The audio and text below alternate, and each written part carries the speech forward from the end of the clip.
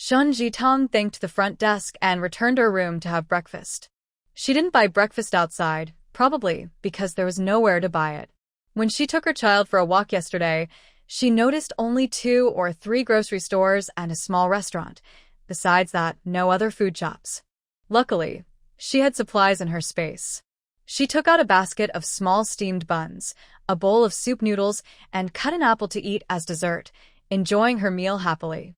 Unexpectedly, whether from drinking alcohol or overexercising last night, a basket of small steamed buns wasn't enough to fill her stomach. Now she felt a strong desire to eat meat, so she took a steak from her space, bought at a high-end restaurant in Shanghai, big and juicy. After eating the meat, she also ate some fruit, which made her feel more energetic. It seems that when you use up energy, you need to replenish it. Drinking only spiritual spring water doesn't make you feel full. After finishing her meal, Shun Jitong went out.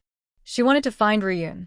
The front desk had a new lady, so Shun Jitong left a message with her, asking her to tell the man in room 104 that she had gone to find Ryun. The front desk lady was very friendly and quickly agreed, praising her. "Miss, you look very beautiful and stylish, like you're from Shanghai. No matter the era, Shanghai is always a symbol of fashion." Complimenting someone as being like Shanghai is the best praise for her style. Shun Jitong left the guest house happily. It was very hot outside. Shun Jitong applied sunscreen, wore a wide-brimmed straw hat to cover most of her face. Worried about sunburn, she wore a light blue long-sleeved sheer shirt over a sleeveless white top, paired with light beige work pants and white Reebok shoes. The atmosphere at the farm was a bit strange. She saw many people with red armbands rushing somewhere. Her heart moved. Could it be a meeting today? Are they starting to act on the spirit brought back by Shi Jianxi? She hurried to Ryun's hideout. She was worried Ryun might already be controlled and used as a backup target. Fortunately, the farm wasn't big. After 5 minutes, Shun Jitong arrived in front of Ryun's hideout. The door was half open. She hesitated for a moment but decided to go in. This was her first time entering the hideout. Honestly, the environment was poor. The space inside was small, about 20 square meters, but it had 5 beds, all bunk beds, each with a mosquito net, indicating 10 people lived there. So many people in such a small place.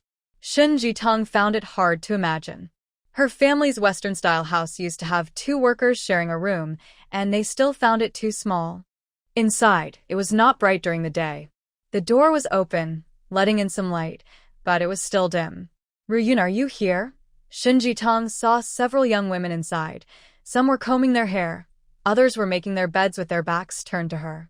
She couldn't tell which one was Ryun, so she called out loudly.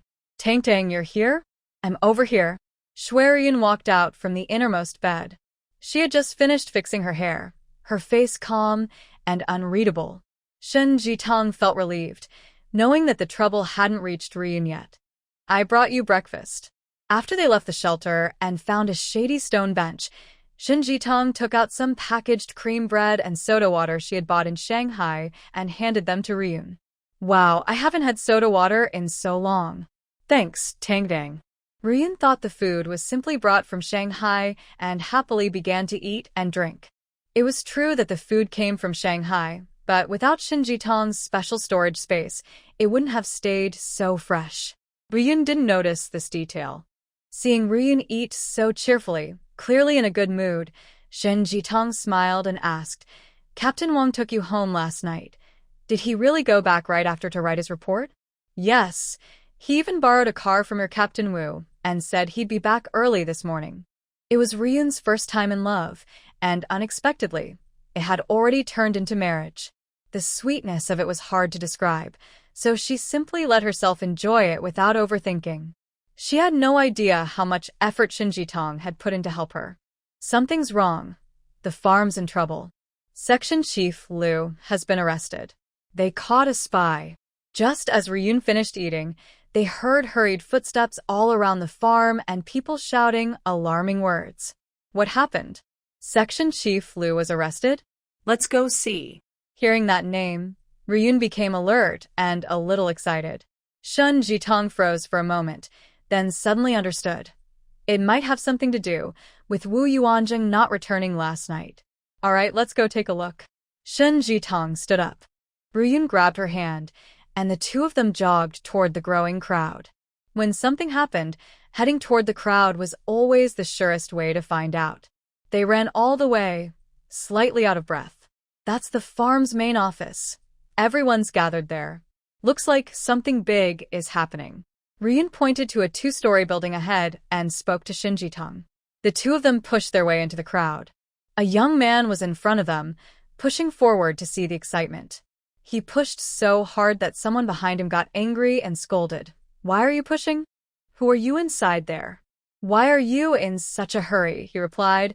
"I'm his dad." The young man looked surprised and said something back, looking tough.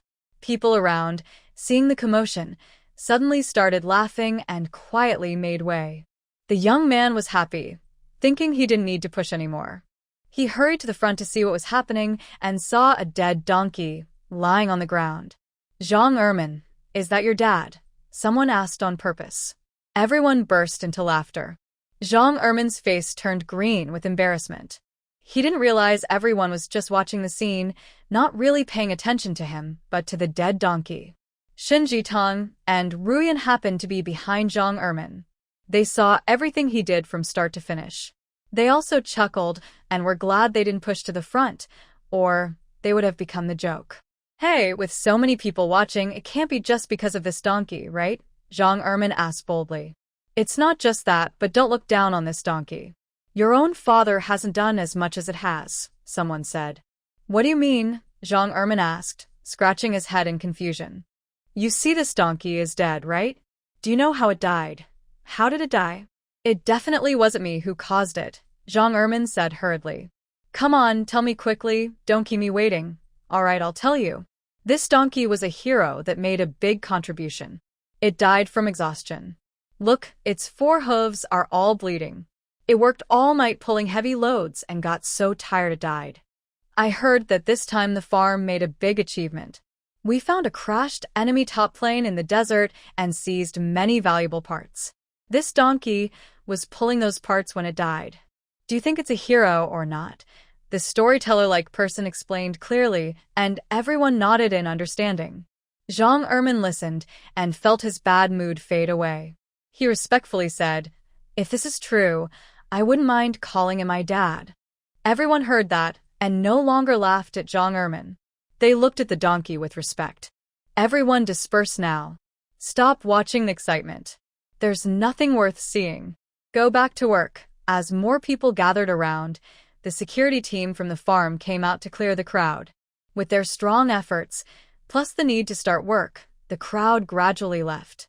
People were disappointed because they didn't get to see the show. Shen Jitong didn't see Wu Yuanjing, so she pulled Ruyun and joined the others in walking away. "I heard that there were 2 dead pilots on the enemy plane. One was still holding a radio, and the other had a codebook. Now that we've captured that plane, our country will benefit a lot. Did you participate in the transport team last night?" "How do you know these details?" "I didn't join the transport team, but I have a secret source. Hehe. When I investigate again this afternoon, I'll tell you everything. Planes are just planes." "What about Director Liu?" "Director Liu isn't the main issue. The bigger problem is Deputy Director Zhang. Haven't you heard?" The people ahead lowered their voices, speaking so softly that only close to their ears could be heard. Ruyun perked up her ears, but still couldn't catch what they were saying. Of course, Shen Jitong heard everything clearly. Her hearing was now extremely sharp. She could hear the 2 men whispering in front of her perfectly. Deputy Director Zhang has a pilot's watch, and they also found US dollars at his home. I don't know how Director Liu got involved, but now both of them are likely to be dismissed. They'll probably face jail time. Hearing this, Shen Jitong's heart filled with joy. It was almost certain that these 2 would be expelled from the farm. Now Ruyun could be safe at the farm too. When they reached the burrow, Shen Jitong recounted what she overheard to Ruyun. "What? Deputy Director Zhang and Director Liu are involved?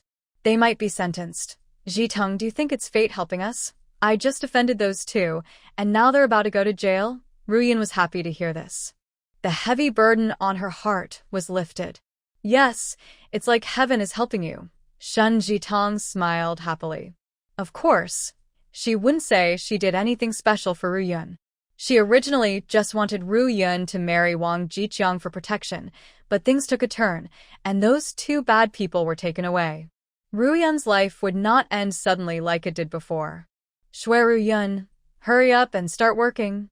What are you dawdling for? The young workers were organized into teams and went to work together. The team leader saw Ru Yun and called out to her from nearby. Okay. Coming right away. Sorry about that. Tang Tang, you go back to the hostel to rest. I'll go find you after work. All right. Take this pot of water with you. I brewed some good rock tea. You said you liked rock tea before, right? Shun Jitong took a large insulated bottle from her bag. Inside was a mixture of 1/10 spiritual spring water and rock tea. Now she didn't dare give a strong dose to someone drinking spiritual spring water for the first time. Drinking pure spiritual spring water might cause a person to have accidents or run to the bathroom to detox and have diarrhea. If Ru Yun had diarrhea during work, it would be very embarrassing. She decided to wait patiently. Okay, I'll wash up and return it to you later. Since Ru Yun hadn't prepared water that morning, she took the insulated bottle without hesitation and ran to her work team. When she arrived, someone handed her a. Shun Jitong then returned to the hostel.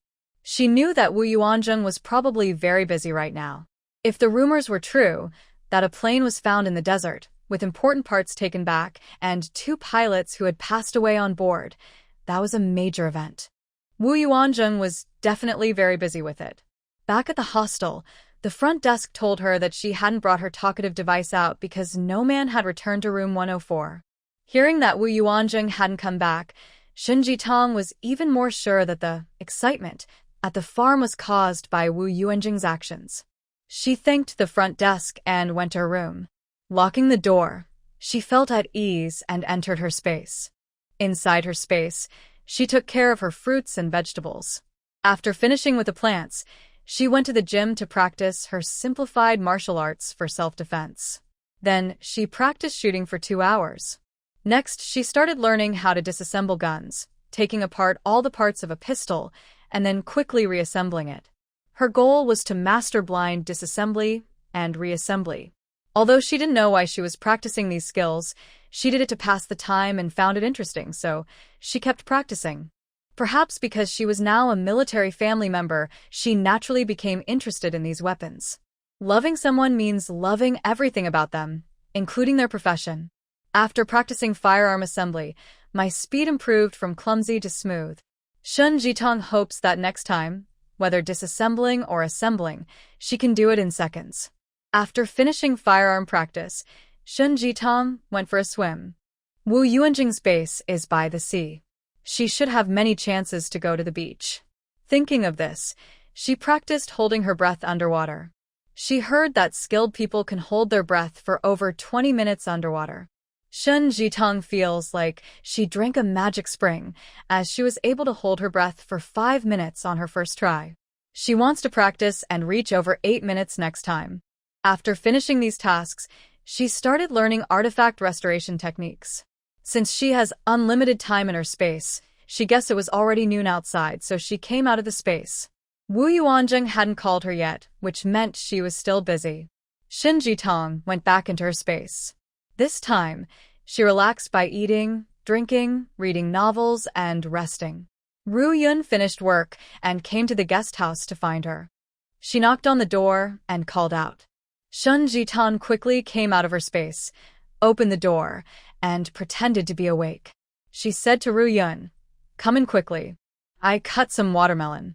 Let's eat together." The watermelon was grown in her space.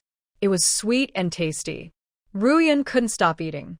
She ate 3 pieces in a row, then patted her stomach and smiled shyly. "Where did you buy this watermelon?" "From the farm? It tastes better than what I usually eat." "Yes, from the farm." "Maybe I was lucky? I picked a good one." Shun Jitong lied.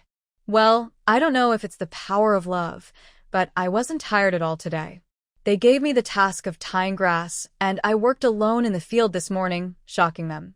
After saying this, Shun Jitong asked, "What is tying grass?" "It's for desert treatment." Ru Yun explained in detail, and Shun Jitong finally understood. It turns out that their current work is to border the desert, fix the shifting sands, plant vegetation, and expand the oasis. Ru Yun, you're amazing. You're making a great contribution now and will benefit future generations. Shun Jitong praised her. Of course, Ru Yun didn't know that her good physical condition today was thanks to the magic spring water. She smiled and said, "Doing this kind of work every day has made my skin dark. Luckily, you brought that pot of water in the morning. Otherwise, I wouldn't have had time to prepare water, and I would have been dehydrated from the sun. Here is the corrected and simplified version of your text. Look, I brought you some sunscreen and everyday items. Keep them for yourself and don't be polite. I brought these for you because I care." Shun Jitong pulled out a big bag from under the bed. It was one of her travel bags from Shanghai. Ru Yun was surprised and said, "Let me see what you brought me." Ru Yun opened the bag and saw a lot of things inside. She couldn't wait to take them out and look.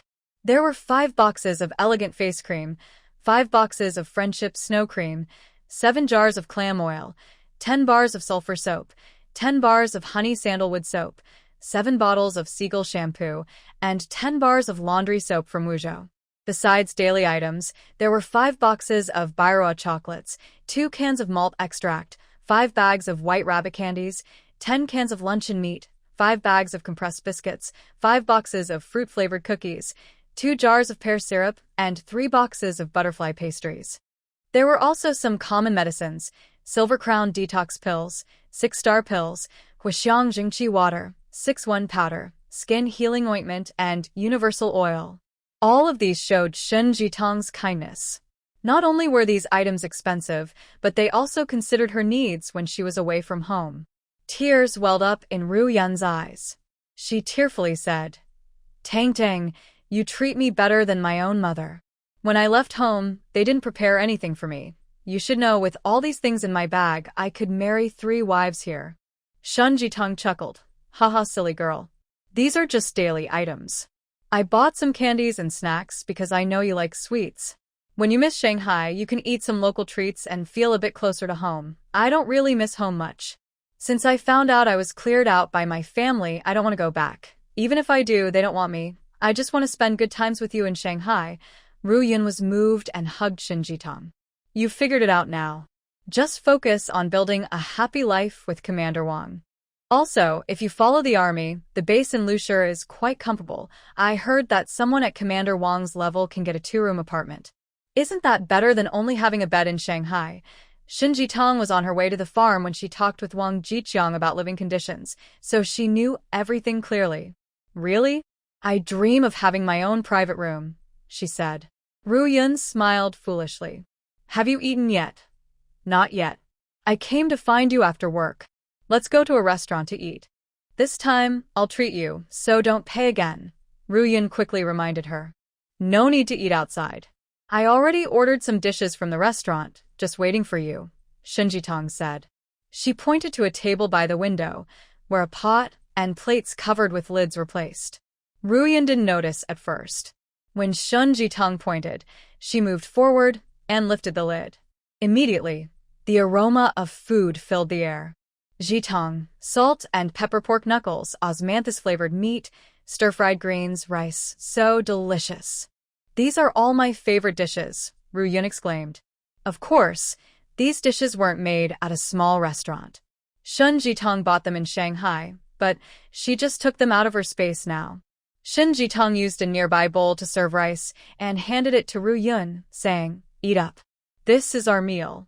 Finish it all." Nowadays, she was bad at many things, but she was the best at eating. Ru Yun didn't hold back in front of her friend. The two ate happily and finished all the food. "I'm so full. This is the fullest I've ever been here," Ru Yun said happily. Seeing her so content, Shun Jitong also felt very satisfied. After eating and drinking, they lay on the bed chatting about gossip. They talked about their former classmates from middle school and their 2 men. Suddenly, Ru Yun remembered something. She grabbed Shun Jitong's wrist, looked at her watch, and exclaimed, "Oh no, I'm going to be late for work. Jitong, I have to go now. I'll come back tonight." "Ru Yun, don't you have a watch?" She remembered that Ru Yun used to have a watch. It wasn't expensive, but it was convenient for telling time. Before I came here, I left all my valuable watches at home, Ru Yun said with a trace of sadness on her face. Shin Jitong understood. Her family must have asked her to leave them behind. Shin Jitong reached into her bag on the bed, fiddled with it for a while, and then said, Ru Yun, close your eyes. Why? What's so mysterious? Just close your eyes first, Shin Jitong said happily. Stretch out your hand.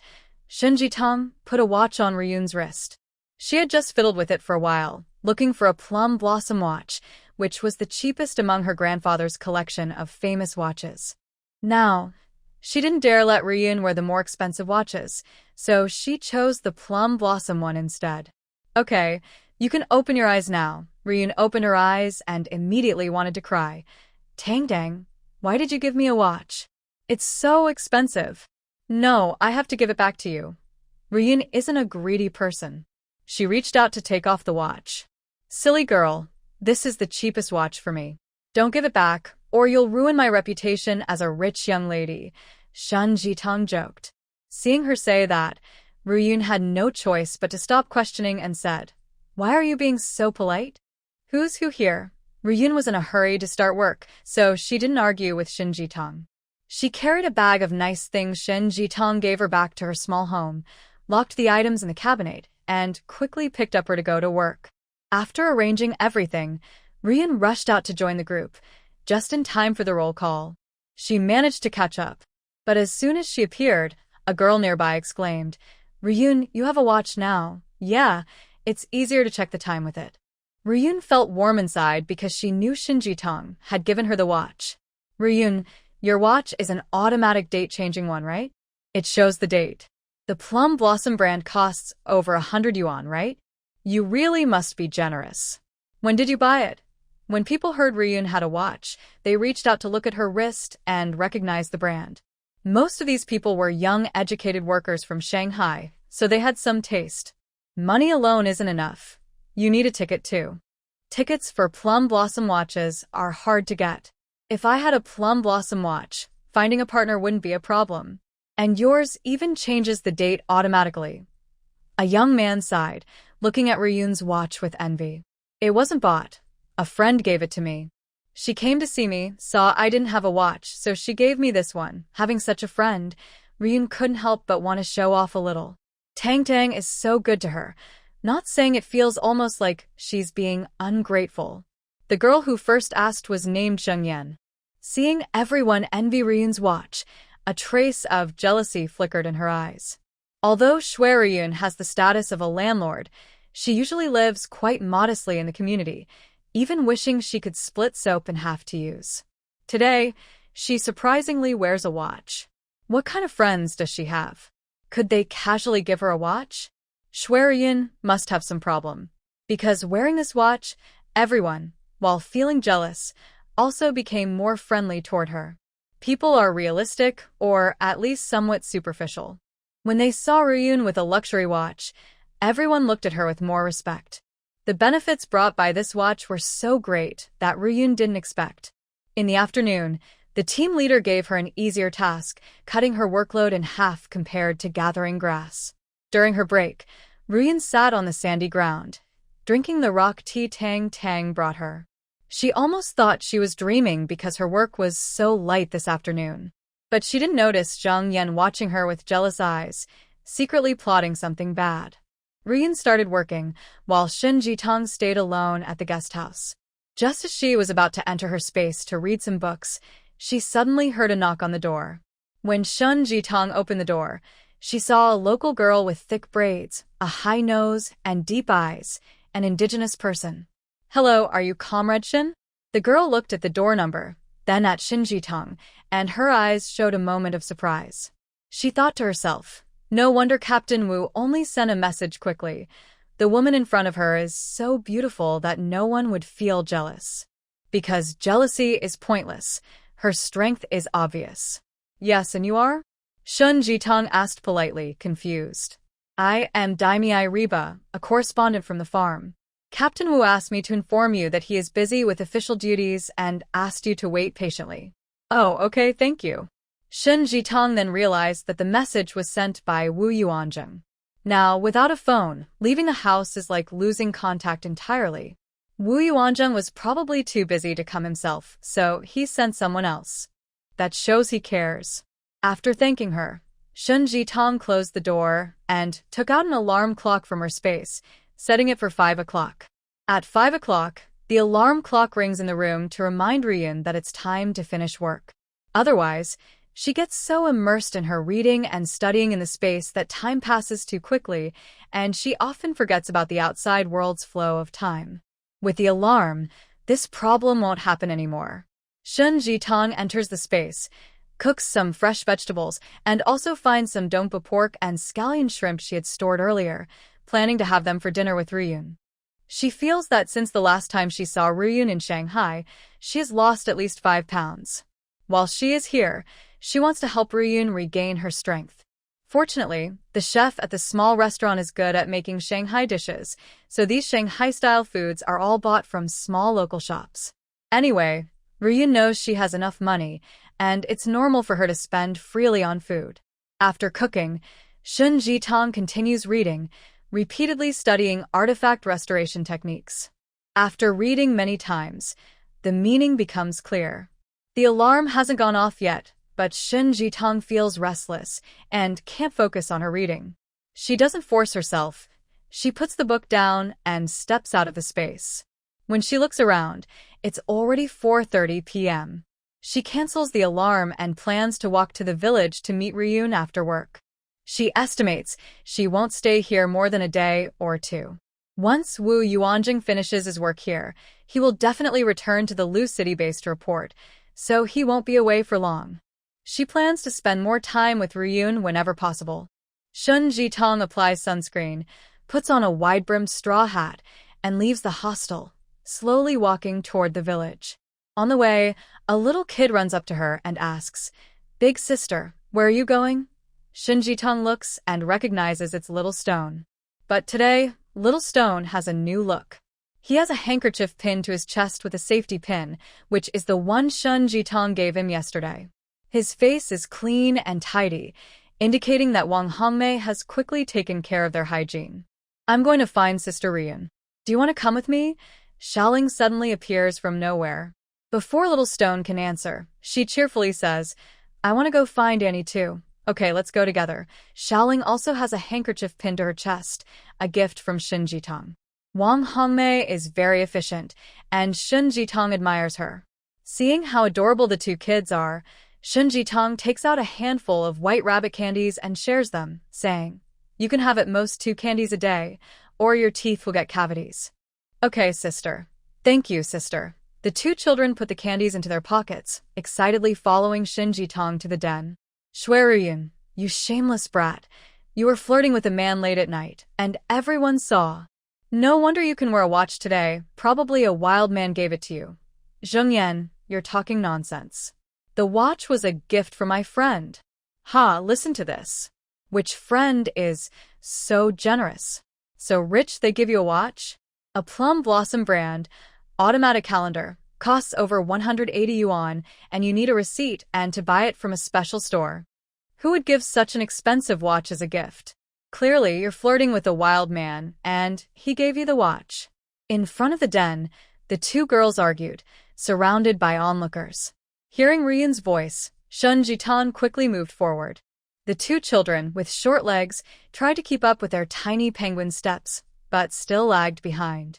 Shen Jitong pushed through the crowd and saw Ryun being pulled by her hair, but she wasn't at a disadvantage. She was also grabbing the other girl's hair. They were bent over, pulling and insulting each other. Shen Jitong stepped in and separated the two. She was strong enough now. Normally, it would take 4 people, one holding the waist, another pulling the arm, to break them apart. "What's going on?" Shen Jitong stood between them, hands on her hips, separating the girls and looking at both. Ryun had a shallow cut on her face, not deep. A little spiritual spring water should help her heal. The girl called Zhang Yan had her braid loose, with a bruise under her eye.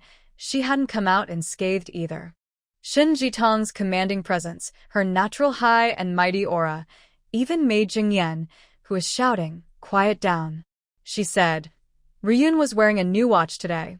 I said she couldn't afford it, but she kept insisting it was a gift from friend. Last night, she came home very late. Someone saw her with a strange man, holding hands.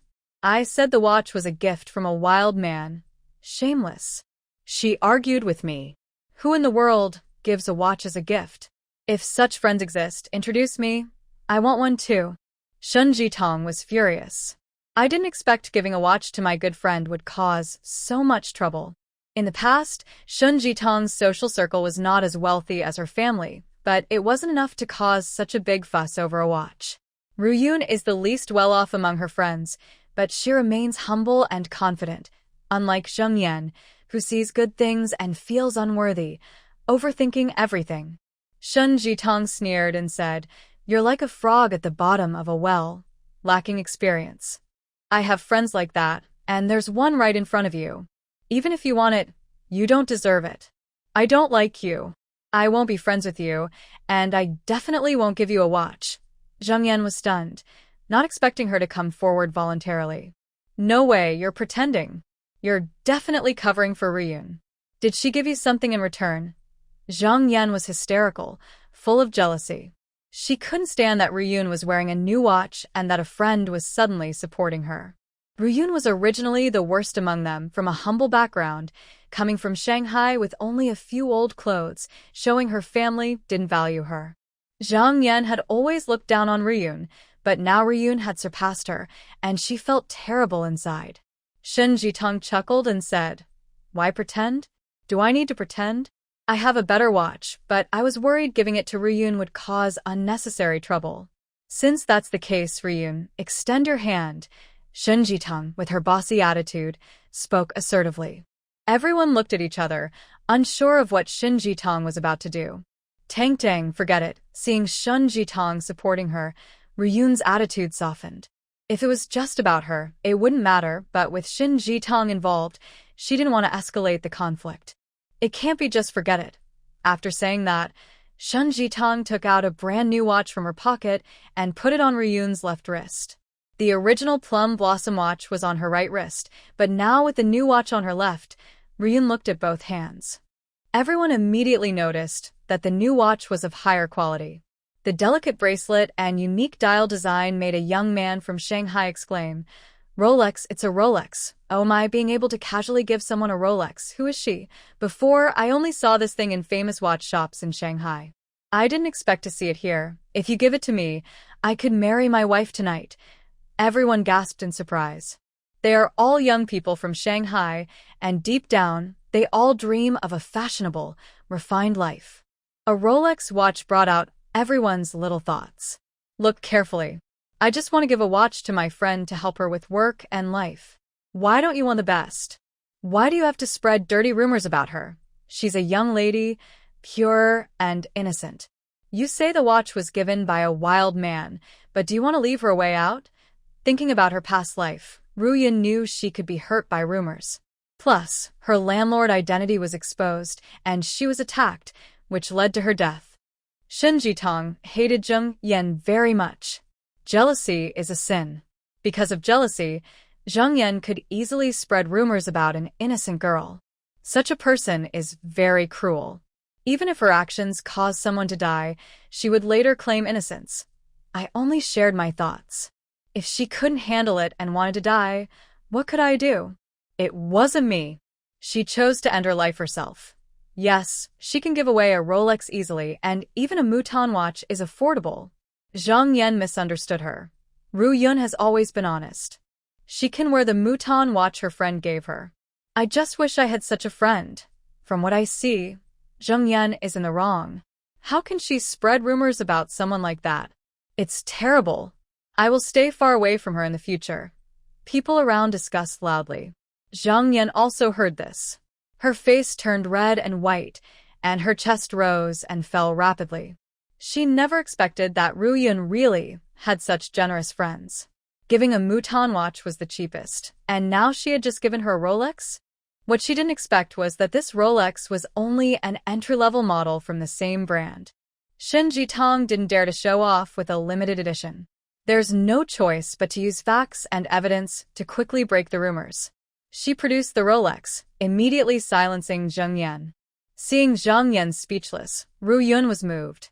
She stepped forward, holding Shen Jitong's hand, tears in her eyes. Everything was understood, without words. Jitong, for her, showing off wealth in front of everyone was very dangerous. Knowing that, Tongya still didn't hesitate and openly defended her, spreading the truth. The watch is just a watch, but I saw Shui Ruyun holding hands with a man yesterday. Zheng Yan narrowed her eyes, completely losing her composure, and then focused on gossiping about Ruyun's relationship. Huh? Doesn't Ruyun not have a boyfriend? If she was holding hands with a man late at night, that does seem suspicious. This girl has bad manners and poor conduct. Plus, she's from a landlord family. I heard they are about to start a land contest, so she's probably among the first. These comments made Ruyun's face turn pale. The worst thing is when someone maliciously links everything to current trends, which can be very damaging. Seeing Ruyun scared, Zheng Yan felt proud. She crossed her arms and smugly said, "See? When it comes to wild men, she doesn't dare say a word." People are smart. Ruyun, how do you plan to argue now? Auntie, we're here. Beautiful auntie, why are you crying? Boo-hoo, little Ling feels so sad. At this moment, two small children, walking on short legs, finally pushed through the crowd and ran happily inside. As soon as they entered, they saw Ruyun with red eyes, and they immediately went over to comfort her. Little Ling, little Stone? Aren't they the children of Minister Stone's family? Why are they calling Ruyun Auntie? Kids, you can't call her that. She's a landlord, not your aunt. Someone tried to scare the children. But the children, innocent and eager to cheer Ruyun up, were fearless. Little Stone, standing tall, retorted, "You bully auntie, you're not good people. You're all landlords. I will tell my dad to fight you." Huh? Is that true? Ruyun really is their aunt? I haven't heard her say she's dating anyone who would date a landlord girl like Ruyun. Minister Stone comes from a proper family. Ruyun wouldn't catch their eye. That's a joke. Exactly, kids don't understand. They're just calling her that randomly. Who says we're just calling her that randomly? She's our auntie. Uncle, don't you think so? Little Ling suddenly asked a young man who had just squeezed into the crowd. That's right. Ruyun is my fiancé. If you insult her publicly here, don't you need to reflect on your behavior? To treat enemies like autumn winds sweeping away fallen leaves, and to be warm and kind to comrades like spring. Is that how you treat your comrades? Wang Jiqiang had just finished his marriage application report and hurried back. Unexpectedly, as soon as he entered the farm, he saw such a scene. Seeing someone bullying his fiancée and insulting her made Wang Jiqiang very angry. Zheng Yan was stunned. The young man in front of her was tall and handsome. Most importantly, he was wearing a military uniform, which meant he was a soldier. Marrying a soldier is every girl's dream. If you ask 10 girls, 9 would say yes. How can someone with such poor conditions as Gu Yun, who is also a landlord, marry a soldier? Zheng Yan was shocked and trembling with anger. Is he really Ru Yun's fiancé? I never heard about it before. You're a fake. You're definitely not her fiancé. It doesn't matter if he's her fiancé or not. You don't have to just listen to me. This is my marriage application report, and here is the reply from the higher authorities. That's the best proof. Wang Jiqiang took out the marriage application report, which had his name and Shui Ruyun's name, stamped with a big red seal. Zheng Yan looked defeated and muttered, "No way. Ruyun is the worst off. How could she have such good friends? Gave her a watch? And such a good marriage? She even married an officer? Wait, last night, she was holding hands with another man. Are you not worried about being cheated on?"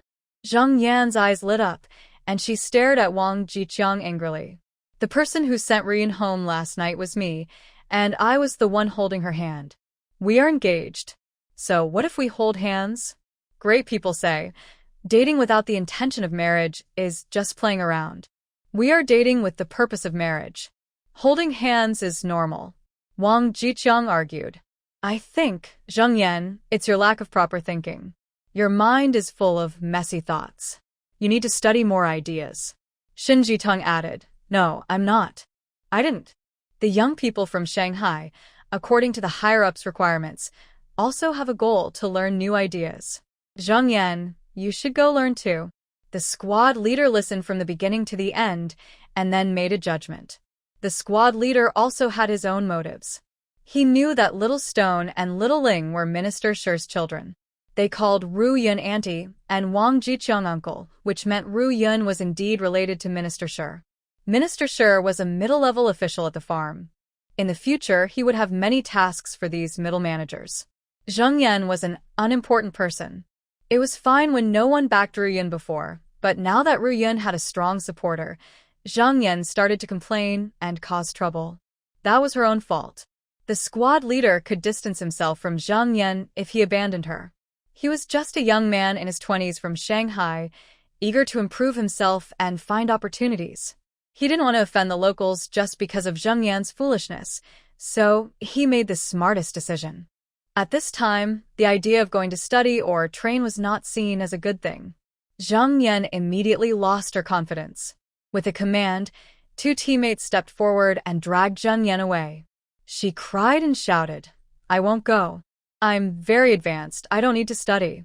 The more she shouted, the faster they moved, and soon she was taken to a small black room. "Thank you, comrade, for your righteous action.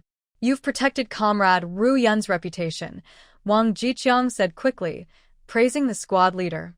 The squad leader sighed in relief and modestly responded. Everyone now knew that Ru Yun had found a good partner, not only a soldier but also loyal and kind. Ru Yun had truly transformed from a helpless girl into a shining star. She was once the most vulnerable in her small world, but now she was related to Minister Wang, a powerful figure. With such strong backing, everyone looked at her with new respect. Everyone dispersed. "Captain Wang, you arrived just in time," Xin Jitong praised Wang Jiqiang. "I was too late," Wang Jiqiang said regretfully. "I let Ru Yun suffer some unfairness.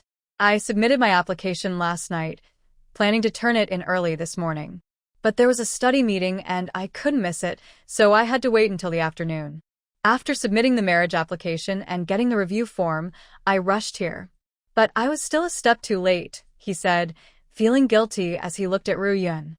Xin Jitong felt it was her cue to leave. She quickly said politely, "You all talk. I'll go find Yuanjinga." Using Wu Yuanzheng as an excuse, she made it clear she didn't want to stay. So, she decided to leave. Of course, she took the two little ones with her. "I want Uncle to hold me." Little Stone stubbornly wanted to turn back. "I want Annie to hold me. She smells nice." Little Ling had her own idea. Shun Jitong picked them up with one hand each and said, "Big sister will hold you." Since they were still young, neither of them realized that Shin Jitong's delicate appearance made it quite impressive that she could carry both of them at once. She carried them easily to a big tree, where children often played. The two little ones struggled to get down, saying they wanted to go play with everyone. Shin Jitong put them down and sat on a stone bench, watching them play. Wu Yuanzheng hurried past and saw Shin Jitong sitting obediently on the bench, surrounded by green trees. She looked bright and lively, like cool ice melting on a summer snow mountain, fresh and pure. Her mood, which had been upset from work, was now much better. Wu Yuanzheng was just passing by and quickly called out to her. "Yuanzheng, have you finished your work?" Seeing Wu Yuanzheng looking tired, with a bit of beard growing on his chin, which made him look tougher, Shin Jitong felt her heart race a little. If his rough beard touched her face, would it hurt? Thinking of this, Shin Jitong blushed. "Not yet. I need to go to the site again. I think I'll finish tonight and we can go back to Lushur tomorrow." "Good, you focus on your work. I'll wait for you at the guest house," Shin Jitong said, taking a small thermos from her bag and handing it to him. "This is the ginseng tea I brewed. You should drink it. You've stayed up late, and your eyes are dark. The tea will help you stay alert." Wu Yuanzheng took the thermos happily. Having a wife really makes a difference. Before, he worked silently. Even if he got hurt, he had to bear it himself. Now, just having dark circles, someone cares for him. Wu Yuanzheng left. The two little ones, tired of playing, said they wanted to go home. Shin Jitong held each of their hands and took them back home. When they arrived at Wang Hongmei's house, she saw Wang Jiqiang and Ru Yun were also there. Little Shen, stay for dinner tonight. You're the matchmaker for Jiqiang and Ru Yun. If it weren't for you, they wouldn't have met. Wang Hongmei warmly greeted Shen Jitang. Ru Yun quickly stood up, pulling Shen Jitang and said, Good Tangdang, you scared me to death just now. Luckily, you came to support me. If it weren't for you, Zheng Yan would have succeeded in framing me. Zheng Yan is too malicious. Even if she leaves the study group later, don't pay attention to her and try to avoid contact. Shen Jitang advised. When I get the marriage certificate with Ru Yun, I will apply to have her move with me, so she won't have to stay in such a bad environment. Wang Jiqiang also expressed his support. Seeing his firm attitude, Shen Jitang felt lucky for her friend. She found a good partner, who at least passed the first test. When everyone was insulting Ru Yun, Wang Jiqiang stood firmly and defended her. Yes. You've been so kind to me, I will remember it forever. Ru Yun felt she had nothing to repay. Fool. Don't carry that burden. I don't expect anything in return. As long as I see you happy, I am happy too. Shen Jitang truly thought this way. It's hard to imagine how Ru Yun suffered and helplessly died in her past life. Tang, here's your watch. Don't be so impulsive in the future. Showing such an expensive watch, it's okay here on the farm, small circle, no one will spread it around. When you go to the base, don't bring out such expensive things. It might attract attention and be bad for Captain Wu. This time, you risked a lot for me. Tangdang, you're really kind. Ru Yun took off her Rolex and handed it to Shen Jitang. Shen Jitang smiled and put it away. She really wanted to give Ru Yun a gift, but it was too expensive. Ru Yun took it, feeling uneasy, so she kept it. Wang Jiqiang had seen the Rolex before and asked Ru Yun about it. Only then did he learn that Shen Jitang had a powerful background. She was the granddaughter of a former top wealthy person in Shanghai. No wonder Shen Jitang was generous and elegant. Captain Wu was also a romantic, having married the granddaughter of a capitalist. While Wang Jiqiang was thinking this, he didn't realize that he himself had also found a partner with a landlord background. After dinner at Wang Hongmei's house, Shen Jitang returned to the guest house. Ru Yun needed to get her marriage application approved by the station. Sure, Jianxi confidently took on this task, saying he would handle the marriage report. At this moment, Wang Jiqiang hesitated and said, Brother-in-law, I think we might need to do an additional review for this report. What additional review? Construction sure was confused. Ru Yun was originally a small city crafts worker, but when she went to the countryside, someone maliciously changed her status to landlord. We want the farm to send a review document so Ru Yun can return to Shanghai and apply for a change. What? There's such a thing. Sure was very surprised. Is this going to be hard to do? Ru Yun was worried. It's not hard. I'm just surprised you knew your identity was wrong, but kept quiet until now. If you had told me earlier, even if you're not my relative, the farm would help get a proof and request a review. Sure sighed and shook his head. He was surprised because of this.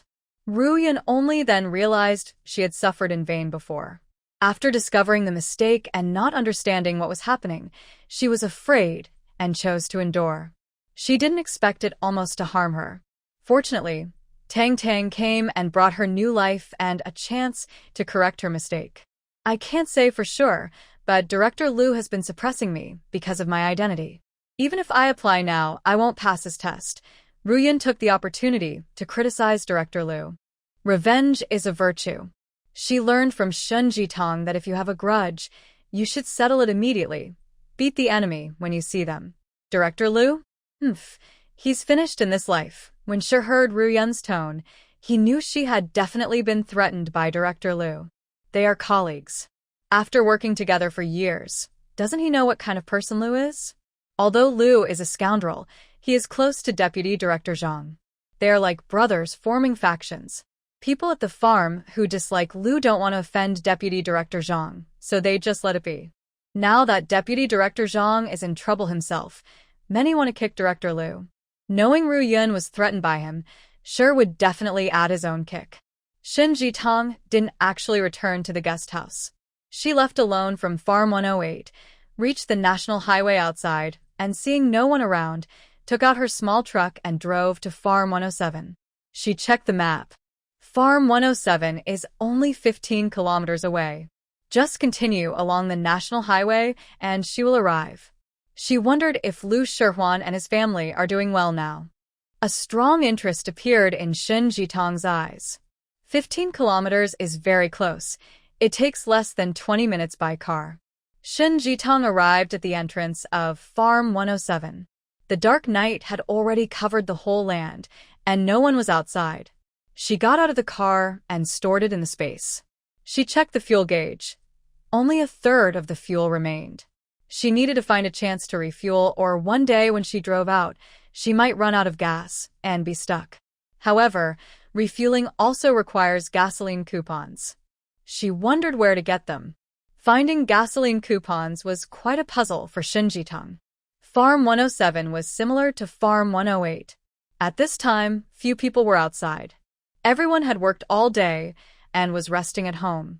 Nowadays, most people barely had enough to eat, and they didn't get enough meat. With little fat in their bodies, they often felt hungry.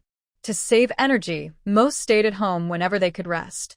Except for children who liked to run around wildly, few adults wanted to waste their energy for no reason.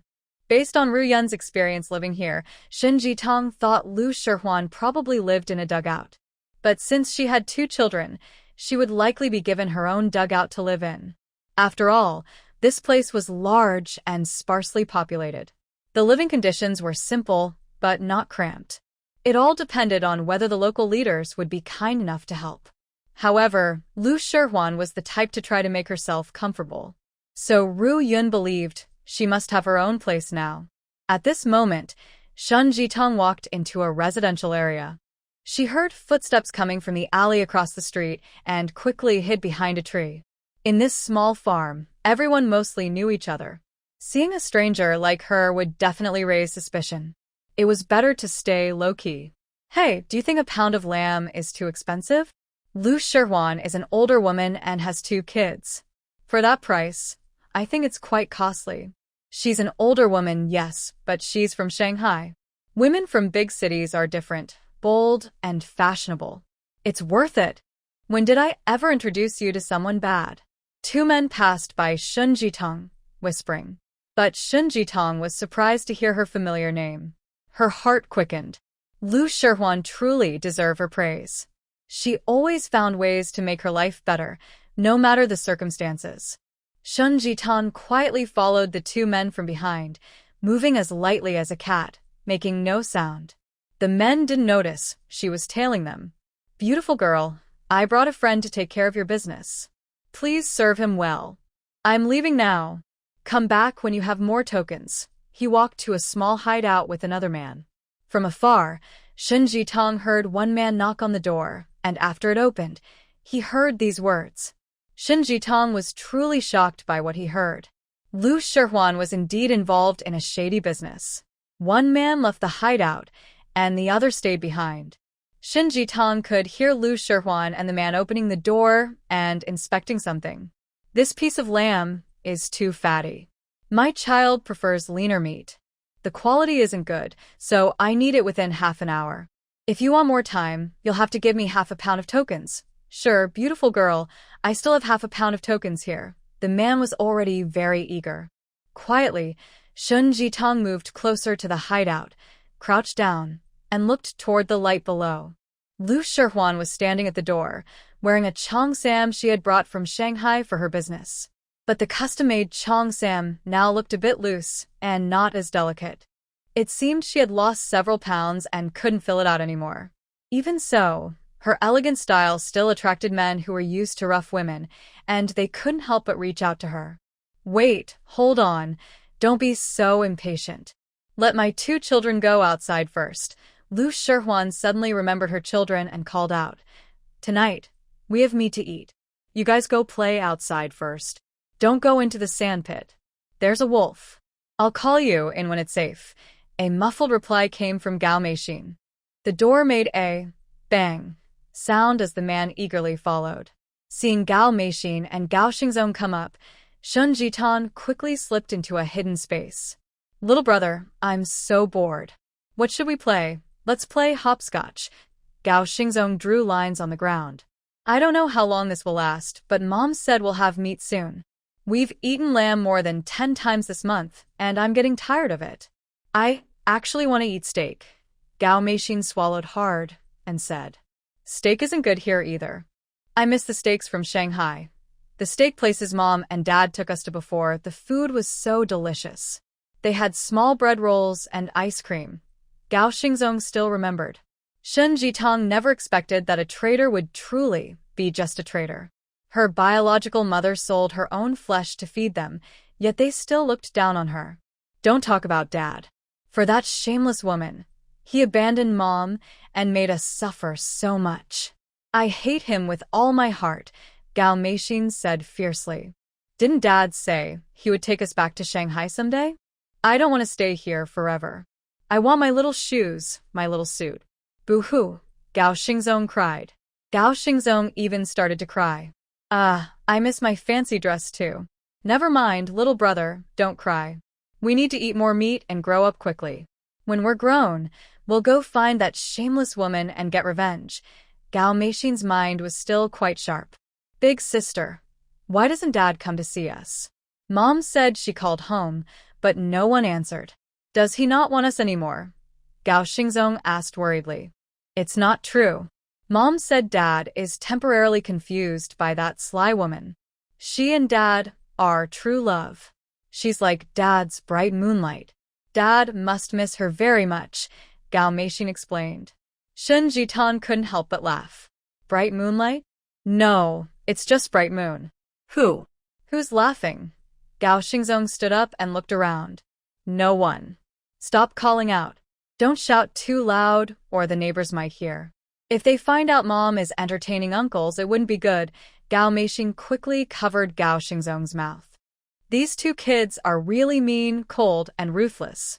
At such a young age, they enjoy their mother's sacrifices and are already thinking about how to get revenge on her. Shen Jitong was so angry she almost laughed. But this entertainment was enough for her to watch for years. Their hearts are already rotten, and witnessing their mother's hard work every day, how could they grow up with a normal mind? Shen Jitong didn't plan to punish the two traitors now. They are still young, everyone understands. As for Lu Shihuan, she was living quite well now, selling meat every day, eating meat, and feeling very happy and relaxed. From their chat, it seemed Lu Shihuan still didn't know that Gao Jianren had an accident. It's not impossible. After all, her calls were unanswered, and she had nowhere to ask. She still hoped Gao Jianren would help her, and she was full of hope. Let her be excited and take good care of herself. It's also good to prepare more meat to eat. Until the day she found out Gao Jianren was already in prison, she was completely hopeless and furious. So satisfying.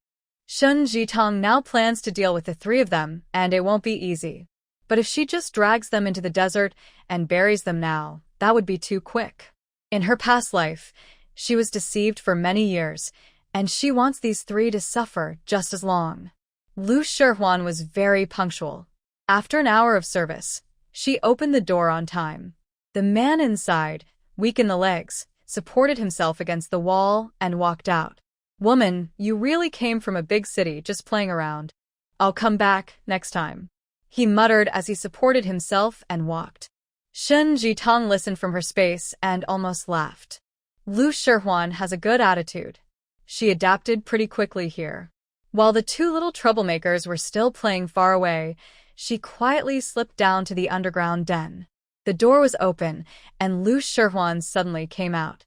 Shen Jitong quickly slipped into her space. Lu Shihuan only saw a flash of a figure and thought she saw someone. She rubbed her eyes. No one was outside the door. She was sure she was seeing things, so she took a porcelain basin and desperately brushed her teeth outside the house about 3 times. Shen Jitong felt her teeth ache for her. Finally, she spat out a mouthful of blood foam and stopped brushing. Then she raised her voice and shouted, Meixin, Xingzong, come back. The two little troublemakers heard their mother call and immediately ran back. Mom, the stew doesn't taste good. I want to eat pickled lamb. Xingzong happily made his request. Okay, I'll make it now. You two go back to your room.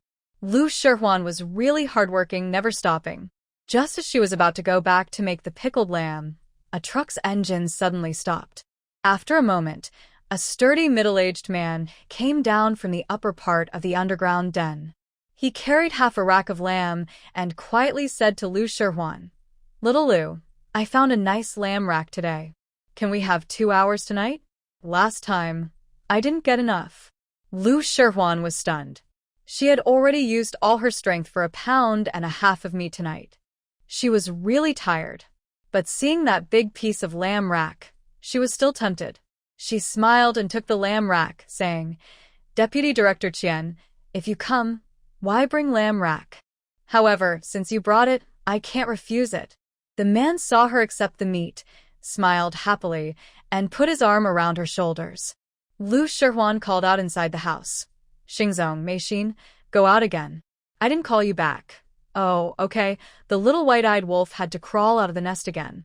Shun Jitong didn't expect Lu Shihuan to be so openly working on her tasks. Even the deputy manager was involved. Indeed, the strong never give up on their environment. The strong create their own environment. Shin Jitong wished her good luck, more business and more meat.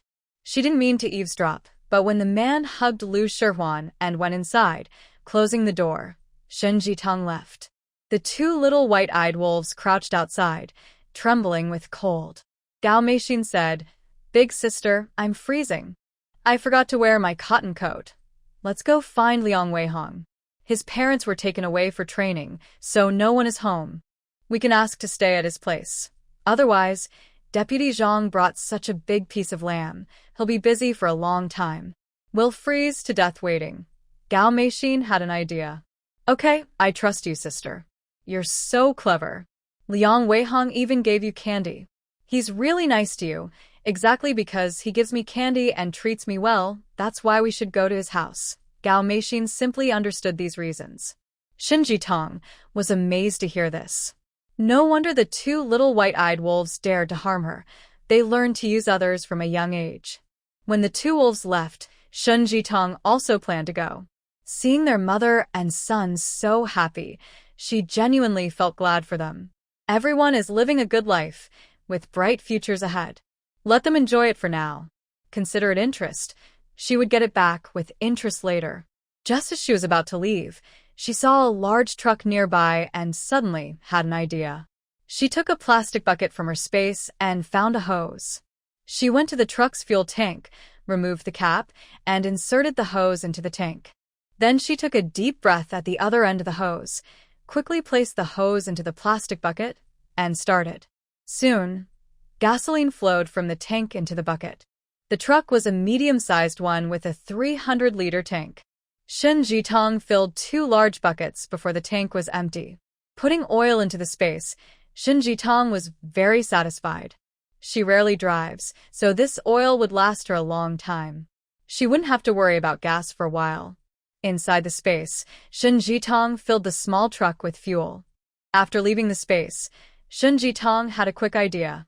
She gathered some firewood, soaked it in gasoline, and placed it at Lu Shihuan's nest door, then lit it.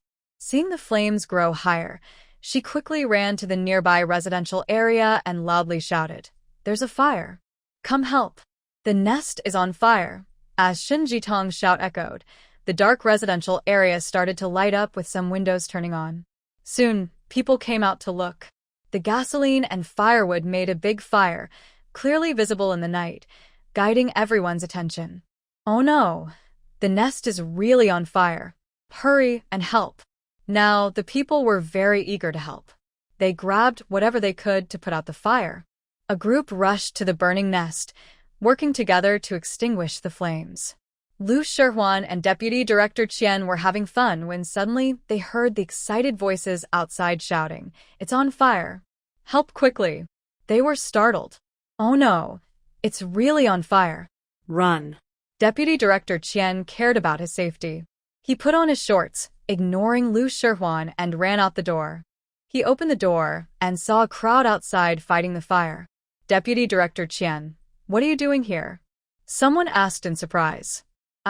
I came to help put out the fire. Qian stammered, unsure whether to go in or out. Why are you coming out of the house to help with the fire? And why are you only wearing underwear? The rescuers kept talking. Qian's face turned green. He didn't know how to answer. Old Qian, did you sleep with that woman? Someone suddenly appeared behind him, a big woman who saw he was shirtless, only wearing shorts, with suspicious red marks on his shoulders. She was furious. Qian panicked. His wife was here too? I didn't. I was just passing by, he stammered, pale and trying to lie. But who would believe him? The big woman pushed him away angrily and said harshly, "Go back and settle this with you later." She kicked open the door of the hut and rushed inside. She saw Lu Shihuan was not wearing any clothes, curled up under the blanket, showing a smooth back and legs clearly. On the ground, her husband's clothes and pants were scattered, with familiar patches that she had sewn herself late at night. She immediately became furious. She grabbed a rolling pin nearby, pulled back the blanket, and began to hit Lu Shihuan hard. Lu Shihuan cried out in pain. Her flesh was beaten with marks, and it looked like there wouldn't be a good piece of skin left. Shameless woman. All day long you do nothing but men. Do you still have no shame? No shame, right? Fine. Today I will sell you. The plump woman had heard of Lu Shihuan's reputation. She never expected that Lu Shihuan would be involved with her husband. If she didn't hit her hard, she couldn't vent her anger. The scene was chaotic. Shun Jitan couldn't help but laugh. Lu Shihuan, today is your turn? Stop hitting me. I think I will die from your beating. Lu Shihuan begged desperately. Seeing more people rushing in to watch the commotion, the fat woman angrily said, "Everyone saw it. This woman is seducing my husband. I didn't do anything. He came to me himself. He insisted I keep him company. He said his wife at home isn't pretty enough and he likes someone gentle and beautiful like me. He's a deputy manager. I had no choice. We're all women. Why are you making things difficult for me?" Lu Shihuan still kept her calm, showing her charm even after being beaten.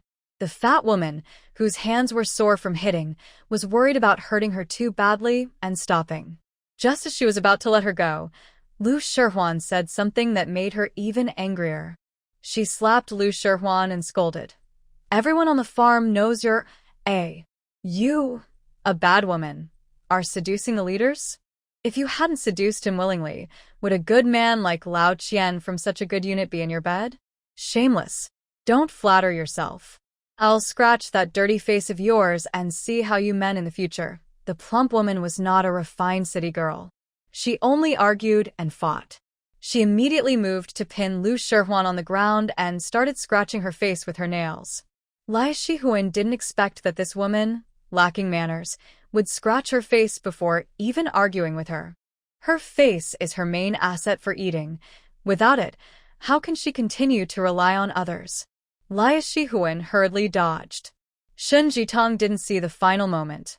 She quietly left and drove back to Farm 108 along the highway. After all this, she arrived at the farm around 11 at night. When she returned to the guest house, the staff only looked at her suspiciously but didn't say anything. Shun Jitong stayed there for 2 days. Someone from the local area came to find her, but the staff thought she was just visiting a friend's house and returning late. Shun Jitong went into her room and took a shower in the space. She also went to Farm 107, got covered in dust and gasoline smell, and only felt clean and comfortable after a bath. Just as she changed into her pajamas, someone knocked on the door. Shun Jitong thought it was Wu Yuanzheng and quickly got up to open it. Unexpectedly, it was Ru Yun outside. "Ru Yun, come in quickly." Shun Jitong was in a good mood. She was very happy because Lai Shihuan had been caught in a compromising situation and beaten up, which made her feel very satisfied. Just as she was about to chat with someone, Ru Yun arrived. "Tang Tang, why are you so happy?" Ru Yun returned her a clean thermos cup. Shun Jitong smiled and said, "You're so happy now, of course I'm happy too." "Well, that's true. Zhijiang's family has been very kind to me. At home, I never felt truly valued. Their family feels different from mine." Ru Yun sat down heavily on the wooden sofa and chatted with Shun Jitong. Shin Jitong brought out a plate of cut apples, grapes, and pears for Ru Yun to eat, and also brought 2 glasses of freshly squeezed grape juice for them to enjoy together, while chatting and gossiping. Tang, these fruits are really sweet, even better than the ones from our local farm. Ru Yun was amazed. The water from the space's spring must be good for growing fruit, right? Shin Jitong smiled and said, I bought them in Lushur City. I haven't had time to eat them, so tonight we'll finish them all. Okay. Ru Yun ate while saying, I came to find you late at night because I was worried you'd leave early tomorrow. I heard from Zhejiang that Captain Wu made a big contribution here, and his condition is almost better. He has to go back tomorrow. I really don't want to see you leave. Don't worry, I will stay in Lushur for a while. If you miss me, just come find me. Shin Jitong mentioned that Professor Dai wanted to take her as a student. Ru Yun agreed and said, Tang, you shouldn't carry heavy things or do too much. I think restoring cultural relics suits you. Learning a new skill is a good idea. Ru Yun, if you follow the army, I suggest you find a job nearby and do well. Try to get your workplace to recommend you for college. You don't need to go far, just stay at a local university in Lushur. That way, you can balance family and studies. Getting a college diploma now is very valuable, especially since talent is scarce. It will help you find a better job in the future. Shin Jitong shared her plan for going to college with Ru Yun. Really? I can do it? Ru Yun asked, feeling unsure. Of course, as long as you wanna, you just need to work hard, Shin Jitong replied. Her words made Ru Yun feel hopeful and excited. Suddenly, there was a knock on the door while they were talking happily. Shin Jitong thought it was Wu Yuanzheng and got up to open the door. But outside was an unexpected man. That woman, your man, caused me trouble. I want him to feel what it's like to lose something, the man said with a fierce face, covering Shin Jitong's face with a prepared towel. Shin Jitong was caught off guard and couldn't react in time.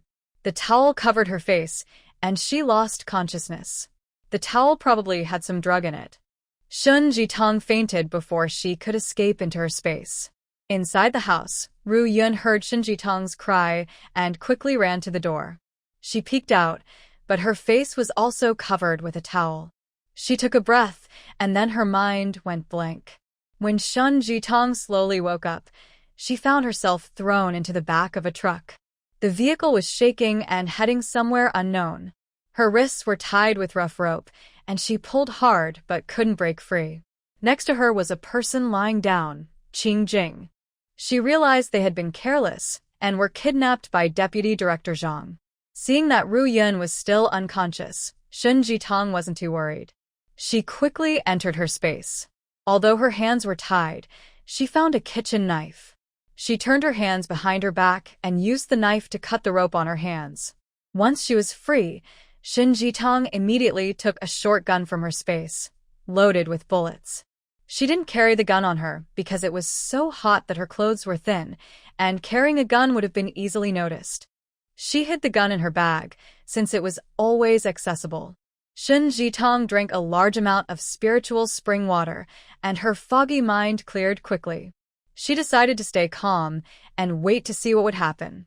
When she left the space, she deliberately tied the broken rope around her hand a few times, making it look like her hands were bound. Shin Jitong quickly left the space to avoid Ru Yun seeing her suddenly appear. The truck jolted again and finally stopped. Someone opened the driver's door at the front, and there was also someone cursing and getting out of the passenger seat. These 2 women, what do you plan to do with them, boss? This was Director Lu's voice. First, have some fun. Leave them here to wait for death without food or water. Kill them quickly and make it quick and painless, Vice Director Zhang said grimly. If it weren't for you knowing about the tunnel behind the detention room that leads outside the wall, we'd be dead now, Director Lu complimented. That woman offended us. Her man wants to take revenge, and he'll do everything to hurt us. These 2 girls seem to be our nemesis. Without them, we'd still be enjoying life on the farm. Now, we can only cross the border illegally and run away, Vice Director Zhang said bitterly. Escaping to freedom isn't a bad idea. We still have many secret documents, right? When we hand these over to the other side, we'll make some money, and then we can live well abroad, Director Lu thought naively. Shun Jitong realized that these two were taking advantage of their familiarity with the terrain to escape. Because they hated her and thought she caused trouble, they wanted to take revenge before leaving. Fortunately, these two exposed themselves. Otherwise, after she left, their revenge could have turned into a crazy attack on Ru Yun, who wouldn't be able to protect herself. "Let's go. We'll drag them down," Vice Director Zhang said as he walked toward the back of the truck. At this moment, Ru Yun had just woken up. When she first opened her eyes, she looked confused, scanning her surroundings. Seeing the unfamiliar environment, she was still dazed and didn't know where she was. When she saw Shun Jitong, she froze for a moment before recalling what had happened. "Tang, did Zhang Deputy Director and Lu Section Chief hypnotize us?" As soon as she finished speaking, the back door of the truck was pulled down. Zhang Deputy Director and Lu Section Chief's sinister faces appeared in the back. Ru Yun screamed in fear. "You're committing a crime? Let us go. Ha, we've been criminals for a long time. This doesn't make much difference." After saying that, Lu Section Chief jumped into the truck and dragged Ru Yun and Shin Jitong outside. "What are you trying to do? Let us go now, or you'll regret it." Shin Jitong pretended to be scared. "Little girl, you two caused us to lose everything. Now we have to cross the border illegally to survive. Do you think we'll let you go?" Zhang Deputy Director no longer looked calm. He changed to a rough, gangster-like face. When they were pulled down and stood firm, they looked around. The desert was endless, and in front of them was a wreckage that looked like part of a fighter jet. "Where are we?" Ru Yun was extremely scared. Shun Jitong observed carefully, waiting for the right moment to act. Where? "This is the desert. This plane is from an enemy country and crashed here. I found it while chasing a horse. Unexpectedly, it carried a box of gold bars. I took the gold and hid it secretly. Then, because I was wearing a watch taken from a pilot, the leader named Wu noticed something. If it weren't for you, we wouldn't be in such trouble now. Leader Wu wants to punish me for hiding the plane's secrets, ruining my future. I plan to take revenge by harming his woman and making him jealous. I want Leader Wu to regret messing with me." Haha. It turned out that Deputy Director Zhang had such evil, twisted thoughts. Shin Jitong was also convinced. "Boss, let's do it quickly. I'm afraid they'll catch up." Section Chief Lu looked a bit uneasy. "Don't worry. The desert is all around. Leader Wu will be searching for us for a while. He won't think we came here so soon. One day, when he finds out the woman's body here is his fiancée, that will be the real show." After Zhang Deputy Director finished speaking, Lu Section Chief gave a thumbs up and praised. "Boss, you're clever. Killing with a heart. You handle this woman and I'll deal with Ru Yun. Haha, Ru Yun, I've wanted you for a long time. Today, I finally got you." Director Lu walked straight toward Ru Yun, who was so scared, she kept stepping back. Shin Jitong had already noticed that Deputy Director Zhang and Director Lu both carried guns on their waists. Because the farm environment was harsh, with many wild animals like wolves in the surrounding desert, they kept some standard weapons for protection. It seemed they used the terrain to their advantage and stole weapons from the farm's armory. Shin Jitong stood in front of Ru Yun, kicked Director Lu away, and quickly drew a pistol from her space, aiming it at Deputy Director Zhang's chest. She didn't know if she hit him, but after pulling the trigger, she fired a second shot straight at Director Lu's forehead. There were 2 gunshots, and both men screamed and fell to the ground. Neither of them understood why the situation suddenly turned so dangerous. Before they could even reach them, they became victims of gunfire. "Tang, they're dead." Ru Yun stood in front of Director Lu's body, her mind blank. Just moments ago, they had tried to harass her, and now they were gone. The situation had changed so fast, she couldn't process it. "It's okay. They are dead, and they got what they deserved." "Ru Yun, we acted in self-defense." Shun Jitong moved forward and untied the rope around Ru Yun's wrists. Then she calmly checked the 2 men to confirm they were truly dead. Both still had some warmth, but they were definitely gone. Although Shun Jitong was firing real guns for the first time, her aim was still good, about 80% of her usual training in the space. Deputy Director Zhang had a hole in his chest, and Director Lu had a large hole in the back of his head. Both were completely gone. Shin Jitong relaxed and put her pistol back into her space. She did this while facing away from Ru Yun. Tangdang, are they really dead? Shin Jitong nodded firmly. Ru Yun was far away and didn't dare to get close. She looked terrified and asked, "What do we do? People have died. We might get executed, right?" Ru Yun didn't even ask where Shin Jitong got the gun. She was too scared to think clearly. "It won't happen. Silly girl, we stopped their attempt to escape abroad in time, and we even did a good deed." Shin Jitong's first time stabbing someone, actually, she didn't look as calm as she appeared. To prevent Ru Yun from panicking, she had to stay strong and find something to do. "Let's go check the car to see if they have any materials indicating treason." Ru Yun looked confident, as if she knew what she was doing, and eagerly went to the truck, opened the cab door, and started searching inside. Shin Jitong also got into the passenger seat, and the two of them carefully examined every suspicious or openable part inside the cab. "Tangdang, there are some confidential documents here in a folder." "I don't dare to look at them," Ru Yun said, handing Shin Jitong a folder. "I also have 2 copies, sealed tight. Let's not touch them. We'll keep them and turn them in at the farm later," Shin Jitong replied, feeling more reassured. Finding secret documents in the car proved that Zhang and Liu had betrayed. "Okay, I trust you. Keep them," Ru Yun said, feeling lost and completely trusting Shin Jitong's judgment. Shin Jitong took a bag from their car and packed all the documents inside. Then she said, "They each have a gun on them, but I won't take those. Leaving them with them is also evidence." "Good," Ru Yun nodded. "What should we do next?" It's now 5 a.m. We were supported around noon. If their car has been driving that long, where are we now? We're not sure. Yes, although Brother Yuanjing knows where the plane wreckage is, it looks like all the important parts have been taken away. He probably won't come back here soon. I can drive, but in this vast desert, I don't know the way. Leaving suddenly could be dangerous. My suggestion is that we stay here and wait for rescue, Shin Jitong said calmly. That makes sense. Even if there are fresh tire tracks, driving further forward would only cover them with blowing sand, and we'd lose our way quickly. Staying here might be better. Maybe Commander will come back because of work, Ru Yun thought hopefully. Shin Jitong didn't burst her hope. Because Wu Yuanzheng had told her directly that their work was finished today and they could return to Lushur. This meant they wouldn't come back to the plane wreckage. They probably would be stuck here for a while. But Shin Jitong was not worried at all because she had space. There is food and drink in the space. Why is she afraid? The only difficult part is explaining to Ru Yun why water and food suddenly appeared. "Tangdang, we need to find a shady place. The sun is about to rise, and it will be over 30 degrees during the day. Without shade, we will quickly get heat stroke. Also, right now we only have 2 jars of water and 3 pieces of flatbread in the car. These 2 guys probably know the way out of the country very well.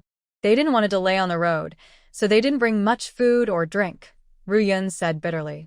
"Staying in the car might not work either. The driver's seat is so small and stuffy, and the back of the car has no roof. It's open." Shin Zizhong muttered to herself. She looked around and finally fixed her eyes on the hollowed-out plane. "Let's go see the plane." Shin Zizhong and Ru Yun headed toward the plane together. But Shin Zizhong was a little disappointed. Since this plane was a fighter jet, the cabin was very narrow. Even though it was emptied out, leaving only the shell, it was still too tight to rest inside. "Tangdang, the inside of the plane is narrower than the back of a truck," Ru Yun also noticed and looked around curiously inside the plane. "Hey, there's a large piece of rainproof cloth on the belly of the plane. It was probably used by the expedition team to cover the plane. They didn't take it away. We can drag it onto the truck and use it as a roof cover so we won't get too hot." Shin Jizhong pointed to the bottom of the plane and happily told Ru Yun. "Exactly, that makes sense." Ru Yun was excited when she heard this. The two of them got off the plane and pulled the rainproof cloth from under the belly. Ru Yun thought the cloth would be heavy and they would struggle to drag it, but surprisingly, it was very light. If she didn't know Shin Jizhong was delicate and weak, she would think Shin Jizhong had used more strength. They pulled and dragged until they got the rainproof cloth onto the truck's back, then struggled to stretch it over the top, turning it into a roof. They sat down heavily in the truck, sweating all over, finally creating a shady spot before the sun rose. I'm so thirsty.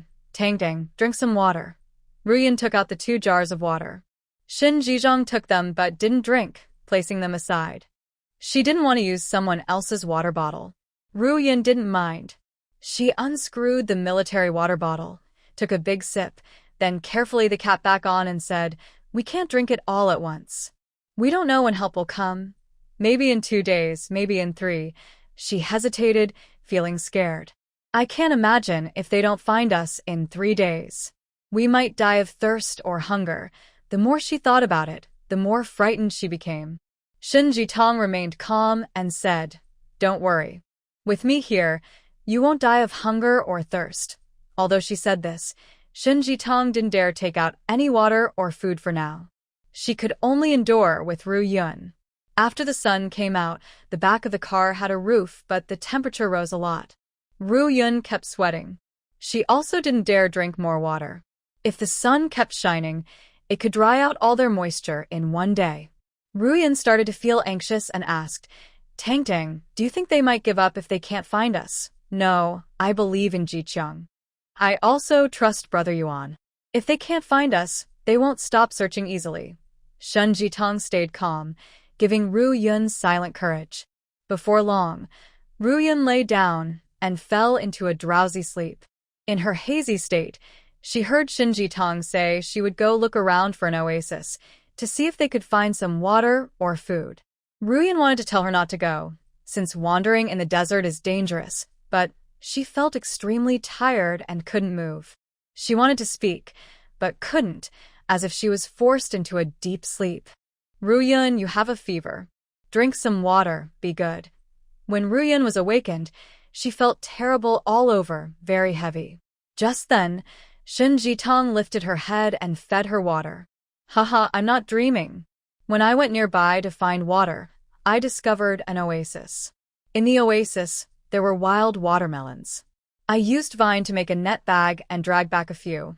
And you won't believe this, but I also found something else." After saying that, Shun Jitong showed Ru Yun a large suitcase with a surprised look. Seeing her hint that there was good stuff inside, Ru Yun opened the bag. Inside, she saw a bag of white rabbit candies, 2 pieces of chocolate, 3 bags of beef jerky, 2 large packs of compressed biscuits, a big bag of sliced bread, 2 large bags of sausages, and 6 bottles of Lu City soda. Ru Yun rubbed her eyes, unable to believe so much food and drink suddenly appeared before her. Moreover, on the ground nearby, there were 7 or 8 large watermelons. How can there be so much food? Ru Yun pinched her leg hard. It hurt, and she knew she wasn't dreaming. "I told you. The watermelons are from the oasis. They are wild and ripe, so they should be sweet. Also, this bag of food was found when I searched the truck again. They hid it in a secret compartment. I thought after traveling so far, those 2 wouldn't just prepare a little food and drink. So I looked carefully, and I really found it," Shun Jitong explained with a smile. Ru Yun believed her. She didn't believe it at first, but she couldn't explain where all this food came from. She didn't bring it, and Jitong didn't either. It must have been hidden by those 2. "That's great. My Tang is the smartest. She can find what they hide, and also find water sources. With so much food and drink, we can last at least a week." "Exactly. Let's wait here peacefully. I believe they'll find us." Seeing Ru Yun believe her, Shin Jitong relaxed. "Tang, you've worked hard. I used to think you couldn't carry heavy things or lift much, but I didn't expect you to save me." Ru Yun was very grateful. "Who are we kidding? Have you cooled down yet?" Shin Jitong stepped forward and touched her forehead. She could tell from the touch that Ru Yun had recovered. She happily said, "The fever's gone. You're fine now." Ru Yun looked at her watch and exclaimed, Tang, it's already noon. Have I been asleep for so long?" Probably the after-effects of the sleeping potion. "I saw you sleeping in a daze, and thought I shouldn't just wait passively. Since daytime is safer, I looked everywhere for water sources. Luckily, I found some. Tang, which direction is the water source? When we run out of water, I can go with you to get more. Actually, I forgot too. I kept turning left and right. I just relied on my willpower to walk back." If I go to look again now, I might have to start searching all over again. Shun Jitang couldn't find a water source that didn't exist, so she had to make up an excuse. Let's forget it for now. When we run out of water, we'll deal with it. Hopefully, before we finish the food and water, someone will find us. Ruyan saw the food and drinks and was no longer panicked. She felt more confident. By the way, we can't just do nothing. You just recovered from your illness. Rest first. I'll go nearby to gather some dry wood and see if there are any animal droppings. We can make a signal fire. Didn't history books say that lighting a signal fire can warn others? In clear weather, one signal fire can be seen from 50 kilometers away. After we light it, maybe rescuers will see it. Shin Jitang had a new idea. That's great, Tang Tang. With you, there's always a way to solve problems. I'm feeling completely better now, so I can help gather wood. Let's do it together. Ru Yun was very encouraged. Seeing her cheer up, Shin Jitang didn't refuse her help. She knew that after drinking the spring water, Ru Yun would definitely recover. When they got out of the car, Shin Jitang handed her 2 straw hats to shield from the sun. Ru Yun paused for a moment. Shin Jitang smiled and said, "The straw hats were hidden by those 2. I found them. They look brand new, no problem. It seems that although they ran away suddenly, they must have planned it carefully. Otherwise, they wouldn't have prepared everything so thoroughly." Ruyan took the hats, put them on, and analyzed. Exactly, you're right. I agree. The 2 of them walked to the side, collecting dry grass and twigs. Occasionally, they found some larger, sturdy firewood and some unknown animal droppings. Finally, they gathered enough firewood. Shin Jitang struck a match and ignited the fire. As the flames began to consume the wood, Shin Jitang carefully surrounded it with sand, like covering manure with fertilizer, gently pressing the wood beneath the sand. Slowly, thick smoke started to rise. It's working, Tang Tang, that's great. We might be saved, Ru Yun said excitedly. Let's gather more firewood, Shin Jitang replied, continuing to look for more. For now, setting the smoke as a signal was their only way to communicate. Hopefully, someone would see it, notice something was wrong, and send help. After collecting enough firewood, the 2 of them returned to the truck to rest.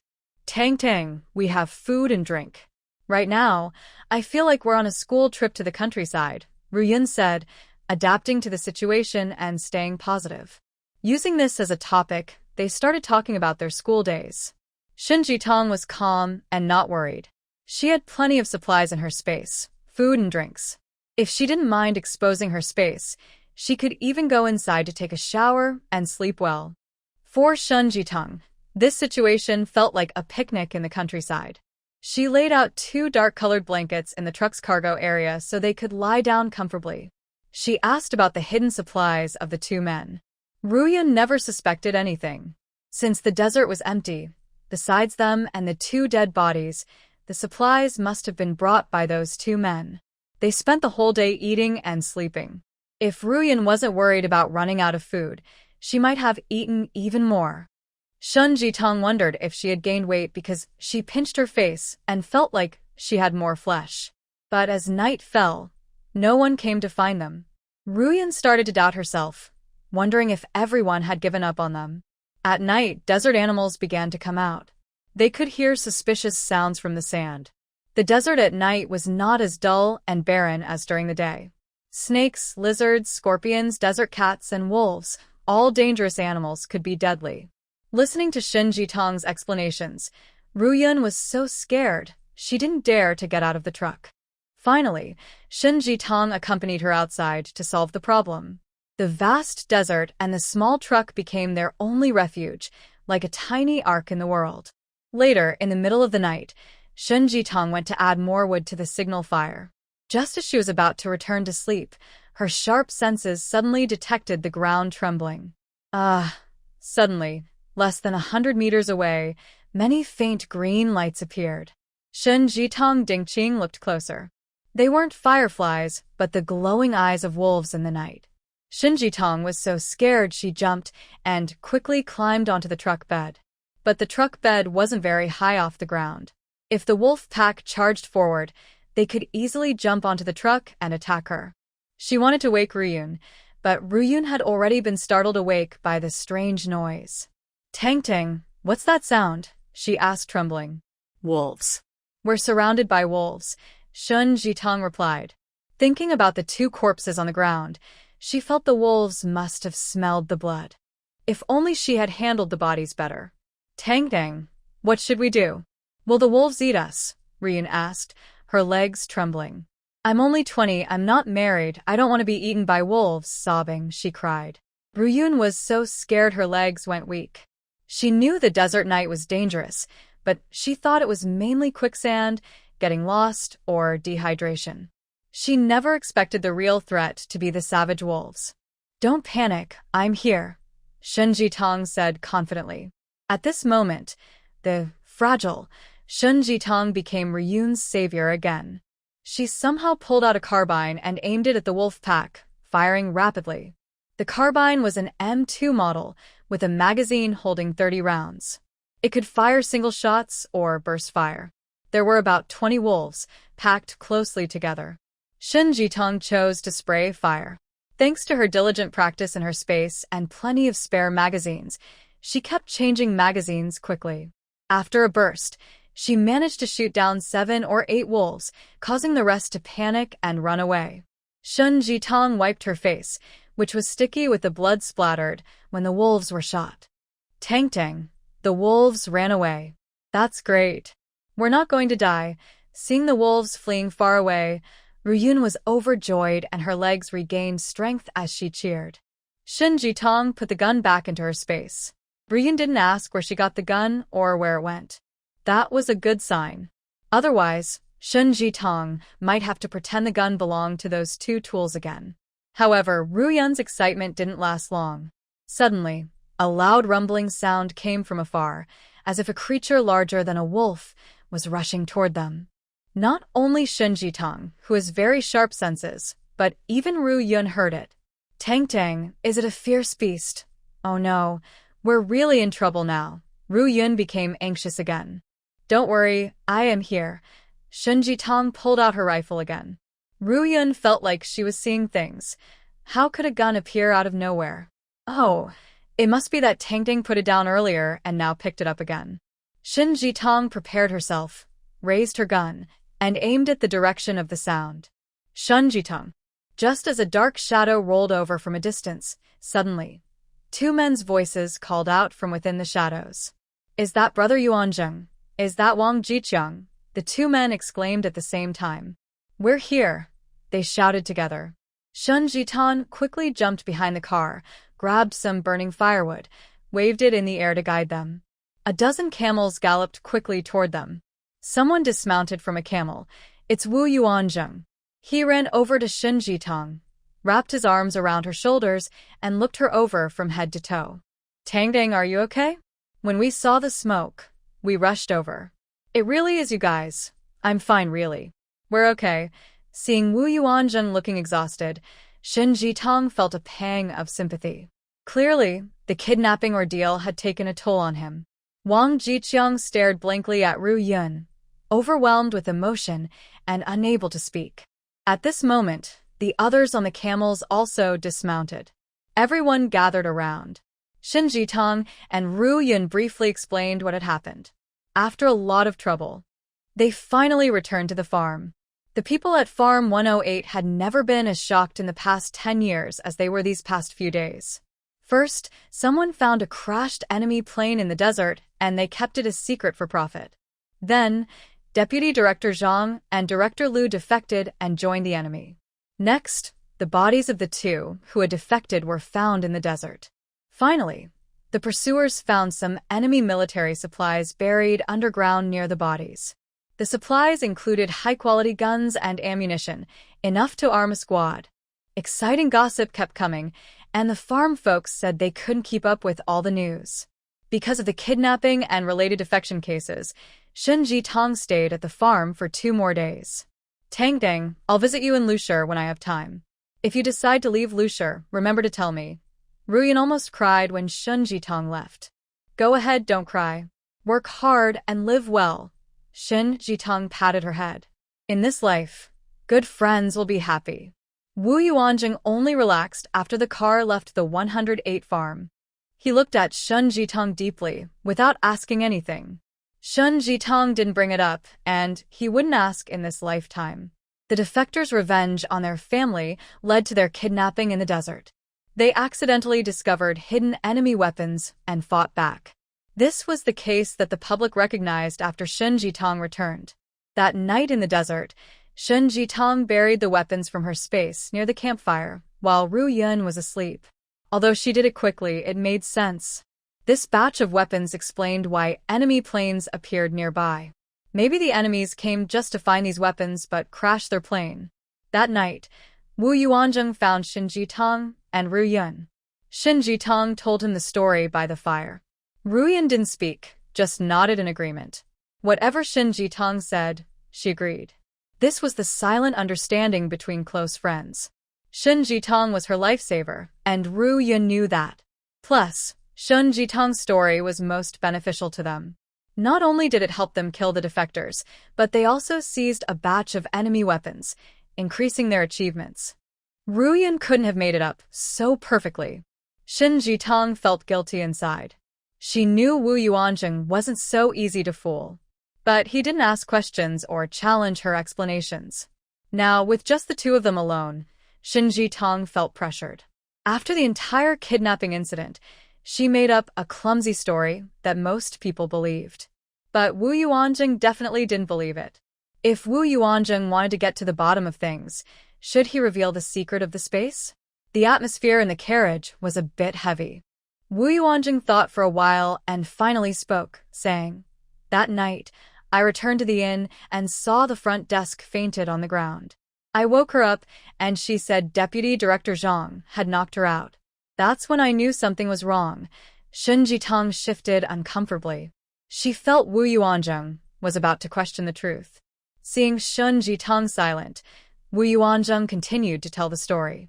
It turned out that on the night of the incident, Wu Yuanzheng was resting at the inn when he noticed something was wrong with the front desk. He rushed to Shin Jitong's room and found it empty. She was gone. His mind went blank. At that moment, he deeply regretted leaving Shin Jitong alone at the inn, putting her in danger. Wu Yuanzheng quickly called the staff at the farm to search for her. During the search, a guard named Chindali, under pressure, revealed what had happened. Chindali had previously received favors from Deputy Director Zhang. His wife's job was helped by Zhang, and Zhang had also transferred him to a good position. That night, Zhang begged him to let someone go and promised that after leaving, he would escape far away and no one would find him. Moved by past kindness, Chindali agreed. He didn't expect that Zhang would also kidnap two girls, making the situation worse. He was very nervous and struggled with his conscience all day before turning himself in. Fortunately, Chindali turned himself in. After searching for Shin Jitong and the other girl, without success, Wu Yuanzheng questioned him about any unusual behavior from Zhang during his detention. Chindali recalled that during detention, Zhang mostly felt regret, and I kept talking about how he should have reported the plane crash site to the farm. He thought that would have been a great achievement and prevented him from ending up as a prisoner. Wu Yuanzheng instinctively felt that if Zhang was obsessed with the plane, he might revisit the crash site. So, he quickly organized people to go to the crash site to look for her. Because the plane crash site was far from the farm, and it was uncertain whether they were really there, they could only travel on camels. This way, if they didn't find them, they could continue searching in the desert. Fortunately, Deputy Director Zhang really brought them back, and they cleverly fought back and defeated two traitors. Wu Yuanzheng sighed with relief and said nervously, "I saw a big cloud of smoke rising from afar. I felt hopeful, thinking it must be you. Sure enough, when I got close to the crash site and heard your voice, I felt alive again." Shin Jitong heard how heavy his voice was and knew that during the 2 days she was missing, Wu Yuanzheng must have been very worried and restless. Shin Jitong felt a bit embarrassed to say that during her days away, besides feeling uncomfortable from the sun, she didn't suffer much. She had watermelon and snacks, and she even felt she gained weight. Shin Jitong couldn't help but reach out and gently touch his slightly tired face, saying, "Yuanzheng, I made you worry. It's my fault for not taking good care of you. Well, things went too smoothly, and I was careless. I didn't expect Deputy Director Zhang and the others to turn against the guards, escape, and even seek revenge. Wu Yuanzheng felt a wave of fear. If Deputy Director Zhang's mind wasn't so unusual, and he hadn't insisted on returning to the crash site to attack Xinjitang, he might have already lost her. The first time he lost her, he was so sad he felt like he was going to die. If Jitang's grandfather hadn't cancelled the marriage, he probably wouldn't have been able to hold on until now. He kept going because he still had hope. Almost losing her again this time, Wu Yuanzheng couldn't help but feel scared. Yuanzheng, Deputy Director Zhang, and Director Liu are dead. Is this case closed? Xin Jitang had been silent, worried that Wu Yuanzheng might suspect her. Now she finally saw a chance. It's closed. Because you and Ruyun made great contributions in killing and stopping their escape, both of you have been awarded merits. The farm has already applied for honors for you from higher authorities. Oh. Merits? I didn't expect that. Hearing that she was awarded merits, Shun Jitang finally felt relieved. It meant no one was questioning the suspicious points of the incident, and her anxious heart finally calmed down. She took the opportunity to donate those high-quality weapons because she used the same type of weapons to kill Deputy Director Zhang and Section Chief Liu. This way, the details would match during the subsequent autopsy. Otherwise, there was no need for her to donate them now. She could wait until Wu Yuanzheng needed credit later and find a way to let him discover the armory to make a big contribution. Now, she could only enjoy this credit herself. However, she still kept some weapons in her space for self-defense. The two of them returned to Lushur City, just in time for lunch. Wu Yuanzheng took Xin Jitang to the guest house cafeteria for a meal. The base cafeteria serves filling food and has good cooking. Wu Yuanzheng ordered roasted eggplant, kung pao chicken, beef ball soup, and 2 bowls of rice. Xin Jitang ate happily. Tang Nang, are you used to the food here? Of course I am used to the cafeteria food, but eating too much can get boring. Xin Jitang spoke honestly. Then I will cook for you in the future. Wu Yuanzheng said seriously, my cooking skills are better than the cafeteria. If you didn't know Wu Yuanzheng was talking about cooking from a distance, you might think he was seriously reporting some important work. Hearing this reminder, Shun Jitang suddenly remembered that she would soon be living a 2-person life with him and quickly made a promise. I can also cook. Don't worry, I won't hold you back. No need. If you take the kitchen knife, I worry you'll cut your finger. I'll do it. If I go on a mission and am not at home, you can just eat at the cafeteria. Wu Yuanzheng happily decided. Shun Jitang didn't expect that Wu Yuanzheng, a respected regiment commander, would like to cook. By the way, I've been so busy lately. I haven't told my family about our marriage. I want to find some free time to calmly tell them, so I've delayed until now. Wu Yuanzheng probably worried she might misunderstand, so he quickly explained. It's okay, I understand. You don't need to be so nervous.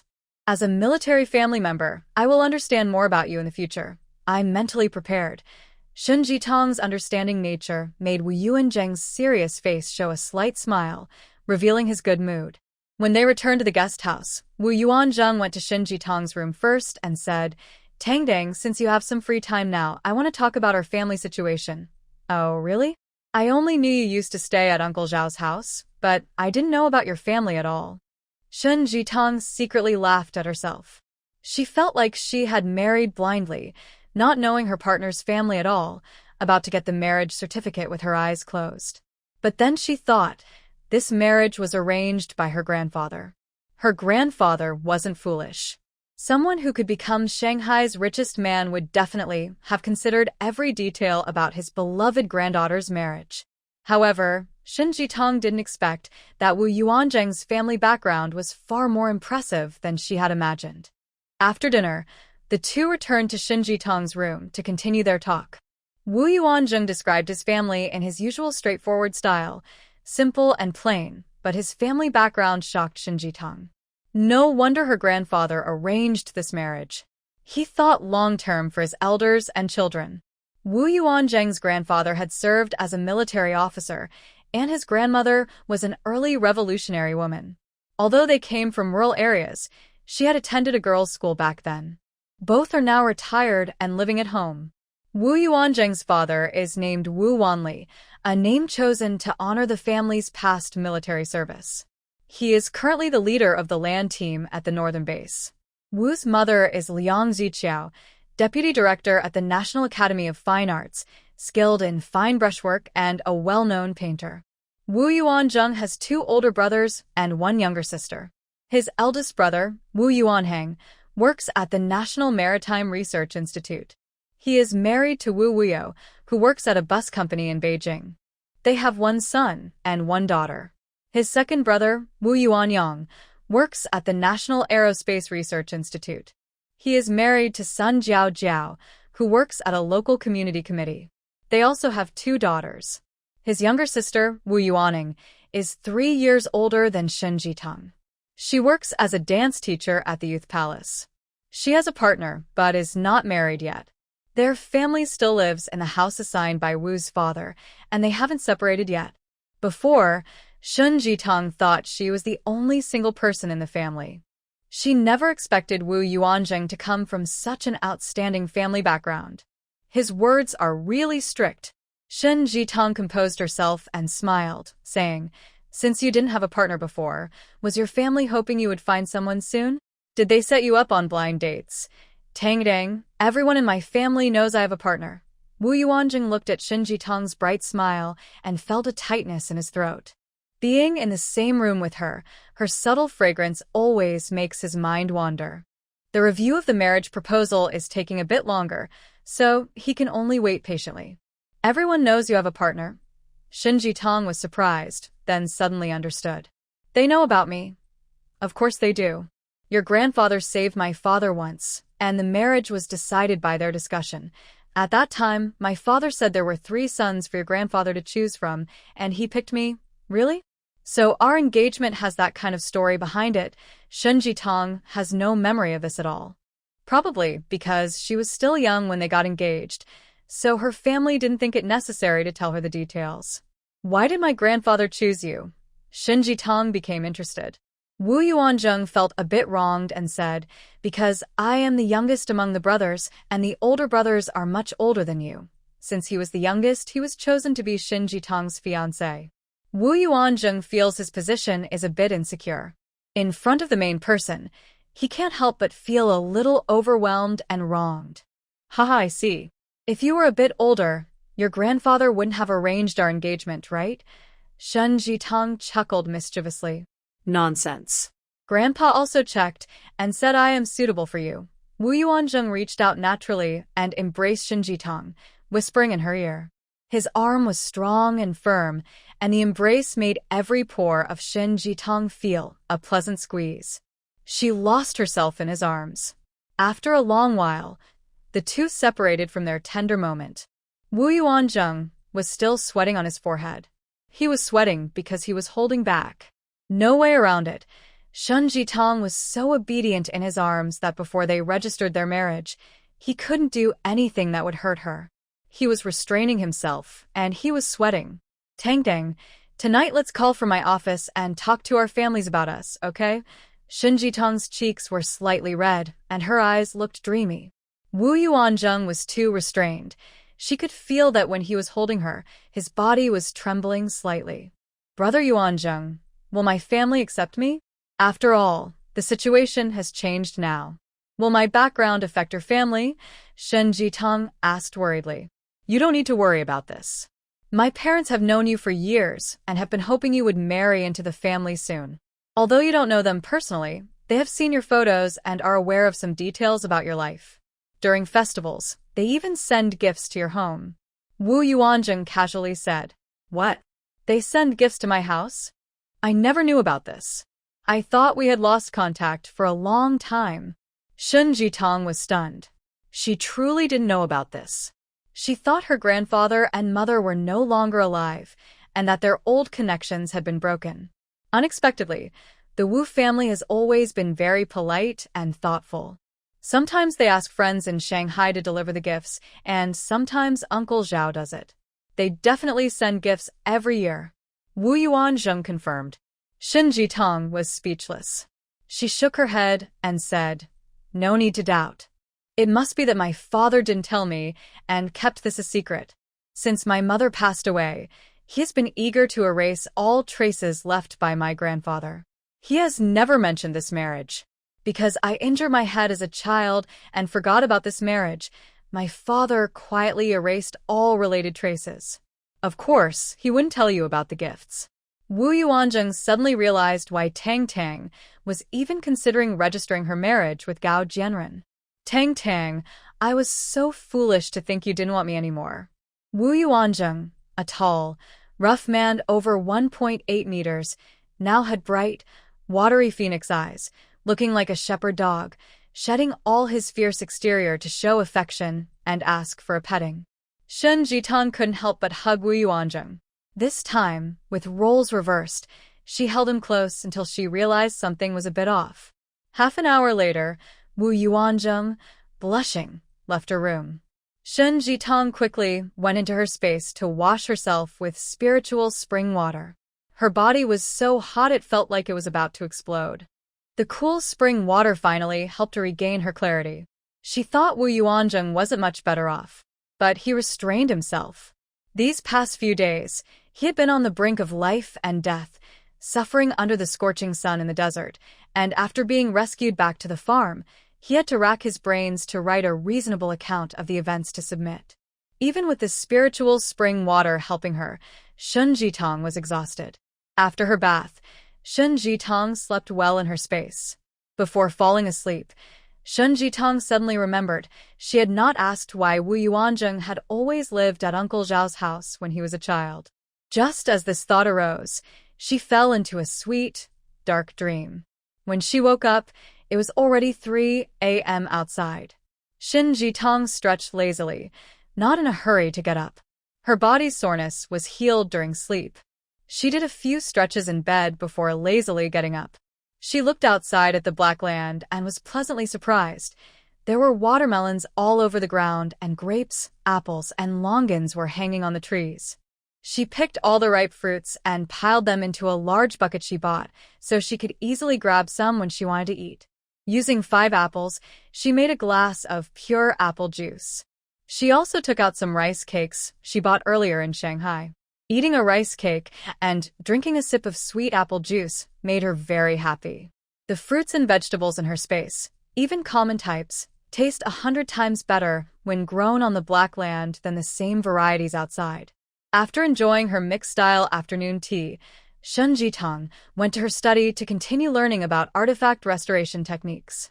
She was so absorbed in her studies that only when someone knocked on the door outside did she put down her book and go out to open it. Tang Tang, there's an urgent matter that needs your help. It might be a bit difficult for you. A worried Wu Yuanzheng appeared at the door. The story begins in the morning. Wu Yuanzheng, a professional in the national aerospace field, would be working at the base's secret research institute for a long time to study a crashed enemy aircraft. After settling Shen Jitang, Wu Yuanzheng headed straight to the research institute. The institute has a large warehouse, which at this moment is used to store the aircraft wreckage. This warehouse is heavily guarded, because this crashed enemy aircraft brought great surprises to the country's aerospace sector. All the components of the plane are unlike anything seen before in the country. If they can be studied thoroughly, the country's fighter jets could leap ahead by a big margin. The base realized how important this plane was and was recruiting experts from all over the country in related fields. They rushed here to focus on research and ensure results in the shortest possible time. Currently, only a few researchers are working on site, while most experts are still on their way. Commander Wu, look at this manual. We found it by chance among thousands of materials we brought back. It was sandwiched between 2 pieces of metal and still remains intact. This must be an important document, but it's written in tadpole script, which none of us can understand. A fellow soldier excitedly handed a manual to Wu Yuanzheng. This is a pilot's manual, entirely in English. I can read English. Wu Yuanzheng opened the stained and dirty manual. After just a quick glance, he said excitedly, "This manual explains the structure of the plane and how to operate it. It's very detailed, with diagrams and explanations. If we study this manual carefully, understanding how to control the plane, We will master everything about it. This manual is priceless. Commander Wu, is it really that valuable? The soldier carefully took the manual, as if holding a fragile treasure. Absolutely, I'm very sure. Wu Yuanzheng nodded confidently, looking very excited. Oh no, Commander Wu. Only about a third of the pages are clear. The rest are soaked with blood and unknown stains. It's such a pity. The soldier flipped through the second half of the manual, regretful. The head of the base, Commander Yen, also arrived. Hearing everyone's report, he looked very serious. He looked around at these Air Force experts and asked, "Everyone think carefully. Let's brainstorm. Any ideas on how to save this manual?" Commander Yen was in his 60s, with graying hair. Despite his age, his long military career kept him upright and proud, showing his true soldier's spirit. It's very difficult. After the manual was soaked in liquid, the words are blurred and unreadable. Everyone looked at the manual and shook their heads. Wu Yuanzheng was silent, pondering. Seeing Commander Yan's disappointed expression, Wu Yuanzheng suddenly had an idea. He quickly volunteered and said, "Commander Yan, I have a thought." Commander Yan looked at Wu Yuanzheng, his eyes brightening from dullness, and asked eagerly. Wu Yuanzheng stood in front of Shen Jitong's door. He knocked, feeling a bit nervous because he was worried about Shen Jitong's attitude. This will be a very tough task. His Tangdang has never faced hardship before. Can she handle it? At that moment, the door opened, and Shen Jitong's beautiful little face appeared in front of him. Wu Yuanzheng's irritation instantly disappeared when he saw her. "What's the matter? Brother Yuanzheng?" Just tell me. "I will do whatever I can to cooperate." Hearing that Wu Yuanzheng needed her to cooperate with his work, Shen Jitong agreed, without hesitation. "Let me come in and talk." Wu Yuanzheng wiped the sweat from his forehead. He had been walking quickly all the way here, and with this hot weather, no wonder he was sweating. Shen Jitong quickly invited him inside. There was a fan blowing air inside.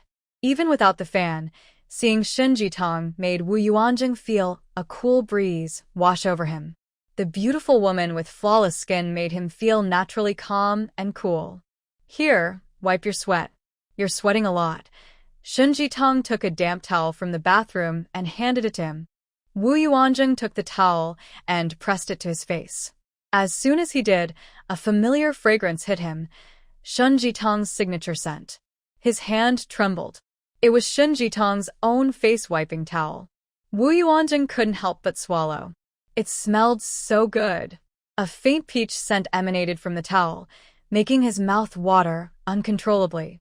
His mind drifted far away. Not knowing how he finished wiping his sweat, Wu Yuanzheng handed the towel back to Shen Jitong. When she came out of the bathroom, Wu Yuanzheng said, "Tangdang, this matter is also related to Professor Dai." What? Professor Dai? "Did he get into trouble?" Shen Jitong was surprised. Wu Yuanzheng quickly explained, "Professor Dai isn't in trouble. He's about to play a big role. The crashed plane we found in the desert contains many valuable materials.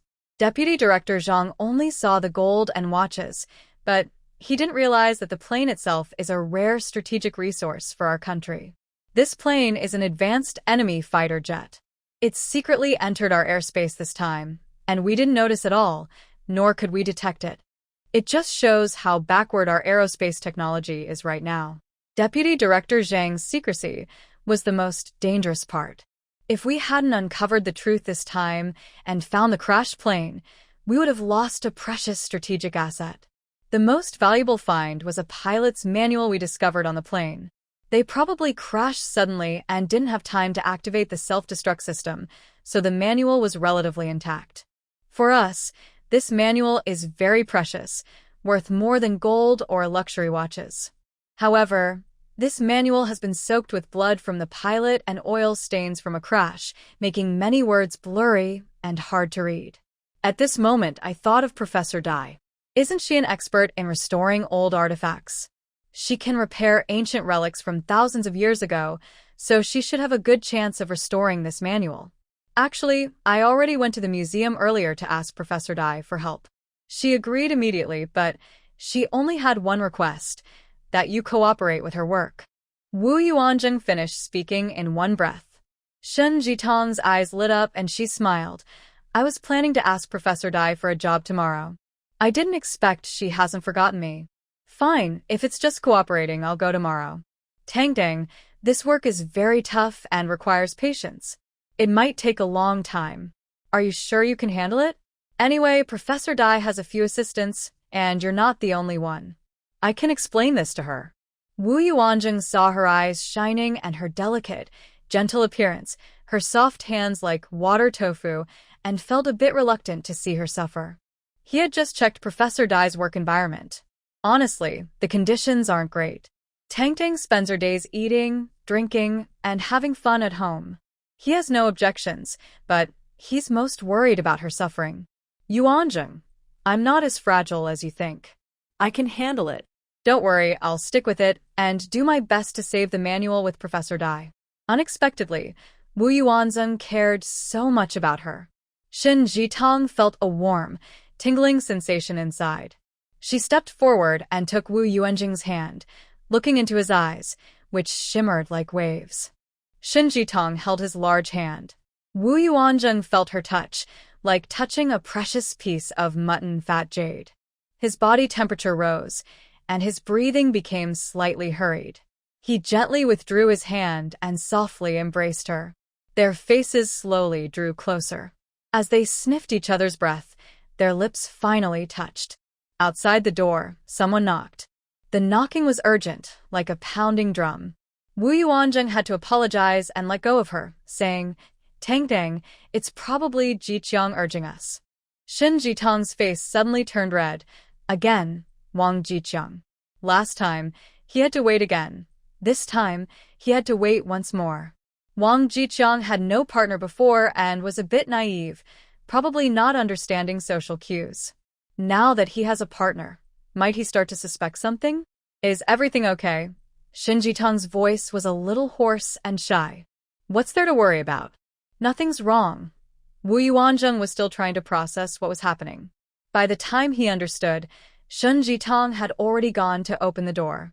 Sister-in-law, Captain Wu said we should eat at 5:30, then leave to find Professor Dai. I thought it was about time, so I came to knock. When Wang Jiqiang saw Shin Jitong opening the door, he smiled foolishly. Behind her, Gao Wu Yuanjing appeared, serious and stern, saying, Let's go, time to eat. Wang Jiqiang was stunned, feeling like he had interrupted something good but couldn't figure out what. He just scratched his head and went with them to the base cafeteria. At the military officers' cafeteria, Wu Yuanjing ordered stir-fried pork, stir-fried water spinach, and eggs with tofu, along with 3 bowls of rice and some ready-made seaweed and shrimp soup. Shin Jitong ate very happily. Actually, the young lady was not picky at all. She just naturally didn't gain weight. Now, with the extra energy burned in the gym, she could eat as much as she wanted. Wu Yuanzheng and Wang Jiqiang had been doing intense physical training for years. They ran 5 kilometers every morning, and their appetite was twice that of Shin Jitong. After finishing 1 bowl, they each went to get a second. After eating, the 3 of them headed to the city museum. On the way, Shin Jitong learned that Wang Jiqiang was also involved in transporting parts of crashed aircraft at the 108 farm, so he had now joined Wu Yuanjing's research team. This research team, Wu Yuanjing only contributed to some parts of the work, while Wang Jiqiang was in the same group as him. Their current task was to restore the pilot's manual. The car drove straight into the parking lot of Lu City Museum. Getting out, Wu Yuanjing led them to the restoration room on the 3rd floor. Professor Dai was probably having dinner and was deeply immersed in his work. When they arrived, he was analyzing a sample under a microscope. Professor Dai, we're here. Wu Yuanjing said. Wait a moment. I'll be done in a few minutes. Professor Dai replied without taking his eyes off the microscope. The 3 of them quietly waited nearby. Shin Jitong looked around. The environment here, by the standards of a scientific laboratory, was still lacking. Some repair tools were messy on the table, and the equipment seemed seriously insufficient. In the corner, there were 2 coffins. Their material and style suggested they were at least a few hundred years old. Using her knowledge of artifacts, she first judged the shape of these coffins. Both coffins were made of Nanmu wood. Their shape was higher in the front and lower in the back, with the front wider and the back narrower. The owner of the coffin must have been important because the coffin was carved with a beautiful pattern of the Big Dipper constellation. Shen Jitan carefully looked at them and realized these coffins were from the Ming dynasty. She was fascinated by the artifacts and started to study them eagerly. She planned to ask Professor Dai later if her judgment was correct. All right, this stain is definitely human blood. We found red blood cells inside. Using these clues, I will prepare a cleaning solution that can remove blood stains, starting with the instructions on the manual. Finally, Professor Dai took off her glasses from the microscope and excitedly talked about her discovery. When she discussed her work, her eyes sparkled. Her simple clothes made her look even more elegant. Professor Dai, I'm here. Shen Jitan quickly stepped forward to greet her. Xiao Shun, you came at the perfect time. I'm assigning you to prepare the cleaning solution. I'll give you some formulas later, and you can calculate the right mixture. But don't think it's easy. Because the bloodstains are different in how deeply they've soaked in, the concentration of the cleaning solution needs to change accordingly. It's very delicate work. I have several assistants, but they are all men. None of the women are as careful. When I think about who to choose, I think of you. Professor Dai was fully immersed in her work. She only nodded briefly to Wu Yuanzheng and Wang Jiqiang as a greeting, then started talking non-stop with Shen Jitang. Shen Jitang listened carefully and nodded many times. Wu Yuanzheng looked at his fiancé, his beloved, and couldn't help but feel admiration. Although this was her first time handling this task, she was calm and confident, without any sign of nervousness. Wu Yuanjing realized that Jitang was really enjoying this work. So, he informed Professor Dai that he and Wang Jiqiang would go back first and come later to pick up Shen Jitang. When going downstairs, Wang Jiqiang smiled and said, Captain Wu, my wife doesn't seem to be doing this kind of work for the first time. She looks very experienced. Yes, she gets very focused when she likes something. Wu Yuanjing remembered when he was a child, Shen Jitang used to paint and could stand at her easel for 1 or 2 hours without being distracted by anything outside. Here, Shen Jitang opened the door to a new world. Under Professor Dai's guidance, she successfully made her first batch of cleaning solution. Professor Dai tested it with other manuals of the same material, and the results were very good. Xiao Shun, keep going. Tonight, make 2 more batches of cleaning solution. Professor Dai gave the order. Each page of the manual had different levels of bloodstain, so the cleaning solution had to be mixed according to the parameters on each page. This work was detailed and tedious. Her first attempt was successful, boosting Shen Jitang's confidence. She wished she could prepare all the cleaning solutions in one night. When Wu Yuanzong came to pick her up at 10:30 p.m., Shen Jitang was so focused on the test tube that she had no time to notice him. Wu Yuanzong had to quietly sit on a nearby wooden chair, watching his fiancée's beautiful, dedicated look as she worked. Xiao Shun, time to go home. It's late. We'll continue tomorrow. Seeing that Wu Yuanzhong had been waiting for a long time and feeling a bit embarrassed, Professor Dai spoke up. Okay, wait another half hour. We need to finish this batch of cleaning solution. Shen Jitang was quick and sharp, making Wu Yuanzhong's eyes spin. Professor Dai felt a little embarrassed and decided to flatter Wu Yuanzong. Xiao Xin is truly talented for this work. Tonight, she successfully made 3 batches of cleaning solution. Her hands-on skills are among the top 3 I've ever taught. Her basic knowledge is also solid. Since she started, she only took some initial graduate courses, but I feel like she's been working very hard these past few days. She could have finished her graduate studies already. Captain Wu, your fiancé is a precious talent. Wu Yuanzhong smiled and, hearing someone praise his fiancé, felt proud rather than jealous. Professor Dai, I think this batch of cleaning solution might have a problem. Come and take a look. Shen Jitang suddenly hurriedly called him over. What's wrong? Professor Dai quickly walked over to Shen Jitang. The 2 of them studied the data and ingredients together. Wu Yuanzheng was surprised to see that Tang Tang and Professor Dai answered back and forth smoothly. If outsiders didn't know the inside story, they might think Tang Tang was Professor Dai's partner, with similar skills, rather than a new assistant. Wu Yuanzheng looked at Shen Jitang with growing admiration. Tang Tang's focused expression didn't even glance at him, but it made his love for her burn even more fiercely. Shen Jitong's side profile was so beautiful and elegant, with a hint of coldness, like a snow queen soaring in her own world. Right now, her personal space was off-limits to him. However, when she occasionally looked at him with her eyes shining with emotion, it seemed like she was allowing him to slowly enter her world. That's enough for now. It's probably a parameter issue. It's almost midnight. We can fix it tomorrow. Fortunately, you noticed it in time. If the cleaning liquid had more of that ingredient, it would become corrosive and damage the paper in the manual. Professor Dai praised Shen Jitong's workability highly. When they left the museum, Shen Jitong checked her watch. Already 11:30 p.m. Brother Yuanzheng, I'll take the bus home tomorrow. It only takes half an hour, so you don't need to come pick me up. No problem, I'm free. Wu Yuanzheng had been worried ever since Shen Jitong's accident and refused to let her go alone. After all, nowadays, you never know who you might meet. I can take care of myself. By the way, teach me some practical self-defense skills too. Shen Jitong remembered how she was too aggressive in the desert last time. She should have fought back with her fists, knocking down Deputy Director Zhang, then kicking Director Liu while he was stunned. That way, she could have captured both of them. Using a gun left some doubts with Ru Yun. Fortunately, Ru Yun knew how to lock the door, and they had a tacit understanding, so she didn't mention these things in the report. Now, she wanted Wu Yuanzheng to teach her self-defense, partly to reassure him so he wouldn't worry about her going alone, and partly so she could have a reason to show her fighting skills if needed in the future. Sure, I'll teach you. But it might hurt. Can you handle it? Of course, Wu Yuanzheng was happy that Tang Tang was good at this kind of skill. I can handle it. I can surprise my opponent. Shen Jitong looked confident. Okay. I'll teach you one move each week from now on. Master this move, and it will help you deal with half of the ordinary people.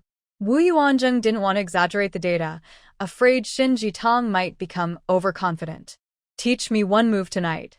Shen Jitong was eager to learn, and Wu Yuanzheng nodded in agreement. When they arrived at the base hostel, Wu Yuanzheng showed her the move in the parking lot. It was a tricky move kicking between the legs. To Wu Yuanzheng's surprise, Shen Jitong learned very quickly, mastering it in just a few minutes, and even he almost couldn't defend against it. Tang Tang, what kind of little genius are you? You learn so fast? He remembered a university professor once said that some people have very high intelligence and can excel in any field. Could she be one of those people? Shen Jitong quickly waved her hands to deny it, saying, No, it's because you teach well, and this move isn't hard. Wu Yuanzheng didn't believe her. Because her sharp angle and fierce attack weren't typical of a beginner. Could it be that your grandfather found a master to teach you martial arts? Wu Yuanzheng thought of this possibility. Actually, yes. I studied Yongchun boxing for 3 years. Shen Jitong quickly added. No wonder. This kind of boxing is known for being flexible and versatile, and it's called women's boxing. Don't be fooled by its soft appearance. It's actually very aggressive. Since its founder was a woman, she combined women's physical strengths to develop quick, effective moves. With that foundation, it's no wonder you learned so fast. Wu Yuanzheng clearly also practiced both northern and southern martial arts and spoke about this skill confidently. Shen Jitong wiped sweat from her forehead. Luckily, she was clever, or Wu Yuanzheng might have suspected her. They practiced for a while longer, and once Wu Yuanzheng was sure Shen Jitong had mastered the skills, he sent her back to her room. Back in her room, Shen Jitong immediately entered her space, harvested vegetables and fruits, and planted a new batch, this time, water spinach and garlic. As for the fruits, she collected all the ripe ones from the trees, waiting for the next round of flowering and fruiting. Shen Jitong squeezed most of the newly harvested fruits into juice: apple, grape, watermelon, and orange juice, keeping only a small part for herself. Freshly squeezed juice was stored in a large glass cup, keeping it fresh and convenient for her to drink anytime. The fresh juice was very tempting. Shen Jitong first drank a glass of watermelon juice, feeling refreshed and energized, with all her tiredness gone. Then she took a big cup of watermelon juice and went out of the space to knock on Wu Yuanjing's door across the hall. Wu Yuanjing cautiously asked inside. Before Shin Jitong finished speaking, Wu Yuanjing opened the door. She felt that his earlier questions sounded quite distant, probably from his desk inside the room. But as soon as he heard her voice, he opened the door in less than 3 seconds. Did he run quickly to open it? Tang Tang, are you still awake? Wu Yuanjing rubbed his eyes. It seemed he was working on some documents. Here, juice for you to drink. Shun Jitong handed him the watermelon juice and turned to leave. She went back to her room, closed the door, and took a few deep breaths to calm herself. Wu Yuanjing was wearing tight tactical clothes that showed his muscle lines, making her blush and feel an urge to reach out and touch him. Would this make him think she was not serious enough? Shin Jitong still cared about her dignity. When should they register their marriage? Once registered, she could eat better. Shin Jitong also had some romantic thoughts in her mind. Oh no, she remembered. Wasn't she supposed to call the Wu family elders? She got busy tonight and forgot again. After hesitating, Shin Jitong decided not to go find Wu Yuanjing now. It's already midnight, and calling the elders would disturb their sleep. They must be asleep already. She decided to see if she could come back earlier tomorrow night and then call. Shin Jitong went to the space to wash up and then slept peacefully. The next day, Shun Jitong refused Wu Yuanjing's offer to drive her and took the bus instead. The bus was very convenient here, with no transfers needed, just 5 stops to reach her destination. Wu Yuanjing had no choice but to see her off at the bus stop. After she got on the bus, Wu Yuanjing didn't leave immediately. He watched the bus drive away from afar. Shun Jitong found it amusing. She felt like a daughter being sent to school by her father. But she didn't dare mention this to Wu Yuanjing, or he might get upset. It seemed he cared a lot about being several years older than her. Shin Jitong decided not to bring up his sensitive side. Actually, Wu Yuanjing has been active for many years and looks younger than his real age. However, he usually has a stern face, and as a leader, he naturally exudes authority, which makes him seem a bit older. From that day on, Shin Jitong became Professor Dai's personal assistant, helping her with work. Besides repairing pilot manuals, Professor Dai also taught her many practical skills for artifact restoration. To Shin Jitong's surprise, Wu Yuanjing still occasionally came to pick her up. To avoid disturbing her work, Wu Yuanjing would wait for her in the downstairs duty room each time he came. That day, Wu Yuanjing made a big mistake. Kong Guigui has been trying to get a permanent position at the Lu City Museum.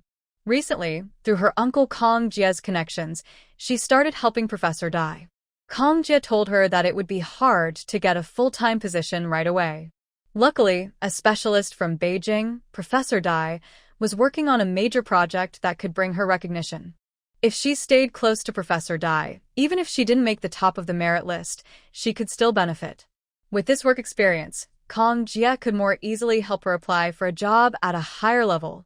Since Kong Jie is the deputy director, Professor Dai had no choice but to accept Kong Guigui. Kong Guigui only has a middle school education and lacks the skill for artifact restoration. Usually, Professor Dai just has her do chores, like putting artifacts back in place or preparing restoration materials. Kong Guigui is quite attractive and knows how to dress well. She also uses small tricks with her clothes, like tightening her shirt to highlight her waist or padding her shoulders to make her look more fashionable. Her goal is big. She not only wants to become a permanent staff member at the Lu City Museum but also hopes to find a partner who works in the same organization. However, the young men studying under Professor Dai are mostly bookworms, which she doesn't like. She's a pretty girl herself and doesn't want to be with someone who's not charming. That evening, to flatter Professor Dai, she finished dinner and went back to the museum for a night shift. In fact, she didn't really need to do the night shift. She could have just come back the next morning to tidy up the materials. But to show off in front of Professor Dai, Kong Guigui eagerly went. However, as she approached the museum, she kept feeling like a man was following her. She quickened her pace, and so did the man. She slowed down, and he slowed down too. She was very scared and kept her distance, not able to see the man's face clearly. Luckily, they arrived at the museum, and she quickly ran inside through the back door. To her surprise, the man also followed her to the back of the museum and was peeking around the door. Although frightened, Kang Guigui suddenly had an idea. She wondered if the man might be her admirer. He had fallen in love with her at first sight and was chasing after her. However, she thought, he has feelings, but I am not interested. Kang Guigui imagined a big scene in her mind. When she hurried upstairs, she looked back and saw the man still lingering at the door, looking around. He was tall, and from afar, he looked like a walking clothes rack, but he had a good presence. Kang Guigui didn't dare turn around to look at him directly. She quickly ran upstairs. Guigui, why are you here tonight? You could be resting at home, Professor Dai said, surprised to see her. Professor Dai is easygoing, and her assistants all see her as a kind mother. But she is very knowledgeable, and everyone respects her. No one dares to be rude in front of her. Professor Dai, everyone is working late. I feel uneasy just staying at home alone. I can help out a bit, Kang Guigui said, thinking about her future chances of becoming a permanent staff member. Professor Dai nodded in agreement, seeing her eager to show herself. Guigui, could you help me get reagent number 3 from the storage room? Thank you for your hard work. Shunji Tong was busy and couldn't leave, so when she saw Kang Guigui arrive, she politely spoke. Kang Guigui felt a little unhappy when she heard Shinji Tong was giving her orders. Shinji Tong was very beautiful, with big eyes and fair skin. Her clothes, though similar to others, looked like fashionable outfits on her. Kang Guigui would never forget that before Shinji Tong arrived, a few of Professor Dai's male assistants liked to gather around her. Since Shinji Tong came, everyone shifted their attention to her, and no one paid much attention to Kang Guigui anymore. She used to say she was just helping out, but in fact, those male assistants didn't want to bother giving her orders. If they needed something, they went to the storage room themselves. Unexpectedly, after only a few days, Shinji Tong started to give her commands. Kang Guigui felt unhappy about this, but seeing everyone busy and no one stepping up to speak for her, she could only respond with a, and then went quietly to the storage room with a serious face. As she went downstairs and passed through the back door, she saw the man she had been with earlier still lingering nearby. Kang Guigui felt a strange happiness inside. She thought it must be because she was very charming, which attracted the man, so he was waiting for her. Kang Guigui was very happy. She pretended to walk toward the door to get a better look at the man's face. She deliberately walked loudly, and her footsteps caught his attention. He had been looking down, probably at something, but now he looked up and saw inside. When Kang Guigui saw the man's face, she was stunned. He was very handsome. Strong eyebrows, bright eyes. His face was exactly her type. If this man wanted to date her, she would definitely say yes. Not for anything else. Just looking at this handsome face every day would make her happy. Comrade, what are you doing here? Do you want to come in? Kang Guigui gathered her courage and approached him to start a conversation. No, thank you. I'm waiting for someone here. His voice was deep and powerful, making her ears tingle. He must be waiting for her, right? Kang Guigui was very excited, but then she remembered she still had work to do, so she quickly said, "We finish work at 9:30. You won't have to wait long." Then she turned and ran away. Kang Guigui meant that he didn't have to wait too long because she would be done by 9:30. Oh? Okay. The man responded, though his face showed some confusion. He saw Kang Guigui come out of the museum. She seemed to be a colleague of Shinji Tong. Even though her words sounded strange, he didn't respond rudely. Kang Guigui carried some reagents from the storage room and headed upstairs. When she passed the door, she saw the man still standing there. Her heart filled with joy again, thinking he was waiting for her. She placed the reagents heavily in front of Shinji Tong and said annoyed, "Got them." Shinji Tong didn't mind her attitude. Her eyes stayed on the test tube, worried she might miss the key change in the solution. But Shinji Tong could also sense Kang Guigui's dissatisfaction in her tone. They were peers, and she hadn't done anything wrong to upset him. Her dissatisfaction was probably just jealousy. Shinji Tong thought to herself, still staring at the test tube. Kong Guigui moved to the side and started chatting with Wang Mingfei, who was doing chores in their group. The conversation turned to her being followed by a man. When Wang Mingfei heard that the man looked good, she even suggested that Kong Guigui consider him. Kong Guigui shyly said, "Nothing is settled yet, so why think about it?" After a busy evening, around 9:30 p.m., Professor Dai called a stop. These days, everyone had been working from 8:30 a.m. to 9:30 p.m., and the project made a big breakthrough. Seeing everyone's tired eyes, Professor Dai told them to finish on time and go home to rest. When Shun Jitong heard she could leave, her work was also done, so she happily headed out the back door. Tonight, Wu Yuanjing said he would come to pick her up, and she didn't want him to wait too long. Kong Guigui followed behind Shin Jitong, suddenly thinking of that man. She wondered if he was still waiting for her. If he was still there, she might allow him to try dating her for a while. If he had left, then forget it. She wasn't someone easy to chase after anyway. King Gigui, do you think that handsome man is still waiting for you at the door? At this moment, Wang Mingfei caught up from behind, secretly eager to see some gossip. I don't know. I have no idea if he's still there. It's been over an hour. I think he's probably gone, Kong Guigui replied. But even so, she kept glancing toward the door. Wang Mingfei smiled and said, "Someone who makes our museum star think of him definitely isn't an ordinary man." Although Kong Guigui didn't say anything, her face showed pride. Obviously, Wang Mingfei had touched her sore spot. Wang Mingfei held back her laughter. If it weren't for respect for Deputy Director Kong, she wouldn't bother to flatter this silly girl. She had no education, no skills, and was picky about her boyfriend. Last time, she even said her boyfriend wasn't good-looking, short, and had a poor job. Wang Mingfei was annoyed and waiting to see what kind of good man a temporary worker with a middle school education could find. As they followed Shin Jitong toward the back door, Kong Guigui suddenly became excited. She grabbed Wang Mingfei's arm and said, "Look, Mingfei, he's still waiting for me. He really has feelings." "Who? Which one?" Wang Mingfei suppressed her jealousy and looked in the direction Kong Guigui pointed. Sure enough, outside the gate, a tall man with broad shoulders and a slim waist was looking inside, seeming to wait for someone. Although Wang Mingfei couldn't see the other person's face clearly, her intuition told her he looked good.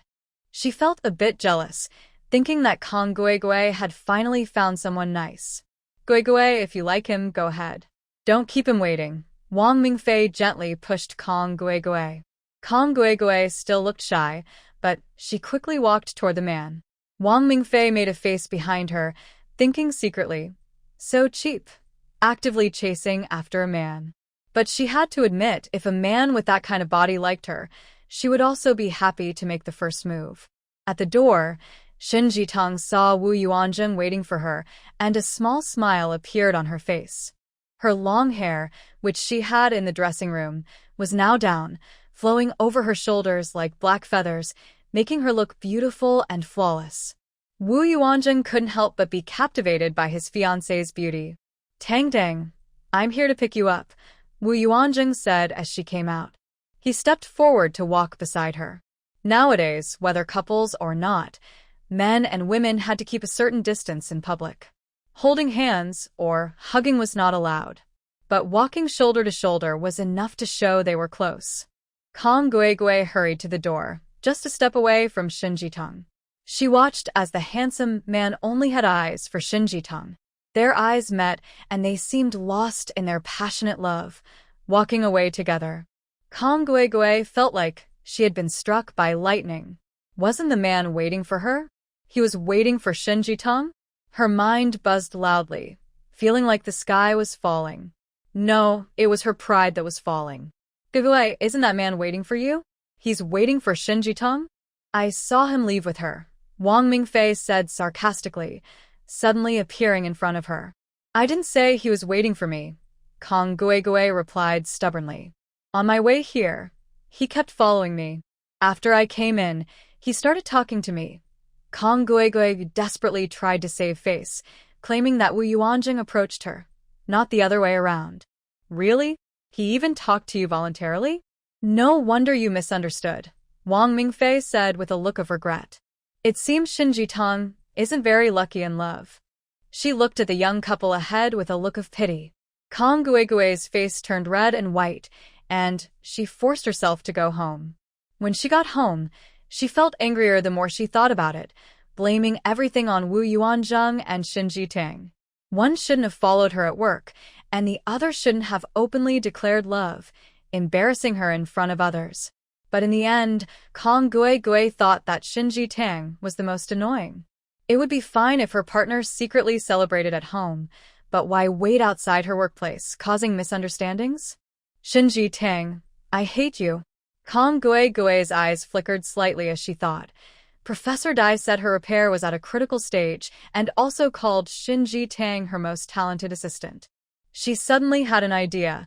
She would ruin Shin Jitang, making her lose Professor Dai's trust.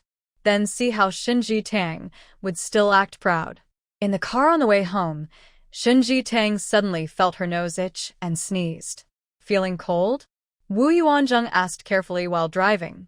No, just itchy. No one is talking behind my back, right? Shen Jitang Joker. Definitely not. Our Tang Tang is so smart, hardworking, and loved by everyone. She's like a blooming flower. In Wu Yuanzheng's heart, Shin Jitang was like a treasure. All right, stop teasing. By the way, finish work early tonight. Want to call home? Shin Jitang remembered she hadn't called her family in a long time. Wu Yuanzheng also thought it was better to do it sooner rather than later, and he agreed immediately, pressing the accelerator a bit more. Yuanzheng Ge, will they oppose us getting married? Shin Jitang asked nervously. Wu Yuanzheng answered straightforwardly. What if they oppose? It's impossible they would oppose. If they do, I still won't marry anyone else but you. Wu Yuanzheng said firmly, without hesitation. Shin Jitang felt a sweet smile rise on her face. Wu Yuanzheng didn't even need to swear. She believed him because, in her past life, he had married her only for her, never marrying anyone else. Shin Jitang had prepared for days to make the call, but she still felt a little nervous. When they arrived at the office, Wu Yuanzheng picked up the phone and asked the operator to connect. Shin Jitang was more nervous now, asking anxiously, Yuanzheng Ge, what should I call them? Uncle and aunt? Call dad and mom. Wu Yuanzheng blurted out. Isn't that a bit too much? Shin Jitang hesitated, but just then, the call was connected. Mom, it's me. Yuanzheng. Expedition, it's been almost half a month since I last called. Did you just return from your mission? A gentle voice sounded on the phone. Shin Jitang's sharp hearing caught every word clearly. Mom, I didn't go on a mission. I'm here to handle my marriage. Wu Yuanzheng, in front of his mother, remained straightforward and honest. What? Yuanzheng, you're getting married? You unfaithful man. How could you do this without our family's approval? Liang Zhiqiao's voice shifted from gentle and sweet to suddenly urgent and angry. Shin Jitang froze. It's over. The family definitely doesn't approve of their marriage. But why did mother-in-law call brother Yuanzheng unfaithful? Did he have someone before? The look Shin Jitang gave Wu Yuanzheng was sharp and full of suspicion. Wu Yuanzheng felt a chill and turned to look. Shin Jitang's angry gaze was impossible to hide. Jitang, you misunderstood. Both my mom and I misunderstood. After turning away, Wu Yuanzheng continued to speak into the phone. Mom, listen to me. Just as Wu Yuanzheng was about to explain, Liang Zhiqiao's anger exploded again. I won't listen to your excuses. You betrayed Jitang. I won't forgive you. Did you get the marriage certificate? If you did, hurry and divorce her. If not, break off the engagement now. Otherwise, I won't recognize you as my son. Mom, my partner is someone I like. I will never divorce her. Not in this lifetime. Wu Yuanzheng was about to continue, but on the other end, his mother's furious voice burst out. Even through the phone, her anger was obvious. You must not be unfaithful. Shin family is our benefactor. When we arranged the marriage with Jitang, weren't you overjoyed? No, you must immediately divorce her. If you don't bring your bride home. I won't see you or her. Liang Zhiqiao's anger grew, and she was about to hang up the phone. In Beijing, at the Wu family's house, Liang Ziqiao was so angry she was about to hang up. Suddenly, a sweet female voice came from the phone. "Mom, it's me. Don't call me Mom. I'm not your mother." Liang Ziqiao, still angry, heard this and immediately suspected it was her son's unfaithful woman. She quickly retorted, refusing to be swayed. The wife of the third son can only be Xinjitang, and it is impossible for her to be another woman. "Mom, it's me, Tang Tang from the Shin family." Xinjitang, Liang Ziqiao initially thought she had heard wrong. Her anger rose sharply, but then suddenly cooled down. She lowered her voice and asked, Who? Who do you say you are?" "Mom, it's me, Xinjitang, the one engaged to brother Yuanzheng. I haven't changed my mind. We met and are working on the wedding plans." Xinjitang originally thought calling Liang Ziqiao Mom would be hard to say, but she never expected that hearing Liang Ziqiao defend her on the phone would make her feel warm inside. When she picked up the phone, she blurted out, "Mom," naturally, without hesitation. It felt so natural, as if she had called her that 1,000 times before. "Xinjitang? Tang Tang? Are you little Tang Tang? Old Shin's Tang Tang?" Liang Ziqiao was still a bit doubtful on the phone. The surprise was too sudden. "Mom, it's me, Xinjitang from the old Shin family. Little Tang Tang." "That's right, it's me.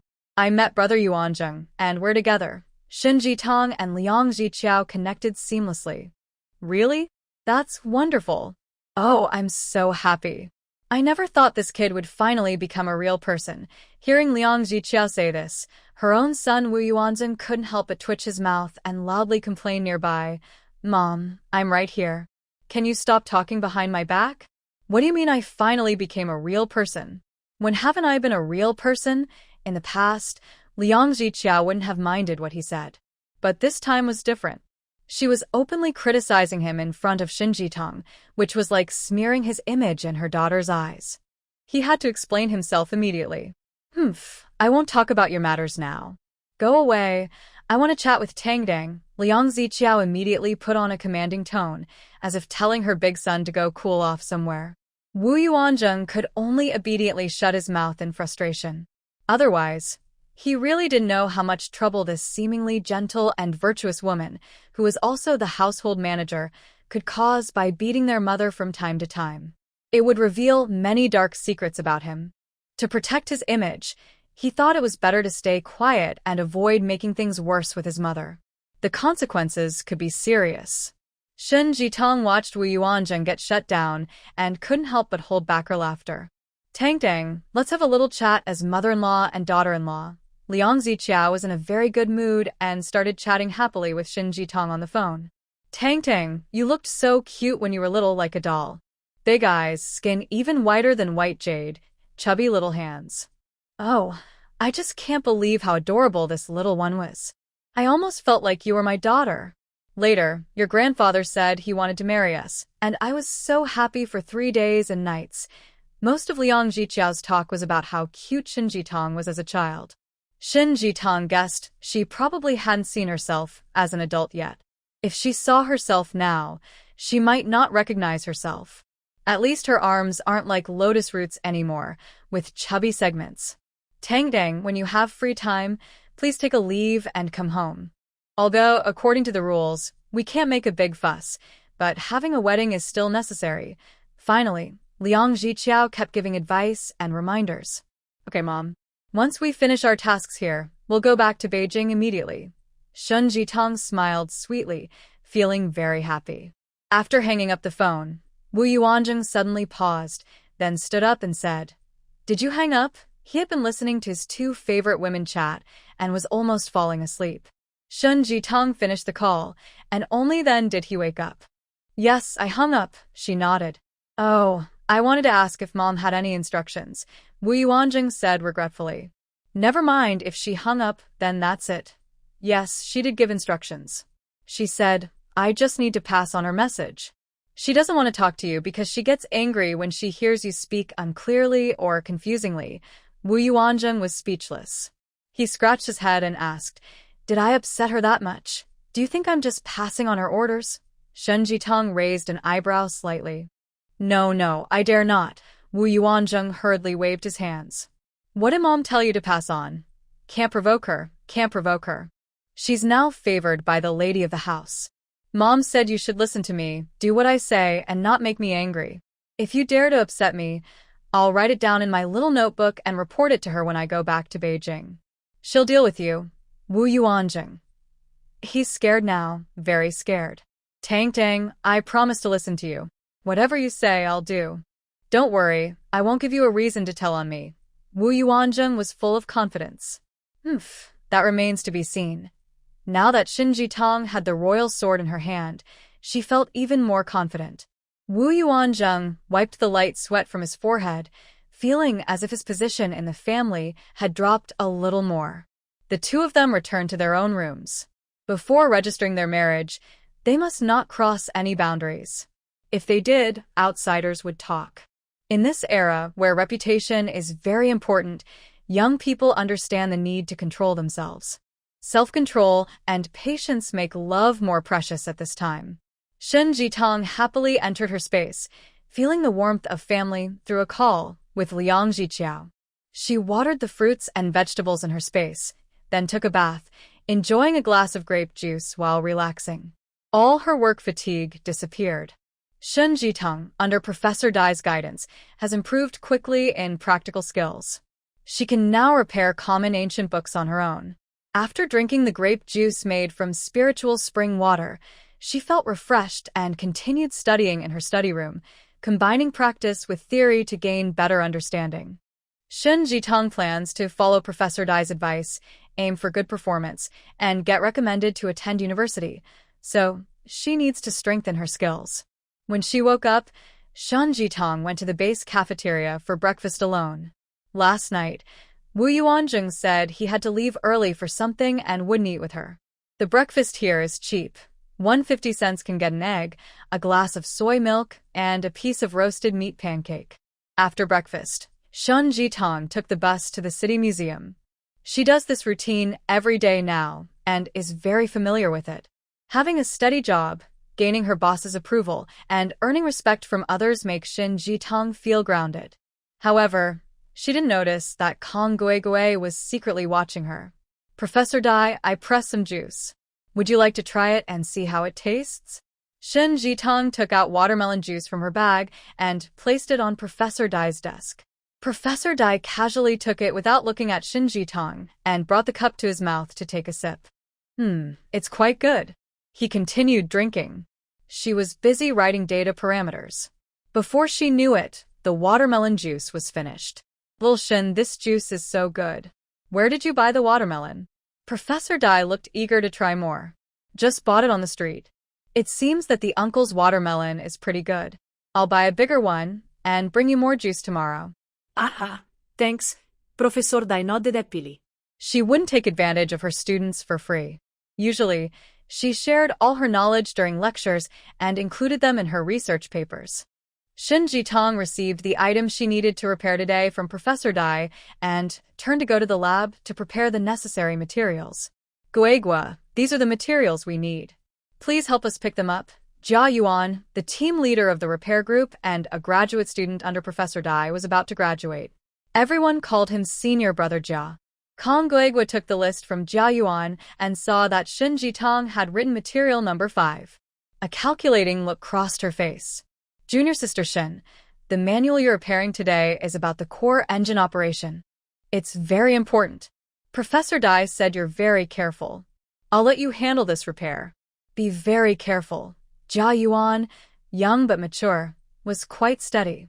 Before giving instructions, he reminded her again. Got it. Don't worry. I promise to complete the task perfectly. Shen Jitong was full of confidence.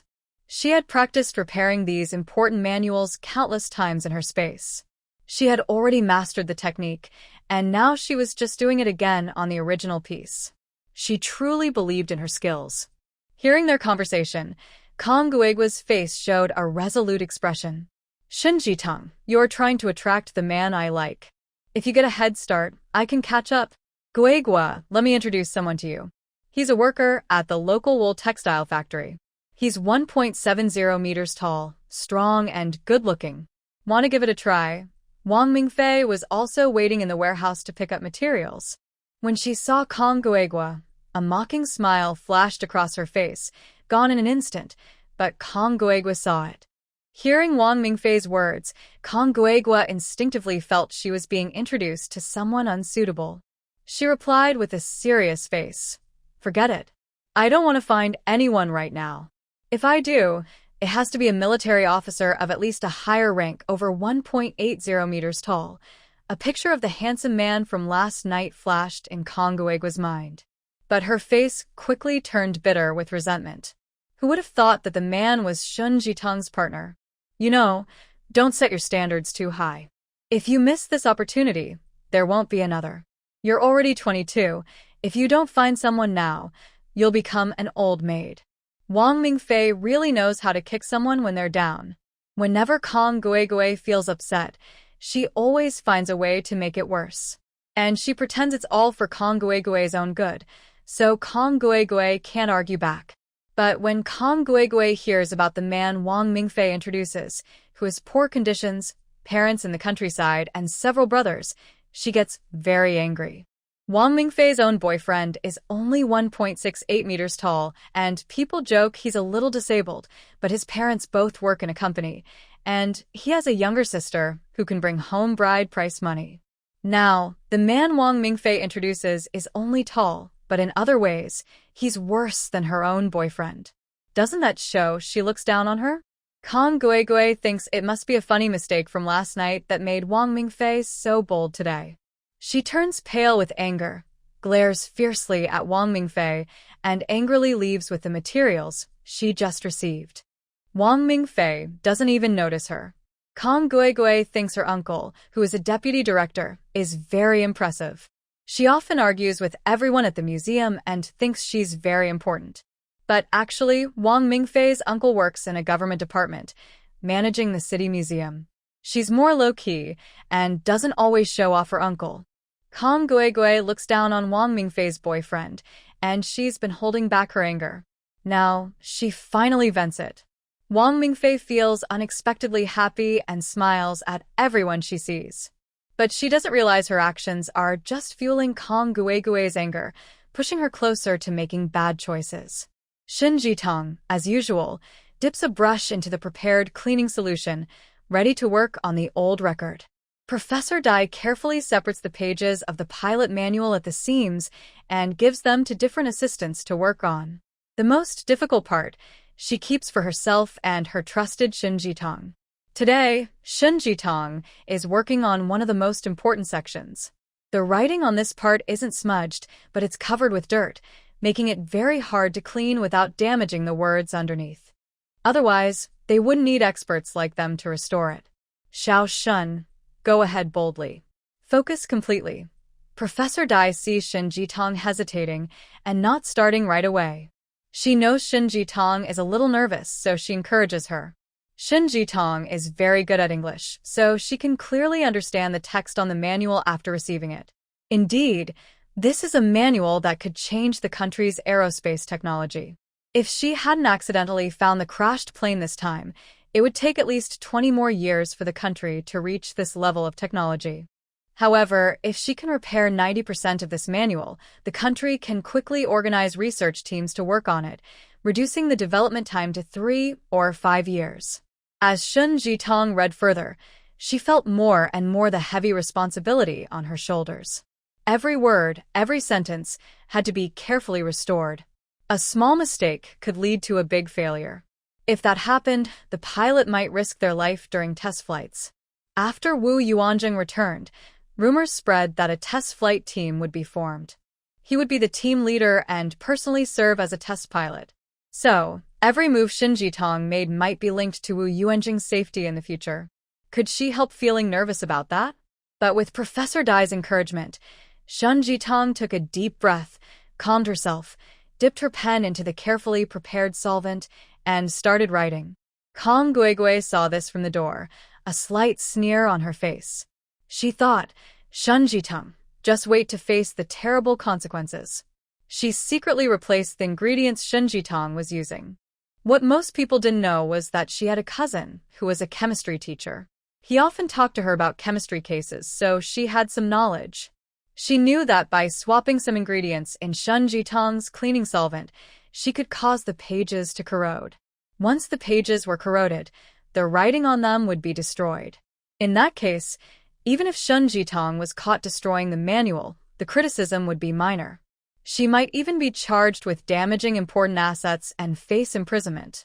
Watching Shin Jitong prepare to write and dip her pen into the solvent, Kang Guegue's lips curled into a slightly sinister smile. At this moment, she deeply felt that Shin Jitong's fate was about to change. Shin Jitong originally had a handsome partner and was valued by Professor Dai. Maybe in the future, she would become a student of Professor Dai like a scholar and might even get a stable job. Her life seemed to be heading smoothly and happily. As long as she damages the manual, making the important writing blurry, her happy life will come to an end. This act of damage must have a responsible person. And that person, should it be the person involved, Shin Jitong? Or Professor Dai? Her partner might leave her because she gets punished. In prison, she will be tortured by the guards. By then, not only will her fashionable clothes and bright appearance be gone, but even her face might not be recognizable. She might endure until the day she is released, but by then, she will have become a rough-skinned, aged woman no one recognizes. No one will care about her. As a social outcast, she will walk her final path alone and lonely. Hurry up and focus on cleaning. Shin Jitong, your good days are over. Seeing Shun Jitong finally put down her pen and the solvent seep into the pages, Kang Guegue dared not blink, afraid to miss the next exciting scene. Time passed second by second. Suddenly, Kang Guegue felt something was wrong. No scream, no signs of damage, no frantic attempts to fix things. Professor Dai, do you want to seriously check if there's a problem with the pages Shin Xiao repaired? Kang Guegue couldn't hold back and stepped forward. No problem, very good. The cleaning effect is excellent. After removing the dirt, the writing on the surface remains intact and clearly visible. Perfect. Professor Dai nodded, fully satisfied. That's impossible. Kang Guegue blurted out. Impossible? What do you mean? Shun Jitong stopped her work, looked up, and fixed her with a stare. Kang Guegue felt nervous and dared not meet her eyes. She turned her head and said while walking away, "Nothing. I need to get back to work." Shun Jitong stopped her. "Why are you shouting at me so harshly? What's the matter?" Although feeling guilty, Kang Guegue had to stand her ground. She stopped, turned around, and glared fiercely at Shin Jitong. "Why did you say it's impossible just now? Do you think I will encounter difficulties during the cleaning?" Shun Jitong asked her calmly. "No, not at all. I just think Professor Dai was too eager to praise you. We just started repairing. What if the results aren't good later?" She quickly found an excuse. "You really are stubborn. Kang Guegue, are you hoping my repair results in this way?" While speaking, Shin Jitong took out a similar bottle of solution from a drawer below and dropped a single drop onto a piece of white paper nearby. After the drop, it was clear to the eye that the area where the solution touched the paper turned yellow, then black, and was gradually eroded until the writing disappeared completely. Professor Dai and the other assistants gasped in shock. "Mr. Shin, what's going on?" Professor Dai asked. "Kang Guegue, just tell the truth. I've already called the police. Being honest will get you leniency. Resisting will only make things worse. You can still turn yourself in now." Shin Jitong didn't answer immediately, but turned to look at Kang Guegue. Kang Guegue's face was pale. She clutched her clothes tightly and nervously said, "Shin Jitong, it's just a small change in materials. Why did you call the police? You're overreacting." "Overreacting?" "Everyone saw it. She replaced the materials needed for my solution with something I didn't list. I think it's a kind of acid that can corrode. If I weren't naturally sensitive to smells and good at telling them apart, I might have been fooled.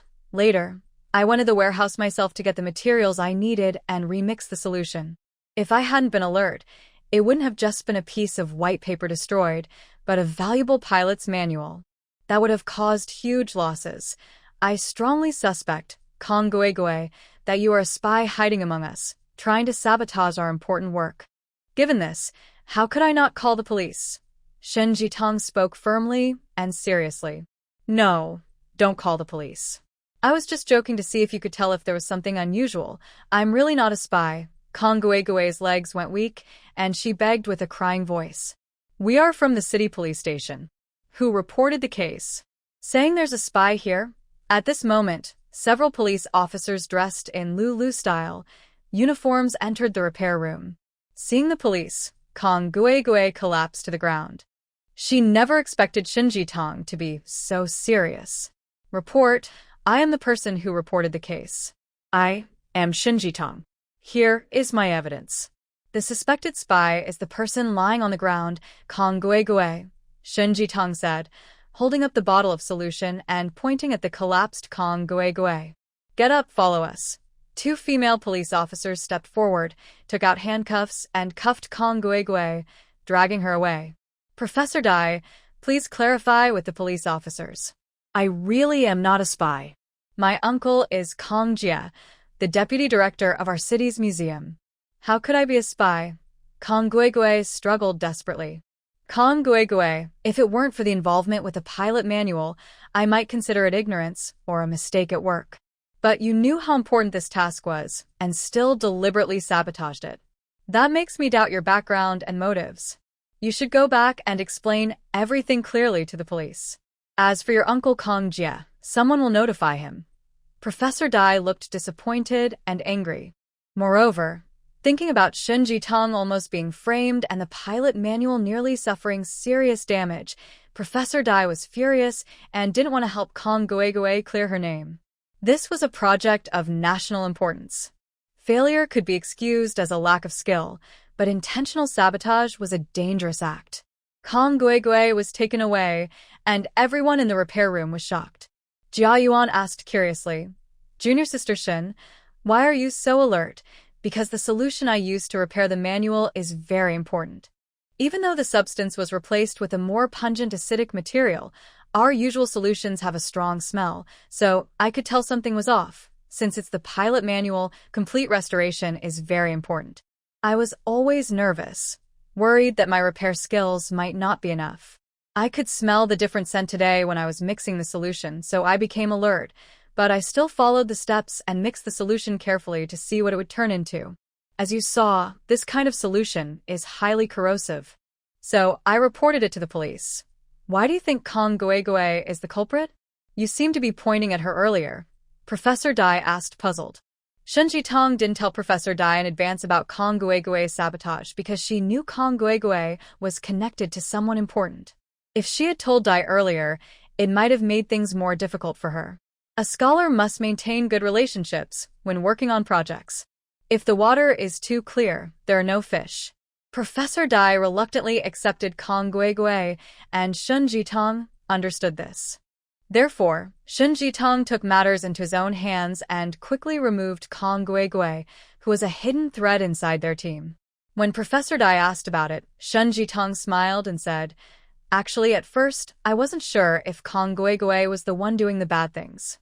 She was in charge of the materials, but honestly, everyone in the repair room could tamper with things. I have no proof, but there's a saying, all's fair in war. After mixing the first bottle of medicine and noticing something was wrong, I decided to let that person reveal herself. Since she wanted to harm me, she would definitely watch me carefully. So, I secretly observed her instead. The person who looked most nervous and restless during this process was probably the culprit. I pretended to be calm and normal. When I saw that the solvent didn't damage the paper, the first person to step forward was the one who did it. Sure enough, Kong Guegue couldn't hold back and stepped out, so she was likely the one. After a second trick, she confessed everything. Kong Guegue moved freely in the repair room and had opportunities to damage anyone's manual. The only thing I don't understand is why she chose to target me. Shen Jitong explained his analysis honestly. Professor Dai, feeling relieved, said, Good thing you're smart, Xiao Shen. If you hadn't been quick-witted, we all could have been harmed by her. As for her motive, I don't really understand. She was quite diligent in our team and never showed any dissatisfaction before. Plus, her uncle Kong Jia is indeed the deputy director of Lubo.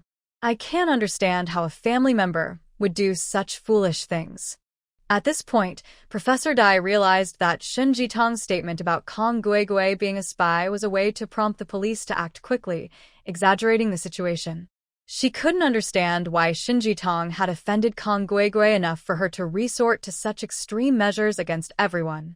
Professor Dai, I might know some details, Wang Mingfei said as she entered. Wang Mingfei didn't expect that Kong Guigui, driven by madness and jealousy, would dare to attack Shin Jitong. When she heard that Kong Guigui was taken away by the police for damaging the project, Wang Mingfei realized how serious the situation was. Mingfei? Do you know the details? Tell me. Professor Dai remembers that Wang Mingfei and Kong Guigui are quite close. Last night, when Guigui was working, a young man kept following her from behind. Wang Mingfei starts from the beginning. What? Are you saying that Kong Guigui is being flirtatious? The man she likes is Captain Wu. After finding out that Captain Wu is actually Xiao Shin's boyfriend, she became very jealous and did things she shouldn't have. So, the root of everything is Kong Guigui's jealousy? Professor Dai is a bit surprised. But upon thinking carefully, this explanation makes sense. It explains why Kong Guigui only targeted Shin Jitong and did so suddenly. Shin Jitong was originally confused, but now suddenly understands. It turns out that everything started because her handsome boyfriend caused trouble. She never thought that Wu Yuanzheng would become a troublemaker in her love life. Shin Jitong feels both amused and annoyed. Exactly. Guigui is narrow-minded, vain, and likes to compare herself to others. She said she wanted to find a tall, handsome officer. Maybe that night, Xiao Shin's boyfriend made her misunderstand, thinking he was interested in her. She was hopeful when she finished work that day and wanted to contact that young man, but she never expected he was Xiao Shin's boyfriend. She felt embarrassed and turned her anger on Xiao Shin, deliberately ruining her work and making her look bad. She never imagined she would cause such a big trouble. Wang Mingfei looks sympathetic. Actually, she was almost laughing inside. She already disliked Kong Guigui for mocking her and comparing herself to her. Now, Kong Guigui has ruined her own future and no longer needs to be her colleague, so she can have peace and quiet. Hey, a young lady should have the right mindset. Focusing on work is better. Professor Dai can only shake his head regretfully. Everyone else sighs along with him. Shin Jitong finishes work and takes the bus home. When she arrives at the base, Wu Yuanzheng happens to be back. He drives past her, sees her, and rolls down the window to wave. Shin Jitong signals him to stop and walks over to meet him. Wu Yuanzheng happily parks his car and quickly comes to her. Jitong, let's go out and try some local snacks. We got off work early today, so let's relax. Oh, and we got paid today, Wu Yuanjing said as he took out a stack of money from his pocket and handed it to Shin Jitong. Why are you giving me so much money? I don't even need that much for meals. Seeing that the money was about 200 yuan, she pushed it back in confusion. You are my wife. From now on, I will let you manage my salary. Feel free to spend it. Just give me 10 yuan a month as pocket money. Wu Yuanjing doesn't smoke or drink. 10 yuan on him lasts a long time, and he thinks it's enough. Shin Jitong counted the money and found 210 yuan. It seems that pilots earn quite a lot. The most popular skilled workers in the factory earn only 38 yuan a month. Pilots earn 6 or 7 times more than skilled workers. But flying is very dangerous. Skilled workers can't compare, and high pay often means risking their lives. Thinking of this, Shin Jitong felt a bit sad. She put the money in her pocket and said, "Okay, I will keep it for you, but I won't spend it recklessly. It will all be used properly. I also saved some money in the bank. The passbook is at the southeast base. When we go back there, I will give you the passbook too." Wu Yuanjing took the opportunity to explain everything at once. Seeing him willingly hand over control of the money, Shin Jitong naturally didn't refuse. A housewife managing the family finances can make the marriage more stable by at least half. Otherwise, if she doesn't know how her partner spends money or how much, she will be clueless, and the marriage won't last long. Having control over the money is the best way to understand each other. Although Shin Jitong knew Wu Yuanjing wouldn't have extramarital affairs, She thought that letting him support her would give him a greater sense of achievement. Sure enough, Wu Yuanzheng smiled brightly. Great. From now on, Tang Tang will help me manage the money. I might use half a month's salary to buy a cheap how I like. Would you feel sad about that? Shen Jitong asked on purpose. No, I won't feel sad. As long as you like it, spend freely. When I get a promotion, I can earn a higher salary and buy you more things you like. Wu Yuanzheng nodded definitely. Shen Jitong felt warm inside. Thinking of Kong Guigui, she initially wanted to confront Wu Yuanzheng, but now she felt it was unreasonable to do so. It was Kong Guigui who envied her husband's good looks. What fault does her husband have? If she blames her man because of this, wouldn't that just fulfill Kong Guigui's wish? Although I really didn't want to tarnish Wu Yuanzheng's reputation by mentioning Kong Guigui's name, I still had to tell him about the trouble caused by Wu Yuanzheng.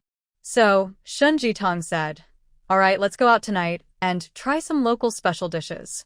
We've been here for a while, and besides the big pot chicken and thin-skin buns at Farm 108, I haven't really had any other local specialties. Tonight, it's my treat. Shen Jitong playfully waved the money in her hand. Shouldn't she be the one paying?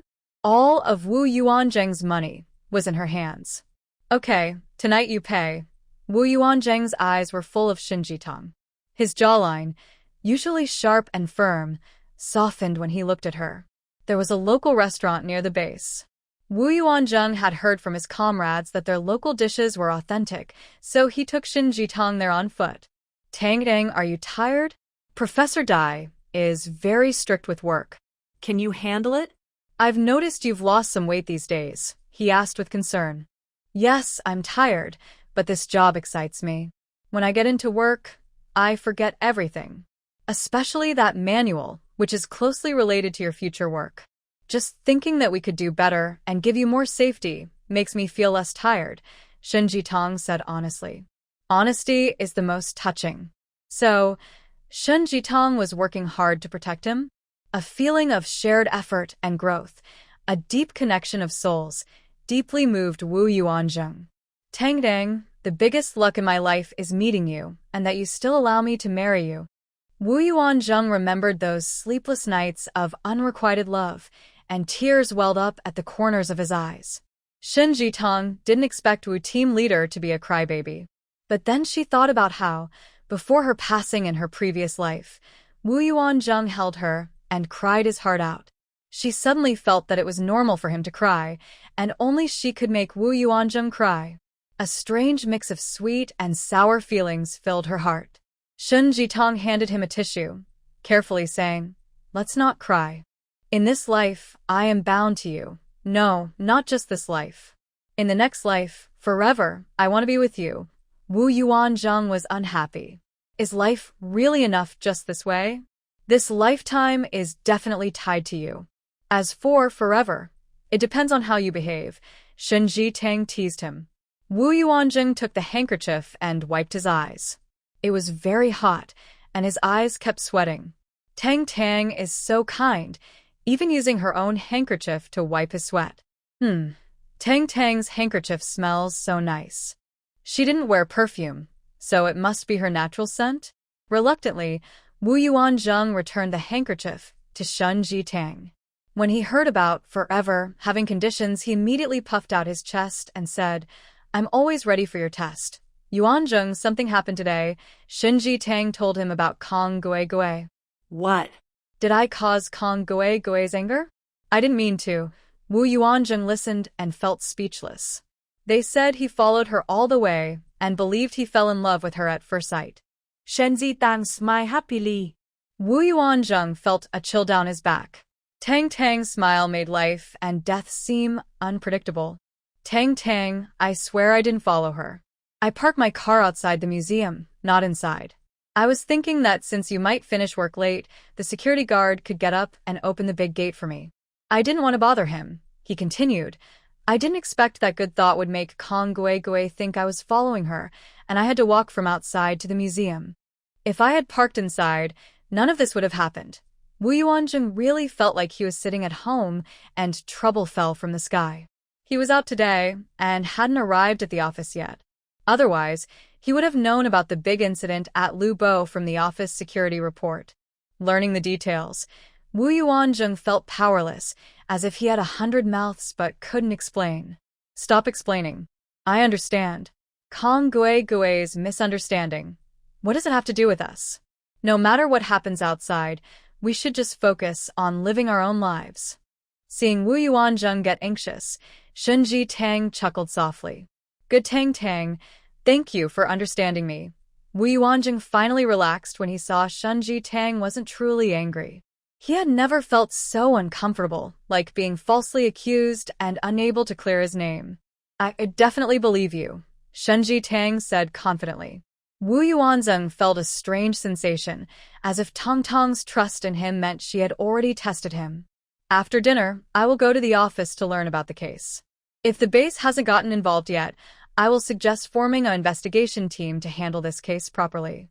Otherwise, if everyone treats the repair manual as a joke, similar problems might happen again in the future. This time, your quick thinking prevented trouble. But if it happens a second or third time, we might not be so lucky. Once someone gets hold of it, the damage to our country could be huge. The more Wu Yuanjing thought about it, the more he felt uneasy. He believed this case couldn't be taken lightly. You're experts in this area, so you decide. Here we are, the restaurant. What should we eat? After sharing the details of the case, Shin Jitong cleared her mind and felt lighthearted. The rest, Wu Yuanzheng would handle naturally. One of our comrades said their hand-pulled lamb and naan bread are good. Want to try? Wu Yuanzheng suggested. Sure. I'll order that. Shin Jitong had no food restrictions as long as it was tasty. She wanted to try everything. Of course, she couldn't eat very spicy or fishy foods. In the end, Shin Jitong ordered 2 jin of hand-pulled lamb, costing 1.4 yuan, naan bread, 6 liang of grain coupons, costing 0.8 yuan, 20 skewers of grilled lamb, costing 2 jiao. The restaurant chef recommended hot brick tea and offered original lamb soup, both free. Shin Jitong listened and accepted all. The meal cost her 4.3 yuan and 6 liang of grain coupons. After eating and drinking enough, the two headed back to the base. On the way, they didn't notice that across the street, a woman saw Shin Jitong. Her face first showed surprise, then a faint anger appeared. Wu Yuanzheng went to the office, while Shin Jitong returned to the guest house to rest. Because Shin Jitong was currently assisting with official duties, her accommodation was free. Wu Yuanzheng, as a base leader, also had free lodging and meals. So, their small living costs were very low. Even though Shin Jitong didn't have many valuable possessions, Wu Yuanjing's income was enough to support her comfortably and keep her healthy and well-fed. Anyway, after being with Wu Yuanzheng, Shin Jitong rarely used her own resources. When paying bills, he always paid first, so Shin Jitong couldn't spend her money freely. After returning to her dormitory, Shin Jitong entered her space. Unexpectedly, this time entering the space brought her a surprise. She suddenly realized that her space seemed to have changed a little. At first, she just felt it was different. But upon a closer look, she noticed that the space appeared more organized. Why was that? Could it be that the space has a new function? Shin Jitong walked around her space and finally understood why it felt different. Recently, she had been busy planting vegetables and fruit trees. The harvest was more than she could handle, so her vegetables and fruits piled up. Originally, she just casually stored the vegetables and fruits in buckets she bought next to the black soil. Now, these vegetables and fruits were stored inside her space in a self-named storage cabinet. The storage cabinet was located at the boundary between vegetables and fruits. Shin Jitong could sense with her mind that all the produce was neatly arranged by type, stored in transparent containers. She could take out whatever she needed just by thinking about it. This was so convenient. Although Shin Jitong didn't know why her space had become so user-friendly, she quickly thought that maybe the space didn't like her to pile things randomly. Well, no matter what, with this storage cabinet, handling vegetables and fruits became very easy for her. She found a bunch of onions in the storage cabinet that she should have only had after harvesting. It seemed the storage cabinet could automatically sense when fruits and vegetables ripened and could automatically harvest and sort them. Wouldn't that make her life even easier in the future? To test if her idea was correct, Shun Jitong planted a plant she had never grown before, sea buckthorn. She heard that sea buckthorn juice was rich in vitamin C. A few days ago, she saw an older woman selling a basket of sea buckthorn seedlings on the bus, so she bought all of them. Since her vegetables hadn't fully ripened yet, she hadn't planted them before. Now, she could just test the storage cabinet's function. After planting the sea buckthorn, Shun Jitong returned to her villa. She used her mind to pick out 2 watermelons and made 6 glasses of watermelon juice with a juicer in the kitchen. There were 2 cups with lids. She left the room and went to Wu Yuanzheng's room across the hall. She used a key to open the door and placed watermelon juice on his desk. Wu Yuanzheng had given her an extra key to his room so she could come and go easily. However, she didn't ask him for her room key because of the space restrictions. Shin Jitang pretended not to notice and didn't give him the key. This wasn't because she didn't trust him, but she was worried that if Wu Yuanjing entered her room late at night and found her not there, she wouldn't be able to explain herself. Wu Yuanzheng's bed was always neatly made, with pillows and blankets folded perfectly, like in a military camp. His shoes under the bed were lined up straight. He was very disciplined. Shun Jitang wanted to help tidy up his room, but realized there was no need. She wasn't the kind of girl who liked to snoop, so she returned to her own room. After Wu Yuanzheng finished checking the situation at the office, he found out that although the base had received a notification from the Lu City police, they hadn't yet taken it seriously or made a detailed plan. He quickly drafted a plan for the investigation and informed the relevant people. He planned to coordinate with the Lu City police the next day. Late at night, Wu Yuanzheng returned to his room and saw 2 cups of watermelon juice on his desk. He was very thirsty. Although there was water in the office, he hadn't drunk any. Seeing the fresh, tempting juice, he couldn't resist. He drank both cups quickly. No one else could come into this room, so the only person who could leave the juice there was Shun Jitang. Moreover, the taste of the watermelon juice was consistent with Shun Jitang's usual style, fresh, sweet, and delicious. Wu Yuanzheng drank it without worry. He was so tired he wanted to fall asleep immediately, but after drinking the juice, he suddenly felt energized. He thought he could run another 10 kilometers. He believed he had just endured his most tired moment, so he felt alert. He went to the bathroom to wash his face and continued studying the latest flying technology. At 6:30 the next morning, Shin Jitang and Wu Yuanzheng woke up at the same time. They had agreed last night to have breakfast together at the cafeteria today.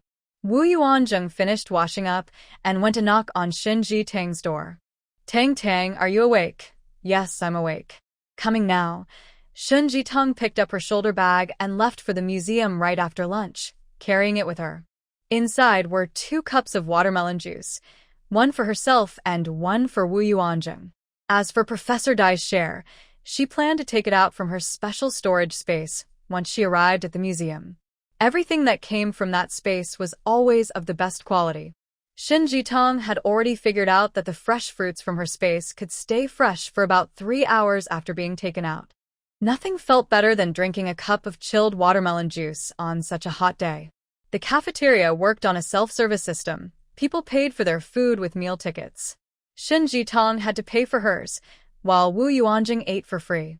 That morning, Shun Jitang chose Southern-style pot stickers and rice noodles and soup.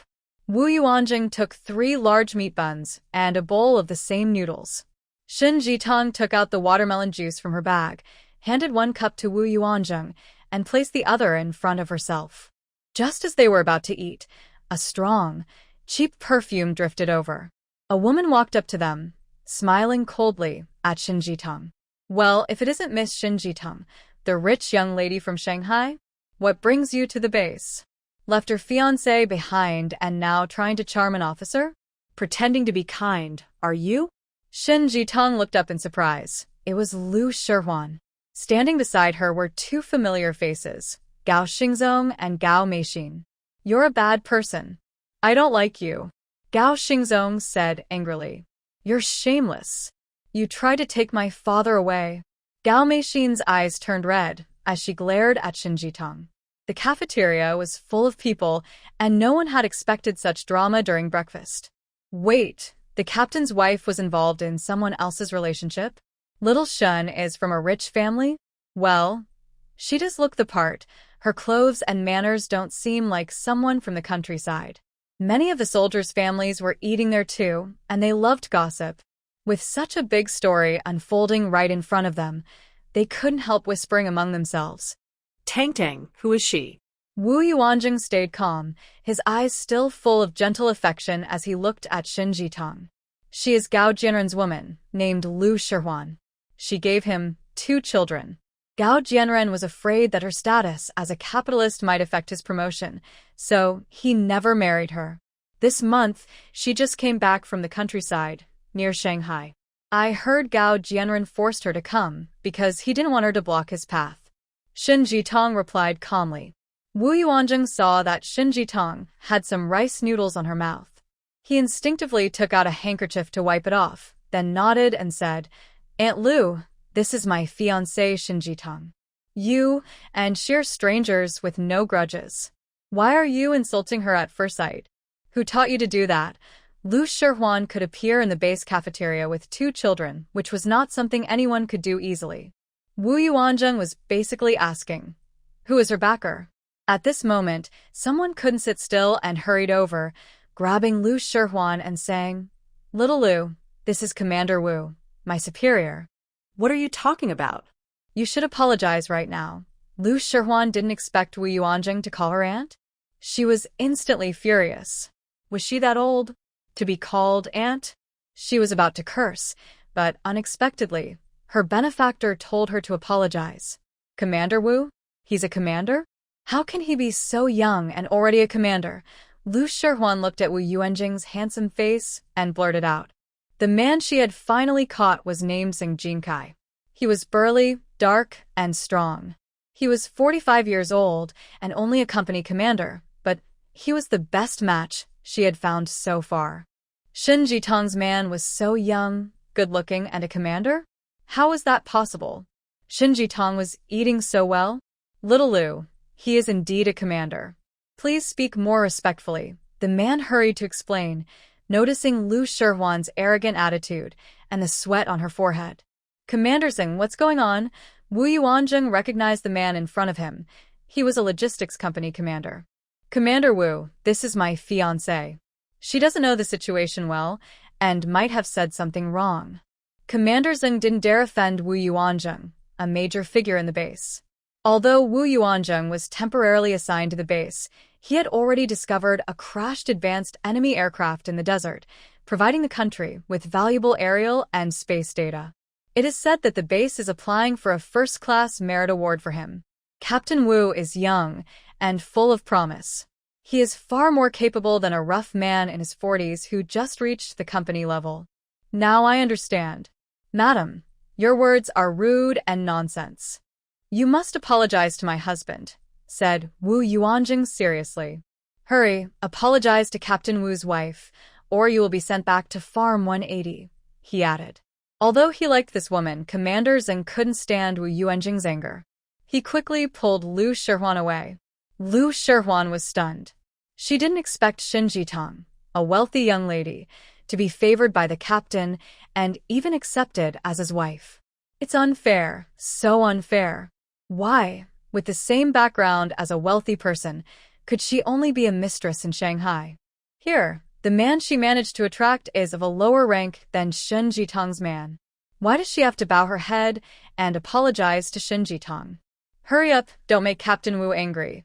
Commander Xing saw her not moving and got angry. He rudely pushed her in front of Shin Jitong, bowed to her, and urged Lu Shihuan to apologize. I'm sorry, Lu Shihuan said softly, feeling helpless. I can't hear you. Shin Jitong didn't expect Lu Shihuan, who was so unpleasant, to struggle desperately, flirt with the newcomer, and even dance in front of her. And all this in a public place, spreading rumors about her? She couldn't tolerate it anymore. Sorry, Lu Shihuan raised her voice a little. Sorry for what? Say it clearly. Shun Jitong was not unreasonable, but she wouldn't be polite to Lu Shihwan. I'm sorry. I shouldn't have spread rumors that you abandoned your fiancé and flirted with other men. I was talking nonsense, Lu Shihwan admitted under pressure, slapping her own face. There was no choice. Her man was not of a higher rank than Shun Jitong's man. In the base, ranks are strict. Even if her man is only half a level below Shun Jitong's, it's a huge difference. Spreading rumors right away. From now on, if anyone hears this woman talking badly about me, remember she's still spreading rumors. If anyone hears her talking behind my back or spreading rumors about me, tell me immediately. I have some white rabbit candies from Shanghai here. Anyone who reports to me will receive a bag as a thank you. Each bag weighs half a kilogram. Shun Jitong straightforwardly set a clear price. Anyway, giving sweets was just a gesture of friendship, within reasonable limits. White rabbit milk candies are now a rare treat. Without candy coupons, they can't be bought in Lu City. If someone has half a kilogram of white rabbit candies, they can enjoy them slowly for a year. This year, the children in the family had something to look forward to. If they did well on exams, they got a candy. If they were praised by teachers, they got a candy. If they caught a cold, they received a comforting candy. They found it very useful. Indeed, Shun Jitong understood human nature well. Once this announcement was made, the young women at the base started secretly planning. Next time they hear Lu Shihwan talking behind Shun Jitong's back, they must report it to Shun Jitong. In just a moment, they could exchange it for half a kilogram of white rabbit candies. Isn't that tempting? Comrade Shun, I remember what you said. Half a kilogram of white rabbit candies. I will definitely watch out for her and see if she says anything bad. Comrade Shun is so generous, but it also shows she's figured out the other person's true nature, someone who likes to gossip about others. It's better to stay away from such people in the future. Didn't you hear what Comrade Shun said? She was a mistress in Shanghai, and even had a child. What kind of person could she be? Suddenly, the tone of the discussion shifted. Lu Shihwan's face turned pale. She hadn't expected Shun Jitong to be so wealthy, precisely cutting off her chance to spread rumors behind her back and gaining everyone's favor. And Shun Jitong also exposed her shameful days in Shanghai. But who could compare to Shun Jitong's wealth? She falsely claimed to be from a wealthy family, but her family had given all their money to her 2 brothers and a younger brother. She only had a bad reputation, no financial support. She had no money and couldn't match Shun Jitong's methods or give everyone benefits. She lost this round again. Sorry, Comrade Shun, little Lu is new here and doesn't understand things. It won't happen again. Commander Zheng frowned and took Lu Shihwan and her son away. Tang Tang, don't be angry. People like her are just like flies, buzzing around. If you meet her again, just pretend she doesn't exist. Wu Yuanzheng comforted Shun Jitong. I'm not angry. I just wonder how she ended up walking with Commander Zheng. Shun Jitong was speechless. Lai Shihuan's vitality is too strong. Even at this point, she can still jump around happily. If she doesn't change, someone will eventually find her mistakes and then we can deal with her. Wu Yuanjing's eyes flickered. He planned to investigate Lai Shihuan's background and her connection with Commander Zheng. It's okay. Focus on your work. People like her aren't worth your energy. Shun Jitong's eyes showed hostility, but her heart was confident. Wu Yuanjing nodded, skipping this topic, and said, As for Kong Guegue, the investigation team from the base has already been formed and is working with the Lu City police station. I didn't join the investigation team to stay fair. No matter what, Kong Guegue definitely won't come out unscathed this time. Shun Jitong didn't want to bother with this anymore. After work, Shun Jitong brought watermelon juice to Professor Dai. Thank you, Xiao Shen. By the way, has your mood been affected? Professor Dai asked with concern. Don't worry. I won't be affected. Professor Dai, if you have important tasks, just give them to me. Shun Jitong took the initiative to shoulder more responsibility. Professor Dai nodded happily. By noon, Wang Mingfei came to share some news. After the investigation team from the base got involved, Kong Jia was dismissed because he couldn't tell good from bad and used connections for relatives, nearly causing a major loss to the country. Kong Jie's dismissal was good for the repair room. Otherwise, everyone would be afraid of being retaliated against because of Kong Goe. Shin Jitong vaguely felt that this was probably Wu Yuanjing's doing. Only Wu Yuanjing would be so careful and consider these follow-ups. Professor Dai also relaxed and ate lunch happily, even eating half a bowl more. At night, Shen Jitong finished work and Wu Yuanjing came to pick her up. This time, Wu Yuanjing rode a bicycle. The street was almost empty now. Shen Jitong sat on the back seat, boldly hugging Wu Yuanjing's strong waist, her face pressed against his powerful back. She felt the cool night breeze her long hair, and her mood was very happy. However, once they reached the base dormitory, Shen Jitong's mood turned sour. Because, as she was about to enter, a woman came out from the door diagonally opposite. Surprisingly, it was Lia Shihuan. "Oh my, I didn't expect you guys to live here too? You're not even married yet, and you're already living together. How shameless." Li Shihuan opened the door and saw the two people. She was momentarily stunned, then immediately put on a sharp attitude, like a snake ready to strike. Wu Yuanjing already knew who Li Shihuan was. When he saw Shin Jitong about to argue with her, he took Shin Jitong's hand and said, "Tang Dang, go back to your room and rest. Don't bother with her." Shin Jitong was already too lazy to pay attention to her. In public, it's useful to show strength and suppress her. But in this private setting, talking to her is just a waste of effort. So, Shin Jitong and Wu Yuanjing each opened their own room doors, went inside, and closed the doors. Li Shihuan didn't expect that neither of them would pay her any attention, and they weren't even sleeping in the same room. She felt annoyed and snorted, twisting her waist like a snake, then headed to Zheng Jinsai's dorm at the base. Wu Yuanjing was a key staff member borrowed from another province, so he wouldn't stay long. His superiors only arranged for him to stay at the base guest house. Zheng Jinkai was from this base, so he had a dormitory here. Zheng Jinkai is 43 years old. His wife died suddenly 2 years ago, leaving behind 2 sons. Both are now in high school, about to graduate, and are looking for jobs and partners. Although Zheng Jinkai is a company commander and has good conditions, he has 2 sons who need to be supported, which makes people hesitate. Even with a high salary, his 2 sons need to get married and start their own families. His income isn't enough to support both of them. Marrying Zheng Jinkai means not only losing comfort but also having to support his sons, take care of their children, and cook for them. Smart women think about this and get a headache. Who would want to marry him? So, Zheng Jinkai has been single for 2 years. A few days ago, he went to the 108 farm to buy fruit for the base. He happened to meet Li Shihuan. At that time, Li Shihuan had just suffered a fire, inhaled smoke, and was hospitalized. Zheng Jinkai also caught a cold, and they made eye contact. After the fire was exposed that night, Li Shihuan's reputation at the farm was ruined. For a while, no men dared to come to her for fun, afraid of being caught by their families.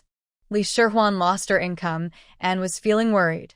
She took advantage of Zheng Jinkai, who was hungry for 2 years, and sneaked into his bed at the hospital when no one was around during the night shift.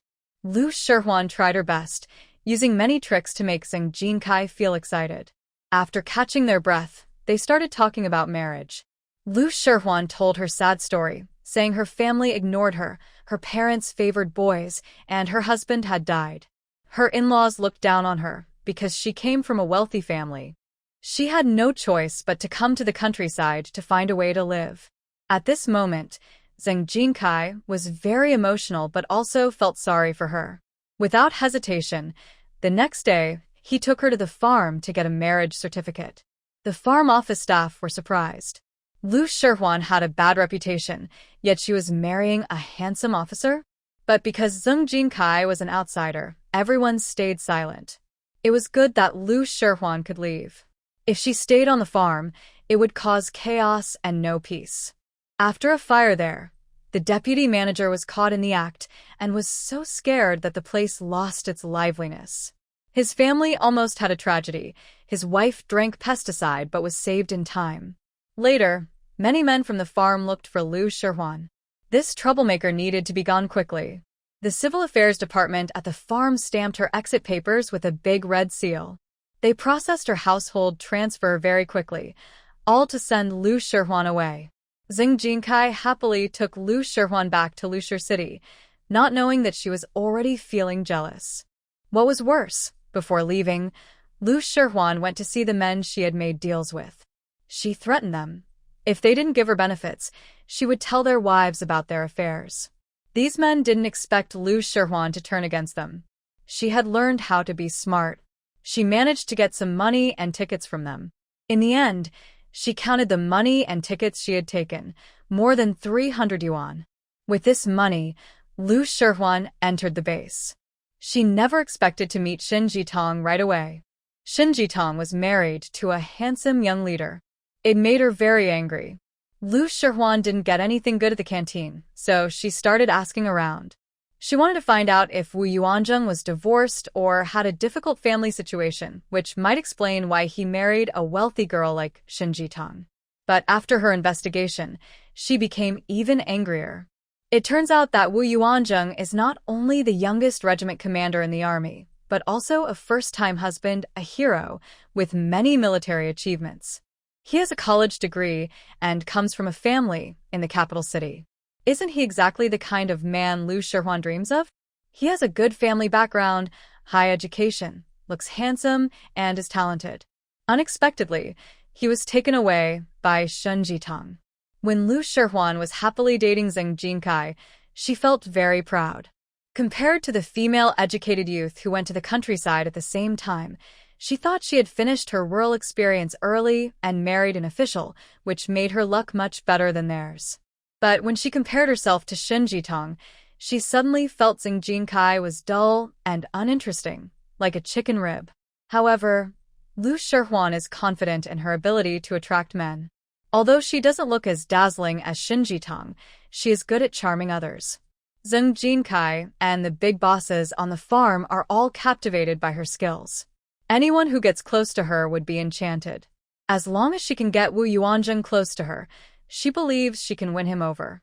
Lu Shihwan is ambitious and is driven by Shin Jitong's strong desire to conquer. But for now, she needs to first deal with Zheng Jinkai, get him to give her more benefits so she can make arrangements everywhere and save some resources for herself.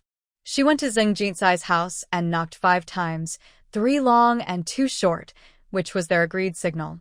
Zheng Jinkai, wearing shorts and a tank top, opened the door. When he saw Lu Shihwan, he immediately looked around cautiously and urged her, "Come in quickly. If the neighbors see, it won't be good. They might say we're living together before we're officially married." Lu Shihwan was pulled inside by him. "Where's your son? Keep your voice down. Don't wake them up. I told them to sleep at Grandma's house. Tonight, it's just the 2 of us." At home, Zheng Jinkai revealed his true self, looking at Lu Shihwan with desire, his hands becoming restless. Lu Shihwan leaned close to him, letting him smell her fragrance, then softly said, "Brother Kai, we're staying in a guest house. The conditions aren't great.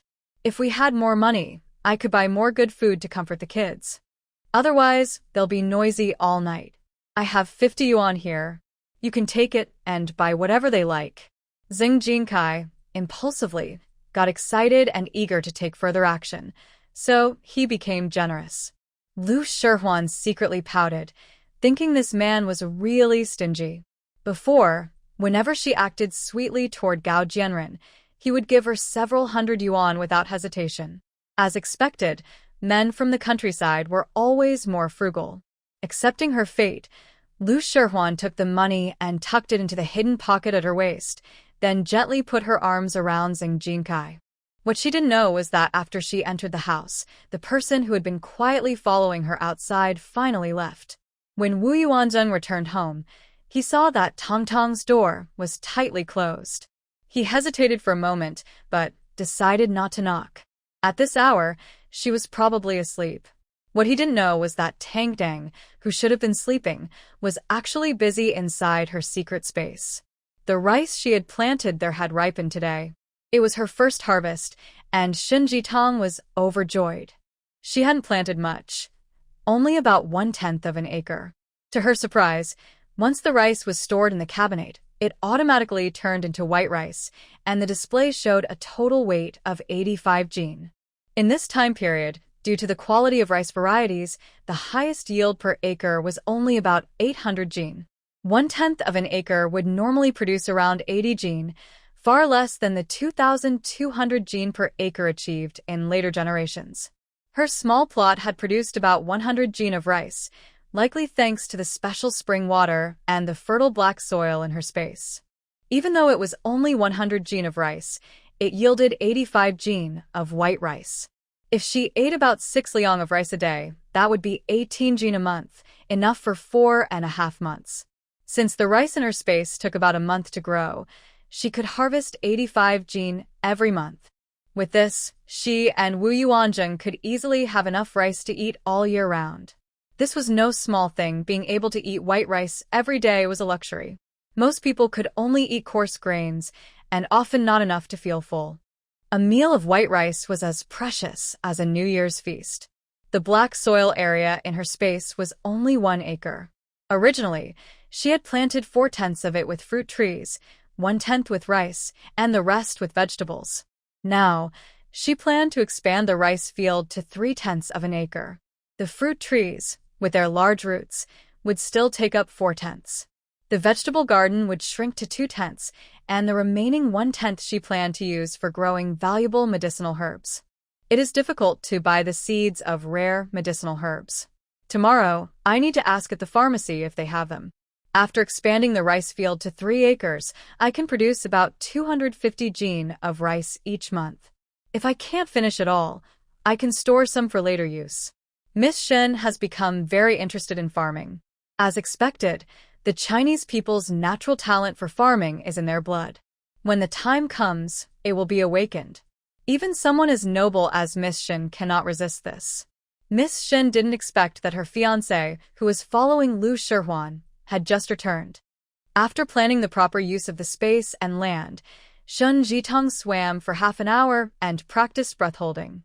Now she can hold her breath for 5 minutes. She plans to improve her breath-holding to 8 minutes. In the future, when she lives by the sea, she might even dive into the water to catch fish and pearls. After practicing breath-holding, she cut 5 boxes of fruit, apples, grapes, pears, and watermelons, preparing to bring them to Wu Yuanzheng, Professor Dai, and her fellow students in the repair room tomorrow. After cutting the fruit, she squeezed all the remaining watermelons into juice and stored it in her space. When needed, she can easily take some out. The watermelons in her space now produce 4 or 5 each day, and they are almost impossible to finish. Juicing is the fastest way to use up the ripe watermelons. Through her experiments, Shun Jitong learned more about the new storage cabinet. It now has 32 compartments, each seemingly only able to hold one type of produce from the black soil. In the future, she will plant new varieties and store new crops in the cabinet.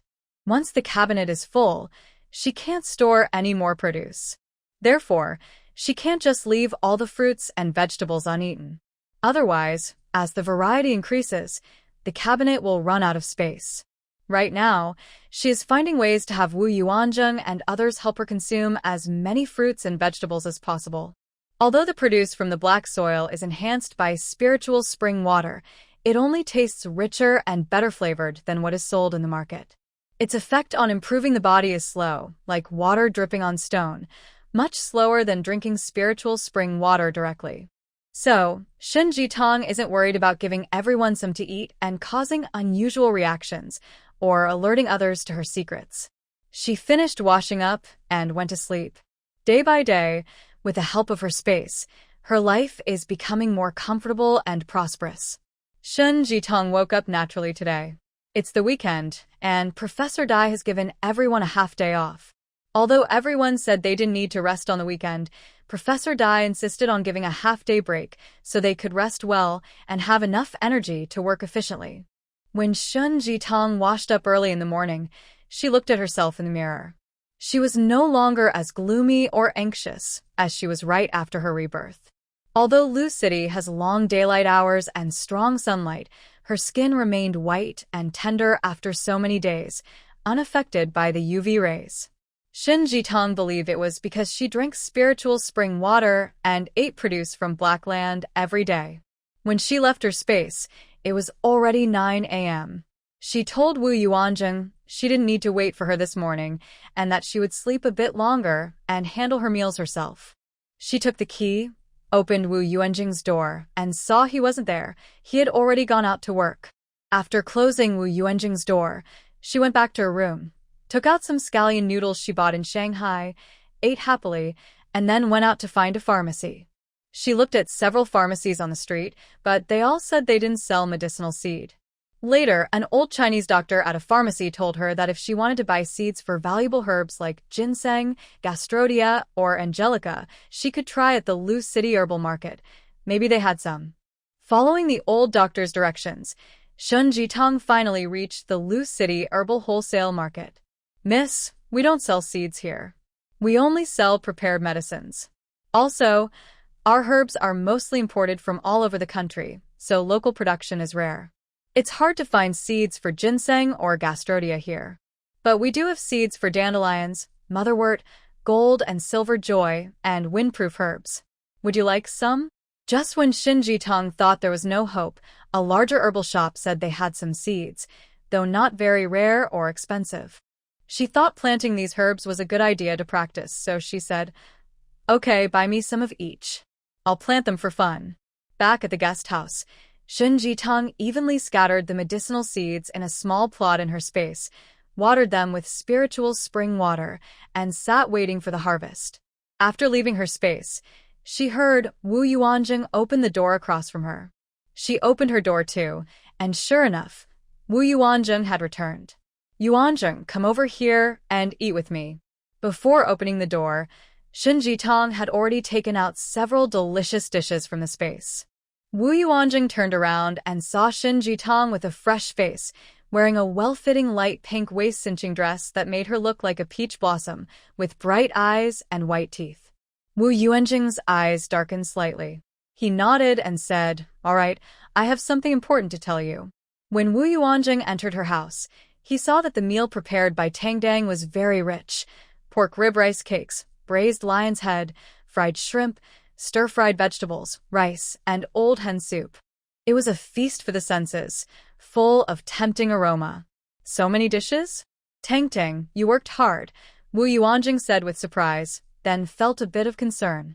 "It's not me who cooked. I found a restaurant that specializes in Shanghai cuisine and asked their chef to make it," Shin Jitong explained shyly, touching her nose. Wu Yuanjing thought she had cooked the dishes herself. "Even if you didn't cook, you went to buy them, so it's still hard work for you," Wu Yuanjing praised her. Knowing that Tang Dang always led a refined life, Wu Yuanjing could accept such luxurious dishes. Loving someone means accepting everything about her. Besides, this was just her usual routine. Moreover, Tang Tang wasn't a parasite of society. The work she was doing now contributed more than hundreds or thousands of people combined. Using her own money to improve her life was not excessive at all. Eat quickly or it'll get cold. "Oh, I also cut some fruit and squeezed watermelon juice to take home," Shin Jitong said. "Okay." Wu Yuanjing washed his hands and sat at the table with Shin Jitong to eat. "Is it delicious?" "Very good. The chef's skills are excellent, just like in Shanghai," Wu Yuanjing said happily, grabbing another piece of pork rib. "The person I found definitely isn't wrong." Shin Jitong remembered that these dishes were bought from the most famous restaurant in Shanghai. As they ate and talked, Wu Yuanjing said, "By the way, I checked the background of Lu Shihuan. She and Commander Zeng are quite a match." Wu Yuanjing's words carried a lot of meaning. Curious, Shin Jitong asked with a gossiping look. "What? Is Zeng Jin Kai also involved? You said you had something important to tell me. Could it be about this?" "Yeah, that's it," Wu Yuanjing nodded. "What happened to Zeng Jin Kai? Hurry and tell me." Shin Jitong perked up her ears, almost ready to move her small stool and start munching on sunflower seeds. Wu Yuanjing saw her interest and couldn't help but smile, thinking that his investigation was worth it. So, Wu Yuanjing began to explain slowly. "It turns out Zeng Jin Kai is in charge of logistics. He usually seems honest, but several people have reported him to higher-ups for problems. Apparently, Zheng Jinkai once used inferior goods, like rice and fruits, for supplies. When authorities investigated, Zheng Jinkai claimed that the quality of rice and fruits varied, which is common in procurement. Since the rice and fruits involved in the reports had already been used up, there was no evidence, and the case was dropped. Zheng Jinkai's personal life is messy, possibly related to money he got from unknown sources. Before his wife died, he was involved with a flirtatious widow, but this is just hearsay, with no real proof. His wife found out and caused a big scene at the widow's house. Maybe Zheng Jinkai used some tricks, because his wife soon stopped speaking out. Not long after, Zheng Jinkai's wife suddenly died. It is said she died of a heart attack. Before her death, she showed no signs of illness and seemed healthy to outsiders. At first, some suspected that Zheng Jinkai had caused her death to silence her and encouraged her family to accuse him. But nothing came of it later. Her family apparently thought that since she had 2 sons to raise, they needed their father. If Zheng Jinkai had gone to jail or had trouble, the 2 sons would face employment and marriage issues. Who would help them? Her family tolerated it. Many of Zheng Jinkai's bad deeds made people suspicious. So many suspicious things happening to him. Could it all be normal? But after his wife died, Zheng Jinkai behaved honestly for a while. He didn't look for women or remarry, claiming he loved his wife deeply and didn't want to marry again soon. Because of his attitude, public opinion shifted. People thought that even if he had some rumors, he had turned over a new leaf and was now a good man. But such a good man, after losing his wife for 2 years, finally couldn't hold back. When he went to the 108 farm to buy supplies, he quickly hit it off with Liu Shihuan.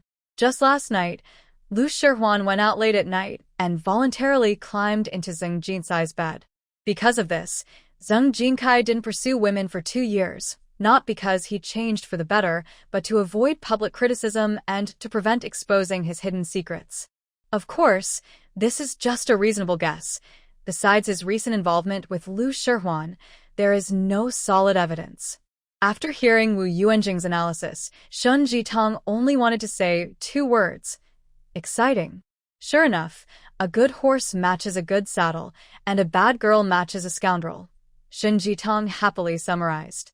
In her second life, Shun Jitong is strong and controls all of Shun's family assets. She also has the powerful help of a spiritual spring space. When it comes to the people and events around her, she mostly watches with a sense of amusement.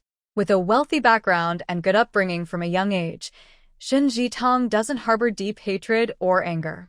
She doesn't have the fierce energy to fight gods or Buddha. She doesn't need it. Unresolved anger can lead to health problems like cysts.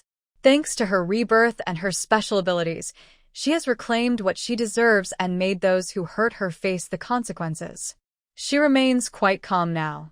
What makes her happiest is that in her previous life, Gao Jianren's beloved Liu Shihuan, who was once pure and cold like the moon in the sky, has now become a woman who is openly with other men. She has revealed her true nature in front of her children. No matter how much Liu Shihuan tries, after becoming an adult, she won't appreciate Shun Jitong.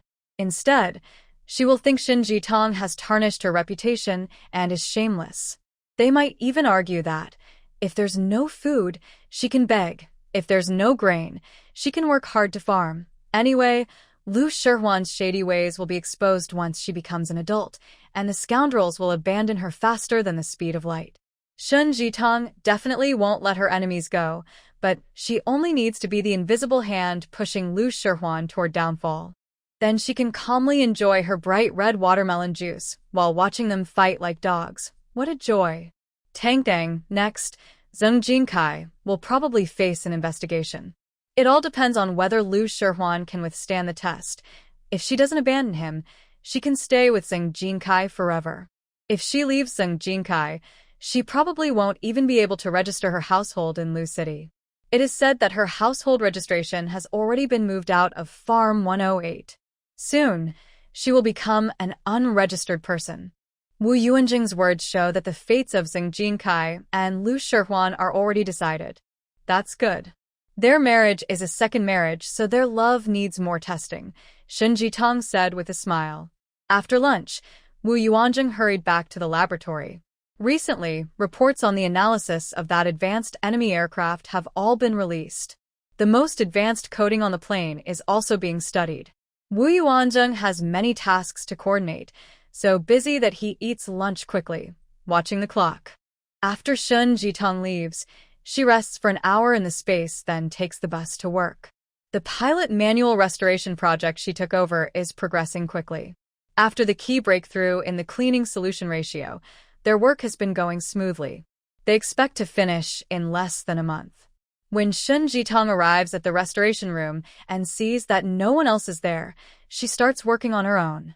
While waiting for the solution to be prepared, Shen Jitong takes out a page of the restored pilot manual to look at and casually writes the translated text on a nearby sheet of white paper. She often does this recently to test her English skills. Since it is hard to find foreign language books in the country now, this pilot manual is the most advanced English reading material she can access. At that moment, the scheduled time for the solution mixture arrives. When she hears the ding sound, Shen Jitong gets up to fetch the solution, leaving the translation paper on her seat. She goes to the neighboring lab. Professor Dai and an elderly man with white hair enter the restoration room. Professor Ling, this is our restoration room. Although the conditions are poor, everyone works hard and selflessly. The restoration progress is ahead of schedule, Professor Dai introduces. Good. The dedication of young people is commendable. Professor Ling looks at the paper on Shen Jitong's seat. He picks it up and, as a top military expert in the country, immediately recognizes it as the translation of the pilot manual. Oh, this is written by Shen Jitong. She is the talented repair expert I told you about.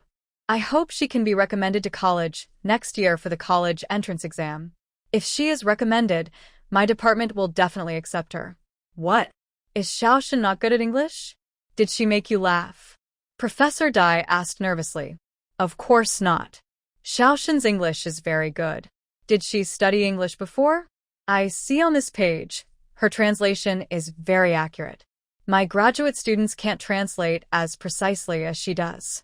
Where is she? Professor Ling looked around but didn't see anyone else. Maybe she's in the next lab. I'll go call her. Shen. Professor Dai called out while about to leave. At that moment, Shen Jitong entered holding the prepared solution. Professor Dai. Are you looking for me? Seeing an outsider, Shen Jitong nodded politely and greeted him, even though she didn't know him well. Professor Ling, this is Shen. Shen, this is Professor Ling Tian. He is one of our country's top military experts, here for the pilot manual. Hello, Professor Ling. Hearing this, Shen Jitong quickly greeted politely again, realizing he was a big expert. Shen, did you translate this page of the manual? Professor Ling picked up the paper she placed on her seat and asked seriously. Seeing his serious expression, Shen Jitong felt nervous. Oh no, could it be that she didn't translate it well? Professor Ling, I translated these. I have no other intention, just practicing reading and translating English. If it's not allowed, I won't translate any more in the future. Did you really translate this? That's great. I didn't come here in vain today. I found another talented translator. Unexpectedly, Professor Ling Tian's face lit up with joy. In today's world, talented intellectuals are rare, especially high-level translators. Professor Ling knew well that translating the pilot manual must be precise. Even a small mistake could lead to big problems. One wrong word could cause the pilot or even the aircraft, which the country invested heavily in, to face serious issues. Professor Ling, Shen is my person. She's very important now. You can't take her away from me. Professor Dai didn't expect to invite a wolf into the house today. He was suddenly anxious, not caring about the other's high status or power, and spoke out to stop him, worried he might take her right then and there. Haha, Professor Dai, don't worry. Let me understand Shen's situation first. Professor Ling is gentle and calm. Shen Jitong looks confused, but she feels like she has become a valuable asset. She didn't expect that the skills her grandfather and mother worked hard to teach her would be proven useful over time, becoming her special talents. After some casual talk, Professor Ling learns that Shen Jitong is actually Wu Yuanjing's fiancé and that she will move to the southeastern coast with him after they get married. Professor Ling is very happy and says, "The pilot manual translation project only started after all the pilot manuals were repaired, and it was completed at the southeastern base. So, it won't affect Professor Dai's work at all. Xiao Shen, since you'll be moving to the southeastern base with the military, how about being assigned to me as a translator? Would you like that?" Shen Jitong feels a bit confused at first, overwhelmed by so many good things happening at once. Xiao Shen, listen to Professor Ling. This won't interfere with your current work. Hurry and agree. Once the manual translation is finished, Professor Ling can help you get involved in translating other military materials. When the college entrance exam comes next year, he can recommend you to our university. You won't need to rely on others. Isn't that perfect? Professor Dai has already planned her future path. Shen Jitong suddenly feels a bright light ahead. That's right, Professor Dai is thinking for you and has a good plan. I agree. As long as you help me with translation work, I will recommend you to Jing University. Professor Ling is a highly respected figure in the industry. His promise is firm, clearly showing Shen Jitong's bright future. Although intellectuals still face some difficulties, talented people in certain positions are well protected. Professor Ling belongs to this protected group. As long as Shen Jitong joins his team, even if she moves to the southeastern coast, she can do so safely. Professor Ling, I am a business owner. Knowing this, are you still willing to let me help with your work? He made his point clear up front. Shen Jitong doesn't want to be recruited only to be rejected later because of her background. That would affect her future in the southeastern coast. Don't worry. As long as you are a useful talent for the country, none of this will matter. I am also a business owner. I returned from studying abroad many years ago. Don't you think the country also values me? Professor Ling shared his experience. When Shen Jitong heard this, she felt reassured because they were similar. She smiled and nodded, saying, "As long as you don't mind my background, I am willing to dedicate all my talents for the country's development." That evening, Shen Jitong didn't need to work overtime. Professor Dai and Professor Ling wanted to discuss a partnership, so the important people handled the business, and the little helpers stayed out of the way. Shen Jitong and Jia Yuan both finished work on time. Jia Yuan said he had enough rest this morning and planned to go out for dinner with local friends tonight. He asked Shen Jitong if she wanted to join. She politely declined. She wanted to go home early. If Wu Yuanjing finished work too, they could eat together. If not, she would cook and eat alone in her space. But as soon as she returned to the guest house, Shen Jitong felt upset. Two little troublemakers were sitting outside her door, seemingly waiting for her. Although they were young and not a threat, Shen Jitong instinctively felt a wave of disgust. "Why are you sitting outside my door? Go back to your own room," Shen Jitong said coldly. "Mean woman, you are dad. What's so great about you?" We'll have a new dad soon." Gao Meixin looked at Shen Jitong with hatred and a mischievous smile. "Mom found us many dads, but the best was the first one. He bought us new clothes and took us to fancy restaurants. If it weren't for you, our first dad wouldn't have abandoned us." Gao Xingzong looked at Shen Jitong with a spiteful expression. "Little brother, don't talk too much. It's useless. When mom and uncle fight it out, she'll be out of the way." Gao Meixin, still a child, couldn't hide her pride and accidentally let slip a few words. Suddenly, Shen Jitong felt the scene was very familiar. Wasn't this just like the night she investigated Farm 108, when Lu Shihuan was involved in shady dealings and the two children were waiting outside the hideout? Her heart skipped a beat. The two little troublemakers sitting outside her door weren't waiting for her. They were waiting outside her neighbor's door. Her neighbor was Wu Yuanzheng. Could it be that Xiao Bai, the little traitor, just said that? Is Lu Shihuan flirting with Wu Yuanzheng? Are Lu Shihuan and Wu Yuanzheng together inside the room now? Shen Jitong's mind suddenly exploded with shock. She firmly believed Wu Yuanzheng would never fall for Lu Shihuan, but Lu Shihuan is so shameless and used to manipulating others with her charm. she might resort to dirty tricks. Her biggest fear was Wu Yuanzheng falling for her. From their behavior, it seemed that both Lu Shihuan and Wu Yuanzheng were inside the room.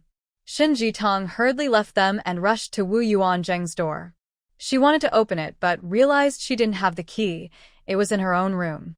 Seeing Shin Jitong trying to open the door, the two little troublemakers exchanged a quick glance, then suddenly jumped up. One grabbed her thigh, shouting, "Bad woman, you're not allowed in. Don't ruin my mom's happiness." They clung to her, making Shin Jitong feel more certain that something was wrong inside. She was so anxious she forcefully pushed them away. Shin Jitong was very strong.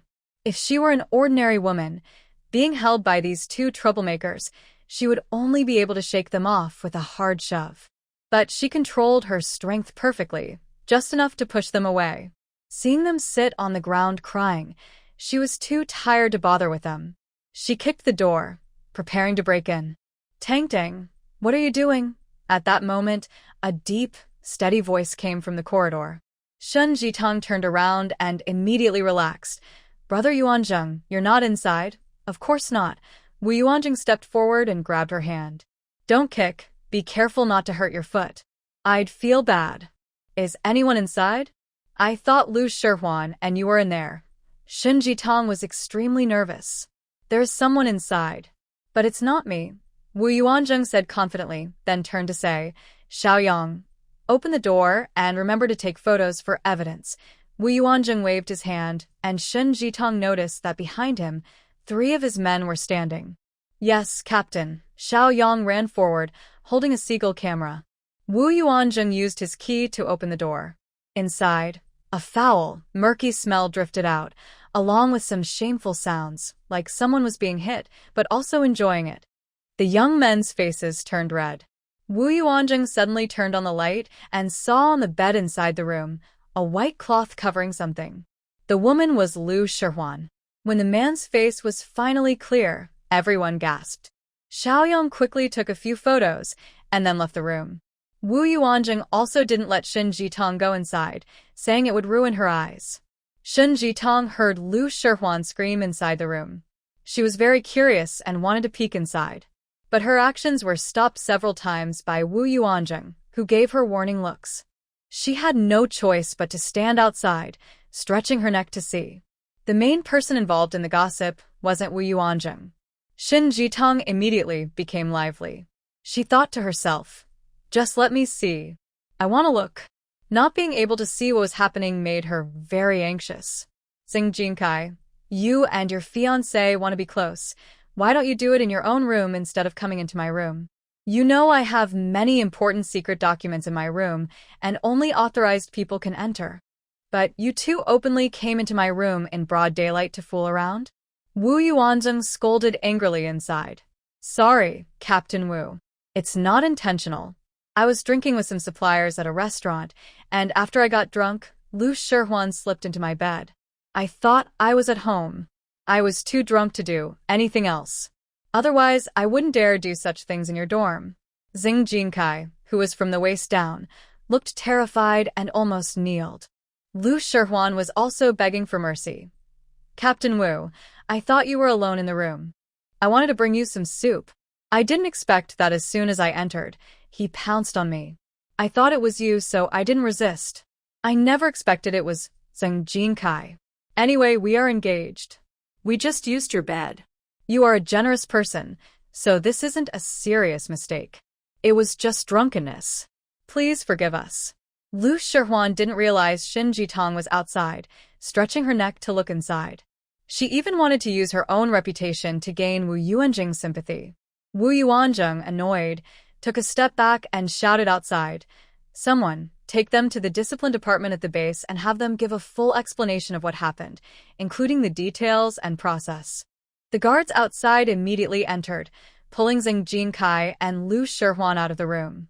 Seeing their new father and mother being taken away, the two little troublemakers were stunned and started crying loudly. What should we do with these two children? Seeing the situation, Shin Jitong suddenly realized that Lu Shihuan had been taken away and no one was left to take care of the children. First, send them to the nearby children's welfare home to help raise them. Wu Yuanzing didn't understand why he felt so dislike towards these two kids. Seeing them cry so loudly, he didn't feel any sympathy. Shun Jitong happily nodded and agreed, saying, "Maybe the welfare home will raise them well and help turn things around. No, we want our mom. We don't want to go to the welfare home." Gao Meixin tried to use her usual trick of hugging Shin Jitong's leg, but Shin Jitong was alert this time and easily dodged her. Being able to send you to the welfare home is already good. At least someone will take care of your food and shelter. Do you want to live under a bridge? Shun Jitong wasn't in the mood to comfort them. Startled, the little troublemakers finally behaved and were taken away. Today, it seems Lu Shihuan set this up. How did you manage to escape? After everyone left, Shun Jitong asked curiously. Wu Yuanzing couldn't help but laugh and cry. Why does his wife love gossip so much? She's happily eating her gossip, even when it's about him. Everyone had left the scene. Wu Yuanzheng instructed the staff at the guest house to change all the bed sheets and blankets and to thoroughly clean and disinfect the room again. Without doing this, he couldn't sleep in the room. If it weren't for the fact that his room faced Shin Jitong's, he wouldn't want to give it to someone else. He would have already changed rooms. After finishing these tasks, he returned to Shin Jitong's room to answer all her questions and satisfy her curiosity. It turned out that last night, Wu Yuanzheng followed Lu Shihuan and saw her openly showing affection to Xing Jinkai, which made him realize that this woman was unfaithful. She said one thing and did another. These two were a perfect match of old troublemakers. Thinking further, Xing Jinkai, as a comrade-in-arms, was easily tempted. She threw herself at him before they even registered their marriage, rushing into his bed. Suddenly, all the doubts about Xing Jinkai flooded his mind. So, he asked a trusted person at the base to investigate. He was surprised to find out that Xing Jinkai's financial records were a mess, chaotic and unclear. Upon further investigation of his social connections, it was found that he was on friendly terms with some suppliers, sharing meals and gifts, and involved in high-risk activities. Wu Yuanzheng realized that the previous reports about Xing Jinkai were not baseless. His safety might be protected by someone higher up. So, he sent people to follow Xing Jinkai and looked for clues about his protectors. This evening, when he returned to the guest house after work, he immediately smelled a faint, strange fragrance as he entered the room. Most people might think it was the disinfectant smell from the guest house, but as an experienced person, he quickly recognized that it contained ingredients that could influence emotions. There was also a faint scent of cheap perfume, which he identified as belonging to Lu Shihuan. The smell was very familiar. He immediately remembered it was Lu Shihuan's scent. Thinking about Lu Shihuan's tendency to flirt around, he became alert and quickly left the room. However, since Lu Shihuan had set a trap for him, he couldn't ignore it. Ignoring it would be too unfair to Lu Shihuan's careful plan. Just then, his subordinate reported that Xing Jinkai was being hosted at a supplier's banquet and was very drunk. Wu Yuanzheng came up with a plan.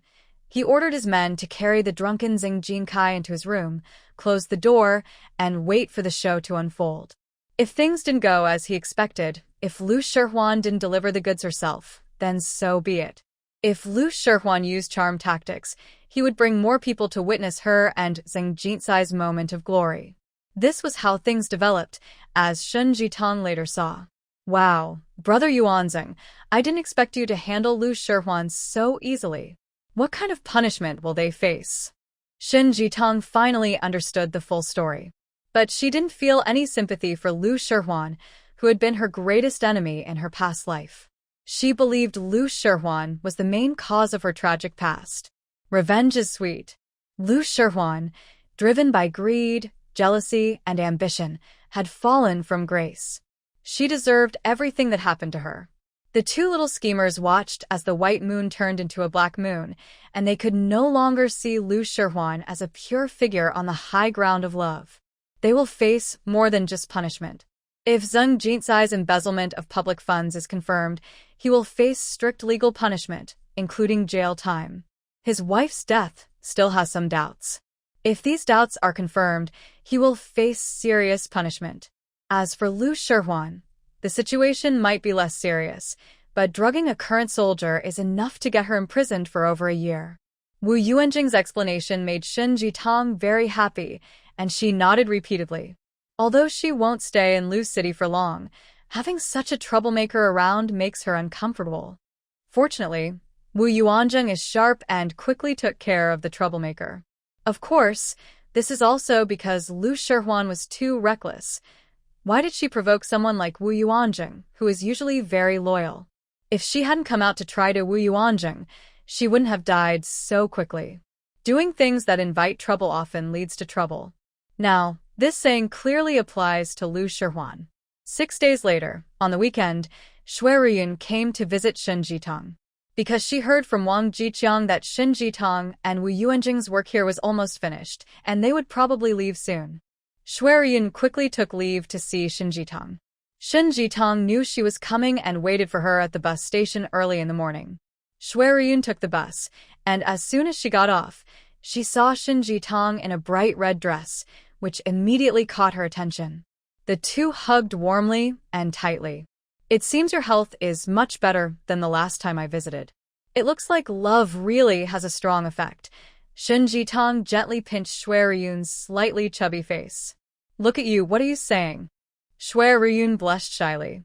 Shen Jitong took her luggage and said, let's go. I'll take you to catch the bus. It's only 2 stops from here, so it's pretty quick. You haven't been in Lu City long, but you've already become familiar with it. Shui Riyun was quite emotional. In her memory, Shen Jitong was always a well-protected young lady who would get lost if she went out alone. She didn't expect Shen Jitong to now be so independent and capable. We usually ride bikes when we're not working, wandering through the streets and alleys of the city, trying local food. You can say I know Lu City well. I'll take you to eat the best hand-pulled lamb in Lu City. While talking, Shen Jitong led her to the bus stop. Coincidentally, a bus arrived just then, and they got on. Tang Tang, sit here. There's a seat. After Shui Riyun got on the bus, she found an empty seat and sat down, calling Shen Jitong over. But a middle-aged man with a sharp face and a mischievous look took the seat beside her. Riyun felt a bit speechless, but on the bus, whoever gets there first can sit, so she couldn't do anything.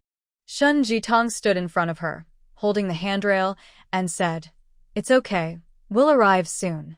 You sit. Thinking so, Riyun didn't argue. The man with the sharp face looked at both of them, seeming surprised and curious, glancing at this and that, almost drooling. Seeing his creepy expression, Riyun, if her seat hadn't been full, really wanted to stand up and leave. But she thought the bus was about to stop soon, so she held back. Who stole my wallet? She suddenly shouted. At that moment, an elderly woman standing next to Shen Jitong suddenly cried out in alarm. It turned out she wanted to pay her fare, reached into her bag, and found her wallet was gone. Her wallet contained over 120 yuan, which she was going to use to pay her hospitalized husband's medical bills. Oh my goodness, who took it? Please give it back. I beg you. It's my husband's life-saving money. The elderly woman, with white hair and calloused hands from hard work, was trembling and crying loudly. Shen Jitong quickly comforted her, holding her and saying, don't worry, ma'am. Let the driver not open the door. Let's take the bus to the police station and catch the thief. Hearing this, the elderly woman immediately seemed to find hope and cried, yes, that's the plan. Driver, someone on the bus has been robbed. Please don't open the door. Take us to the police station. Shen Jitong raised her voice loudly. She shouted quite loudly, so everyone on the bus, including the driver, could hear. We're about to arrive. Please open the door. I need to get off quickly. At first, the crowd was quiet. Then suddenly, a young man jumped out to oppose. Since someone opposed, others followed and agreed. Yeah, it's not our wallet that was stolen. I need to pick up my child. I'm about to catch the next bus home. If we go to the police station, how much time will that waste? Everyone had their own things to do. When they heard their plans might be disrupted, they all had opinions. The elderly lady only lost her wallet, and they all had their own important tasks to do. Seeing so many people oppose her, the rural woman was frightened and tremblingly said, Miss, maybe we should open the car door first and let everyone get off. No, Ma'am, the thief is probably still on the bus. If we open the door, he will run away and you'll never get your money back, Shen Jitong said loudly. Shui Riyun admired Tang Tang very much. Despite so many people watching, she dared to stand up and speak out against the crowd. Then, Shui Riyun also stood up to support her. Even if everyone's plans are delayed, if we let the thief escape, not only will the elderly lady suffer a loss, but this could happen to any of you in the future. If that day comes, who will help you then? Shui Riyun's words made everyone quiet for a few seconds. For a moment, it seemed like everyone could feel what she was saying. Nowadays, thieves are very bold. They are not only on buses but also on shuttles, and even homes often experience theft. Everyone hates thieves very much. If they catch a thief, they might just punch or kick them, or even tie them to a tree and beat them. If no one objects, I will call the police station now, the driver announced. No, who agrees to you taking us to the police station? When we reach the stop, I want to get off, or I will complain about you. A young man who had opposed earlier suddenly spoke up. You're unreasonable. Are you in cahoots with the thief? Someone nearby asked angrily. What are you talking about? I want to get off. Is that wrong? It's my right as a passenger, the young man snapped. Seeing someone dare to stand up, he suddenly swung his hand and revealed a spring knife. When everyone saw the weapon, they fell silent and quickly stepped back in fear. Actually, at this moment, everyone understood that this person was either the thief or an accomplice. The driver also became anxious. He dared not drive the bus away or open the door. The bus had already entered the bus stop but could only stop in place. Outside, people, not understanding the situation, pounded on the door, urging the driver to open it. Open the door. I want to get off. Just open it peacefully, and nothing will happen, the young man threatened, waving his knife around. Everyone was so frightened that they quickly moved back to give him some space. Did you steal my money? Please, young man, be kind and give it back to me. I borrowed this money from the whole village. My grandfather needs surgery tomorrow. If I can't pay for it, he might die. The old lady's eyes filled with tears. Master, we can't open the door. If we send him to the police station, I don't believe he can fight off everyone alone. Seeing the old lady pleading, Shen Jitong felt deep anger toward the bad man. She helped the old lady walk closer to the knife-wielding man, standing firm. The old lady begged for mercy, but Shen Jitong insisted on taking him to the police station, creating strong pressure on the attacker. Seeing that the passengers seemed to agree, the attacker quickly signaled to someone behind Shen Jitong. Suddenly, Shen Jitong heard a loud cry behind her. It turned out that one passenger was being held hostage. Open the door quickly, and let us get off. I will let her go, or I will stab her. The person making the threat was the shady man who had been sitting next to Ryun earlier. The hostage was Ryun herself. He held a small knife against her neck, threatening everyone with a fierce look. Shen Jitong was furious and sneered. So, you are working together. One does the attacking, the other watches for help. Stupid woman, no more talking. Driver, open the door now. The shady man tightened his grip on Ryun's neck, pressing the knife closer to her artery, shouting wildly. Shen Jitong signaled to Ryun with her eyes. Ryun understood. Her calmness helped Ryun slowly settle down from her shock. She spoke. Tang Tang, don't worry about me. Don't talk anymore or I'll stab you. The shady man pressed the knife even closer to Ryun's neck. Driver, stop the bus. At this moment, the passengers, unable to bear the pressure, started to ask for help. Miss, forget it. Let them go. We can all donate some money for the old lady's medical expenses.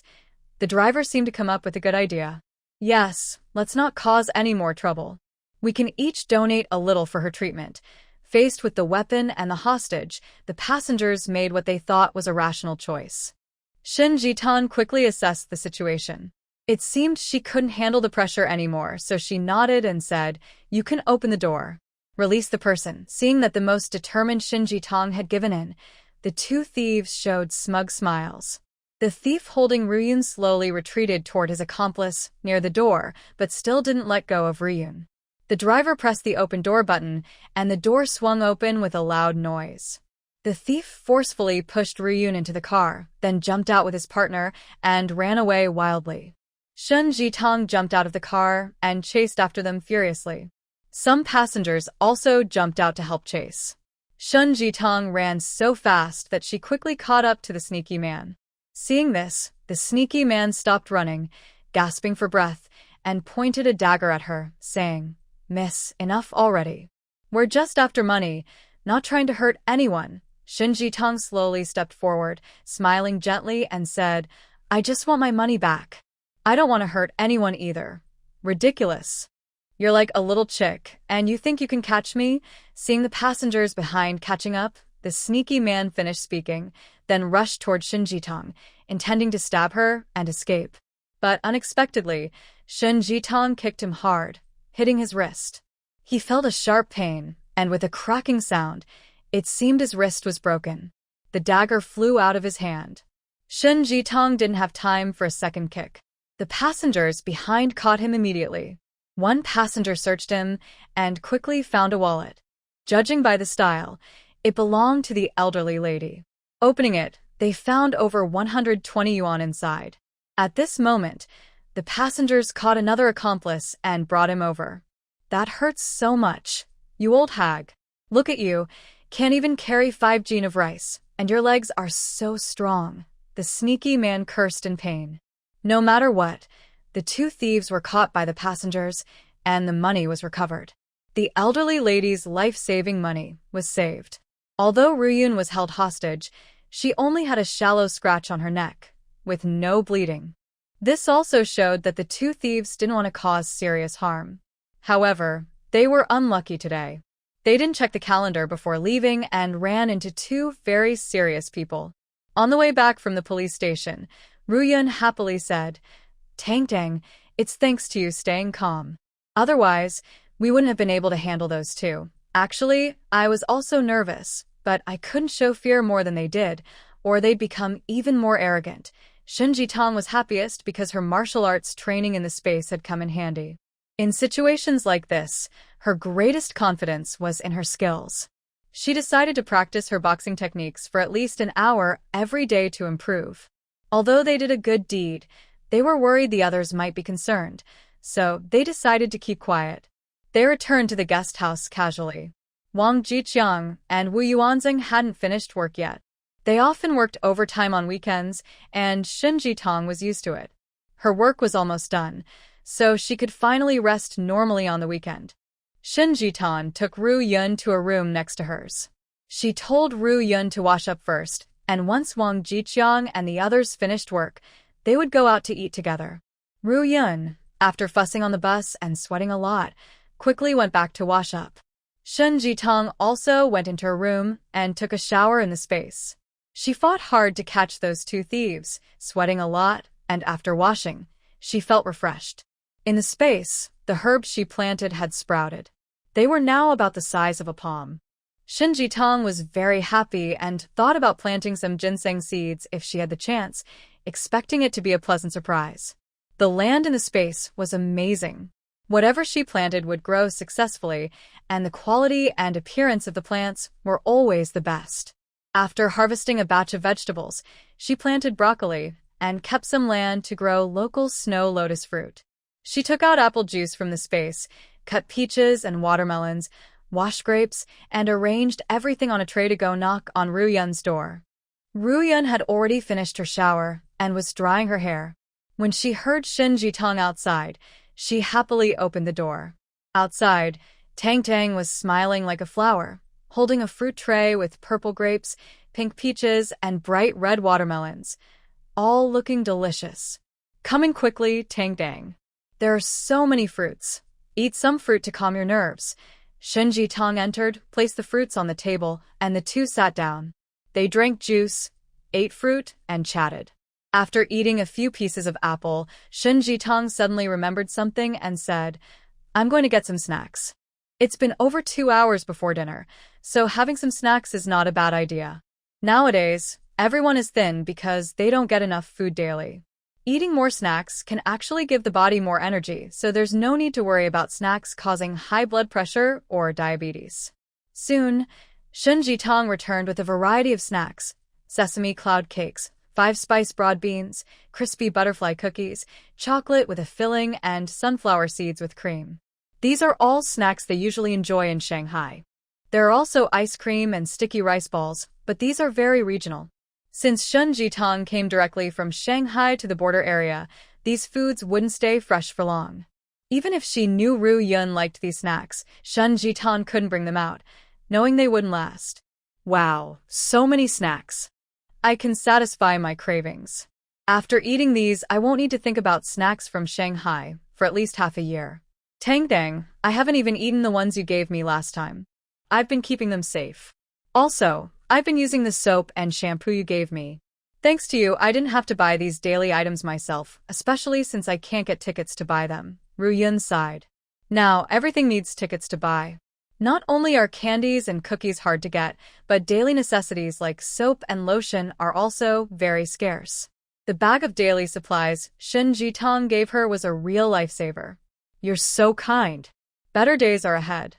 I think Commander Wang is a reliable person. When faced with danger, he didn't back down. Not many men are like that. Shun Jitong thought of her father, Wu Xiaolong, and his family, who had nothing. She wondered if they had gone to Hong Kong, and how they are doing now. That's the result of a bad man. Jicheng has been good to me. I never expected that just trusting my instincts would lead me to marry a good man. I'm now applying for a change of my official status. There's progress. The Shanghai authorities responded that, after review, my change of status was manipulated by someone. They agreed to change my landlord status to that of a small city artisan.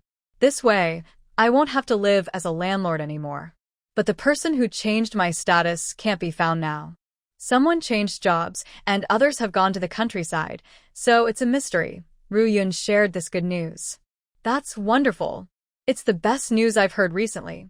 As for the person who changed your identity, you don't need to worry about him. Otherwise, he might cause trouble for your sister-in-law. Although she is quite disliked, your family probably doesn't want her to get involved. Shun Jitong felt happy.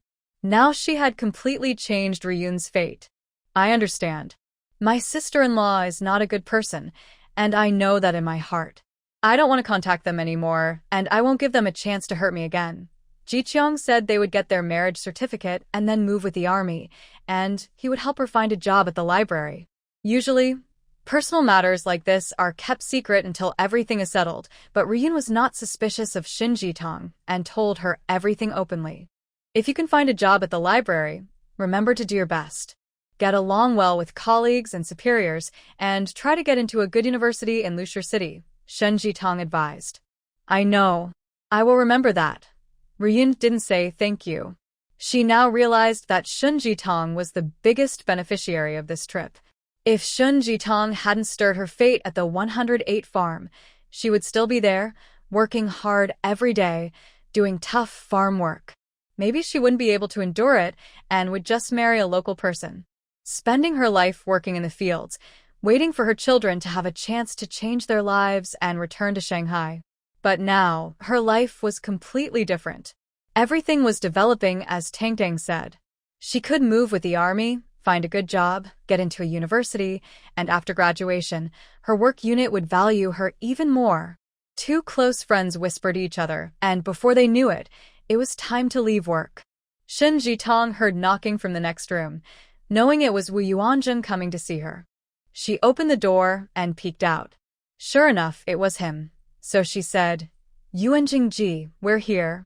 Has Captain Wang come? I've arrived. Sister-in-law, has Ryun come? Wang Jiqiang, who had been standing behind Wu Yuanzheng, also blocked by his tall figure, said, Yes, yes. I've prepared this room for her. Wait a moment, we'll pack up and leave. Shun Jitong closed the door before they could answer. Tang Tang, isn't this enough? Why do we need to pack anything else? Ryun tugged at her Cheongsam shirt, confused. Although your outfit is much better than usual, dating should have a special touch to make him remember your most beautiful look forever. After saying that, Shun Jitong quickly took out a black and white polka dot hair accessory and tied Ryun's hair. Ryun's bangs are a bit thick, but this style shows off her delicate eyebrows and features, making her look even more attractive. Then, She applied light makeup and a thin layer of lipstick, which made her look natural yet bright and beautiful. She also gave Roo-yeon a black and white polka-dot silk dress to change into, replacing her previous black trousers, and put on a pair of white leather shoes she took from her space. With this quick change, Roo-yeon transformed from a simple rural girl into a lively city girl full of energy. During her time in the countryside, Roo-yeon stopped dressing up, working hard every day and coming home exhausted, often falling asleep immediately. She had forgotten what she looked like when she was in Shanghai. Now, after Tang Tang's makeover, she looked in the mirror and couldn't help but tear up, saying, "Tang Tang, I thought I'd never have a chance to dress up again in my life. Looking good." Our Roo-yeon is still as beautiful as before. Seeing her best friend look just as lovely as before, Shin Ji-tong was very happy.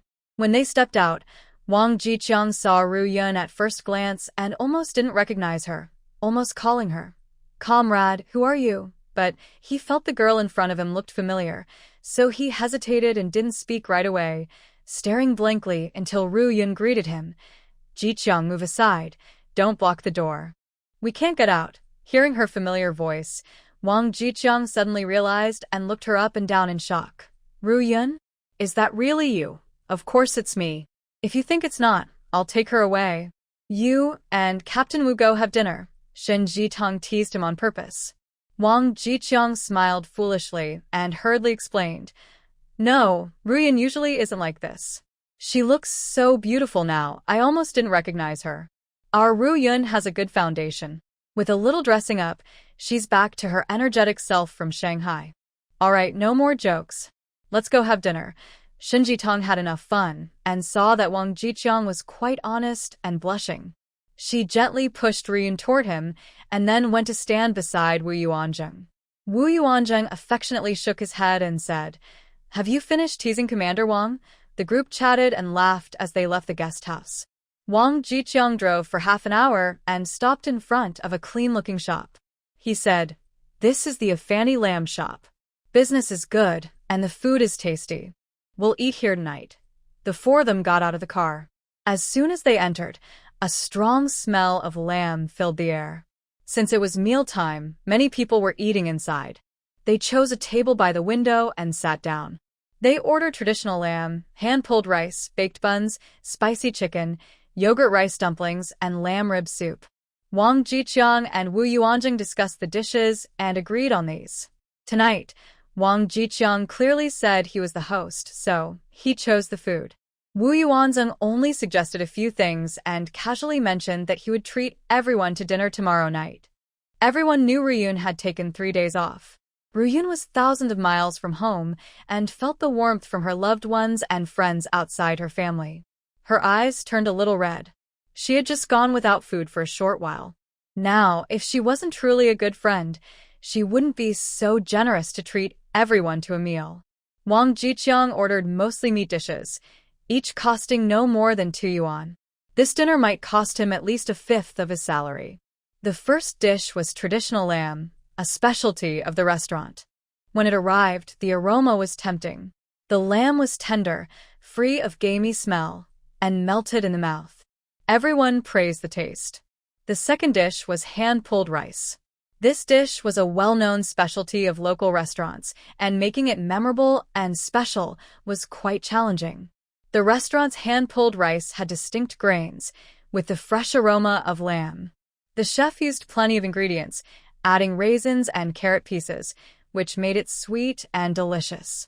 Once you started eating, you couldn't stop. The four of them were happily eating when suddenly, at the neighboring table, an elderly man exclaimed, "Oh!"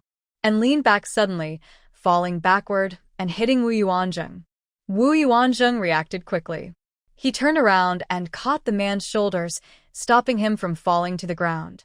Otherwise, it would be dangerous if the old man's head hit the hard cement ground directly.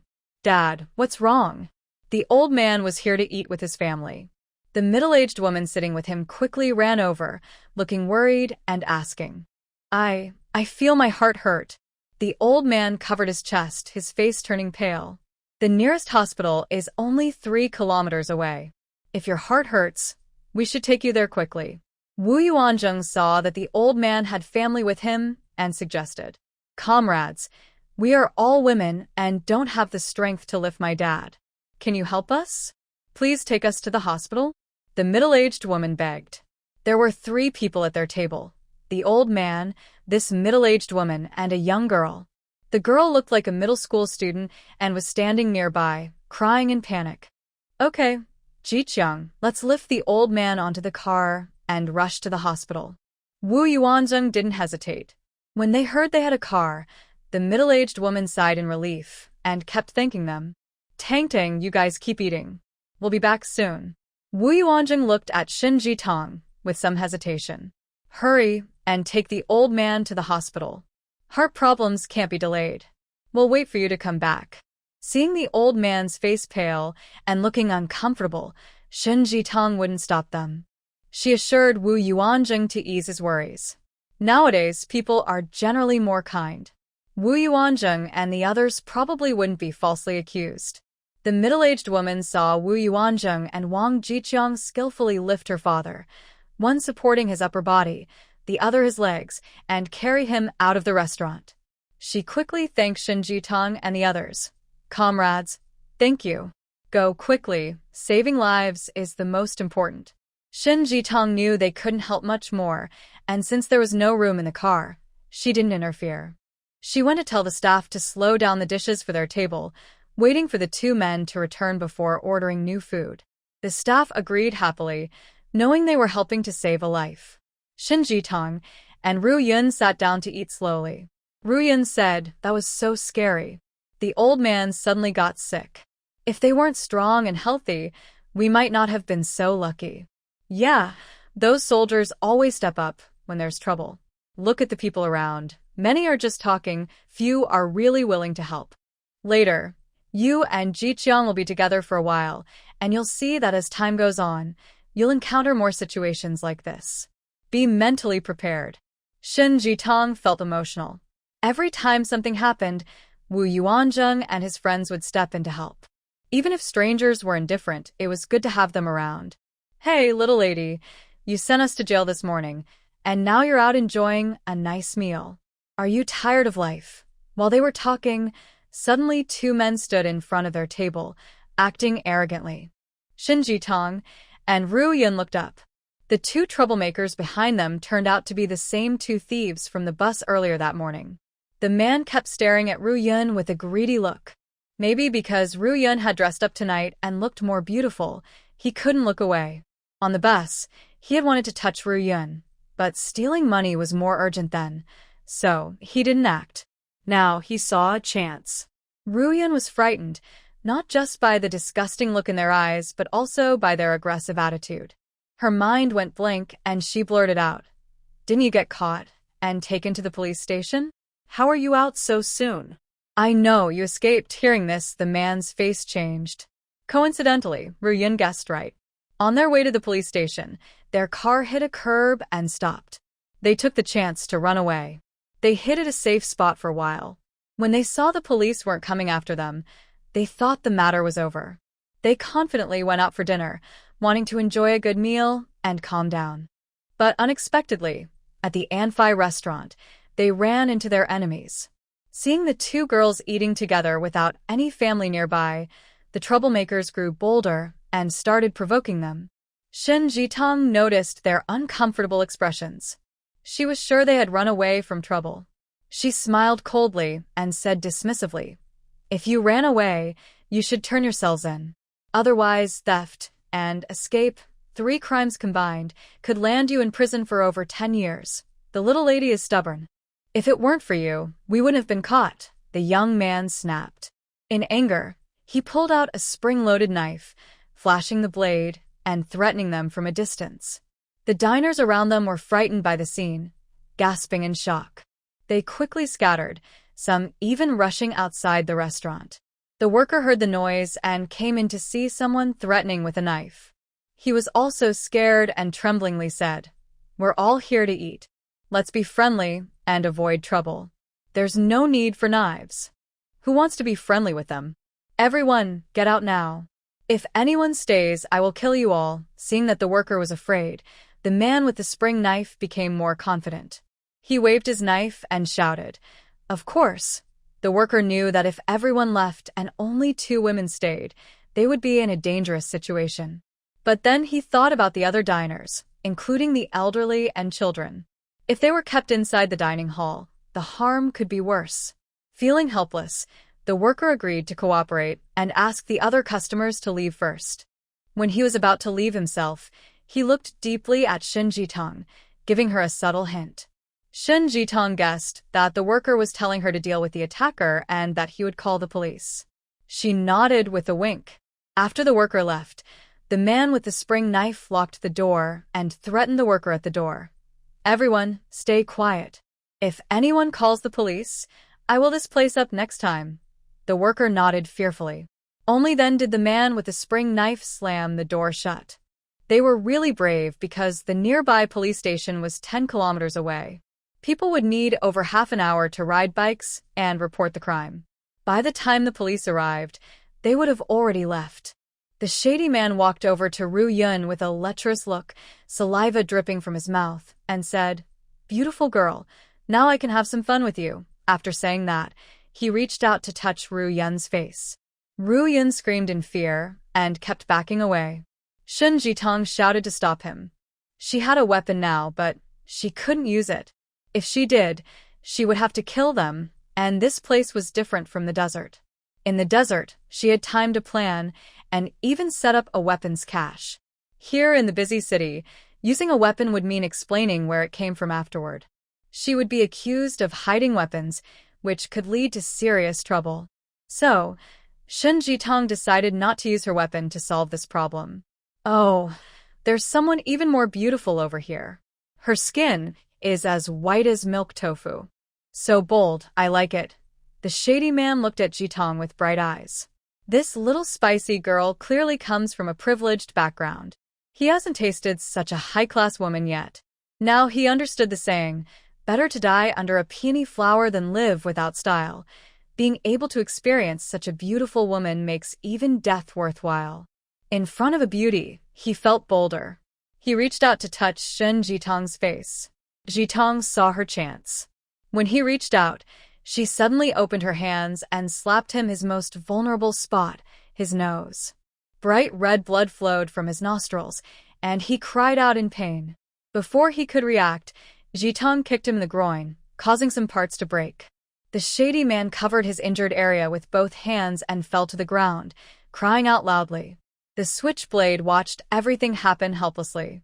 Before he could think of a plan, Jitong delivered a swift kick, knocking the knife out of his hand. At that moment, the door was kicked open with a loud bang.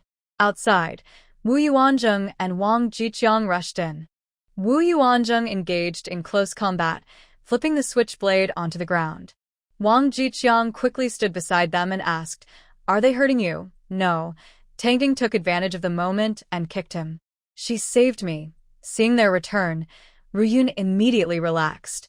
Seeing the 2 villains knocked down, the staff and other diners rushed in with ropes, tying up the 2 men tightly. Wu Yuanzheng and Wang Jiqiang took the 2 men to their car, locked the doors, and continued eating. Eating is the most important thing. They wouldn't let 2 petty thieves ruin their meal. Despite the chaos, the restaurant's damage was minimal. They straightened the fallen tables and chairs and continued serving. The restaurant owner came over to thank them. The kitchen quickly delivered the dishes they ordered. When paying the bill, the restaurant thanked the 4 for capturing the criminals and waived their dinner costs. Wang Jiqiang refused, saying they don't take money from ordinary people. After finishing their meal, they still paid. However, the restaurant offered them a small discount, charging a little less, 1 yuan and 50 cents less than before. After leaving the restaurant, they drove their car to the police station with the 2 villains. The police station only just received the report and was about to leave when the criminals were already caught and brought in. Seeing the faces of these 2 guys, the police station couldn't help but exclaim, "Oh wow," because they were the 2 petty thieves who had escaped earlier that morning. The police escorting them, upset that they let them run, was writing a report. When they saw who it was, they immediately stepped forward and punched them twice, shouting angrily, "Are you guys still not behaving?"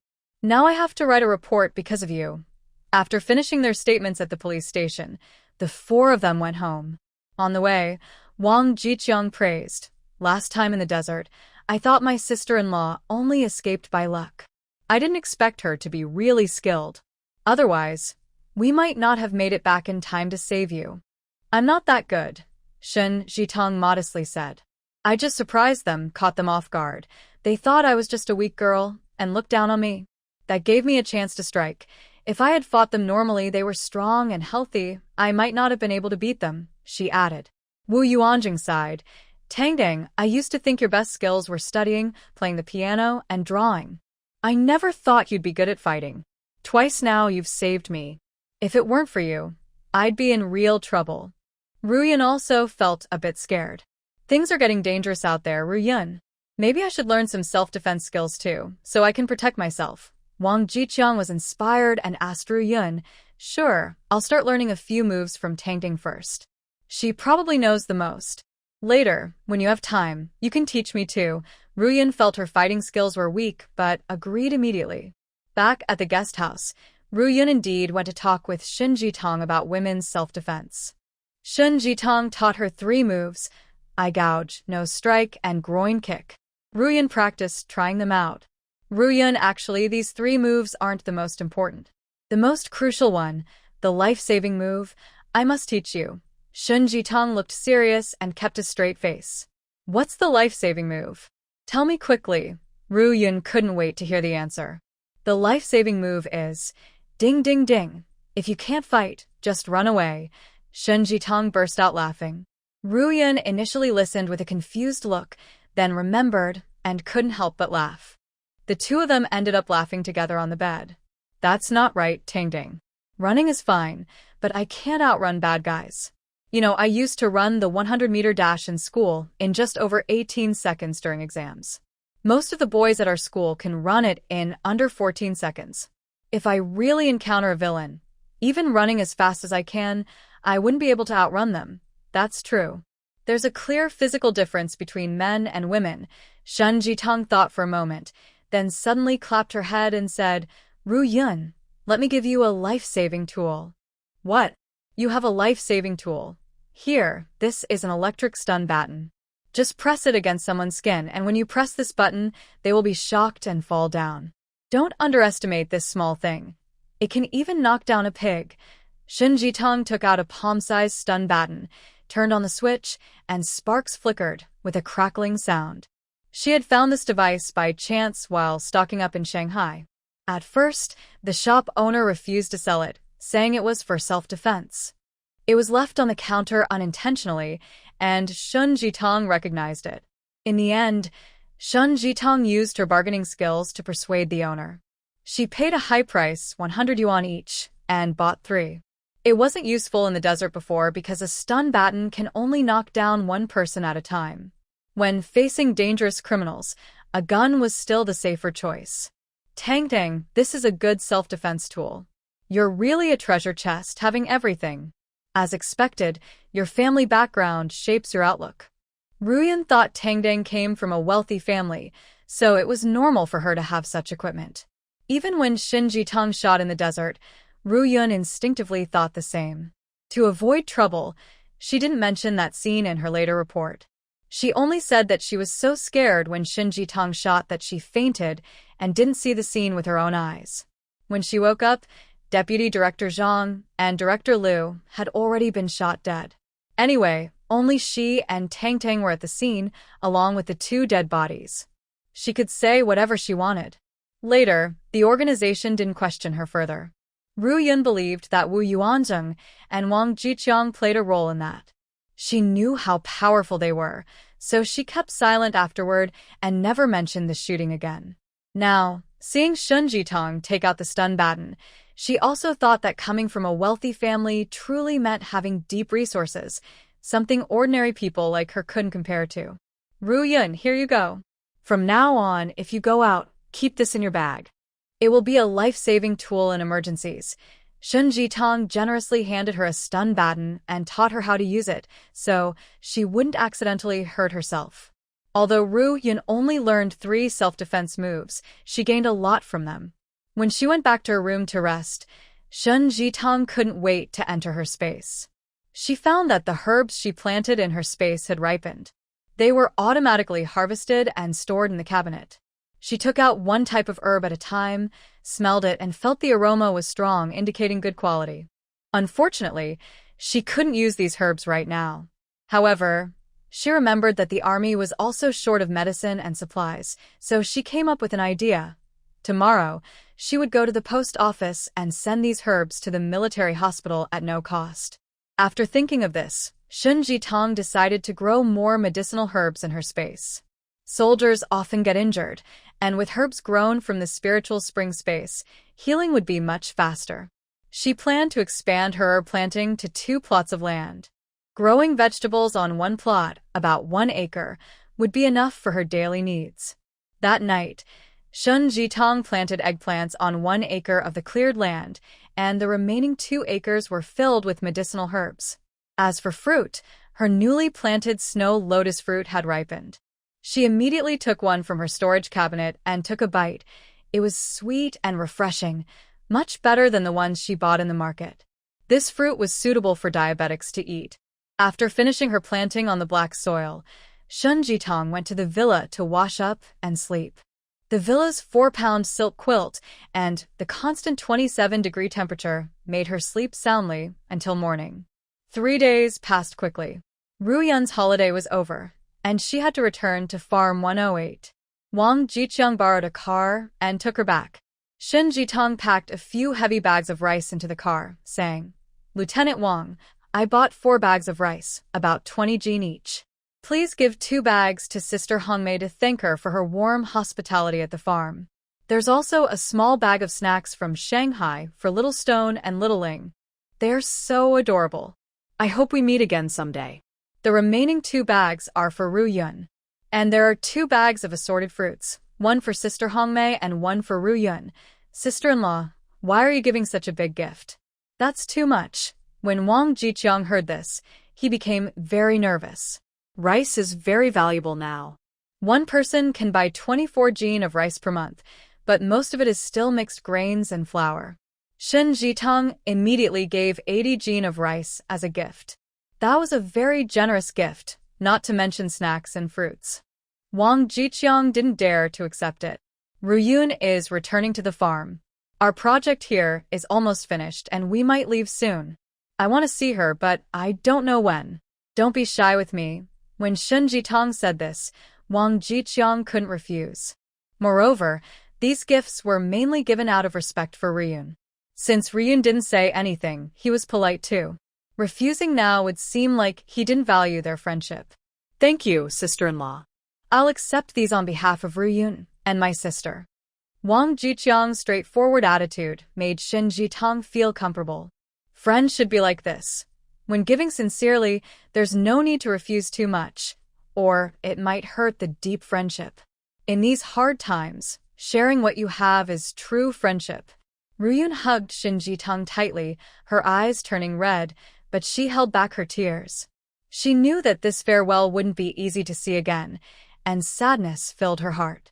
But crying would be unlucky, so she wanted to part ways with a smile. In the end, Ruyun got into the car with red eyes, forcing herself to smile. But when she looked out the back window and saw Shun Jitong no longer there, tears couldn't help but fall. Wang Jiqiang quickly comforted her, worried. Once her emotions calmed a bit, Ruyun reached into her bag to get a tissue to wipe her tears, but she found 2 heavy envelopes inside. They weren't for her. Curiously, she opened one and was shocked. It turned out that each envelope held something special. One was filled with various tickets, national grain coupons, bicycle tickets from Lusher, basin tickets, cotton tickets, fabric tickets. These tickets were enough to help her start a new home. The other envelope contained a stack of money, over 1,000 yuan. Inside the money envelope, there was also a note, which Ruyun recognized immediately as Shun Jitong's handwriting. The note on the paper read, "Ruyun, you're about to get married. I probably won't make it to your wedding. These money and tickets are my way of sending you wedding wishes. Don't refuse to accept them, or you won't be a good friend. Your forever friend, Tang Tang." Wang Jiqiang saw so much money and tickets and was surprised. Seeing Ru Yun reading the note, he quickly asked, Ru Yun, why are you carrying so much money and tickets? Be careful not to get robbed. Jiqiang, these are really the wedding gifts Tang Tang gave me. Ru Yun held the note tightly, feeling a mix of emotions. She never thought her family would abandon her one day, nor did she expect Tang Tang to become her strongest support. Your sister-in-law is so kind, isn't she? Wang Jiqiang also didn't expect Shin Jitang to be so generous. Although he earned a good salary, saving up this much money and tickets would take at least 3 years, especially if he didn't need to spend much during that time. She's just that kind. Ru Yun suddenly felt a little better. No matter how far apart they are in the future, she knows she always has a backup plan and a strong support behind her. She secretly vowed to become stronger herself, hoping one day she could also be a helpful friend to Shin Jitang. Watching Ru Yun's car drive away, Shin Jitang looked at her with reluctance. We'll see each other again, right? Don't be sad. Wu Yuanjing saw Jitang pouting as if she wanted to cry, so he quickly comforted her. Yeah, I feel a little sad. Shin Jitang sighed. Wu Yuanjing couldn't bear to see someone he cared about upset, so he tried to change the subject. Jitang, in 3 days, our project will be finished. We did a good job this time and received praise from our superiors. Commander Yen said they want to apply for a 3rd-class merit for us. I just did a small part of the work. I can't believe they want to apply for a 3rd-class merit. That's a bit embarrassing. You should get the medal. Shin Jitang was startled and quickly waved her hands. I know you're working hard, not for recognition. But the situation is different now. If you make a contribution, it will be more beneficial for you. Wu Yuanjing said seriously. Shin Jitang immediately understood. She now reads the daily newspaper every day and knows that the authorities in Shanghai have already taken action regarding families like hers. Most are required to go to rural areas such as Nanyuan Province and Longjiang Province, where conditions are quite poor. Longjiang Province is very cold, with winter temperatures dropping below -20 degrees. People have to hibernate for half the year, which is hard for people from the warmer south like Shanghai to adapt to. Nanyuan Province has a tropical climate, and some villages are deep in the original forests. For city people used to urban life, it takes a long time to get used to such remote areas. For someone like her, this is already the best situation she can hope for. However, she cannot be sure that those around her won't be jealous or try to scheme against her. Since she can't prevent it, she trains herself to be strong and unbreakable. No matter what, truly talented people will always be valued in any situation. These medals are like her protective armor, and the more she has, the safer she becomes. Does Professor Dai have any credit for applying? Shin Jitang also worries about Professor Dai's future. Professor Dai is a senior intellectual and is targeted by some people. Let me tell you some good news. After this project ends, Professor Dai will be loaned to the Southeast Base by Professor Ling Tian to continue using her expertise to serve there. At the base, Professor Dai is someone we respect and protect, so she will be safe. Of course, her contributions in this application are definitely part of her achievements. Wu Yuanjing's news made Shin Jitang visibly happy. That's great. Professor Dai will go to the Southeast Base too. Maybe in the future, we can form a stable technical team. Exactly. Professor Ling Tian has this plan, but he hasn't told you yet. He already reported to the higher-ups at the Southeast Base to establish a repair technology team. Professor Ling Tian really has foresight.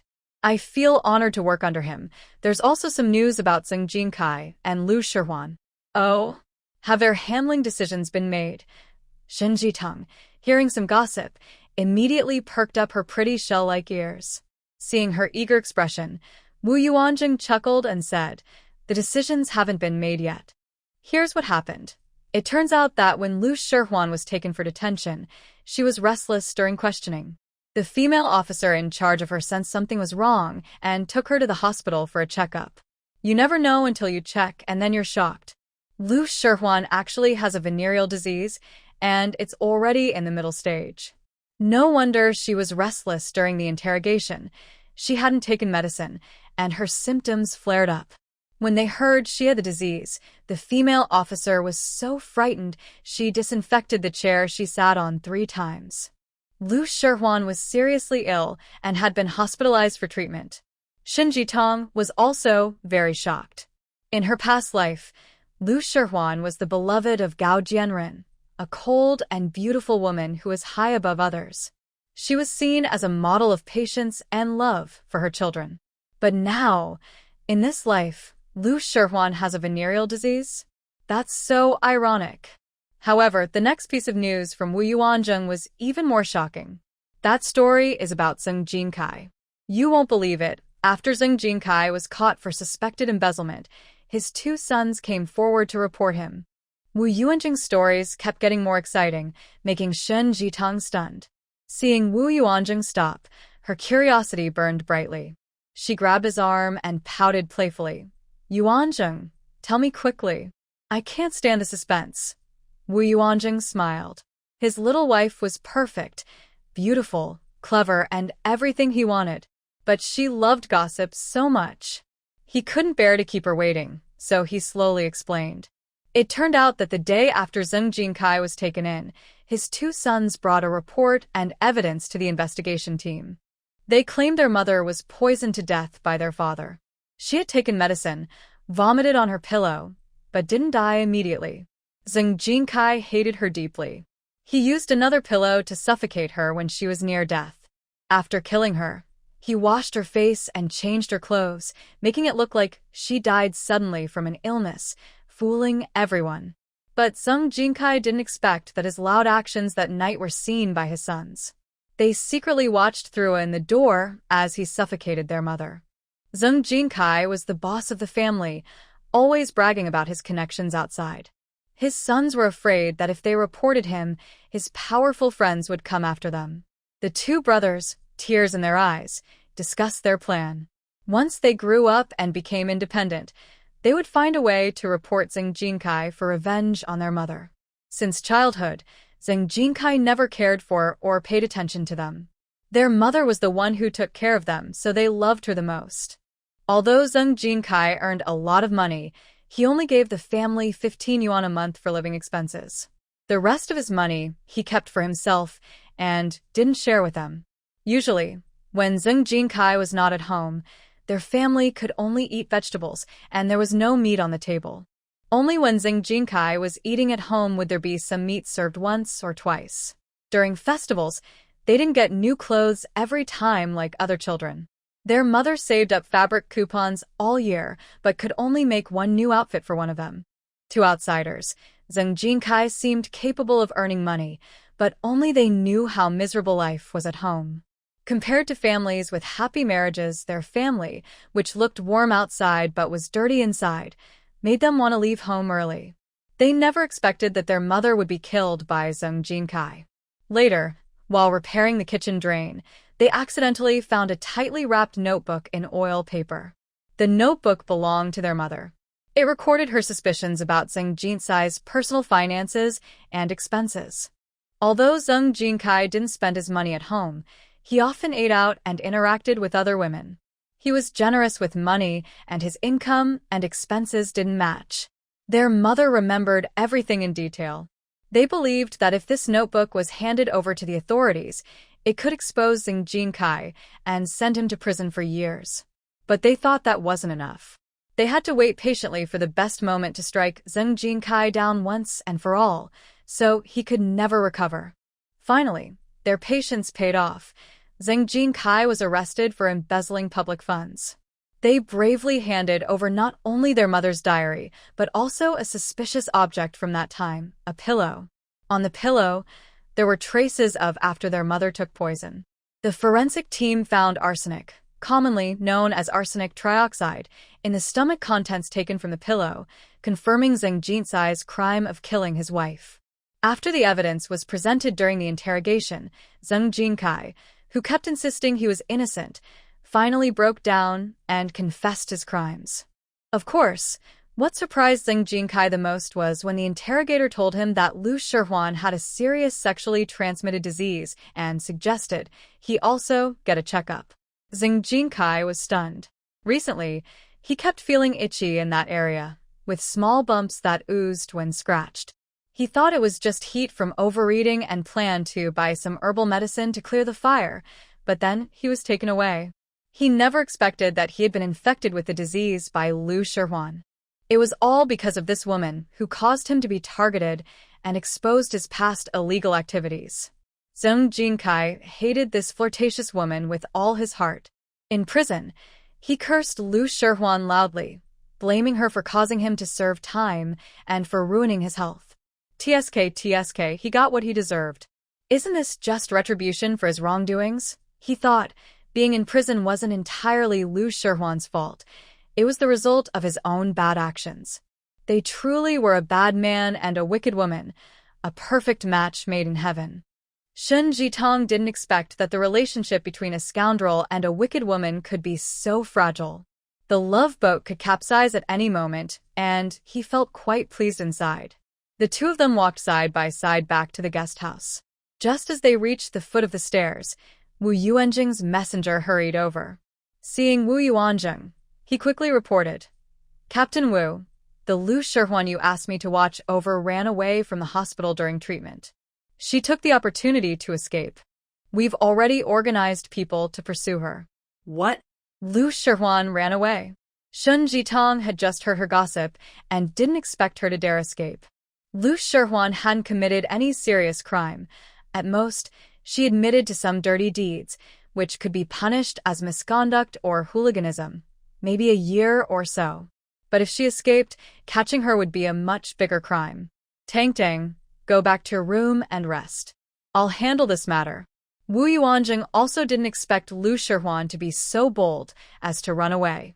He would definitely organize people to investigate and catch her. Shun Jitong knew he couldn't get involved in this matter, so he obediently went back to his room.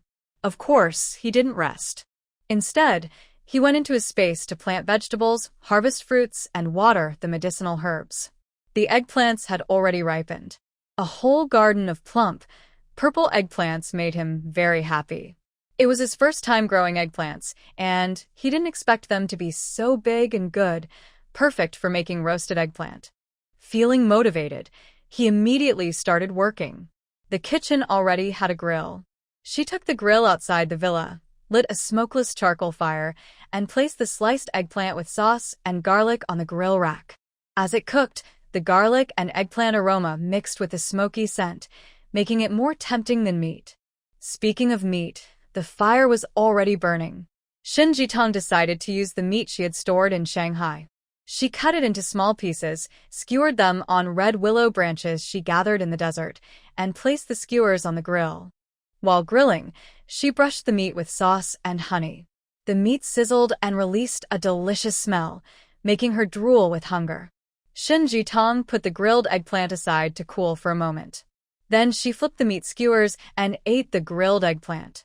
The vegetables grown in her space were truly special. The smoky aroma from the charcoal made the eggplant incredibly tasty. So good, she couldn't stop eating. She devoured 2 grilled eggplants in one go. Then she ate 5 skewers of meat, finally feeling a bit full. But she didn't stop there. She took the opportunity to grill all the remaining eggplants, packed them into a container, and stored them in the storage cabinet, ready to enjoy whenever she wanted. She had learned the essence of barbecuing, which awakened her craving. She also grilled the leftover vegetables and meat she had collected. She grilled spinach, broccoli, potatoes, green peppers, shrimp, squid, lamb, and beef. Shin Jitong planned to grill more at once, as a way to relax. Cooking helped clear her mind and made her forget about Lu Shihwan and the past hardships she had endured. After a busy session, she felt hungry again. She ate a piece of grilled lamb, sipped some spring water, then had grilled squid and potatoes, enjoying herself immensely. She had so much food that she finished all the containers she had. Then she had a clever idea. She packed the grilled food into bowls and plates, covered them with plastic wrap, and stored them in the cabinet. Although the cabinet was clean and free of dust, bugs, and ants, Shin Jitong still felt more comfortable covering the food with plastic wrap. After eating and drinking enough, She realized she had enough vegetables and meat to last her at least half a month if she shared with Wu Yuanzheng. She finally extinguished the charcoal fire and put away the grill. Shen Jitong's secrets from her past lives cannot be shared with anyone. She can only release her feelings in this way. She took a shower in the bathroom, using a fragrant, high-quality body wash to wash away the smoke and dirt from her body. After changing into comfortable indoor clothes, she left her space and went to Wu Yuanjing's room. She placed a set of roasted lamb, green vegetables, eggplant, and flatbread on his desk, so he could enjoy a late-night snack when he returned. Then she went back to her own room, entered her space, and started studying. She was working hard to improve her English. Besides her strong defense skills, she wanted to master irreplaceable professional skills. These are the real ways to protect herself. Although her English was decent for her age, translating technical foreign language books was still a bit challenging. If she could learn to translate professional foreign books well, her future would be less difficult. Fortunately, with the help of spiritual spring water, her memory now is more than 10 times better than in her past life. She could almost remember everything after just one look. She set a goal for herself: memorize 300 professional words each day. Within an hour, she had achieved her goal. Rubbing her slightly sore eyes, Shen Jitong thought about the treasures she had collected. She hadn't even looked through a single box yet. She planned to create a catalog for these treasures, organize and classify them. When she had children in the future, she could pass these treasures to them. Having a catalog would make everything clear and prevent anything from being missed. Shen Jitong immediately started working. All her collected treasure chests were stored in the space in the basement. She took out paper and a pen and went to the basement. The original 500 square meter basement was quite spacious when empty, but now it was filled with treasure chests, making it cramped and crowded. She stacked the gold chests together, labeling each with a tag and number: 1A to 1Z for gold, 2A to 2Z for antiques and relics, 3A to 3Z for jewelry, and so on. She carefully recorded everything. After a while, Shen Jitong realized this was a huge project. She almost wanted to give up, but thinking of her grandfather and mother's love, she gathered her strength. She couldn't let a few small difficulties disappoint them. Once she finished organizing and categorizing everything, her future descendants would be able to clearly understand her assets. As for the belongings collected from the Gao family, other households, and Lu Shihuan's family, Shen Jitong kept them separately in a small room to handle later. When cataloging the antiques, calligraphy, and paintings, Shen Jitong was amazed. She never expected her grandfather to have collected so many rare treasures.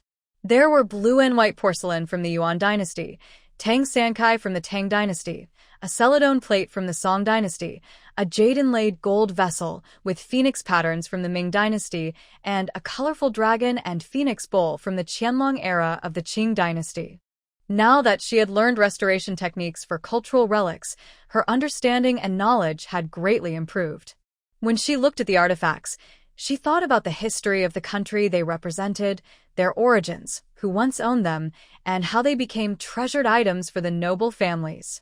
What she found most heartbreaking were the paintings and calligraphy damaged by insects and the passage of time. Her restoration skills had become quite proficient, and she decided to spend an extra hour each day repairing these damaged relics. She grouped the flawed artifacts together, planning to carefully restore and preserve them later. Time flew by quickly amid her busy work. She had barely finished organizing her treasure chest, less than 1/10 done, when she felt very sleepy. She had to stop working and rest instinctively. Before sleeping, she vaguely thought that perhaps the exhaustion from organizing the chest was the reason she was so tired. Otherwise, she had never felt so sleepy or gone to bed so early before. The next morning, she woke up to find it was already 8 a.m. Since her work was nearly finished, Professor Dai allowed them to arrive at the museum at 9. Shen Jitong got up slowly, washed up, and changed into a light purple-blue shirt with a floral bow at the collar, which made her long, elegant neck look even more attractive. She wore light beige cotton pants, tucked her shirt into her pants to highlight her slim waist and long legs. Walking on the street, she attracted a lot of attention. She ate some steamed buns and soy milk in her space. After leaving the space, she immediately went to Wu Yuanjing's house across the street. Wu Yuanjing was not in his room.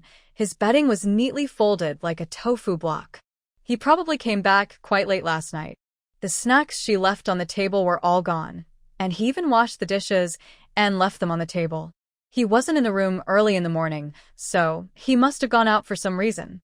Satisfied that her feeding was successful, Shun Jitong put the dishes into her space and then headed out to work. Xiao Shun, this project will be finished next week. The manual repair was completely successful, and our country's space and aviation efforts have advanced at least 10 years.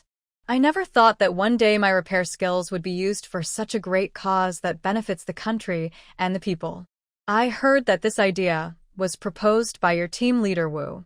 I really want to thank him. Professor Dai saw Shun Jitong appear in the repair room and expressed his feelings to her. Shun Jitong listened quietly, feeling that Professor Dai had more to say. When she praised Wu Yuanzheng, Shun Jitong modestly said, Yuanzheng also had a sudden idea. Luckily, your excellent skills could handle his special thoughts. If it weren't for you, someone else might not have been able to manage this work. Xiao Shin, don't be modest. Haha, I have good news to tell you. Professor Dai looked mysterious. What good news? Professor Dai. Shin Jitong had a feeling that the good news from Professor Dai was related to her. Her curiosity made her face show her excitement, which even Professor Dai could sense. He smiled affectionately and patted her shoulder, saying, Xiao Shin, this time, our teamwork was very good. We overcame many technical difficulties. Through this experience, you have reached the level of a college graduate under my guidance. After the project is finished, I thought we might be separated for a while. I felt a bit sad about that. But last night, I received an official notice from Professor Ling. After the project ends, I will take a break and then be transferred to the Southeast base for work. This is different from the simple notice I received last time. He explained the future research directions in detail. My work will still be related to military repairs. He asked me to form a technical team and work hard. I plan to have you, Xiao Jia, Wei Hong, and Xiao Fei form the core of my team. This team will be busy, and I want to ask if you are willing to join, Professor Dai asked eagerly. Professor Dai, I definitely want to. It's perfect. I've always wanted to learn from you. Isn't this a gift from heaven? Seeing that things were settled and that Professor Dai had invited her to join, Shin Jitong felt at ease. Sure enough, when people strive to improve, good luck follows. All right, it's settled. Once our project is finished, we will go to the Southeast base to start a new journey. Professor Dai secretly appreciated Academician Ling Tian. Academician Ling Tian arranged for her to go to the Southeast base and even helped her form a technical team, mainly to protect her as much as possible and prevent her from being affected by the storm. Moreover, this would allow her to make the most of her skills. Many museum collections are now difficult to preserve, let alone repair. Professor Ling Tian is essentially helping her transition, preserving her technical research ability so that one day it can be useful. This is a form of protection for her. Professor Dai cannot refuse this kindness. Additionally, talented students joining her technical team will also be protected. Doing her small part to protect her students gives Professor Dai great comfort. Shin Jitong is her most desired student. She thought that after completing this project, she would need some time before continuing their teacher-student relationship, but everything went smoothly, seamlessly connecting, and they could continue to be teacher and student. Shin Jitong brought a big bag of fruit to share with everyone. Snow lotus fruit, this is good. My dad has diabetes, and the doctor said there aren't many fruits he can eat. Snow lotus fruit is one of them. Jia Yuan picked up a snow lotus fruit and took a bite, praising it highly. He said it was sweet and refreshing, with a richer flavor than other snow lotus fruits he had eaten before, not too bland. Fruits can't be preserved well, especially with current long-distance shipping technology, so Jia Yuan can only eat them himself. Otherwise, he would consider sending a box to his father. Professor Dai's favorite fruit is the plum. Although plums in Lushur are already large, sweet, and delicious, the plums Shin Jitong brought are even more impressive, about the size of a baby's fist. Some might even mistake them for apricots. Shun Jitong feels relaxed and happy here, dreaming about the future with her senior brothers, while Lu Shihwan's escape days are not going well. She lies on a cart covered with thick cloth to hide her presence, as the cart bumps along toward the outskirts of Lushur. The middle-aged man driving the cart has a high nose and deep-set eyes, looking quite relaxed. But Lu Shihwan knows this man is not easy to deal with. He has been infiltrating for years and is now about to cross the border secretly to report back to headquarters. While Lu Shihwan was receiving treatment at the hospital, the man working there was a cleaner. After she took her medication, her condition was controlled. She was determined not to be imprisoned and kept trying to find a way out, but she had no idea where to start. One night, unexpectedly, the cleaner, Amu Han, asked her if she wanted to go abroad with him while the guards were away eating. Lu Shihwan was shocked and asked why he wanted to take her out of the country.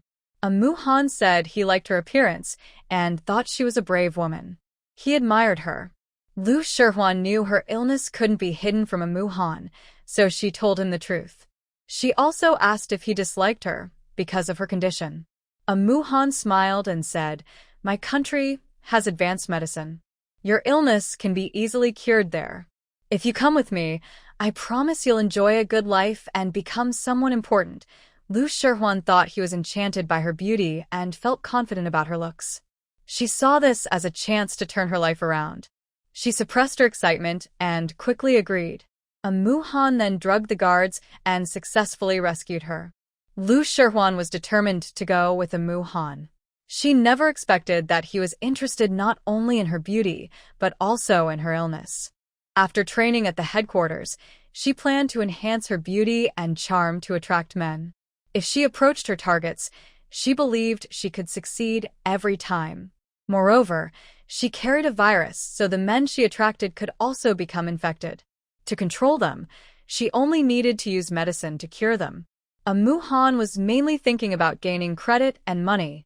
Lu Shihwan was just a tool for him to exchange for wealth. However, Lu Shihwan happily believed her beauty had once again played a key role in saving her life. She didn't realize she had fallen into a trap. With Amu Han's help, they reached a hidden desert transit station, then stole across the border in a jeep. 3 days later, Shen Jitong learned from Wu Yuanzheng that Lu Shihwan had already crossed the border. Currently, the pursuit had to be paused. Forget it. She's just a small figure, not worth mentioning. She has a disease and is struggling to survive outside. There's no need to worry about her. Shen Jitong comforted Wu Yuanzheng. Wu Yuanzheng knew this, but he still felt uneasy. He thought that if Lu Shihwan wasn't controlled, she could become a hidden danger and might be harmful to Tangdang. However, he didn't tell Tangdang about this feeling, worried it would make her worry more and increase her stress. As for Xing Jinkai, after he confessed and admitted his guilt, the court quickly followed up and sentenced him to death, confiscating his embezzled public funds. The execution will happen soon.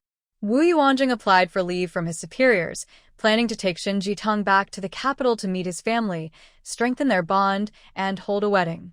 For now, they're holding a wedding banquet before officially registering their marriage, which is normal. After the banquet, they will return to the base and apply for the marriage certificate. This is Wu Yuanzheng's promise to Tangdang and his dream since he met her. In the capital, Liang Zijiao received a call from her son, learning that Wu Yuanzheng and his group were returning to the city. She was so excited she hurried to inform the whole family. Today, the eldest daughter-in-law, Wu Wuzhu, was on her day off and at home. Seeing her mother-in-law so excited, she felt a bit jealous and asked Wu Yuanzheng, "Mom, what's going on? When we got married before, I didn't see you this excited. Third son's wife is different." Wu Yuanzheng replied quietly. "What's different?" Wu Wuzhu asked with a frown. Third son's wife's grandfather once saved Dad's life. At that time, Dad was an underground party member in Shanghai, betrayed by a traitor. Just when things looked hopeless, Old Shin used his connections to get intelligence and warned Dad to leave early. According to Dad, he had just left when the notorious Shanghai boss and his men rushed in. He narrowly escaped, just brushing past those who came to arrest him. The Shanghai boss was infamous, known for his brutal methods. He had no idea how many underground party members he had captured, and once in his hands, they had only two choices: betray or be tortured to death. Dad said if old Shin hadn't risked his life to warn him to leave early, they wouldn't be living such good days now. To repay old Shin's kindness, Dad suggested an arranged marriage, saying that his three brothers could choose any of old Shin's grandchildren. At that time, Tang Tang was young, and only the third brother was close in age to her. So old Shin chose the third brother to be her grandfather-in-law. You see, Tong Tong's grandfather helped our family, and she herself was brought back into our family by Dad's initiative. How could she not be special? Wu Ai listened to this history, her face changed, and suddenly she became angry. Yuan Heng, you said that when Dad let old Master Shin choose freely, if old Master Shin had picked you, then it wouldn't be our problem anymore. Don't talk nonsense. Tang Tang was still a child at that time. Dad proposed the marriage because the situation changed and he wanted to protect old Master Shin. At that time, Dad was stationed in Shanghai. With the marriage connection, no one dared to harm old Master Shin. Unfortunately, old Master Shin couldn't protect Tang Tang as she grew up. Yuan Heng was already a middle school student when his father mentioned the marriage, so he clearly remembered these events. Tang Tang, you call her so affectionately. Wu Ai still felt a bit jealous inside. She had an inexplicable hostility towards this sister-in-law she hadn't even met. She used to come to my house to play when she was little. I saw her as a little sister. That's how we all called her. Don't be jealous. Yuaning shook his head helplessly. Who's jealous? I wouldn't be jealous over such things, Wu Ai pouted.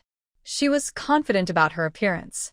At work, she was known as the most beautiful girl in the bus system. Fair skin, tall, big eyes, a straight nose, and cherry lips. She was a typical northern beauty. If she weren't pretty, Yuanheng wouldn't have married her. She felt a bit sour inside, mainly because she thought the level of warmth and expectation from Yuan's family towards Shin Zizhong exceeded her own. As the eldest son and daughter-in-law, she was used to being the senior sister-in-law in the family. The second sister-in-law, Sun Jiao Jiao, was very tactful and never openly challenged her, which made her feel proud. Now, before Shin Zizhong even entered the house, her parents-in-law kept mentioning her. It seemed that Shin Zizhong coming to the house was a big deal. Her mother-in-law started to hurriedly arrange and clean the room where the third son would stay. And she did all this herself, making decisions without consulting her, unlike before when they discussed things together. Wu Ai had a feeling that her position in the Yuan family would be challenged by Shin Zizhong. A sense of crisis rose in her heart. AI, don't think too much. Our mom has always been fair. She will be warm to Tang Tang, as I just said. Besides, no matter how warm she is to Tang Tang, it will only last a few days. Yuan Heng didn't want his wife to cause trouble and advised her. Yuan Heng, you're wrong about this. Mom, Dad, and even Grandpa and Grandma are usually the ones who spoil the youngest, but now with a granddaughter who saved a life, how much more will they spoil her? Although she's only staying for a few days, Mom and Dad will secretly give her many good things. Since we haven't divided the family property yet, her being here means less for us, right? I am now carrying the future heir of the Wu family. According to the rules, most of the family's wealth should belong to our main household, right? Wu Ya originally had this thought in mind. Wu Yuaneng hesitated and said, Your second uncle's share is in ours too? You still want 50% of the family? Dream on. Such things should only be discussed at home, and definitely not let others find out. Wu Yuanheng's expression turned cold. Seeing his face change, Wu Ya didn't dare to speak anymore. Although Wu Yuaneng appears gentle and polite in front of others, only Wu Ya knows that sometimes he acts very differently in private, even making her feel a chill down her spine. Fortunately, moments like this are rare for Wu Yuaneng. If Wu Ya thought carefully, she would notice that whenever she mentioned her second uncle, Wu Yuanheng's face would look unpleasant. Just as the conversation turned, Liang Ziqiao came to knock on the door. Is Yao here? Mom, I'm here. What's the matter? Wu Ya opened the door. She had just found out she was about a month and a half pregnant. She wanted to tell her mother-in-law immediately, but thinking about Shun Jitan coming to take the spotlight, she decided to delay sharing the good news. This happy news had to be revealed at the perfect moment to surprise everyone, giving Shun Jitong less attention. Your family called. Hurry and answer. Okay, thanks, Mom. When Wuya heard her family called, her heart sank suddenly. Liang Ziqiao finished speaking and left. She was busy instructing the housekeeper to clean the youngest's room, working enthusiastically. The youngest isn't in Beijing, but his room is cleaned weekly, and the bedding is often aired out. Since it's meant to be a bridal room, it needs to be decorated nicely. Furniture should be added, and the big red wedding quilt and 6-piece bedding set should be replaced. The right atmosphere must be created.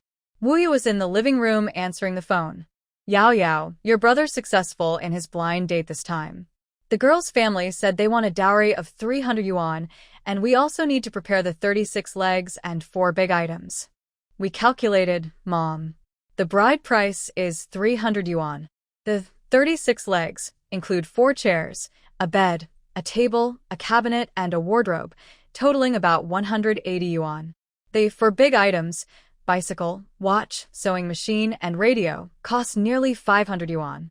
Together, they add up to almost 1,000 yuan. Mom, you need to borrow this money from the family, or my brother's wedding can't happen. On the phone, Mother Hu Lanfeng finished speaking quickly, and Wu Yao's head started to hurt. Mom, with so much money, how can I get it to lend you? Yao, you and Yuan Heng both earn wages. Over the years, you've probably saved several thousand yuan. Your brother's wedding is a big event. As his sister, you should support him.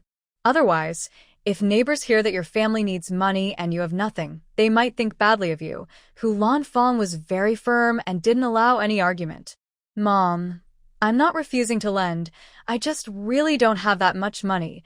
Wu Yao's temples throbbed again, feeling the helplessness she had felt since childhood under her parents' control. Yao, before, when your brother gambled and you helped him pay back, he remembers that. When he earns money, he will definitely pay you back. This time, the bride's family is very well off. Her father is even a deputy director at a food factory. If we miss this opportunity, there won't be another chance. Hu Lanfeng wasn't telling the whole truth. The bride agreed to marry because she heard Wu Yao married into a good family. Her father is a high-ranking official, and they also want to improve their status. Otherwise, why would she agree to marry Wu Hao? All right, Mom, stop talking. I'll think of another way. Wu Yao knew her mother wouldn't give up on asking her for money. Also, her brother Wu Hao is 22 now and should find a partner soon. If she delayed any longer, he might become a lifelong bachelor. Hearing her daughter's tone, Hu Lanfeng knew she had a chance and happily said, Yao, I knew you wouldn't ignore your brother. Think back to when you were sick with a fever and wanted some fish soup. We were poor, couldn't afford it. Your brother went to the river in the freezing cold for 3 hours and caught a fish just to make soup for you. We only have 2 children. If you don't help your brother, who will? Every time Hu Lanfeng mentioned that fish, Wu Yao felt soft-hearted. So, she had to confirm again. I can only ask Uncle Yuan Hong's second brother to lend the money.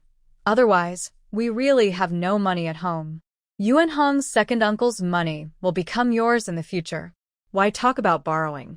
It's not polite. It's only right that he helps Yuan Heng. Helen Fong got excited when she heard this. Mom, don't say that. Our second uncle is doing well. Also, I just got pregnant with the 3rd child. There will be many expenses in the future. Wu Wei lowered her voice and said, What? You're pregnant with the 3rd? Do you prefer sour or spicy foods? The elders say boys like sour, girls like spicy. I haven't felt anything yet. It's the same as usual, just can't eat greasy food, and I feel nauseous when I smell fishy smells. Wei Wei, I heard there's a very powerful fortune teller in 18 Cat Alley who can tell if the baby is a boy or girl. When you have the money, I'll take you to see her. If it's a boy, it will be very precious. Yuan Hong's second uncle will definitely pay special attention. When that time comes, ask him for some money to support the pregnancy. Helen Fong had a good idea. Yes, that makes sense. Okay. But, Mom, I think we should go see the fortune teller today. If she says it's a boy, I will ask my second uncle for money, and I will be more confident. Wu Wei was surprised that her mother knew such a person. She immediately had an idea. "You're right. I'll arrange it. Come to our house this afternoon, and I will go with you to see the fortune teller." Helen Fong also thought this was reasonable and agreed immediately. "Mom, you need to be careful. Don't let outsiders know about this. Otherwise, it's superstitious and could be criticized." "Mom, I trust you to handle this. If the fortune teller isn't someone you know, she wouldn't see us." "Okay, I won't say more. I have to hang up now because I need to reply to the bride's family." After saying that, Helen Fong hung up the phone. Wu Wei realized that her family hadn't replied to the bride's family yet. They were just waiting for her to agree. In the afternoon, Wu Wei went to see the fortune teller as arranged by her mother. The fortune teller received 2 jin of white flour and half a jin of meat from Helen Fong. She was in a good mood. After asking Wu Wei and Wu Yuanhong's birth dates and times, she confidently said, "Don't worry. Your fate says you will have 3 sons. This pregnancy will definitely be a boy." "Can only have 1 son? I already have 2 daughters." Wu Wei asked anxiously. She planned to fight for 2 sons so she could control all the wealth of the Wu family. "I am talking about the 3rd son, not the daughter." The fortune teller pursed her lips and looked at him with disdain. "Great. 3 sons? I will take good care of the pregnancy." Encouraged by the fortune teller, Wu Wei touched her still flat belly and felt more confident. After gaining 3 sons from the fortune teller, Wu Wei did not go home but headed to her uncle Wu Qianli's house. When she left Wu Qianli's home, she was holding a thick envelope. Inside, there was not only money but also some food coupons and oil vouchers. That same day, these money and coupons were handed directly to Hulan Fong. Shen Jitong didn't know that she hadn't even arrived in the capital yet, but chaos had already begun there. Some people were happy, others worried. After finishing her last tasks, Shen Jitong said goodbye to Professor Dai and her fellow students. But this farewell was quite happy because after a short vacation, they would gather again at the Southeast base to face even bigger national challenges. In this difficult environment, being able to do what they loved made them feel excited and full of energy. Shen Jitong gave Jia Yuan a box of snow lotus fruit, telling him to take it home for his father to try. Jia Yuan was very touched and said, "Junior sister, even though it will take 2 days by train to get back, and the fruit might not all arrive in perfect condition, I accept your kindness. Please thank your family for me. Jia's senior brother, don't worry. I carefully selected these snow lotus fruits. They will definitely arrive safely in Uncle's hands." Shen Jitong was confident. These snow lotus fruits were grown with spiritual spring water on rich black soil. Even after leaving the space, they stayed fresh twice as long as ordinary fruit. Moreover, Jia's father had diabetes. Eating these snow lotus fruits might even have healing effects. Jia Yuan was a loyal and diligent senior disciple under Professor Dai. He was honest and hardworking. When Shen Jitong first joined the team, he helped her selflessly. Everyone knew that the team leader could only handle the big picture, and the details depended on capable assistants like Jia Yuan. Thanks to Jia Yuan's help, Shen Jitong quickly integrated into the team. She had always been grateful for his efforts, and now she had the chance to repay him. "Thank you, junior sister. My dad hasn't eaten fruit for years because of his diabetes. He's craving it so much. This time, with the snow lotus fruit, he can satisfy his craving. I was just wondering what gift to bring home." Jia Yuanqi was very excited. Before they parted, Professor Dai invited everyone to have a meal together at the museum cafeteria. This meal was paid for by Professor Dai himself, who also asked the cafeteria to add 2 more dishes, a local specialty called Big Basin chicken and baked buns. Shen Jitong brought a large bowl of cut fruit, including cantaloupe, watermelon, and yellow peaches. Everyone enjoyed the meal very much. After the meal, they happily parted ways, each returning home and making plans to meet again in 1.5 months at the Southeast base. This was undoubtedly the most joyful farewell.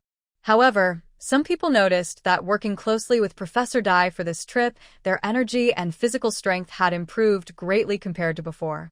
Their health was better, and they handled high-intensity work easily. During these days, Shin Jitong's fruit helped nourish their bodies. Unknowingly, they all benefited from it, but in the end, they could only attribute their good condition to the better food here. Because of their special era, these people had poor nutrition and weak bodies from a young age. Shin Jitong's actions were like giving them a new lease on life. But they were all top elites, the future pillars of the country. Wu Yuanzheng finished his work 3 days later. He booked train tickets to Beijing and took Shin Jitong home. This trip home felt very different from usual vacations. Throughout the journey, Wu Yuanzheng's smiling face couldn't be hidden, and his cheerful expression made everyone feel he was a friendly and warm young man. On the train, passengers who talked to Wu Yuanzheng thought he was a kind and enthusiastic young man. But what the passengers didn't know was that this cheerful young man, always smiling and relaxed, had helped the police catch 3 pickpockets, 5 human traffickers, and rescued a girl who had been kidnapped during the 4-day journey. Shin Jitong rarely traveled far in her previous life. In this life, seeing Wu Yuanzheng repeatedly take action, she realized that long-distance travel alone could be quite risky. Fortunately, although there are risks on the train, if you don't talk to strangers or believe in unlikely coincidences, you can stay safe. If something happens, you can quickly ask the train staff for help. The train is like a small society. Although many kinds of people are mixed together, it is still controlled by the state. As long as you seek help from the staff in time, there's usually no problem. During Shin Jitong's long train journey, Wu Yuanzheng accompanied her, so safety was not a problem. Even if some petty people admired Shin Jitong's beauty, wanted to take advantage of her, or had bad intentions to kidnap her, Wu Yuanzheng quickly crushed their hopes. The best thing for Shin Jitong was that she had her own space. On the train, she could wash up while everyone was asleep at night, helping her stay fresh every day. Otherwise, not being able to shower for 4 days would drive her crazy. Finally, the train arrived at the station. Wu Yuanzheng carried many bags, all their luggage. Most of Shin Jitong's personal items were in her space. The things outside were just for show. Otherwise, Wu Yuanzheng wouldn't be able to handle 8 hands full. Our family knows we arrived today. The train is waiting for us at the station exit. Wu Yuanzheng signaled for Shin Jitong to stay close. Let me carry my luggage. Shin Jitong saw him with bags hanging from his shoulders and hands and felt a bit embarrassed. She stepped forward to help. No, I can carry it.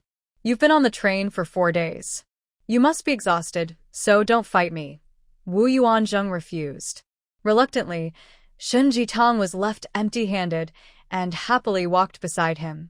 Luckily, when they reached the station exit, Wu's driver saw Wu Yuanzheng from afar and hurried over to help carry the luggage. However, when the driver got closer, he was stunned for a few seconds by Shin Jitong behind Wu Yuanzheng. As Wu's driver, he had seen many people, but seeing the young, beautiful Shin Jitong still shocked him. If you say she looks like a star, she doesn't have the airs or makeup of a celebrity. She isn't as heroic as Li Taimu, but she gives a bright, refreshing feeling that touches your soul. He's just a driver with average education, so he couldn't explain why he felt this way. His body reacted instinctively, and he quickly regained composure, awkwardly smiling at Wu Yuanzheng. Wu Yuanzheng didn't mind, because many men reacted this way when they first saw Shin Jitong. He couldn't warn everyone, "Don't look at my wife." As long as they could return to normal manners afterward, there was nothing to criticize. Realizing his mistake, the driver broke out in a cold sweat. Seeing Wu Yuanzheng's calm expression, he gradually relaxed. Yes, with such a beautiful wife, he probably isn't the first person to lose composure in front of her. Fortunately, this girl knows to seek out Captain Wu. Without her, there aren't many men in this world who can truly protect her. The jeep left the train station and headed straight to the second ring road. At Wu Yuanzheng's home, his grandparents are retired officials living in Ichuan Mountain. Usually, only the younger generation visits them. They're old now, so they mainly play chess and take walks, not interfering with the younger family members' lives. But because of their past experiences, the younger generation respects them a lot. They rarely speak, and when they do, their words are final. No one dares to argue. You could say they are the guiding stars of the Wu family. Wu Yuanzheng originally had a third uncle and an aunt, but they both died young during the war. Now, only a second uncle remains, named Wu Qianli. When she mentions her second uncle, Wu Yuanzheng's expression becomes a bit complicated. Shen Jitong notices something unusual, but doesn't ask. Smart women know when to stay silent. Anyway, once she married into the Wu family, she would eventually learn everything she needed to know. A big family like the Wu family, with such a strong background, definitely has many hidden matters, chaotic and not suitable for outsiders to know. Having come from a wealthy family herself, Shen Jitong understands that money and power are tests of a person's heart. Few can stay calm and normal in front of money and power. They are like a mirror that reveals the true nature of people, monsters and demons alike. Shen Jitong doesn't want to get involved in the complicated relationships within the Wu family. Anyway, she won't stay long in Beijing. As long as she maintains a good outward appearance with everyone, that's enough. She doesn't want to harm others, but she also won't let herself be hurt. However, Shen Jitong also knows that her time in Beijing is the real test of Wu Yuanzheng's attitude toward her. Will he side with his family and suppress her, or will he be fair and help her adapt to life in the Wu family? That will be the true test. If Wu Yuanzheng doesn't meet her expectations, she doesn't mind ending the marriage. After all, their marriage application hasn't been approved yet. Dating doesn't require so much consideration. But marriage is not just about marrying the person you love. It means both sides need to adjust their views, behavior, and show sincerity and tolerance to live together peacefully. This is a complex subject. The only thing that gives Shen Jitong confidence is Wu Yuanzheng's attitude. Second uncle has been married for a while, but he has no children. So my dad arranged for my eldest brother to marry second uncle. Originally, my eldest brother was supposed to move in with second uncle's family, but second uncle's health is not good, and his wife needs to take care of him fully. So, after some discussion, they agreed that he would stay at home and continue living there, basically sharing responsibilities for two households. Wu Yuanzheng also explained about his eldest brother. No wonder he hesitated a bit. He probably worried that Shen Jitong might not understand these family matters. But maybe there was another reason behind his hesitation. While talking, he seemed to be watching Shen Jitong's reaction. In Shen Jitong's mind, it felt like a string, buzzed and vibrated slightly, but the feeling was too faint and disappeared quickly. Seeing her calm face, Wu Yuanzheng continued to share some family details. They haven't divided the family property yet. Everyone still lives together. Each person has their own personality, so Shen Jitong just needs to be herself and doesn't need to please anyone. Shen Jitong chuckled softly. She didn't expect Wu Yuanzheng to confidently stand up for her in front of the driver. Now, she felt much more confident about living in Wu's family. Wu Yuanzheng didn't understand what she was smiling about, because he thought he was right. He scratched his head and continued to introduce the family situation. The driver was listening from the front, but had to pretend he heard nothing. That's how a good driver acts, listening quietly in the car, acting as if he heard nothing, and not revealing anything to outsiders. Of course, he was allowed to have his own thoughts. Right now, his thoughts were, good heavens, Wu's third son is really a wife-loving maniac. The car slowly stopped outside Wu's courtyard. Shen Jitong said she wasn't nervous, but that was impossible. Still, she kept a calm and composed appearance on the outside. Wu's courtyard was modest yet grand. By modest, it meant there were no overly fancy decorations on the outside and no stone lions at the gate. But by grand, the location and size of the house were not something ordinary people could own. Tang Tang, is that you, Tang Tang? At the gate, a woman in her 50s hurried out. She had short hair cut to her ears, a pretty face, and looked sharp and capable. Wu Yuanzheng's features seemed to carry a hint of her shadow. Shen Jitong had spoken with her a few times on the phone. When she heard her familiar voice now, she couldn't help but smile and went to greet her. Mom, it's me. Wow. Tang Tang, I haven't seen you in over 10 years. You're so beautiful, even more than the top girls at the film academy. After saying this, Liang Jiqiao looked at Wu Yuanzheng with a look of disapproval, as if to say you don't deserve Tang Tang. Wu Yuanzheng, who received his mother's disapproval, looked confused, not sure what he did wrong. He felt her cold gaze as soon as he got home. As Liang Zhiqiao went out to greet guests, a group of people came out behind her. Tang Tang, come here. Let me introduce you to everyone. These are our family members. Liang Ziqiao warmly introduced her family to Xinjitang. They arrived home around 6 in the evening after work, so everyone was at home. Besides the grandparents, there was Wu Wanli, who was busy with many things, and all the family members were there. Xinjitang quickly saw everyone in the family. There was the eldest brother and his wife, their 2 daughters, 5-year-old Wu Jing and 3-year-old Wu Shu, the second brother and his wife, with their children, 3-year-old Wu Xiao and 1-year-old Wu Yi, and Wu Yuanzheng's sister, Wu Yuanning. Xinjitang's memory was very good now, so she remembered everyone immediately. She noticed that the men in the Wu family were tall and handsome, and the women were also quite attractive. The 2 sisters-in-law were both fair and beautiful, but their personalities seemed different. The eldest sister-in-law was more outgoing and strong, while the second sister-in-law was gentle and shy. Wu Yuanning, the younger sister, was a lively and pretty girl. When she saw Xinjitang, she immediately came forward, took her hand, asked many questions, and showed her fondness.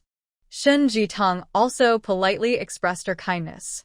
She and Wu Yuanzheng brought some local specialties from Lu City: raisins, red dates, goji berries, and walnuts. Each family received a gift. For Liang Zhiqiao, Xinjitang also prepared a special gift, a beautiful Hetian jade bracelet. Liang Ziqiao was pleasantly surprised to receive such a big gift. She happily accepted it and immediately wore it on her wrist, occasionally admiring it and very pleased. Tang Tang, we've prepared a welcome dinner for you tonight. Do you want to wash up before we start eating? Liang Ziqiao asked thoughtfully. Okay. I'll go wash up first. Although Xinjitang took a bath last night, she had also endured a whole day on the train. At this moment, taking another bath is still necessary. Let Yuanzheng take you there. Liang Ziqiao still has good boundaries and knows when to let her son show his care. I'll take you to the backyard. Wu Yuanzheng is at home and doesn't need to hide anything. He directly takes Xinjitang's hand and leads her to his own yard. Their luggage has already been sent to the house by the housekeeper. Along the way, Wu Yuanzheng explains how the house is arranged. The main hall is the shared living room. The parents live in the main house in the backyard, which also has a room reserved for grandparents when they visit. Eldest and second brothers live in the front yard's main house, each occupying one side of the wing rooms. Since he rarely stays at home, Wu Yuanzheng lives with his parents in the wing rooms in the backyard. This is my bedroom. Next to it is my study. Wu Yuanzheng opens the door to his study and bedroom in the backyard to show Xinjitang. The study has a tall bookshelf filled with technical books about aviation. There's a desk, a chair, and a small bed, which can also serve as a temporary guest room. His bedroom surprised Xinjitang because it was decorated according to the style of a newlywed's room. On the wall, there's a picture of a chubby doll holding a carp. The bed has a bright red 6-piece bedding set, with embroidered characters of happiness on the sheets and pillowcases. Seeing this joyful bed, Xinjitang's face turned red.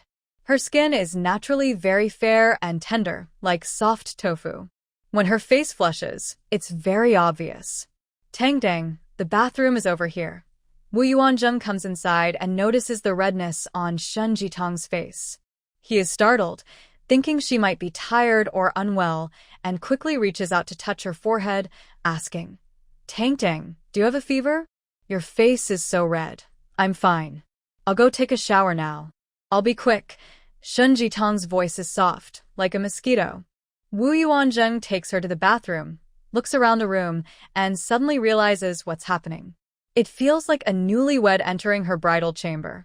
He scratches his head and smiles foolishly. Of course, Xinjitang goes to wash up in the space. However, when she went out, she still made the bathroom wet to avoid making Wu Yuanzheng suspicious. The bathroom was still dry after her shower. Both of them finished washing up quickly because they didn't want to make everyone wait. They only took a short time to shower. Xinjitang changed into a simple dress, and Wu Yuanzheng put on a training suit. They both looked energetic as they went to the main hall to meet everyone. The main hall was lively at this time, for children were playing and joking inside. The adults were happily drinking tea and chatting. When Liang Ziqiao saw them come out, she said that Wu Qianli hadn't finished work yet. He just called and was probably on his way home now. They would eat after he arrived. Then Liang Ziqiao asked the housekeeper to serve 2 bowls of white fungus and red date soup, so Xin Jitong and Wu Yuanzheng could eat first. The whole family was well organized under Liang Ziqiao's arrangements. Xin Jitong and Wu Yuanzheng, feeling polite, went to the side room at the front left to eat the soup. The soft, sticky white fungus was quite tasty, and they quickly finished the soup. Just as they were about to go to the main hall, they saw someone entering from outside the yard. Wu Yuanzheng stopped in his tracks when he saw the person, hesitated for about 3 seconds, then called out. While calling, Wu Yuanzheng instinctively held Xin Jitong's hand. Xin Jitong felt a bit confused because Wu Yuanzheng usually did that to protect her. But the person was his second uncle. Why did Wu Yuanzheng do that? Could it be that his family didn't get along well with his second uncle? That might explain Wu Yuanzheng's reaction. Yuanzheng, are you coming home? Is this your wife? Xin Mingrui's granddaughter. Second uncle Wu Qianli looked at Xin Jitong. Xin Jitong had been covered by Wu Yuanzheng before, but now she stepped forward a few steps. She looked carefully at Wu Qianli's face, and her eyes widened in shock. Her face showed a sudden expression of surprise. Xin Jitong couldn't hide her shock because Wu Qianli had a terrifying, disfigured face. His face was full of lumps and uneven, like wax melted by fire, revealing bright red skin underneath. His eyes were strange because he had no eyebrows or eyelashes. His appearance was frightening, and a timid child might cry when seeing him. But since the other person was actually second uncle, Xin Jitong quickly masked her surprise and politely responded, Yes, Xin Mingrui is my grandfather. Do you know him, second uncle? Not just know him. Unexpectedly, Wu Qianli gave a vague answer and then stared at her, looking at her for a full 3 seconds. Although 3 seconds sounds short, when looking at someone's face, that feeling of being watched for 3 seconds can be just as intense as 3 hours. Then, Wu Qianli said nothing more. He crossed his arms, held his head high, and walked past her. Behind him, a woman in her 50s followed. She was well-built, not exactly overweight but quite full-figured, the kind often called curvy. Xin Jitong always felt she looked somewhat familiar. This is my second aunt Xu Huan. She's also from Shanghai, Wu Yuanzheng quickly introduced her. Seeing that Xin Jitong didn't seem to have a headache, he relaxed a little. Hello, second aunt. As a younger person, Xin Jitong naturally took the initiative to greet her first. But unexpectedly, Xu Huan only gave her a faint smile, showing little warmth. Her sharp eyes seemed to cut at her face. Then, just like her husband, she quickly looked away and walked into the main hall with her head held high. Xin Jitong felt uncomfortable, as if they were looking down on her. Wu Qianli's gaze and Xu Huan's indifferent smile made her feel uneasy all over. People who are hard to get close to tend to keep their distance. Before coming here, Xin Jitong had this idea in mind. Now, these two were just Wu Yuanzheng's second uncle and second aunt, far from her daily life. So she immediately adopted a polite yet distant attitude. Second uncle and second aunt, your temper is like this, it's not aimed at you. Wu Yuanzheng was worried Xin Jitong might feel sad, so he quickly explained. Xin Jitong smiled at him gently. Seeing his beautiful wife smiling like spring flowers, Wu Yuanzheng was momentarily dazzled. He held her tightly and headed toward the main hall. Wu Qianli and his wife arrived at the hall first, so when Xin Jitong arrived later, she heard a series of greetings. But strangely, she could tell that these greetings, while polite, carried a sense of distance, as if they didn't welcome the couple very much. Xin Jitong silently thought to herself that there must be a reason why Wu Qianli and his wife weren't very welcome. Unexplainably, she looked at her mother-in-law and felt that her mother-in-law also had a strange, hard-to-express expression when looking at her younger brother-in-law and his wife. Qianli, Xu Huan, sit down and have some tea first. Wanli will be home soon, and we'll start eating once he arrives. Liang Ziqiao managed the family affairs decisively. Wu Qianli nodded, sat down heavily on the sofa, and sipped the tea brought by Wu Yuanhang, feeling a bit distracted. Although she said he was distracted, Shen Jitong always felt that he was secretly watching her. But his gaze was secretive and quick, making it hard for Shen Jitong to catch him clearly, so she couldn't judge his intentions. If he wanted to look at her, as an elder, he could do so openly. Why hide and sneak around? This made Shen Jitong feel more uncomfortable. Fortunately, not long after, Wu Wanli arrived home. His return broke the awkward silence caused by Wu Qianli's presence, and everyone's mood seemed to warm up, with conversations and laughter. Only then did Shen Jitong realize that this family dinner was a welcome party for her, and Wu Qianli wasn't invited. He appeared on his own. Family dinners are usually for welcoming new family members, so it's normal not to invite Wu Qianli, who would involve brothers in all family matters, especially when they are grown and have their own families. But Wu Qianli's appearance was unusual. You might think he just happened to come by, saw the new Shen Jitong, and was surprised, saying a few words, introducing himself and getting to know her. But it seemed he knew Shen Jitong was returning home today. As an elder, he should have been more welcoming to a new family member, especially when prepared. Shen Jitong secretly felt that Wu Qianli seemed to hold a grudge against the Shen family. Otherwise, he wouldn't mention her grandfather and then act so cold toward her. And he was quite mischievous. One moment, he claimed to know her close relatives. The next, he ignored her completely, clearly using his attitude toward her to belittle her grandfather. Thinking it over, Shen Jitong's feelings toward Wu Qianli had become just a polite surface. Wu Wanli was tall and handsome, with a serious appearance. He held a high status in the family, and everyone respected him deeply, even with a hint of fear. After all, his military background was well known, and even his own children wouldn't dare joke with him lightly. But at the family dinner, whenever he spoke, everyone responded warmly, and the atmosphere became lively. Tangdang, welcome to the Wu family. For many years, this has been my and Ji Jiao's wish. I never thought I would see the day our wish comes true. This kid Yuanzheng may not have many skills, but if he ever treats you badly or has other ideas, just tell me. I will make sure to teach him a lesson. In the Wu family, we are your support. I never expected Wu Wanli to say such serious and warm words to Shen Jitong. Shen Jitong could tell that Wu Wanli was sincere, not just using words. It seems he values his grandfather's life-saving kindness very much. Her eyes welled up with tears, and she nodded firmly. Wu Wanli looked at everyone and continued to give a signal. Everyone should know that Tongtong's grandfather is my life-saving benefactor. Not to mention how well he raised Tangdang and how outstanding she is in every way, just because of his life-saving kindness. I can never repay him in this lifetime. It is our honor that Tangdang wants to join the Wu family. From now on, treat her with the same respect as we do as a couple. No contempt or suppression. Anyone who disrespects her, leave the family. Wu Wanli's words were very weighty and full of meaning. After hearing this, everyone saw Shen Jitong's importance in her parents' hearts in a new light. No wonder her mother was busy and talking about Shen Jitong even before she arrived. Everyone nodded in agreement. Wu Huai, on the surface, nodded too, but her dissatisfaction grew. Why does the third sister-in-law get more attention at home than she does? She is the eldest daughter-in-law and is pregnant with a precious grandson.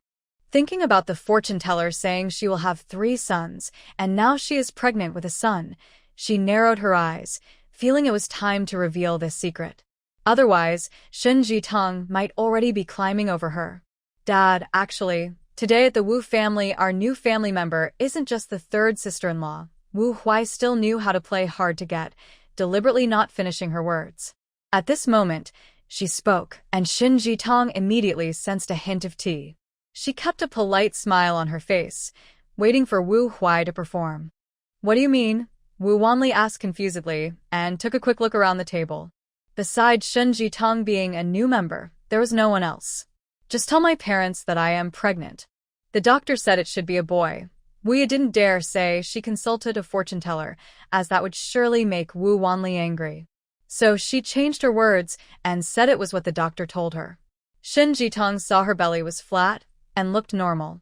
Even if she was pregnant, it shouldn't be more than 2 months along. With current medical technology, can they really tell the baby's gender so quickly? Shen Jitong understood now. Wu Yuanhang, as the eldest son, had only 2 daughters so far. The couple felt some pressure. Now, when Wu said she was pregnant with a boy, the parents-in-law would probably see her in a new light. The excitement she caused at the Wu family would be overshadowed by this good news. It seemed her sister-in-law wanted to always be in the lead. On her first day at the Wu family, Wu couldn't wait to jump out and didn't want her to steal the spotlight. She wanted to see how the parents-in-law would react. Unexpectedly, Wu Wanli's expression was calm.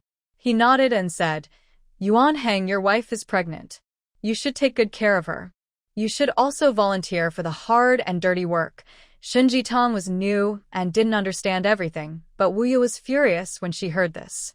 When she was pregnant with her previous 2 children, her father-in-law also said similar words, almost word for word, with the same tone.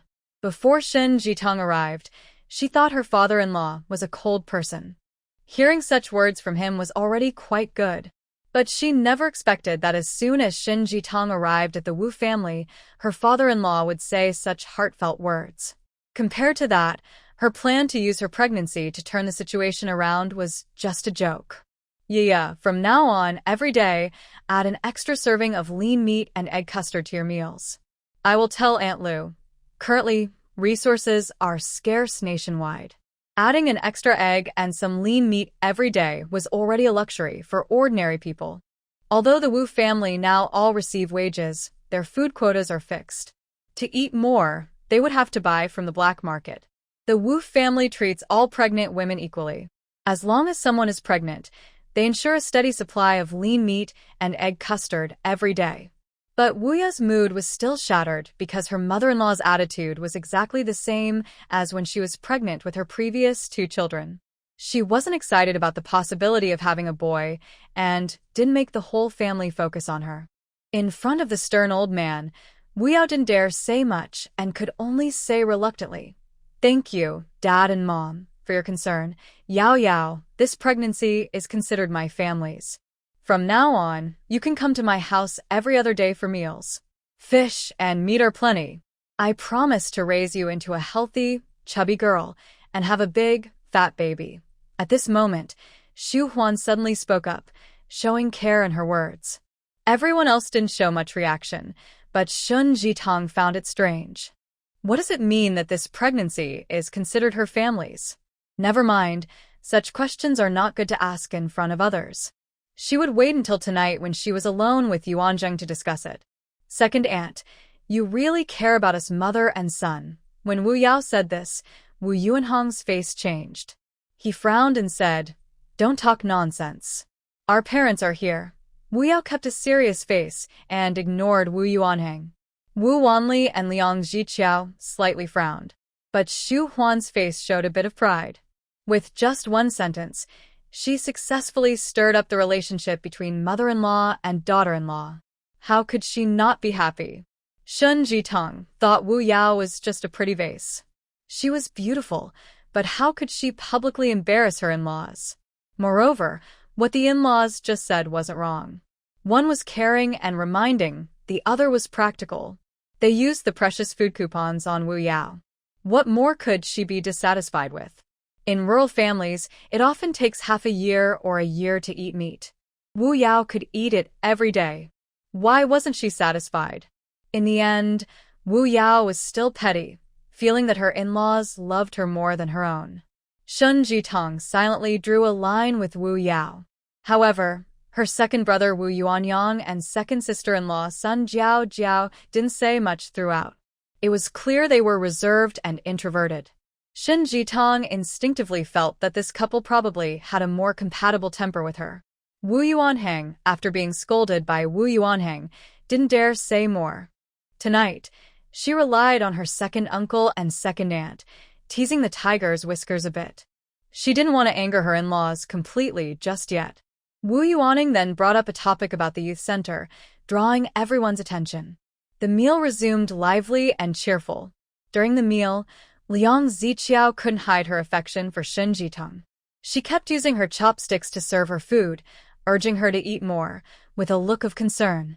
Shen Jitong felt that in her previous life, she missed out on such a good mother-in-law. Fortunately, in this life, she was getting a proper family. She certainly wouldn't think that Liang Ziqiao was kind just because she helped her pick food. Whether she is kind or not, body language can't hide it. Every part of Liang Ziqiao shows her love for her. Wu Wanli, as he said himself, wants to be her support. He kindly asks her about her life, studies, and work, wanting to understand her better.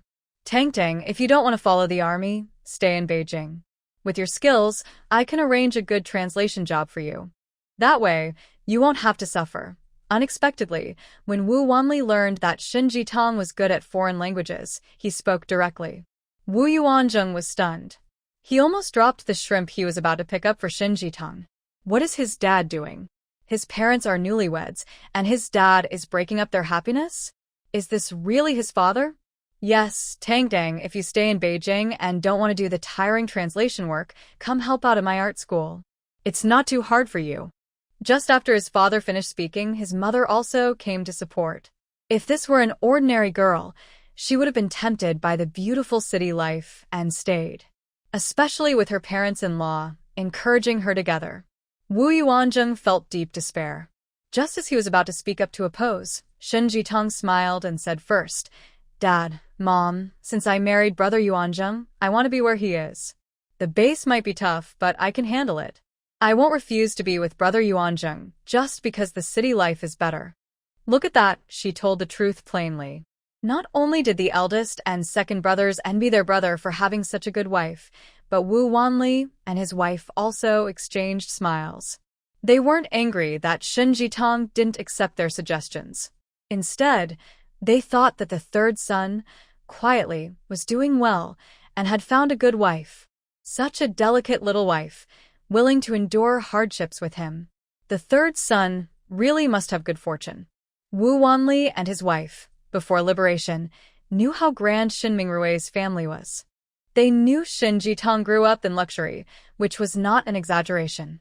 They didn't expect that she would now give up a comfortable city life to go to the countryside and suffer. They liked her even more. Third brother, I heard that your wife is from a capitalist family. Aren't you worried she might affect your progress? I didn't realize it earlier, but Wu Yao has once again appeared to make a scene. Shen Jitong listened to Wu Yao's words and immediately changed her previous judgment.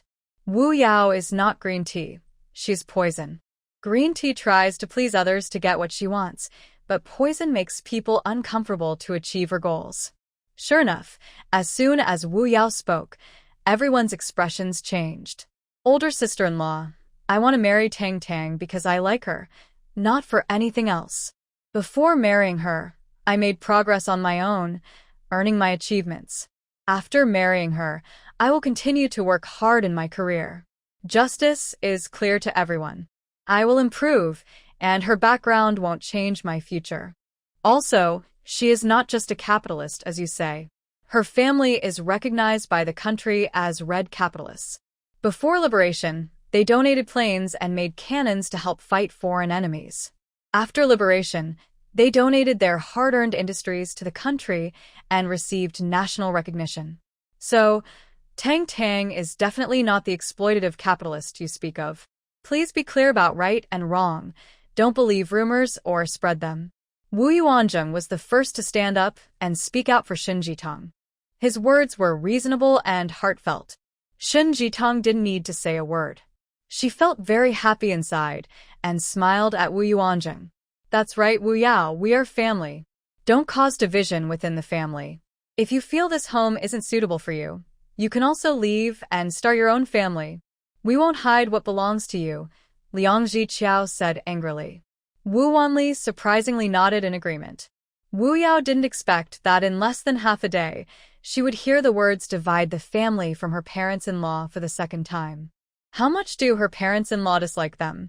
As soon as Shen Jitong entered the house, her parents-in-law started planning to split the family. Are they planning to favor the third son and his wife? Wu Yao's heart grew more resentful. But seeing her father-in-law's displeased look, she quickly forced a smile and said, "Third brother, Jitang, I was wrong to speak out of turn. I only did it for the good of the third brother. He is young and has become a company commander, which is not easy. He is the one who will take over the family business in the future. I am really worried that Jitang's background might affect his promotion. It's my fault. As a woman, I don't go out much and only know about capitalists, not about red capitalists." Seeing her admit her mistake, Liang Ziqiao no longer wanted to say anything. Talking more wouldn't help and might hurt feelings. She hummed and said, "Apologize to Tangdang." Wu Yao felt embarrassed, but seeing everyone staring at her, and since Shen Jitang didn't say she didn't need to apologize, she had no choice but to lower her head and say, "Jitang, I'm sorry." "It's okay. Being able to be part of the family is like winning the lottery in my past life. It's a gift from heaven. Isn't that just polite talk?" Shen Jitang also understands this. Wu Yao's face turned pale, but today she had already been humiliated many times and was disliked by her in-laws. She didn't dare cause trouble anymore. Honestly, she didn't want to split the family now. Wu Hao's girlfriend, with such a good family background, was interested in Wu Hao mainly because of her powerful father-in-law. If she split from the family and someone found out, they might think she was not favored anymore, and maybe the marriage would fall apart.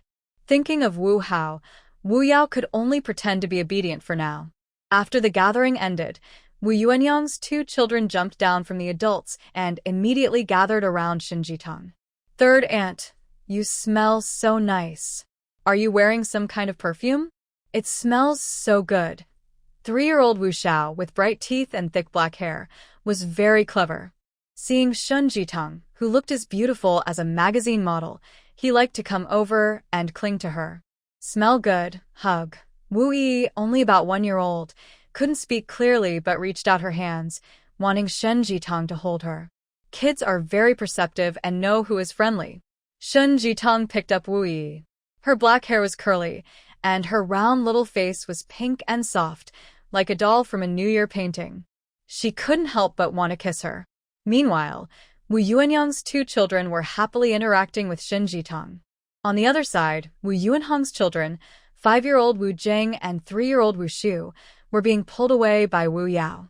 You could tell what the parents were thinking just from how the children behaved. Shen Jitang didn't care much. If she could interact, she would. If she couldn't fit in, she wouldn't force it. She wasn't someone inferior who had to beg Wu Yao to play with her. This wasn't a child's game. Whoever knew how to bully others was the real boss. "Andy, you travel by train. That must have been tiring." Xiao. Let Auntie rest. We'll play with her again tomorrow." Sun Jiao came over to comfort the children. The child was well taught by her. When she heard her mother say this, she obediently left Shen Jitang and waved goodbye to her, then followed her mother away. Wu Yuanyang and Wu Yuanjing talked briefly and then went to the back room, probably to discuss private matters between brothers. In the main room, only Wu Wanli and Wu Qianli's couple remained. Wu Qianli looked at Shen Jitang with a deep gaze, then stood up and said calmly, "We are going back now." Xu Huan quickly stood up, nodded casually to everyone, and then left with her husband. Qianli's face was injured in the fire. Since then, his temper has become strange, but he's not seriously ill. "You'll get used to it," Wu Wanli suddenly explained. Shen Jitang always felt her father-in-law's explanation was a bit far-fetched. There was no need to tell her these things. She could only smile awkwardly and nod. Wu Qianli secretly looked at her. Shen Jitang still felt uncomfortable. She thought Wu Qianli, through her, might be looking at someone else. That's probably why he didn't lose his temper on the spot. Maybe she looks like someone Wu Qianli knows. After Wu Qianli and his wife left, Wu Wanli also went to his study to handle work. "Tangneng, did you get used to the food just now? This is northern cuisine, quite salty, not as delicate as in Shanghai," he asked.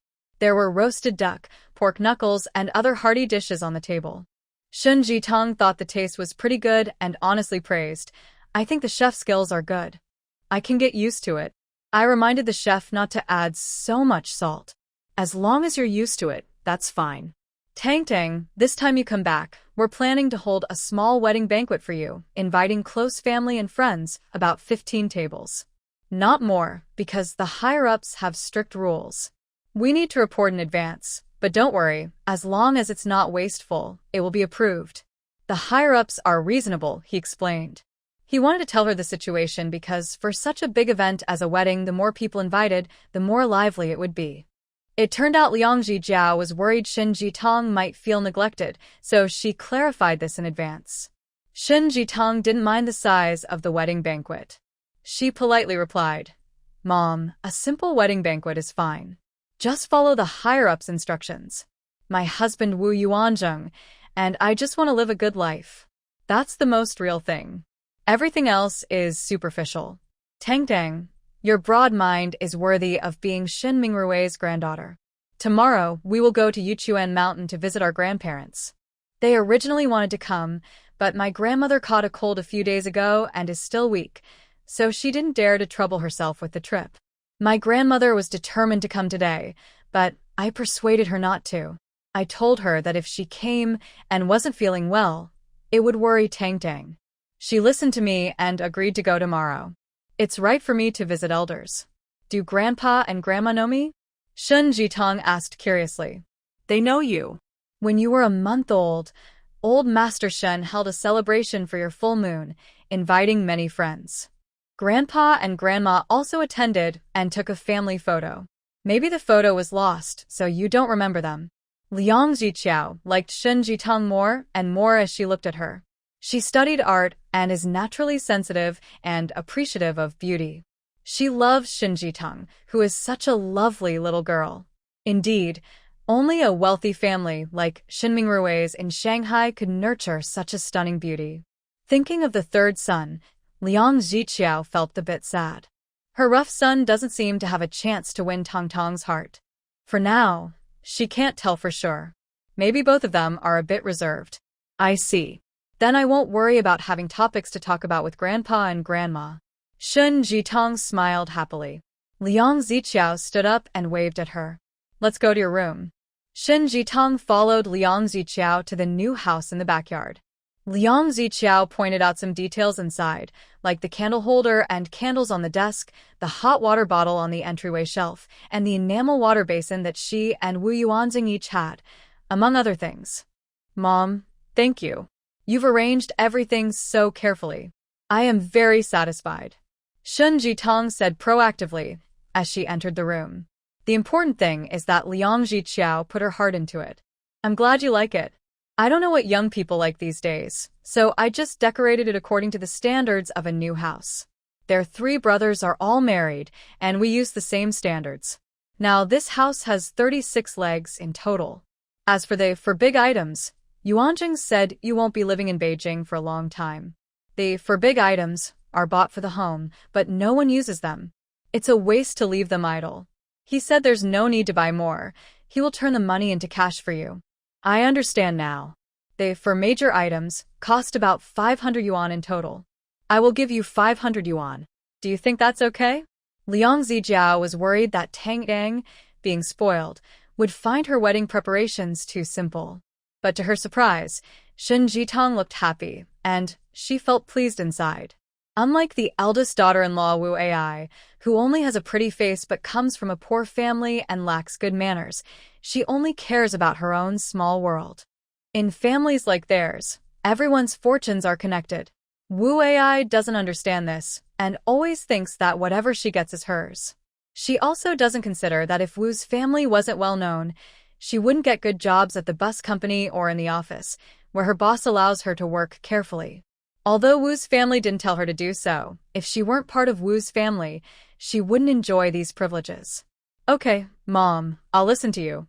Shen Jitong thought Liang Jijiao was fair and kind, and she didn't care much about the money. Right now, in this house, if you only count money, no one is richer than her. Even a gold bar worth thousands of yuan is nothing to her. She doesn't care about money.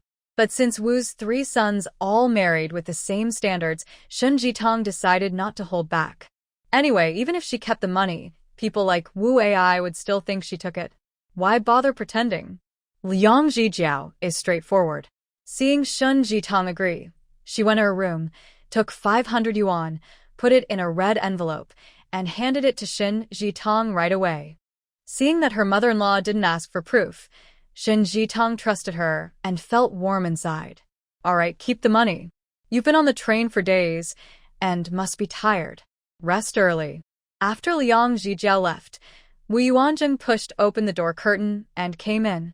Seeing Shun Jitong holding a red envelope, he hadn't asked yet, but she explained everything first. Oh, I see. Since the money is from Mom, you should keep it and spend it however you like. Wu Yuanjing's main way of showing love is to spoil her. Don't worry, I won't spend it recklessly. I'll save it all. Shun Jitong put the red envelope into her suitcase openly, but secretly stored it in her space. What are you going to do? She saw him take out a porcelain basin and leave. You'll find out soon. Wu Yuanjing still played it cool. Soon, the curtain was lifted, and Wu Yuanjing entered carrying a basin of hot water. Tang Tang, I'll wash your feet. Shun Jitong realized what he was about to do. Okay, you can put it down. I'll wash. Shun Jitong sat on a chair, signaling Wu Yuanjing to place the porcelain basin at her feet. Unexpectedly, after placing the basin, Wu Yuanjing gently grabbed her foot, took off her shoe, and carefully placed her foot into the basin. So, Wu Yuanjing was going to wash her feet? Yuanjing, I can do it myself. Shun Jitong felt a bit shy. No one had ever washed her feet before. Maybe her mother had done it when she was little, but she didn't remember. You said you wanted me to wash your feet, right? From now on, I will do it for you.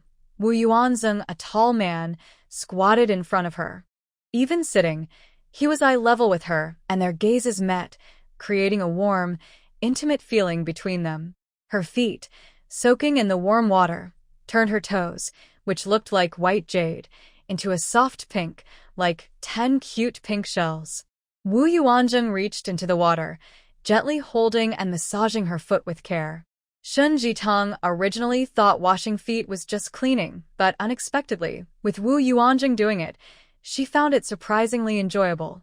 His big hand touched her, and a tingling sensation shot from her soles up to her head, making her want to hum happily. Yuanjing, that's enough, stop. Her voice was a little hoarse and excited from the sensation. Wu Yuanjing's ears tingled at her words. His large hand still held her smooth, jade-like foot, reluctant to let go. When Shun Jitong said she wanted him to stop, he reluctantly released her and took a clean towel to dry her feet. After his gentle washing, pressing, and wiping, Shun Jitong felt as if her bones had become lighter, as if her energy channels had opened, making her feel very comfortable. She couldn't help but yawn. Wu Yuanjing looked at her with concern. Are you sleepy? After washing my feet, I suddenly feel very sleepy. My eyelids are heavy. Shun Jitong's long eyelashes fluttered slightly, and her eyes were so tired she could hardly keep them open. I'll carry you to bed. Wu Yuanjing stood up, scooped her into his arms, and carried her straight to the bed. His arms were strong and firm. When Shun Jitong snuggled in his arms, she could feel the bulging biceps and the faint outline of his abs. From her view below, she could see his well-defined jawline. She really wanted to kiss him. Seeing him lay her on the bed and help cover her with a thin blanket, he was about to leave. Shun Jitong, feeling confused and a bit dizzy, asked, Brother Yuanzheng, are you not going to sleep? Me? I'll go sleep in the next room. We're not officially married yet. We can sleep together after we get the certificate. Wu Yuanzheng licked his dry lips and said with difficulty. Shun Jitong didn't expect him to be so persistent. She liked a disciplined man, but she wanted to see how long he could hold on. Does she have no attraction at all? This question suddenly made Shun Jitong alert. Brother Yuanzheng, come here for a moment. I have something to tell you. She beckoned with her finger. Wu Yuanzheng quickly came to the bed, sat beside her, and asked nervously, What's wrong? You're just going to leave like that? Shun Jitong laughed bitterly. He really was as dull as wood. She couldn't understand how he became the team leader. He was so silly. Seeing her beautiful smile, Wu Yuanzheng suddenly understood. He leaned down, kissed her forehead, and said, "Good night," then hurriedly left. When he reached the door, he staggered a bit, almost tripping over the threshold. Shin Jitong smelled nice and felt soft. When he held her earlier, it was like holding a cloud that made her dizzy with its fragrance. She wanted to immerse herself completely in that cloud. But this was at home, and they weren't officially married yet. He couldn't let his family see her in a bad light. Just a kiss on the forehead almost made him lose control. If he had done anything else, he felt he would definitely lose his mind. So, he kissed her forehead and quickly left. Seeing him run away, Shun Jitong looked at the closed door and couldn't help but smile happily. This time it was a happy smile. Then she remembered she hadn't asked about her second uncle yet. There were many strange things about him that needed to be understood. But Wu Yuanzheng had already left, and she was tired. She decided to wait until tomorrow to ask. Spending several days and nights on the train truly exhausted her body and mind. Even with the help of spiritual spring water, she couldn't fully relieve her mental fatigue. When Wu Yuanzheng left for a while, she still slept deeply. When she woke up, it was still dark outside. She checked her watch. It was only 5 o'clock. Last night, she went to sleep around 10. Although she woke up early, she had enough sleep overall. She stretched lazily to wake up her body and entered her space. Inside the space, the vegetables and fruits were lush and green. The rice had ripened again, and she estimated it would be ready for harvest tonight. Now, maintaining the crops was very easy. Shun Jitong only needed to plant, and the space would automatically harvest and store the produce in the storage compartments. She planned to spend this month in Beijing gathering northern vegetable and fruit seeds and seedlings, planting some northern fruits and vegetables. Due to land limitations, she could only choose fruit trees she liked. Each tree usually yields several hundred jin, enough to satisfy her fruit cravings. So, she focused on planting different types of fruit trees rather than quantity. After washing up, Shun Jitong went to the gym to exercise, practice martial arts, and shooting. With the spiritual spring water blessing, her strength when firing was so powerful that even a strong man with martial arts training couldn't block her strike. Her experience defending in Lushur gave her practical combat skills and helped her develop better self-defense methods. Her best self-defense was her delicate appearance combined with unexpected strength and agility. She would first use her fragile look to confuse opponents, then strike when they relaxed their guard, making them unable to move. If that didn't work, she would use an electric baton. If facing multiple enemies, she would bring out weapons. After mentally planning her combat strategy, Shun Jitong practiced it repeatedly to ensure she could handle real danger. Married to a soldier and now stationed at the complex southeastern base, Shun Jitong couldn't afford to be careless. She heard that enemy water ghosts often sneak ashore at night from the sea to do sneaky things. In terms of firearms, she could assemble a pistol in 90 seconds with her eyes closed, disassemble it in 8.9 seconds, and her shooting accuracy was so high that she could hit the bullseye with 3 shots. She wasn't a genius in these skills, but she had the advantage of time, allowing her to make the most of limited moments and resources. During their practice in the pool, Wu Yuanjing said that some soldiers can hold their breath for over 24 minutes in one go. Shin Jitan can now hold her breath for 10 minutes.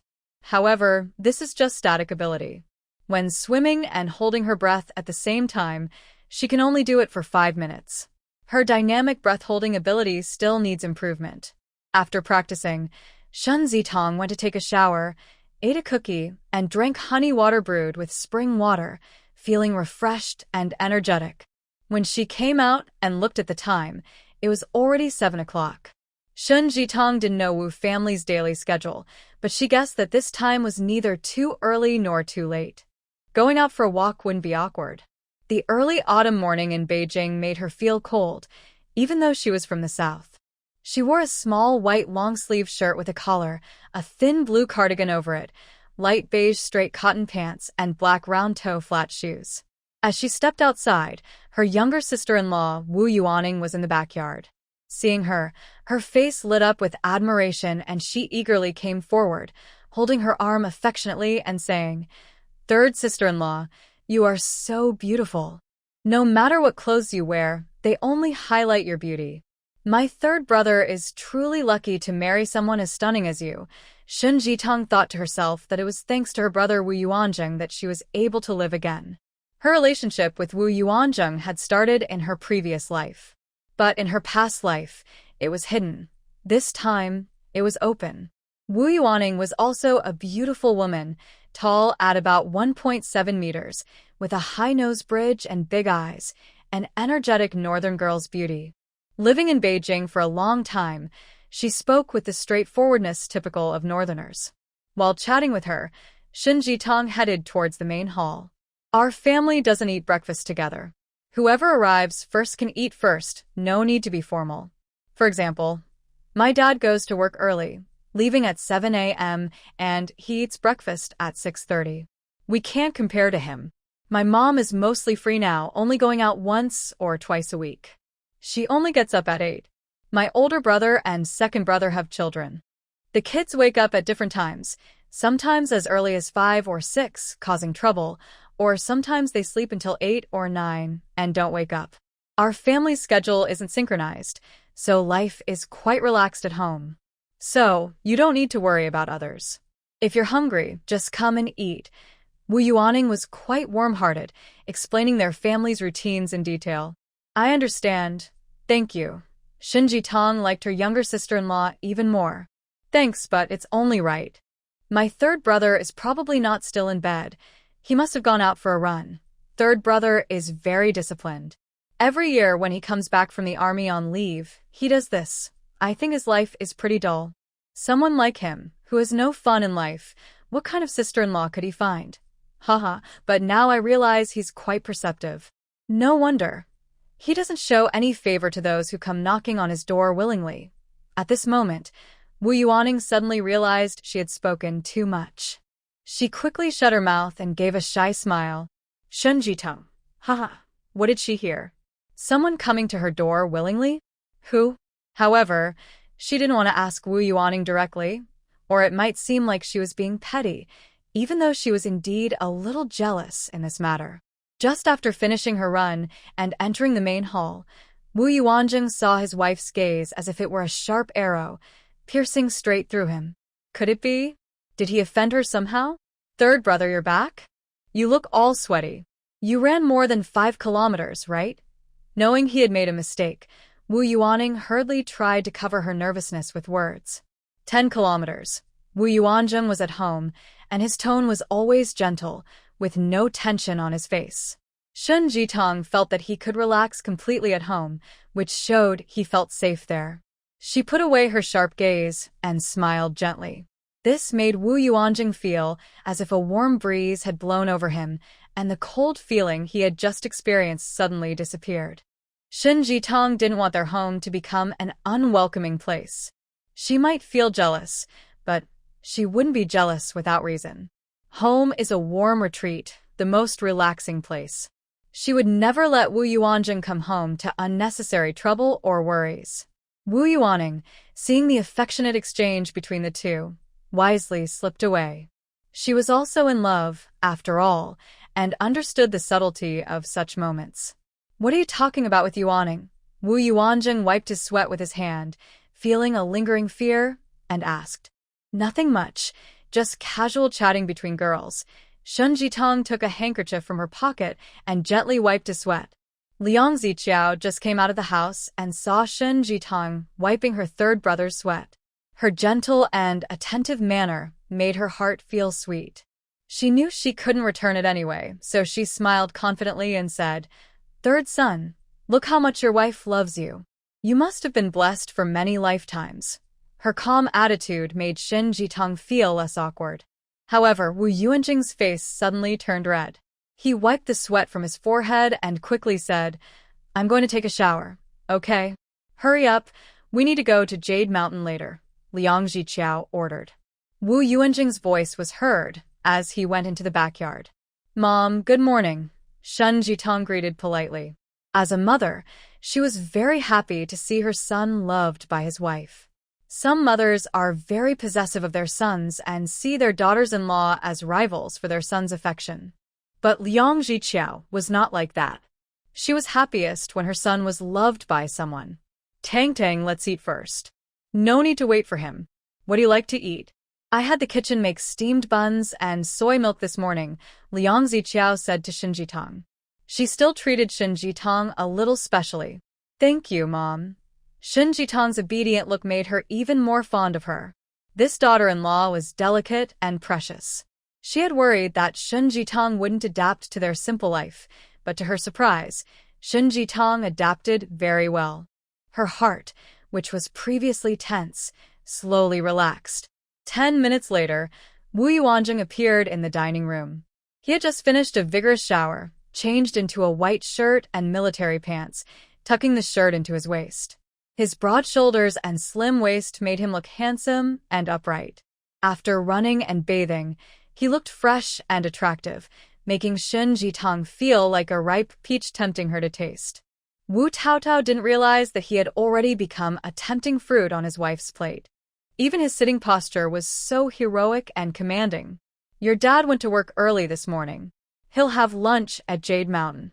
He didn't have time to come with us this morning, Liang Jiqiao said. There was no rule about not talking while eating. She spoke as Wu Yuanzheng and her mother sat together, answering questions when asked. But most families with sons seem to be like this. Once the son grows up, the mother and son become more distant, and he doesn't share all his thoughts with her. Meanwhile, Wu Yuanning was sitting at the table, eating and chatting happily with Liang Jiqiao. She had no classes in the morning, so she planned to go visit her grandparents together. A few days ago, Grandma caught a cold, and she was quite worried. So I took the opportunity to visit her. As for Yuan Hang and Yuan Yang, they each have their own classes. Because Grandma was sick, the children were not brought along to avoid disturbing her. When old and young are together, illnesses can spread easily, so it's better not to meet for now. Wu Yuanjing drove himself, taking his mother, wife, and sister. They left at 9 o'clock heading to Ichuan Mountain. Shin Jitang was visiting Ichuan Mountain for the first time. She found the environment very nice, close to the mountains and very quiet. At the entrance, there was a guard station and visitors had to show their ID to enter. After completing some procedures, they were allowed inside. Inside, there was a wide cement road lined with trees. On both sides, there were beautiful Sioux-style villas, each with its own yard. Some people grew flowers, others grew vegetables, each yard with its own charm. They drove for about a kilometer, then turned right onto a forked cement road. On both sides, there were more independent Sioux-style villas. After driving about 100 meters, they stopped outside a yard. Grandpa and Grandma live here, Wu Yuanjing said as he turned off the car and opened the door for his family. Shin Jitang was meeting her elders for the first time. She felt nervous. Grandpa and Grandma had experienced a lot, and she wondered if they would be strict or easy to get along with. Don't be nervous. They're very happy to hear you're coming. Old people are like children. They've been talking about you all this time, Liang Jiqiao comforted her. Shin Jitang thought she had found a good mother-in-law, someone knowledgeable, good at managing the household, understanding right from wrong, and caring. Hearing the car, someone came out of the villa. It was a lively, energetic old man. Although he was over 80, he still had thick white hair. He was healthy and walked briskly, full of energy, as if he could keep up with young men. Tang Tang, you've grown into a young lady now. When I first saw you, you were just a month old, the old man said as he stepped out, immediately recognizing Shin Jitang. Grandpa, hello. Shin Jitang quickly stepped forward respectfully and bowed slightly to greet him. Oh, we're all family now, no need to be so formal, the old man said, noticing her face. You and your mother look very much alike. Grandpa, let's go inside and talk, Wu Yuanjing said, trying to help him. The old man was not happy and politely refused, saying, I'm still able to walk on my own. I haven't lost my mobility. These days, I walk 10,000 steps every day, so I'm in good health. The old man was most afraid of being called old. Shin Jitang smiled quietly, not daring to speak much for a while. Wu Yuanzheng was not awkward in front of the grandfather. He asked, Where's Grandma? She's inside, turned on the heater. She's just recovering from a cold, but still coughing. I'm worried she'll catch a chill if she comes out, so I didn't let her. If I hadn't stopped her, she would have insisted on coming out. Grandpa truly doted on Grandma. At his age, he still fussed over her, giving everyone a little bit of affection. Shun Jitong couldn't help but smile secretly, thinking, it seems that loving one's wife runs in the family. Wu Yuanzheng is definitely the grandson. The group entered the house. As soon as they reached the door, they heard a loud cough. Then, someone whispered, Grandma Xia, I told you to stay in bed, but you wouldn't listen. Now your cough is worse, isn't it? I'm happy because my granddaughter-in-law is coming today. Don't worry, Dr. Wang, I know my own body. I'm fine. Suddenly, Shin Jitong felt that Grandma Xia's voice sounded a bit familiar. When had she heard this voice before? Grandma saw Shin Jitong and thought she looked as beautiful as a painting. Her eyes brightened, and she suddenly felt much better, even coughing less and speaking more easily. Grandma, I just brewed a cup of monk fruit tea before I left. I wanted to bring it for you to try. I usually drink it when I cough. I've heated the water, so you can drink it directly. Shin Jitong took a blue thermos from her bag, which could also serve as a cup. She poured a cup and handed it to Grandma. Xia Shilian saw how thoughtful Shin Jitong was and happily took the cup.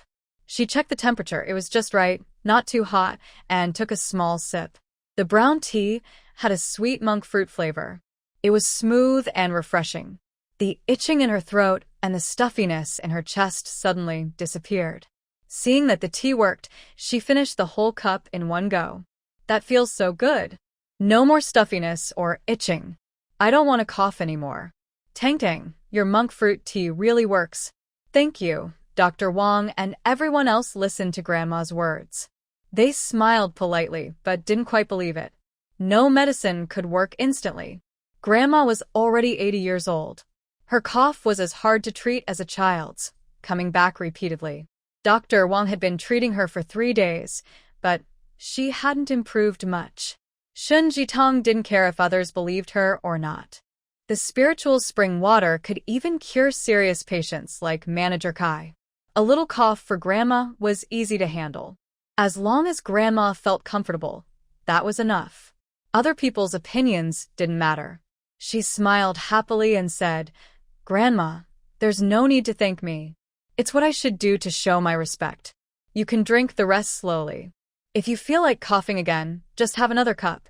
Shin Jitong was worried that the elderly might not handle pure spiritual spring water well, so she only added a third of the water in the thermos. It turned out to be just right. Okay, I'll drink it later. I feel completely better now. I haven't felt this good in days. Grandma stood up happily, holding Shin Jitong's hand and examining her from head to toe. Looking at Grandma's kind face, Shin Jitong suddenly had a flash of a memory. A familiar feeling rose in her heart.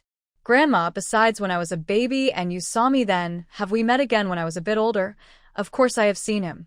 When you were about 7 or 8 years old, your grandfather was working in Shanghai. During that time, you often played with the countryside children and the expedition team.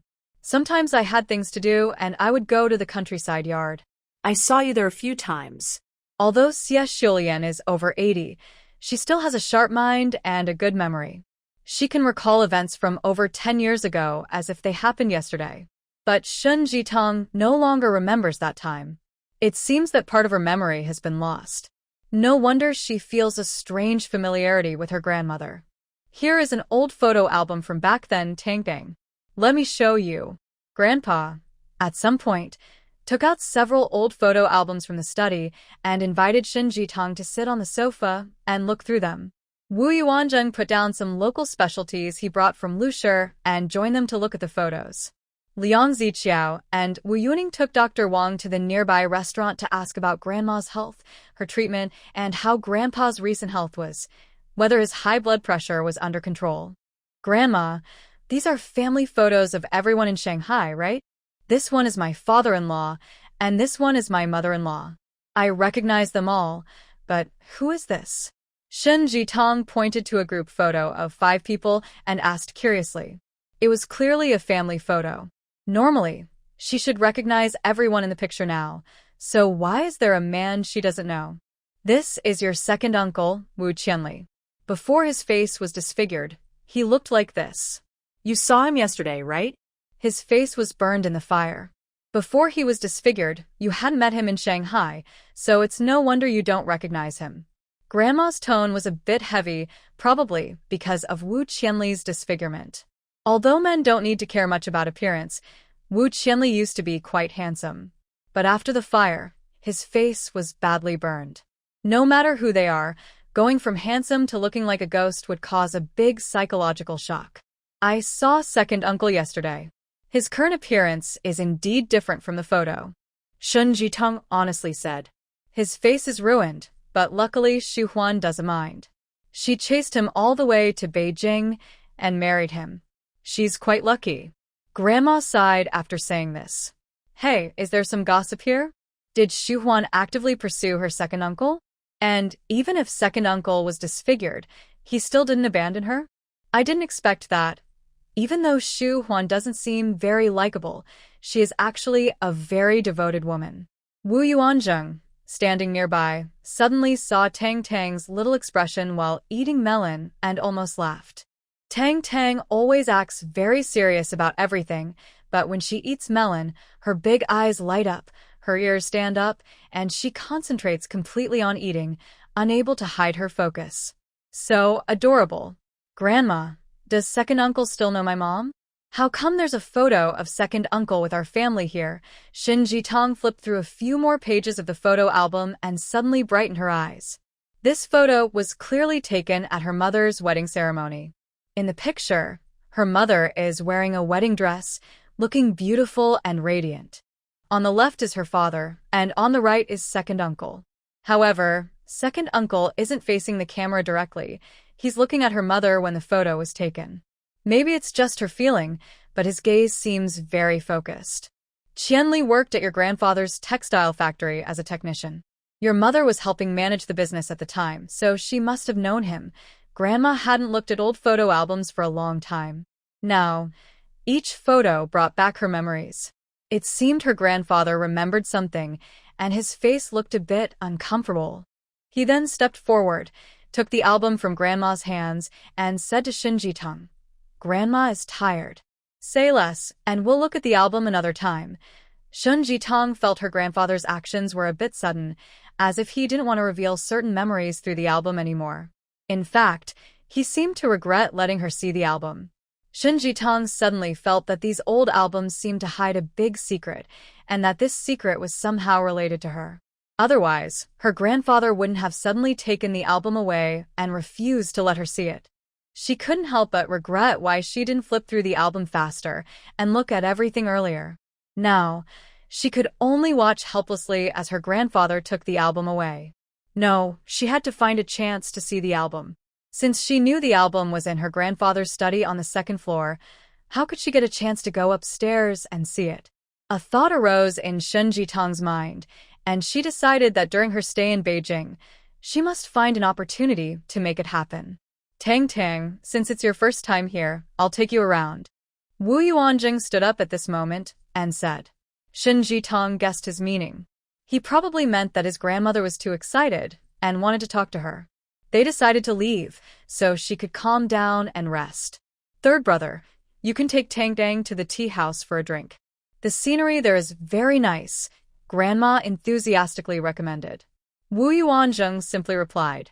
The two of them left the courtyard and strolled along the shaded path through the trees, exploring Ichuan Mountain.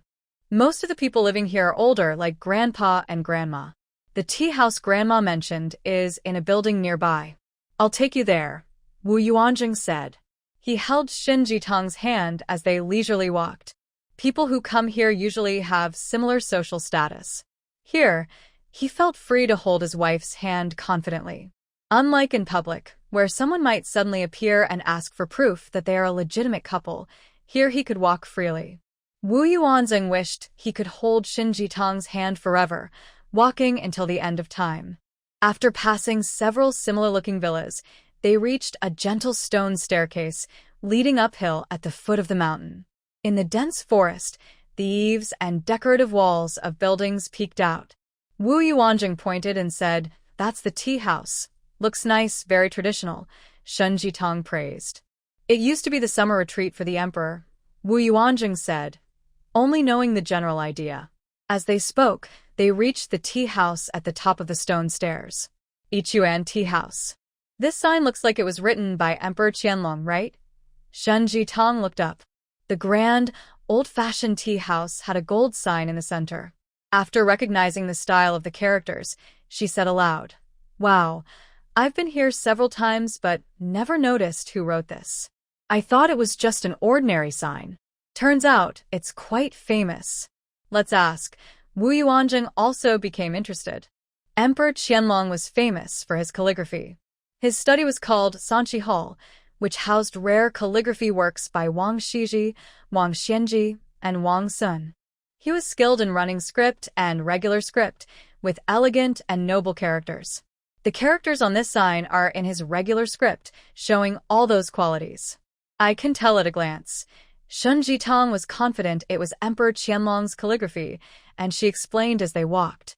Wu Yuanjing suddenly realized that these pieces of knowledge must have been learned by his wife when she was in Lu City, studying under Professor Dai. He had never heard that Tang Tang had a deep interest in calligraphy. These skills were definitely learned by her in Lu City. Although he just said a few words earlier, he could immediately recognize whose calligraphy it was and clearly point out the style's features. This was not something that could be learned casually. Like him, he only knew that it was a plaque with historical value. If asked who wrote it, what their status was, or what their style was, he would know nothing. Wu Yuanzheng was captivated by his wife's knowledge. Shen Jitong, who was explaining Emperor Qianlong's life to him, did not realize that at this moment, Wu Yuanzheng saw her as shining brightly, stunningly beautiful. Thinking about how Shen Jitong had taken his hand last night, Wu Yuanzheng felt a rush of excitement. He felt he shouldn't miss the chance for a close, intimate moment. "Miss, you seem to know a lot about calligraphy. You're young but well-versed in history. Judging Emperor Qianlong from a calligrapher's perspective is quite fresh." As they entered the tea house, the tea master praised Shen Jitong. "You're too kind. I happen to know some history myself, just showing off a little," seeing the tea master, who was in his 50s, dressed in a clean white shirt, with neatly combed white hair and glasses. He didn't look like a typical tea house worker. In today's world, experts are hidden among ordinary people and talented individuals are everywhere. She didn't dare to be overconfident and quickly modestly responded. "Professor Ren, hello. This is my partner, Shen Jitong. Jitong, this Professor Ren is also from Beijing University's History Department." Wu Yuanzheng recognized this person. Hearing this, Shen Jitong knew she had guessed correctly. This Professor Ren was probably protected by someone, which was why he was here as a tea master. Guarding ancient buildings, drinking tea, listening to the wind and rain, waiting for the right moment. There was a special charm in that. "Yuanzheng, so you're his partner? Not bad, not bad. I have to host over 10 groups of tea guests every day, and your partner is the most knowledgeable." Professor Ren, rarely meeting a young woman who knew history well, was eager to talk. He found a good spot by the window, brewed some oolong tea for them, and started exchanging ideas. Shen Jitong answered every question clearly and even shared her own thoughts. Professor Ren said with some regret, "It's a pity I'm not teaching now. Otherwise, I would definitely take you as my student." Shen Jitong smiled. "Professor Ren, I already have a teacher, Professor Dai from Peking University. In fact, during her time with Professor Dai, she only had time to learn the techniques of cultural relic restoration. The rest of her knowledge came from her own interest and self-study. Now, with Professor Dai as her mentor, no one would find her skills surprising." "Professor Dai? She's my senior and also my colleague. She's always been very strict in her research. No wonder you speak so well, you studied under her. She and I were both students of the same mentor. Since you're her student, you should call me Uncle Master." Shen Jitong followed politely. She hadn't expected that a simple tea visit would lead her to meet such a respected expert, and one connected to her own teacher. Seeing that Professor Ren was well cared for, she felt relieved. Professor Ren was delighted and became even friendlier toward her. "I focus on the study of bronze culture, while my senior focuses on restoration techniques. It seems you also have great potential in this field. I have a Song Dynasty screen that was damaged due to poor storage. The leaders have mentioned repairing it several times, but I haven't found the right person yet, so it's been left aside. Xiao Shen, would you like to take a look and see if you can restore it? She hadn't expected Professor Ren to offer her a project. Shun Jitong's heart stirred. If she helped with the restoration, she would have a reason to stay here for a few days. Then she might have a chance to find her grandfather's photo album. This? Tang, that screen must be very valuable. You're still a beginner. Maybe you shouldn't. Wu Yuanzheng knew that everything here was important and worried that Shun Jitong might take on the task without understanding the situation, so he quickly reminded her. Professor Ren, I really am a beginner. I'm not sure if I can restore the screen properly. Since she hadn't seen it yet, Shun Jitong didn't want to make promises. Xiao Shen, the screen only has some stains and minor damage on the edges. As long as those are cleaned and repaired, it will be fine. For someone with your skills, it shouldn't be too hard. Actually, whether it's repaired or not doesn't matter much, but this screen happens to be one of the old leader's favorites. Yesterday, he came here for tea and asked whether the folding screen had been repaired. I heard it hasn't been fixed yet, which made me very disappointed. Little Shun, I can apply for funds to repair it. The work you do during this time will be paid. Most importantly, the old leader has been in poor health recently and not feeling well mentally. If we can fix the screen and make him happy, it will be a great achievement. Professor Ren saw that Shin Jitong was interested and increased the tempting offer. Why not let me first see the screen? I can only take the job if I am confident I can fix it. Shun Jitong doesn't care about the payment. She sees this as a good excuse to stay at her grandfather's house. Otherwise, since the Wu family doesn't live at her grandfather's house, her sudden request to stay might cause suspicion. In a big family with many people and different thoughts, if she is misunderstood as being favored by the elders, it wouldn't be good. All right, I see I am rushing and have reversed the order of things. Professor Ren quickly reflected on himself. Then he took them to the back storage room, where the screen was placed. It is a folding screen with a floral and bird motif. The main frame is made of high-quality purple sandalwood, and the screen's fabric is silk, simple and elegant, matching Song Dynasty aesthetics. It looks quite valuable. Unfortunately, there are 2 small stains about the size of a palm on the edges of the silk fabric, which, although not ruining the overall beauty, do affect its perfection and aesthetic appeal. This happened when the roof leaked once, and water droplets fell onto the silk. It wasn't noticed immediately, but later mold and water stains appeared, and everyone realized it was too late. Professor Ren explained. Shin Jitong observed carefully, but showed no change in her expression. She remained calm and composed, which made Professor Ren unsure of himself. Little Shin, do you think the repair will be difficult? Professor Ren trusts Shin Jitong because Professor Dai has confidence in her. Professor Dai is very strict in his studies and never takes students lightly. Since Professor Dai has kept Shin Jitong close for so long and even accepted her as a student, she must be exceptional. If all the tools are available, she can fix it in 3 days. However, she would need to work overtime from 8 a.m. to 10 p.m., and she believes 3 days should be enough. Professor Ren saw her stay silent and thought she was unsure. His hopeful heart almost felt like giving up, but suddenly he heard Shin Jitong say she could fix it. This good news made him so excited he almost jumped up. He quickly took action. Little Shin, can you start fixing it this afternoon? List the tools you need, and I can have everything ready by then. It's only 10 o'clock now. No matter what tools are needed, he could just make a phone call, and someone would handle it. He liked the old leader who admired the screen very much. The old leader was his great benefactor. Without him, he wouldn't be able to stay here peacefully. Okay, I'll make a list. After saying this, Shun Jitong looked at Wu Yuanzheng, asking for his opinion with her eyes. Jitong, do whatever you want.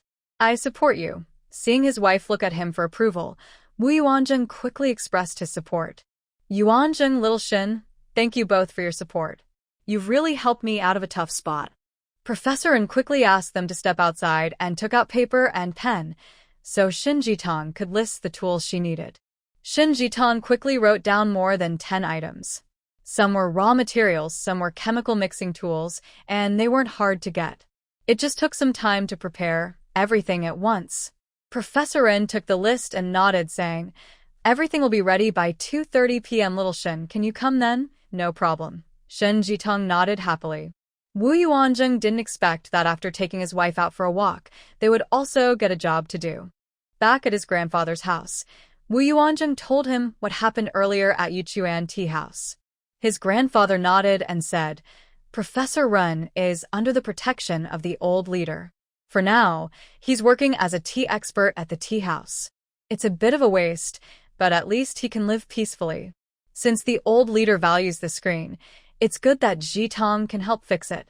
But she needs to work for 3 days straight, and traveling back and forth isn't easy. So, you and Yuanzheng should stay here with me these days." Wu Yuanzheng was about to ask for this, but he was surprised that his grandfather was so understanding and offered it first. "Grandpa, Grandma, is that okay? Wouldn't it disturb your rest?" Shin Jitong was secretly happy but hesitated to say so. "Disturb? Come stay with us. We'd be happy to have you, especially Tang Tang. I haven't seen you in so many years. I still want to talk with you more." Grandma's cough disappeared, and she felt comfortable. Her complexion immediately improved. Shin Jitong felt a bit guilty. The elderly truly cared, but she had her own selfish reasons. It's also for the sake of the family. Those who are capable should do more. Grandpa and Grandma are right. It takes over an hour to get here by car. Traveling back and forth is tiring. Stay here, and you can also spend more time with Grandpa and Grandma. Liang Ziqiao also spoke.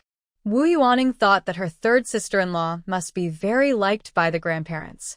In the past, when the other two sisters-in-law came here, the grandparents didn't ask them to stay. Although Shin Jitong stayed for a reason, Wu Yuaning didn't doubt that if it had been the other two sisters-in-law, the grandparents definitely wouldn't have suggested they stay. "All right, then we'll stay." Wu Yuanzheng saw everyone had no objections and agreed on Shin Jitong's behalf.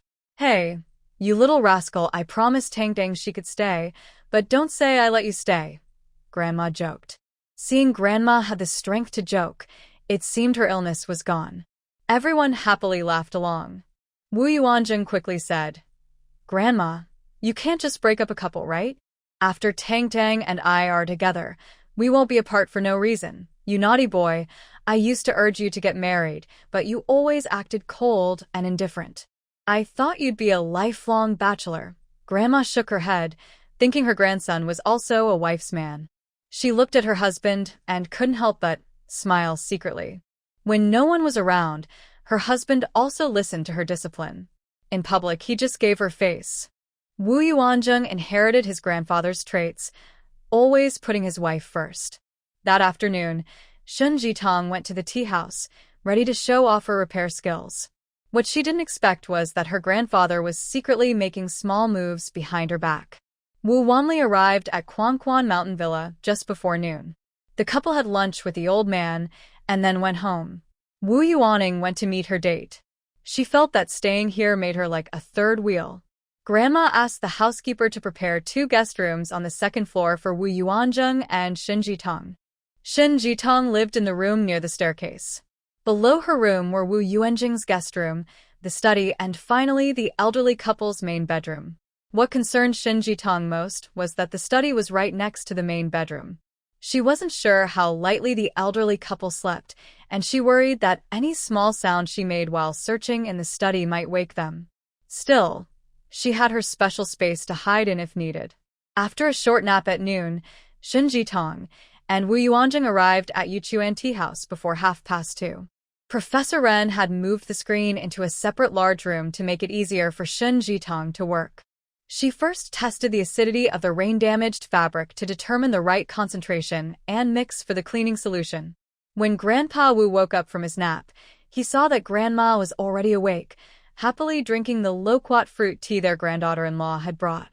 She looked much better, which made him very relieved. He said, "My dear, you're not coughing anymore, right? This tea really works. You should drink more." "Here, you try some too," Grandma said, pouring him a cup. I asked Dr. Wang. She said this tea not only helps with coughing but also soothes the lungs. You used to have a bit of a chill in your chest, so it's good for you too. Grandpa took the cup gladly, drank it all, and said with a smile, "It's sweet. Much better than medicine." He wasn't sick, so he couldn't really feel the joy of suddenly recovering from an illness. Seeing that his wife was well again, Grandpa felt at ease and went to the recreation room to play chess with his old friends. He hadn't gone for several days because he'd been worried about her. Grandma encouraged him to go. Playing chess was one of the few ways he kept his mind active. For older people, keeping the brain sharp was important. Although Grandpa had retired, his influence remained strong. Many of his former subordinates, people he had personally trained, now held important positions. When Grandpa spoke at key moments, his words still carried great weight. The younger generation of the Wu family had grown up under his guidance, so he needed to keep his mind sharp. His chess partner was the same old leader Professor Run had mentioned. Before retirement, that leader had held a higher position than Grandpa, but afterward, they were just two old friends competing over chess. Whoever won that day would proudly tease the other and enjoy the victory all day long. If someone loses, they can only watch their opponent boast and show off. That feeling is even worse than when you advance in rank and see the other person promoted first. Old Wu, you haven't come to play chess for many days. Did I beat you so badly that you're at home trying to figure out a way to beat me? When the old leader saw Grandpa Wu come in, his eyes lit up. He had been thinking of a clever move these days and was eager to try it out. Was he about to send someone to lose on purpose? Winning or losing is just part of the game. Losing a game doesn't mean I'm not good enough. These days, I was just staying home to take care of my wife because she's not feeling well. Grandpa Wu couldn't let himself be outdone in words. Oh, I didn't realize, old Wu. You're still suffering from bronchitis? Haha, the old leader laughed happily. Although the people below saw them and kept silent out of respect, in private, this group joked around just like ordinary friends. Grandpa Wu didn't think this was a bad thing. He loved his wife dearly and was well known among his friends for it. Love for your wife makes you strong. Neglecting your wife brings you no wealth, Grandpa Wu said confidently. The old leader was the same. He only had one wife, and that was one of the reasons they got along so well. After joking and teasing each other, they set up the chessboard and started playing. Old Wu, I heard your son Yuanjing doesn't have a partner yet. Want me to introduce someone? While playing chess, the old leader chatted. You're a bit late with the news. My son Yuanjing already has someone, and they're about to get married, Grandpa Wu said happily. Oh, a wedding? Which girl from Beijing did he marry? Do I know her family? Since retiring, the old leader also loved gossip. He was interested in who married whom, who got divorced, which nephew was successful, and who earned a medal. Everything was fair game for gossip. He married Xin Jitang, the granddaughter of Shen Mingrui from Shanghai. You might know Shen Mingrui, but probably not Jitang. Grandpa Wu's words made the old leader think. He said, I definitely know Shen Mingrui. When we were undercover in Shanghai working with the local underground party, we received help from him. If he hadn't warned us a few times, we might have fallen into the hands of the Shanghai villain, and we wouldn't be here joking and playing chess today. Is the young lady still at your house? When I have free time, I will visit her. The senior leader has more experience and connections than old Master Wu, so Wu Grandpa naturally wouldn't refuse. He smiled and said, Jitang will stay with me for the next 3 days because Yuchuan Tea House invited her to help restore a Song Dynasty screen. What? The expert Professor Ren told me about this morning. She's the one. The senior leader was surprised. He originally thought that a cultural relic restoration expert would be at least in their 40s, but he never expected it to be Shen Mingrui's granddaughter. Yes, you knew about this. Wu Grandpa just made a clever move, blocking the senior leader's plans. The senior leader realized he was in a tough spot. He couldn't figure out this move, and in 2 more steps, he would be in trouble. So he calmly waved his hand, disrupting the game, and said, Let's go. Take me to see Shaoshan. That screen is something I specifically asked Professor Run to find someone to restore. A well-preserved screen from the Song Dynasty Palace is rare and shouldn't be wasted. All right. Wu Grandpa stood up, feeling something was off but couldn't quite figure it out. Under the senior leader's coaxing, they arrived at Yuchuan Tea House. Professor Ren didn't expect the senior leader to be so eager. Work had just started, and he wanted to see the results. He quickly went forward to greet and explained, Xiaoshen just started mixing the cleaning agents, so progress isn't fast. No problem, I'm here to see Xiaoshen. Professor Ren was surprised to hear that. Wu Yuanzheng quickly stepped forward to salute the senior leader. The senior leader waved his hand and said, This is a private visit. No need to be so formal. I heard you married a good wife. I'm here to see how she's restoring the screen. After all, I entrusted this task to Professor Ren a long time ago, and he's been unable to find the right person. Professor Ren, I also need 3 clean white towels. Could you help me find some? Shin Jitong, wearing goggles, spoke as she walked in front of everyone. Seeing so many people outside the hall, including her grandfather, she quickly took off her goggles. Xiaoshen, the senior leader, is here to visit you. Professor Ren hurried to introduce. Hello, senior leader. Grandpa are here too. Shin Jitong quickly greeted him. The granddaughter of Mingrue? Impressive. Now you're a cultural relic restorer, the senior leader praised her. As they walked along, the senior leader had already understood Shin Jitong's current situation. Shin Jitong didn't expect that the senior leader also knew her grandfather, so she quickly became modest. Jitong, back in the day, we were all underground party members and we were all helped by your grandfather. Old Mr. Wu was worried that Shin Jitong might feel nervous, so he introduced himself. Little Shen, I have a piece of calligraphy to give you. Whenever you go somewhere, if someone questions you, just show them my writing. Suddenly, the senior leader said.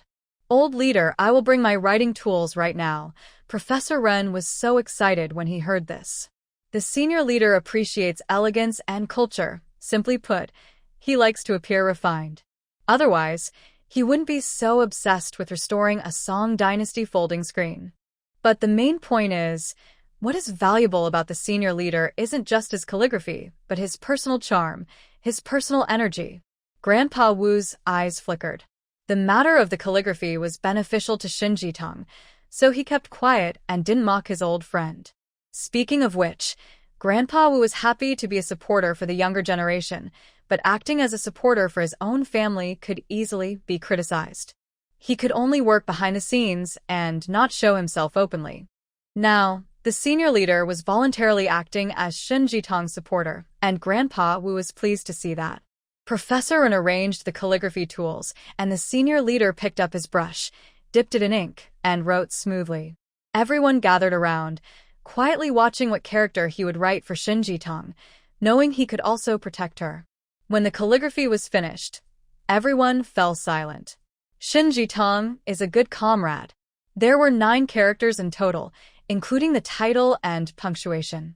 After finishing, the senior leader signed his name in the lower right corner and carefully stamped his personal seal. A piece of calligraphy without a personal seal was worthless. Everyone understood this. Even Grandpa Wu didn't expect that, at their first meeting, the senior leader would be so generous, writing words of praise for Shin Jitong and sealing it with his personal stamp. Professor Ren watched from the side, silently wiping tears from his eyes. Because from the senior leader's actions, he thought of how the leader once protected him. In the leader's heart, as long as someone has talent, he will do his best to support and protect them. The selfless spirit of these older generations ignited a hope for the future in his dark heart. Shin Jitong was a bit confused. When giving someone a calligraphy, isn't it usual to write elegant words? Why did he write such plain language? But recalling what the old leader just said, that when someone questions, you can respond with this kind of writing, Shin Jitong suddenly understood. Because some people don't understand subtle hints, you have to be more direct, so they know the message. The old leader truly is a wise elder with careful plans. This piece of calligraphy was like a protective charm for Shin Jitong. She took the calligraphy carefully and said sincerely, "Thank you, old leader. Thank you. If it weren't for your grandfather, the 2 of us, me and Lao Wu, would have already become just names on a monument." The old leader waved his hand. Girl, work hard. Grandpa Wu naturally didn't need to thank the old leader. Their decades-long friendship and battles didn't need words of thanks. Shin Jitong quickly nodded with a smile. She carefully stored the calligraphy, just as the old leader said, at critical moments, it's her lucky charm. After the old men left, Shun Jitong continued working. Wu Yuanzheng brought a thick book on airplane mechanical principles. He found a spot in the tea house, sipped tea, and read the book while keeping company with Shin Jitong. Professor N saw their focused state and couldn't help but admire silently. This is the kind of attitude young people should have. Always eager to learn, always improving. When she got tired from reading, Wu Yuanzheng quietly watched his wife work. Shun Jitong is very focused. She her long hair, making herself look neat and tidy. Wearing gloves, she used a cleaning solution she prepared herself to carefully wipe dirt from the silk fabric. Then she took a clean white towel, soaked it in hot water, wrung out just enough moisture, and used it to gently press and wipe the stained areas with the cleaning solution. When she unfolded the towel, some of the dirt on the silk was already wiped onto it. Restoring ancient artifacts is a delicate task. When Shin Jitong was focused, her eyes were firm and dedicated. Her long, curled eyelashes didn't tremble at all. Her lips, like flower petals, were slightly pursed. Her full concentration made her look incredibly charming. Wu Yuanjing thought to himself that tomorrow he would take a camera and capture her serious working look. A feeling of admiration flowed in his heart. In the evening, after working for 5 hours, she had removed 1/5 of the dirt, restoring it to its original state. Professor Ren examined it and praised her highly, encouraging her to operate boldly. Wu Yuanjing stayed nearby to accompany her. From start to finish, she finally understood how difficult this work really was. It was not just simple painting or wiping. Behind all seemingly easy actions, solid knowledge was needed. Shin Jitong's arms felt a bit sore, and her eyes were tired, producing tears. She put down her work, shook her hands, and Wu Yuanjing pulled her home for dinner. "Grandma, are you still coughing this afternoon?" While eating, Shun Jitong asked with concern. "No more coughing, Tang Tang. Your loquat tea really works. Since I drank it in the morning, my cough has completely gone. I even made Grandpa a cup. When he climbed snowy mountains before, he spent over 10 hours lying in the snow, and his lungs were too cold. He gets uncomfortable every winter. The doctor said he has some lung swelling, so I gave him some tea to try. Surprisingly, it helped. He drank it at noon, and by evening, his chest felt much lighter, and breathing was easier." Grandma Xia thought Shin Jitong was truly a lucky star. Seeing her, both she and her husband felt much healthier. "I'll brew some ginseng tea for the elderly later. I happen to have a box of 100-year-old ginseng slices in my bag, which works even better. But since your cough hasn't fully healed before, you couldn't drink it. Now you can." Seeing how kind and caring the elderly were towards her, Shin Jitong also wanted to improve their health. If it were other families' elders, they might dislike her background, worried it would affect the family's future. But the two elders accepted her so naturally. Compared to the scoundrels she met in her past life, Shin Jitong felt deeply touched. "No need, the 100-year-old ginseng is too precious. Keep it for yourselves to eat later. We're already over 80, buried in the earth up to our chests. Eating it would be a waste." Grandma quickly waved her hand to refuse. "Grandma, how can that be a waste? Living a long life is our blessing." Shin Jitong's words were very sweet. Grandma was happily convinced, and even Grandpa's face showed a gentle smile. After dinner, Shun Jitong took out a box of sliced 100-year-old ginseng from her space. She took one slice, mixed it with spring water from Yuquanshan and spiritual spring water. She was careful not to add too much spiritual spring water, afraid the elderly might not tolerate it. "I prepared 2 pots of ginseng tea, each about 300 milliliters. Shun Jitong, with Dr. Wang's approval, delivered them to the 2 elderly people. "Old Wu, Old Xia, ginseng tea is good, but you shouldn't drink too much at once. I suggest you split this pot over 2 days." Dr. Wang is their family health doctor and shared his medical advice. "Okay, I'll follow your suggestion." The 2 elders opened the ginseng tea sent by Shin Jitong. They found the ginseng flavor strong and fragrant. Just smelling it made them feel more alert. Each of them drank half a pot, and then shared their feelings about the taste. After drinking the tea, before going to bed at 9 o'clock, Grandma Xie felt a slight itch on her skin, but could tolerate it. She thought it was due to the dry autumn weather and applied some moisturizer. Grandpa Wu felt like he smelled something strange. His nose, which had weakened with age, surprisingly detected the scent of osmanthus outside the window. He initially thought it was a hallucination and paid it no mind. Shin Jitong waited in her guest room until after 2 o'clock. Then she quietly got up and went to her grandfather's study. Fortunately, the corridor was carpeted, so she moved silently. She was most worried about Wu Yuanjing. He had professional training and hearing sharper than a cat's. Shin Jitong held her breath and paused outside Wu Yuanjing's room, listening carefully. When she heard no sounds, she quickly moved to the study door. She pushed the door, which was unlocked, and opened it easily. Shin Jitong was secretly pleased. Everything went smoothly. But just as she pushed the door, it made a creaking sound, startling her. She quickly stopped and listened carefully. Luckily, there was no noise. It was 2 a.m., the time when everyone was in the deepest sleep. Usually, this is also the best time for sneaking around. Shin Jitong felt a bit guilty. But to solve her mystery, she forced herself to continue and pushed the door open further. Fortunately, the door behind her didn't creak again. She closed the door quietly, turned on her flashlight, and looked around the study. The room had 2 walls lined with bookshelves filled with military literature and books. In the center, there is a large writing desk with the 4 treasures of study. It looks like Grandpa is a learned and talented person. Shin Jitong used a flashlight to scan the study and finally focused on the bookshelf by the window. The bookshelf is open, and the bottom shelf is neatly arranged with photo albums. Shin Jitong quickly moved forward to look closer. Grandpa is quite thoughtful. The spines of the albums have the years on them, making it easy to find specific ones. He pulled out an album from the early 1950s and started flipping through it page by page. The earlier photos show his inspections in different places, but there are also family group photos and pictures with friends and colleagues. Finally, he found a photo of his uncle and his mother's family.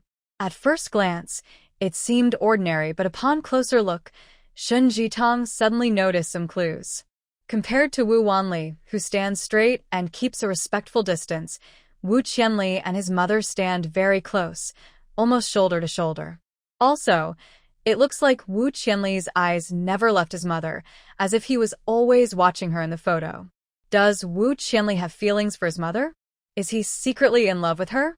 Not that Shin Jitong thinks highly of himself, because his mother, Shin Yu, was known as a socialite in Shanghai before the liberation. Many noble young men admired her. After the liberation, she took off her fancy clothes and became modest and simple, but her beauty and talent couldn't be hidden. Many talented young men still wanted to pursue her. Wu Qianli, who met her at work, probably liked her because of her beauty and talent. This photo is the best proof. In the picture, Wu Qianli's eyes are intense, as if only Shin Yu exists in his view. Shin Jitong turned the pages further back and found a photo of Wu Qianli working in a factory. His mother doesn't seem to be in the same frame, but if you look carefully, she is among the crowd of workers, listening to Wu Qianli explain the operation. The date on the photo shows that by then, his mother was already married. Flipping through the album further, there are no more photos of his mother and Wu Qianli together. Shin Jitong quickly looked through the rest of the album again. Indeed, there are no more pictures of the two even in crowded scenes. Although it's Grandpa's album and it's normal not to see photos of his mother, the absence of pictures of Wu Qianli feels a bit unusual. Shin Jitong felt a sudden thought and put the photo album back on the shelf. She then looked for the next album. She quickly browsed through them and found that none of the albums after the 1950s contained photos of Wu Qianli. Perhaps Wu Qianli refused to take photos or appear in pictures after being disfigured in the fire. Shin Jitong thought this was an interesting clue, but she wasn't sure where it led. She carefully put all the albums back in place and gently wiped her fingertips with a handkerchief. Although modern technology isn't available now, Fingerprint extraction and recognition still exist, and the police are skilled in their work. She didn't want to leave any evidence behind that could be traced back to her. After all, her grandfather was a senior official, and his study contained many secrets. If he found something suspicious, or if any secret signals were broken, he might call the police. Shun Jitong didn't dare stay any longer. She quickly left the study and returned to her room. Only when she was back in her room did her pounding heart settle down. Her mind was full of thoughts. Since she couldn't sleep, she decided to enter her space. The fruits and vegetables in her space had ripened again. She planted some cabbage in the vegetable garden, a common winter vegetable in the north, which she could use for dumplings later. She also planted some chives, which make delicious chive pancakes. The medicinal herbs she had planted earlier had grown into a new batch. Shun Jitong thought that now that she was in the capital, she could buy many different kinds of medicinal seed varieties. She was especially eager to get seeds of ginseng and polygonum, which she believed could be found here. She had previously planted a batch of sea buckthorn, which had already been harvested twice. There was enough now, and she squeezed some sea buckthorn juice, which is rich in vitamin C. She tasted it, sour and sweet, quite tasty. Later, she planned to make some for Yuanzheng. He had joined the army and taken on many missions, suffering various injuries. She wanted to gradually improve his health. After some work, Shun Jitong's restless mind gradually calmed, and her mood became much better. Tomorrow, when she had free time, she planned to ask Yuanzheng about her second uncle. She took a shower, left her space, and went back to her guest room to sleep. She was worried she might sleep too deeply and not wake up in time, in case Wu Yuanzheng came in to wake her. When the time comes, if she sleeps in the space instead of on the outside bed, it will be very lively. When Shun Jitong woke up the next day, she saw everyone acting normally, and her grandparents didn't notice anything about the study room. Her worried heart finally eased. However, Grandpa suddenly patted his thigh during breakfast and said he remembered something. Everyone thought it was an important matter, but he said that yesterday his old boss tricked him while playing chess. He was about to win, but the old boss used an excuse to go see Shun Jitong and disrupted his winning game. He could have gone to see her after winning, but he didn't. He was confused himself and let the old boss fool him in a game. No, today I will go play chess with the old boss. He shouldn't think that messing up the game means I forget how to play. The game is already engraved in my mind. Grandpa Wu was joking when he said this, but strangely, when he really tried to recall yesterday's game, he remembered every move just as he said. He was in a very good mood now. This time, the old boss couldn't escape. He would definitely win today. But since the old boss wrote words for Tangdang, he would only show off for half a day. Tomorrow, he wouldn't brag anymore.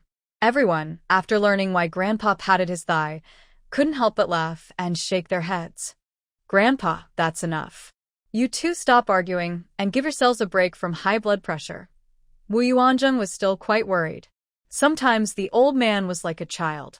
When they mentioned it, he didn't believe them. It won't happen. I take medicine every day and my blood pressure is well controlled. Hey, do you smell the osmanthus scent? Is this year's osmanthus blooming more than usual? Why does it smell so strong? Grandpa Wu suddenly sniffed. Osmanthus blooms are about the same as previous years, old man. What kind of dog nose do you have? Grandma Xia looked at him with a helpless expression. Wu Grandpa, feeling a bit stubborn, asked, Did you smell the fragrance? No, I haven't had a good sense of smell for years, but today I can smell everything. No wonder I woke up with a better appetite than usual. There's the smell of meat buns, the fresh aroma of millet porridge, and the strong scent of chives fried with eggs. Shun Jitong finally realized that Grandpa's drinking of the spiritual spring water was taking effect. Because she only added 1/3 of the spiritual spring water, Grandpa didn't see immediate results. However, after a night of gentle nurturing, his body was gradually improving, and he was regaining his youth. Old man, I almost forgot. This morning when I got up, my skin was shedding like a silkworm's molt.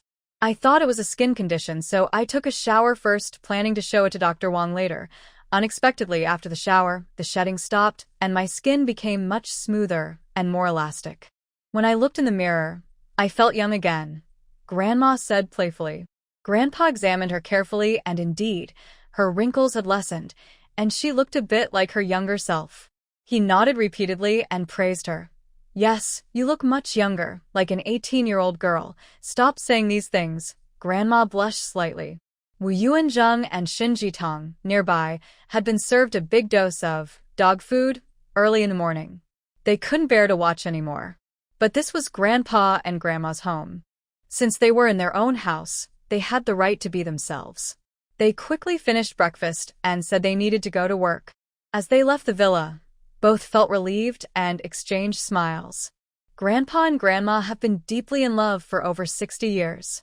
I think when we grow old, we will be just as happy as they are, Wu Yuanjing said, holding Shin Jitong's hand and intertwining their fingers. Being close to Shin Jitong, he wanted to be nearer and touch her. Holding her hand, feeling her warmth, made Wu Yuanjing secretly happy. Shin Jitong nodded with a small smile and asked, "Why did you bring your camera?" "Oh, I want to take some work photos of you. When you're working, you're so focused. I feel a different kind of lively energy from you, and I really want to capture it." "Whatever. When I work, I forget everything," Shin Jitong said casually. She didn't mind if Wu Yuanjing took photos. When she was working, she was completely focused, and she wouldn't notice if he was taking pictures. She wanted to ask about her second uncle, but then she thought that if the story was too long, she might not have time to listen, and it could affect her mood at work. So, she decided to wait until the evening when she was resting to ask him and listen to her second uncle's story fully. Then, Shin Jitong pressed that thought aside and went with Wu Yuanjing to Yichuan Tea House. Like the first day, Wu Yuanzheng is reading a book while Shin Jitang is working. Professor Ren comes over to have tea with Wu Yuanzheng. Seeing him constantly looking at professional books, he realizes that Wu is a hard-working young man who doesn't need company, so he leaves him to do his own work and goes to tend to his own affairs. Wu Yuanzheng reads for an hour, absorbing the knowledge he has gained. Feeling a bit tired, he stands up, picks up his camera, and begins to take photos of Shin Jitang. Not to his surprise, Shin is even more focused than he is. Today, she wears a gray blazer over a blue blouse with a small collar. Her hair is making her look very intelligent, capable, and elegant. Wu takes several photos, but Shin remains completely focused on her work. Wu's lips curl into a slight smile, and he dares not disturb her further. He goes back to enjoy his tea and continue reading. Having served in the army for 10 years, he has been busy all the time and hasn't even taken a proper leave to visit family. But unexpectedly, these past 2 days have given him the best reward. He has his favorite book nearby, and he can see the person he loves most just by looking up.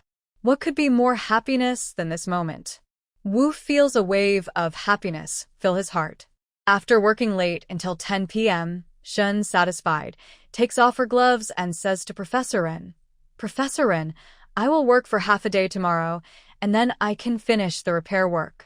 The progress was slow earlier because I wasn't familiar with its features, but now I am fully familiar, so I can work much faster." Impressive. You're not much different from Professor Dai back in the day. She really trained a good student. Professor Ren is very impressed when he hears that the project deadline has been cut in half. Shin Jitang and Wu Yuanzheng return to the villa. "Tang Yuanzheng, you must be hungry. I asked the maid to make some Shanghai-style wontons for a late-night snack." Grandma is listening to the radio in the living room. When she sees them come in, she gets up and asks the maid to prepare the snack. "Grandma, you usually go to bed at 10, right? Why are you still up so late?" Wu Yuanjing asks worriedly. "Hee, I was waiting for you. When you come back, I'll go to sleep.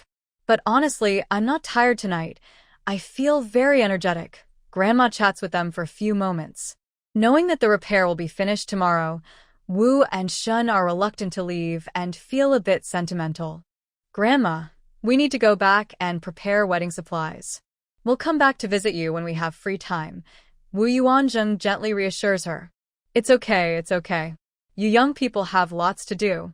You're busy, so come to see us when you have free time." After saying that, Grandma yawned and said she was going upstairs to sleep, actually giving them some space to be together. Grandma has been through a lot, so she knows that now is the sweet, loving stage for the two of them. Eternal Expedition usually has heavy tasks and a busy schedule. He rarely has time off, so he tries to spend more time with Tang Dang when he can. The nanny is very skilled. Her dumplings taste just like authentic Shanghai flavors. After having a late-night snack, they praised her and then went back to their room to rest. As Shen Jitong was about to enter the guest room, she said to Wu Yuanjing, "I took a shower and came to talk to you. Don't fall asleep before I get there." Although Shen Jitong spoke seriously, Wu Yuanjing couldn't help but think of other things. He quickly went back to his room, took a shower, changed into fresh pajamas, dried his hair, and then felt a bit restless. He knew that Tang Dang was a girl, so her shower wouldn't be quick. She would need to wash her face, hair, and do other things. Waiting was the hardest part. Wu Yuanjing decided to pick up a professional book and sit at his desk to read. After Shen Jitong finished her shower, changed into pajamas, and casually poured a large pot of hot tea from her space, she took 2 cups and went to knock on Wu Yuanjing's door. When he heard the knocking, Wu Yuanjing stood up excitedly and accidentally hit his head on the bookshelf, causing 2 books to fall. Hearing a loud noise from inside, Shen Jitong thought something had happened. She quickly moved her hands, pressed the door handle, and pushed the door open.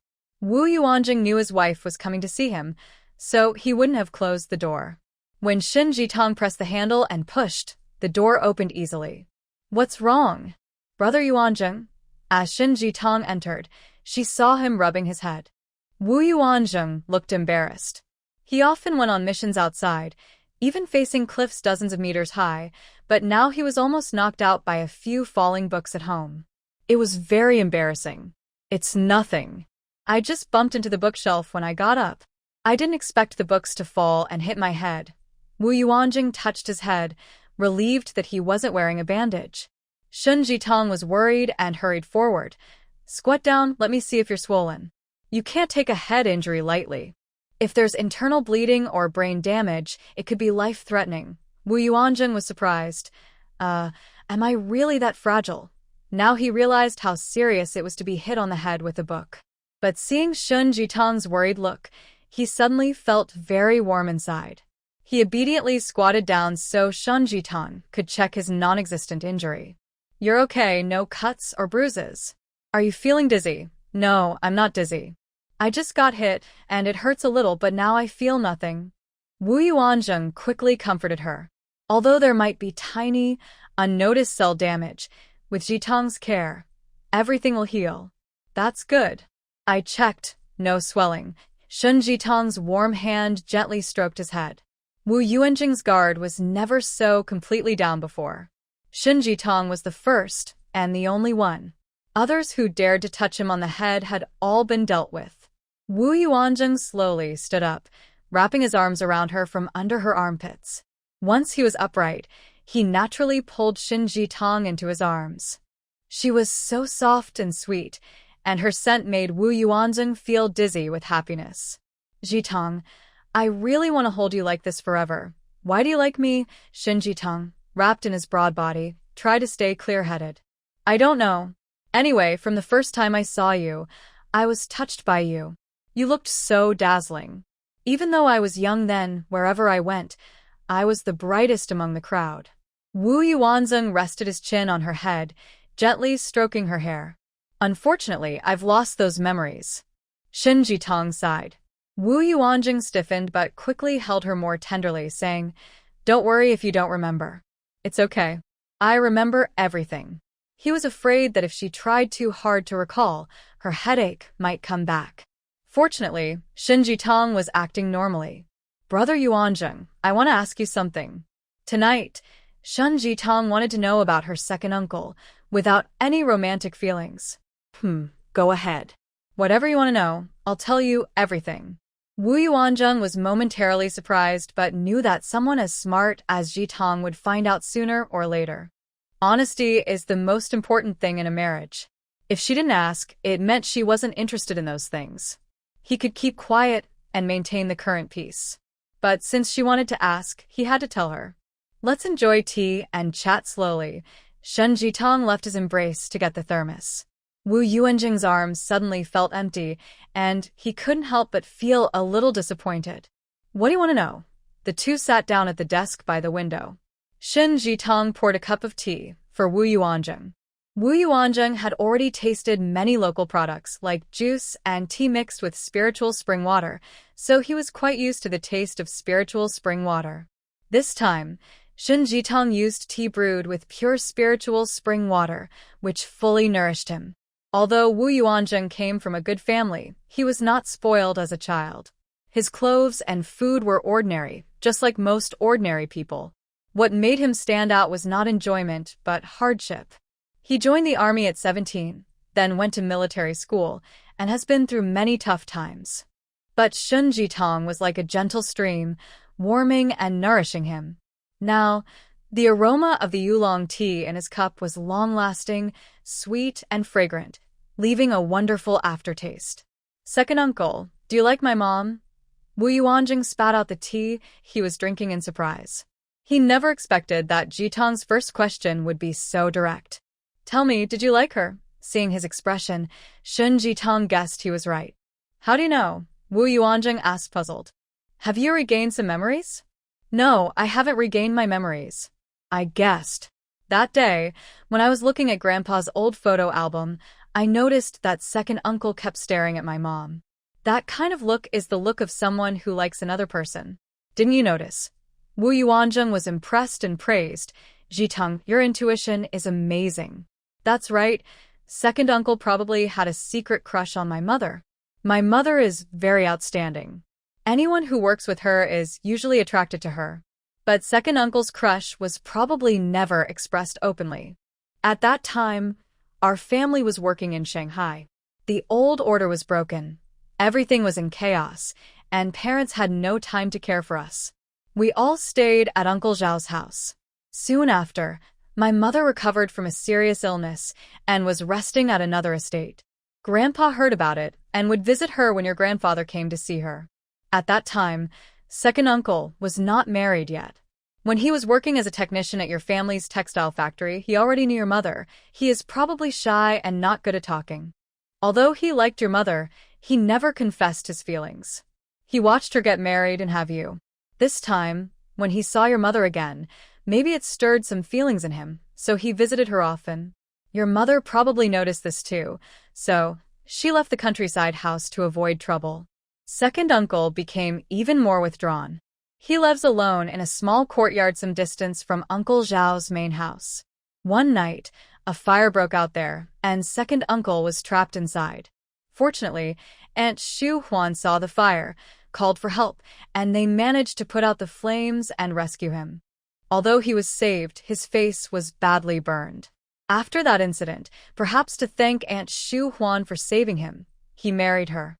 After Wu Yuanjing finished speaking, Shen Jitong frowned and asked, Is that all? What else do you want to know? Wu Yuanjing scratched his head. How are brother Yuanhong's family and second uncle's family related? Oh, I've already told you this. Actually, my eldest brother's name is on second uncle's property papers. Neither second uncle nor second aunt knows, who cannot have children. They still don't have kids. Later, my eldest brother was also listed under second uncle's name. Normally, he should live with them, but second uncle's mood is unstable and needs careful care. Second aunt can't spare the energy to take care of my eldest brother, so he still lives at home. Because of this, everyone assumes my eldest brother now manages both households and will have to take on responsibilities for second uncle and be the eldest son in the family. Wu Yuanjing's words revealed a small mystery in Shen Jitong's mind, but she still had more questions to ask for confirmation. How did second aunt and second uncle meet? And when second uncle got married, what was their relationship like? Shen Jitong felt this question was very important. I don't know exactly how they met, but from what I've observed, second aunt seems to love second uncle more. After second uncle's face was burned, he applied for early retirement and hasn't worked since. Second aunt stays at home to take care of him. From what I see, she takes good care of him. I think if there wasn't love, she wouldn't care for him so much. So, our family respects second aunt very much. Wu Yuanjing's words did not make Shin Jitong respect Xu Huan more. Although she also thought that a woman who takes care of a sick man for over 10 years, especially a burn victim, with a long and difficult recovery, must have love in her heart. But she felt that Xu Huan was not right, and she simply couldn't like her from the bottom of her heart. However, her current feelings had no proof, and she certainly wouldn't spread rumors about Wu Yuanjing. Did Big Brother write that they are like children? Did Second Aunt agree? Shen Jitong asked curiously. Of course she agreed. She treats Big Brother and his wife very well, always willing to help. Wu Yuanjing looked calm, without any jealousy. Are you not jealous or envious? Shen Jitong joked. Of course not. Although with second uncle's support, Big Brother can get more, he will also have to take on more responsibility in the future. By the way, second uncle's condition is quite well controlled now. We should thank Second Aunt for that. Otherwise, Big Brother wouldn't be so relaxed. Wu Yuanjing's words made Shen Jitong curious. What do you mean?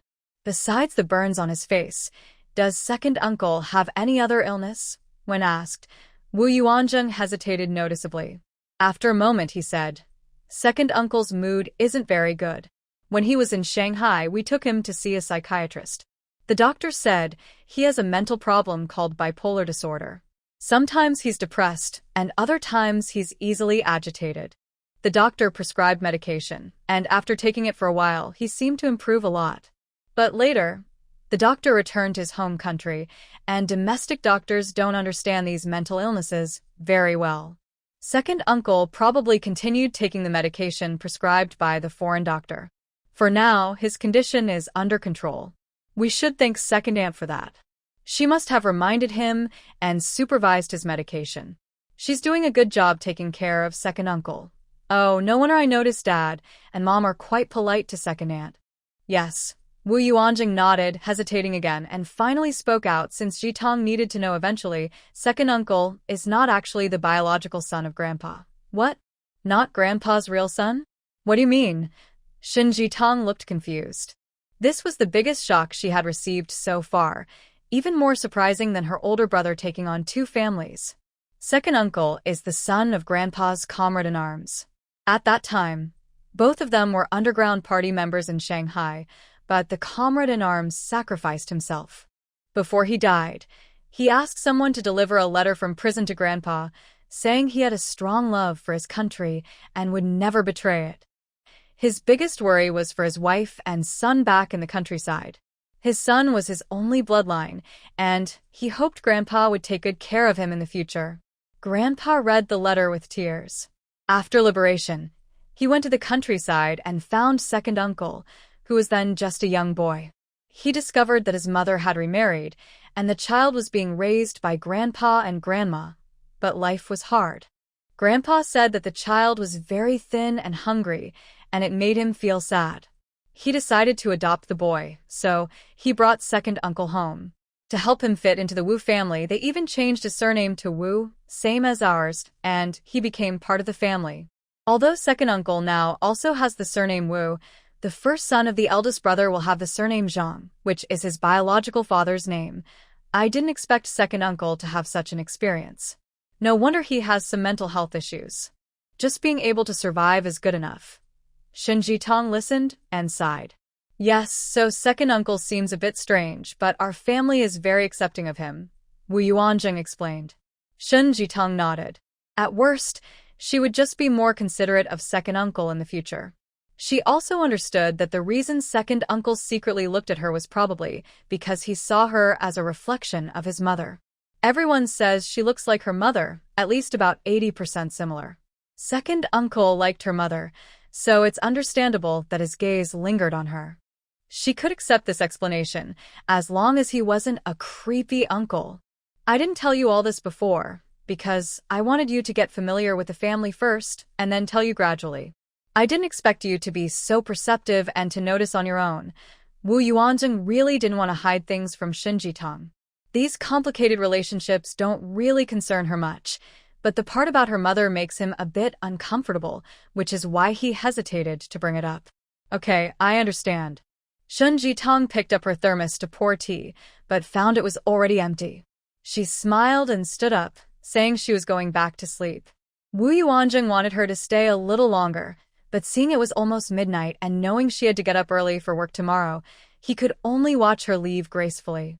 After Shen Jitong left, her unique fragrance still lingered in the room. Surrounded by this gentle scent, Wu Yuanjing slept peacefully all night without any dreams. Shen Jitong closed Wu Yuanjing's door.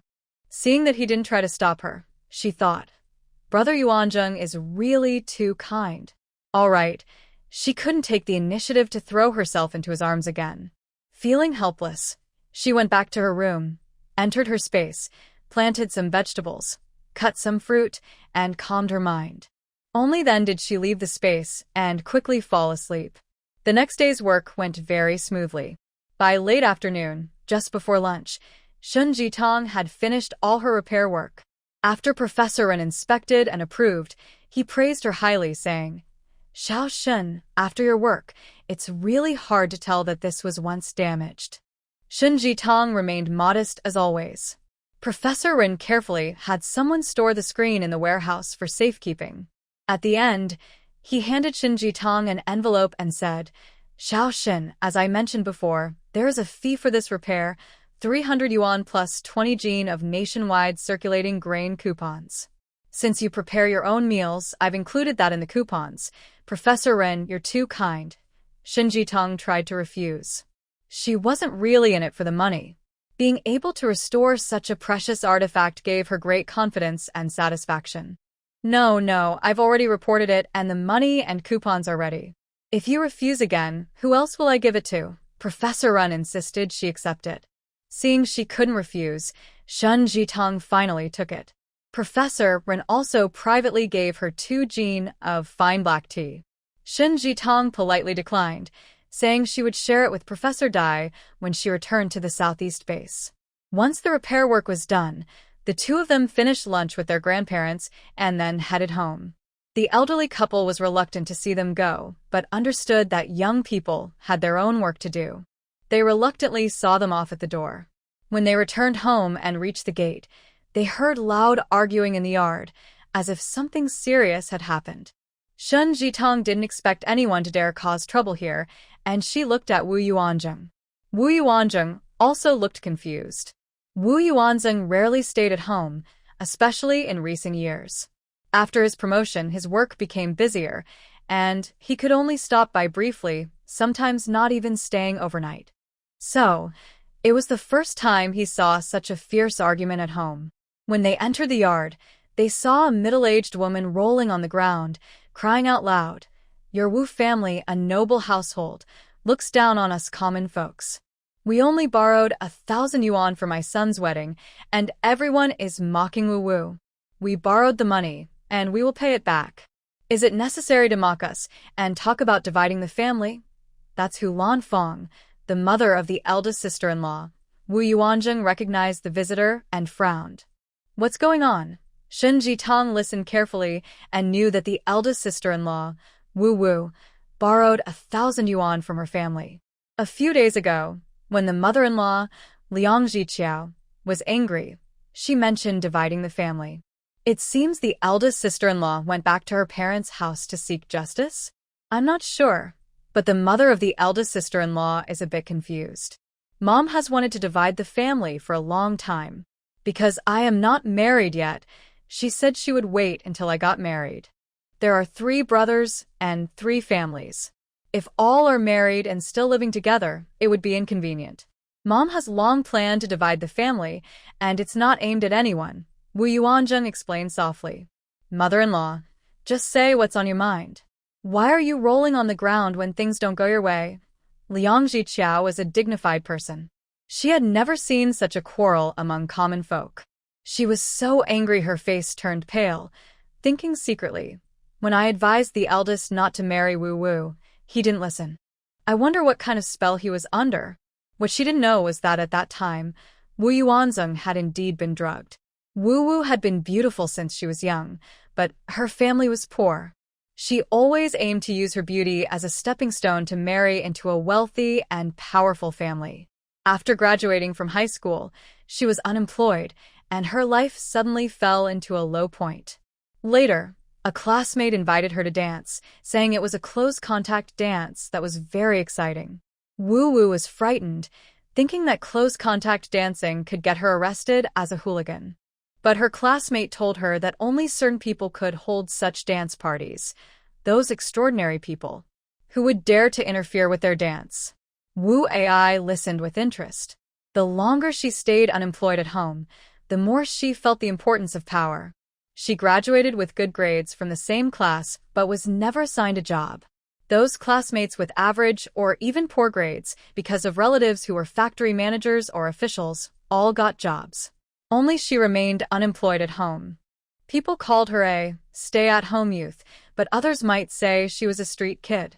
Once, when she went out, her classmates mocked her, saying it was shameful that she was still unemployed despite her good grades. Could she tolerate that?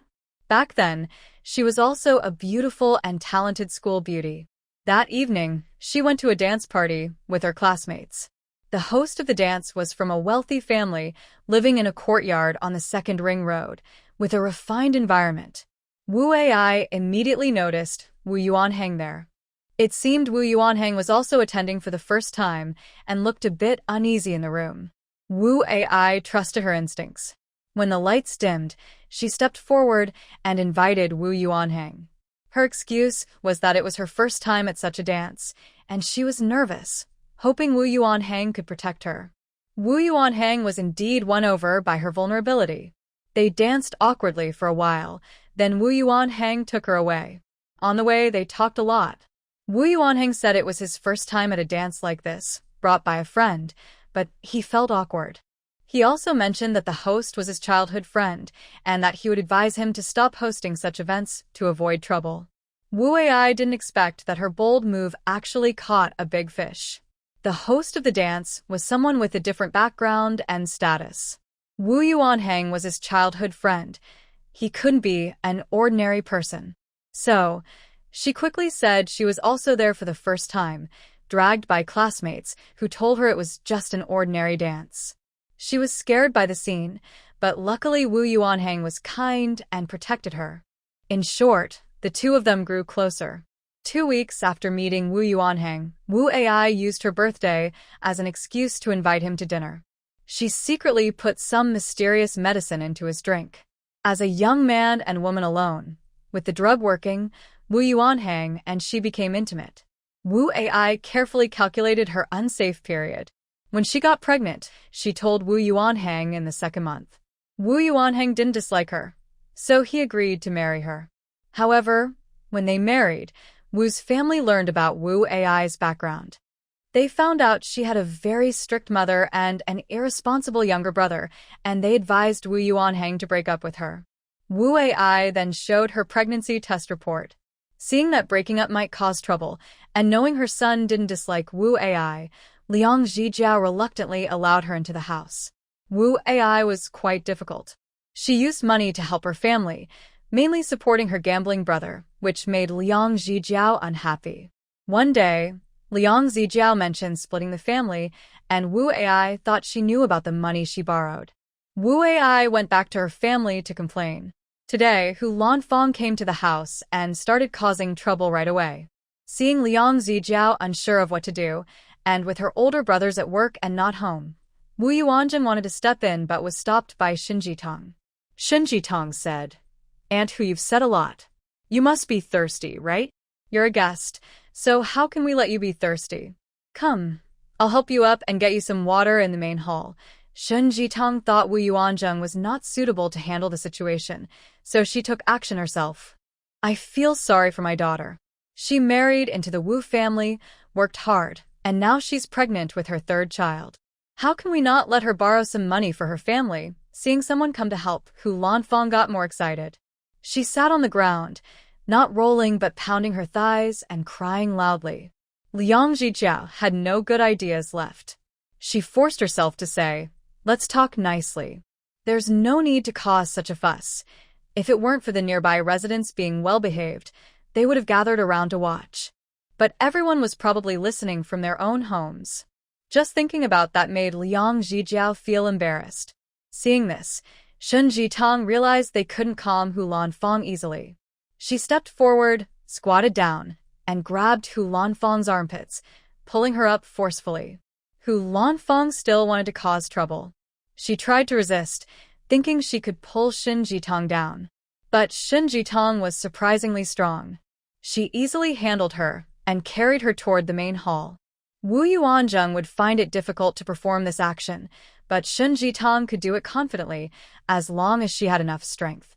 Hu Lanfeng was caught off guard when Shin Jitong suddenly hugged her and pulled her onto the sofa in the main room. Shin Jitong even handed her a cup of hot tea. "Auntie, have some tea." Shin Jitong was very polite in her hospitality. Hu Lanfeng froze in surprise. She didn't take the tea herself. It was already in her hand. She couldn't just throw it away, as the tea was hot and might burn her. She tried to break free and keep rolling on the ground to make a scene, but Shin Jitong was incredibly strong. She couldn't believe that a delicate-looking young girl could be so powerful. Hu Lanfeng struggled hard, but every time she tried to stand up, Shin Jitong pressed her shoulder down, pinning her like a nail, holding her firmly in place. Hu Lanfeng was completely controlled by Shin Jitong's strength. She wanted to curse aloud, wondering if Shin Jitong was a strong worker. How could such a petite girl have so much strength? Shin Jitong smiled kindly and said, "Hu auntie, let's talk nicely. We're all listening. Please lower your voice, so we can all hear clearly. Otherwise, this is a high-level place.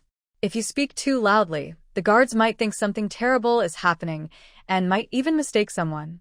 That wouldn't be good. As the old saying goes, guns don't have eyes." Hu Lanfeng was stunned by this blunt threat. She suddenly realized the difference in status and position between the two families. The Wu family's head, Wu Wanli, and his wife had always been kind and humble, tolerant of others. She had tested their limits many times and found they cared about their reputation. So, she kept trying to provoke situations that would embarrass them, and she often succeeded. Now, she was even bolder. When she heard her daughter had come home and mentioned that her mother-in-law wanted to split the family, she became suspicious and paranoid. She thought Wu family was upset because her daughter took 1,000 yuan home. She had no intention of returning that money. She worried that her daughter's mention of splitting the family would make her repay the 1,000 yuan. So, she decided to take the lead by crying, making a fuss, and throwing a tantrum to scare the Wu family first. Things went as she expected. She thought she had truly scared Liang Jiqiao. "I never expected that Shin Jitong's arrival would change the situation so much." She tried to stand up from her chair 3 times, but was gently pushed back down by Shin Jitong with a smile. She was angry but had no outlet, so she took a sip of hot tea in frustration. The tea was too hot, and she accidentally spat it out with a puff. Shin Jitong quickly dodged the spray. Ha! She drinks spring water every day, so her senses are far beyond those of ordinary people. Hu Lanfeng wanted to embarrass her with cheap tricks, but she knew she wouldn't suffer any loss. "Let go of me. I'm not a criminal. Are you so proud that you can do whatever you want?" Hu Lanfeng tried to intimidate Shin Jitong with her presence. Shin Jitong glanced at Wu Yuanzheng. He really understands his wife's radar. His eyes flickered, and he immediately went outside. Soon after, 2 guards with serious expressions and weapons at their waists entered the room. Seeing this, Hu Lanfeng's legs felt weak, and she nervously asked, "What are you doing? What do you want?" "I won't leave. I'm part of this family." She thought the guards were here to arrest her. "Comrade Liang, we just heard some noise. Is there any illegal activity happening in your home?" One guard asked seriously. This tone meant that as soon as Liang Jijiao said there was something illegal, they would act immediately. Hearing this, Hu Lanfeng's body went numb, and her legs trembled uncontrollably. She quickly interrupted. "No, there's no illegal activity.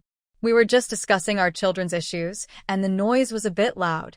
If there's nothing urgent, I will find you if needed." Liang Jijiao saw that it seemed the intellectual was afraid of the rougher types, and the rough types were afraid of those with guns. This was easy to handle. She wasn't easy to bully either. Hu Lanfeng was causing trouble with her rough tactics, but she, as a leader of an art academy, couldn't just lie on the ground and roll around too. Now that she saw Hu Lanfeng had her own bottom line, she quickly found a way to control her. She told the guards there was no problem for now, but it was just to make Hu Lanfeng hear. The message was clear: if anything happens, call us immediately. The guards saluted Liang Zhijiao and said seriously, "Comrade Liang, if there is any illegal activity, no matter how small, please remember to contact us right away. Protecting our leaders is our duty." Then, the guard gave a warning look and stared at Hu Lanfeng for at least 3 seconds. Only the most impressive people could serve as guards here. When he looked at her with a warning gaze, Hu Lanfeng wanted to maintain her composure, but her legs trembled and her back felt cold. It was at this moment that she realized clearly how different their family backgrounds were.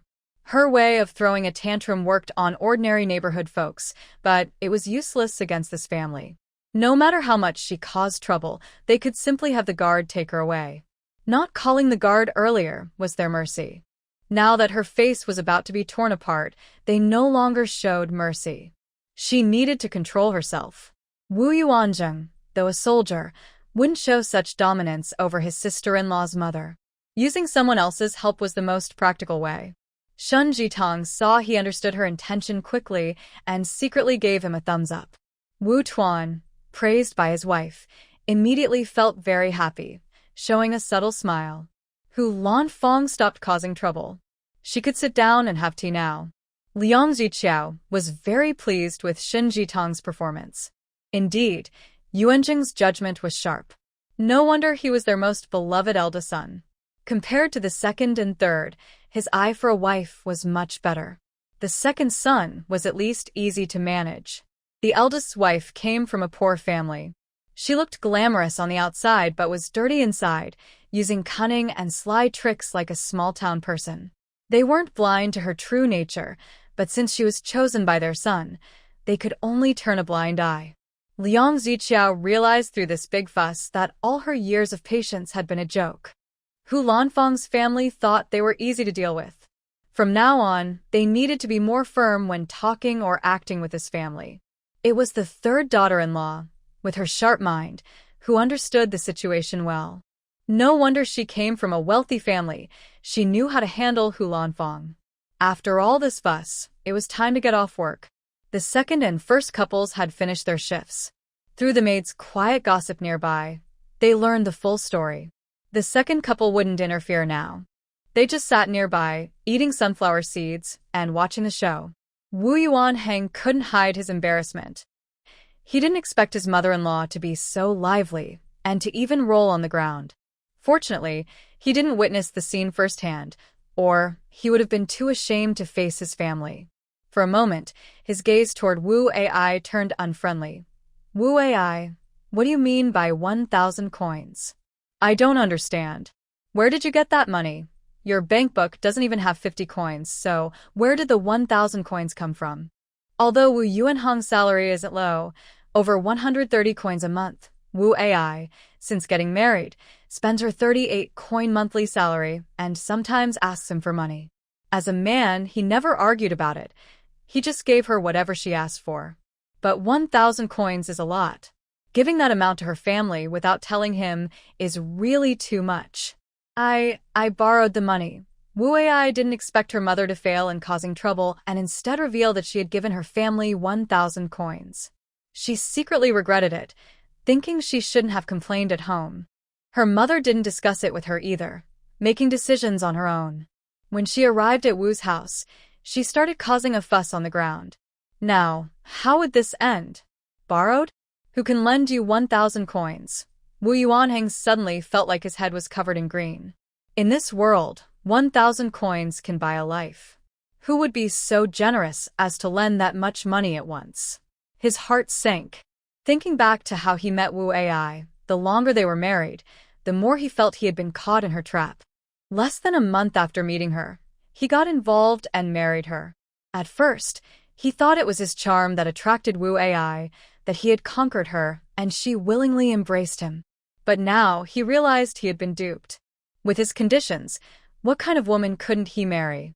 He clearly was Wu Ai's target for hunting. Wu Ai went to a dance party, and she wasn't forced to go. When they first met, she had a lot of fun. She was definitely looking for a wealthy husband. Wu Yuanheng now had no doubt that even without him, Wu Ai would have found someone like Zhang Yuanheng or Wang Yuanheng. He just happened to fall into her trap by accident. But since they were married and had 2 lovely daughters, he could only accept it and not make a fuss. I never expected that today I would hear about 1,000 yuan. Wu Yuanheng was really worried that Wu Ai was talking to his friend. If that happened, how could he still stand out among his friends? I borrowed it from second aunt, Wu Ai explained. Wu Hao is getting engaged, and the bride's family needs a lot of money for the wedding, about 1,000 yuan in total. Our family only has me, the oldest sister, who earns a bit more. If I didn't help borrow money for the family, could Wu Hao marry his bride? As Wu Ai spoke, she started to feel wronged and began to wipe her tears. When Wu Yuanheng heard she borrowed from second aunt, he relaxed a little. Luckily, she didn't cause trouble for him. Second aunt's family isn't doing well either. Second uncle is often sick and needs care. We haven't been disrespectful to them, so why borrow money from them? Wu Yuanheng was angry, but since it didn't involve the sensitive issue of his reputation, his anger eased a lot. When Liang Zhiqiao heard that Wu Ai borrowed so much money from her younger uncle and her eldest son was protecting her, she felt very upset. This matter had to be settled eventually. She looked at Shen Jitong with apology and said, "Tang Tang, sorry. We just got home, and I didn't want you to see this. It's okay, Mom. Every family has its own problems to deal with," Shen Jitong replied kindly. For example, their Shen family had been full of conflicts since her parents married. If Wu Yuanjing hadn't been so honest with her, and if a series of coincidences hadn't pushed her toward Wu Yuanjing, Shen Jitong really wouldn't have wanted to get married. She remembered a popular saying from her past life, describing a bride on her wedding day as tragic. She wore beautiful clothes but was heading toward a life of hardship. Shen Jitong swore that if she ever married and her life became broken and difficult, she would leave without hesitation. Wu Yuanzing stood beside Shen Jitong and suddenly felt a low pressure around her. He quickly pulled her aside and asked, "What's wrong?" "Nothing. Let's talk about it later," Shen Jitong replied, a bit reluctant to speak. She, Shen Jitong, had assets she could spend in several lifetimes and a powerful spiritual spring. Even alone, she could be outstanding. But when she calmed down, she knew she shouldn't let others' problems affect her emotionally. She shook off these negative feelings and smiled sweetly at Wu Yuanzheng. Yuanzheng had never wronged her. On the contrary, in her past life, he had loved her deeply for a lifetime. Since both of you love each other now, just enjoy the moment. Having someone who loves you by your side makes life more beautiful. If you want to borrow money, you can write an IOU to second aunt. Borrowing and repaying is normal. Liang Ziqiao sat on the sofa and spoke seriously to Wu Yao. "Mom, second aunt didn't ask me to write an IOU. Wu Yao didn't want to write an IOU either. She thought that over time, she wouldn't have to pay back this money. Does Wu Hao have money to repay her? She can't possibly pay it herself. She also can't afford it. Her monthly salary is only 38 yuan. Besides buying clothes and snacks, she spends the rest on Hulan Fong. She spends all her salary every month. As Wu Yuanning said, there's not even 50 yuan left in her bank account. Ask her to write an IOU? Would that be asking her to die? Although you wrote it in second uncle's name, family matters should be clear. Elders don't want you to cheat them." Liang Zhiqiao spoke firmly this time. "Hey, mother-in-law, you're wrong. What do you mean by cheating elders? Elders' money, if not all spent, should be shared with younger family members. Isn't that right? You can't just see the younger ones struggling and not help while you indulge yourself with good food and meat." Hu Lanfang was good at changing the subject. "If the elders are willing to give, I have no objection. But since it's a loan, honesty is important.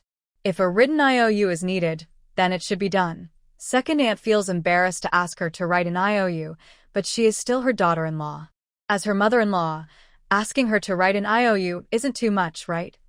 Liang Ziqiao felt she could no longer spoil Wu Yao. "Mom, just say the word. I'll write it now." Faced with pressure, Wu Yao had no choice but to grit her teeth and write the IOU. Liang Ziqiao took it and said with a serious face, "I will give the IOU to second aunt. Also, since your mother-in-law came today, isn't she here to discuss the division of the family property? The division doesn't affect the eldest family. All three of my sons are married and established. As the family grows, dividing the property is natural. The reason we haven't divided yet is that the third son isn't married. Now that he's about to hold his wedding banquet, the division will happen soon. Since things have come to this point, let's discuss the division today." With these words, Liang Ziqiao covered all the important points. Hearing that the family division was not aimed at the eldest son alone, Hu Lanfang was momentarily speechless. However, she quickly challenged, "Dividing the family is fine, but it must be fair.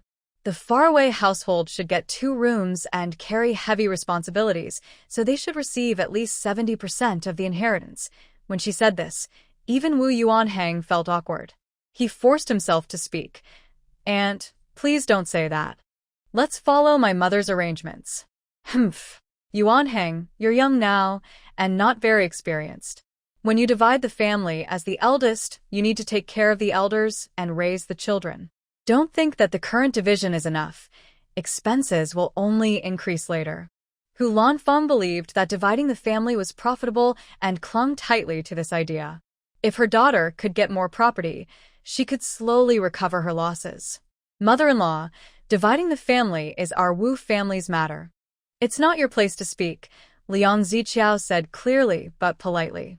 "Today you came to my house. I treat you as a guest. It's time for lunch, and you've had tea and eaten. Please finish your meal. When you go home, we will naturally discuss the division." Liang Ziqiao's words were firm but reasonable, making it hard to find fault. Hu Lanfang, though thick-skinned, knew she couldn't really interfere in this matter. Her face reddened, and she stood up quickly, saying, "Are you just trying to make me leave? No matter how poor my family is, I can't be so broke that I can't afford a meal. I'll leave now. Mom, I'm leaving. You need to understand this clearly." After speaking, Hu Lanfang got up and left without looking back.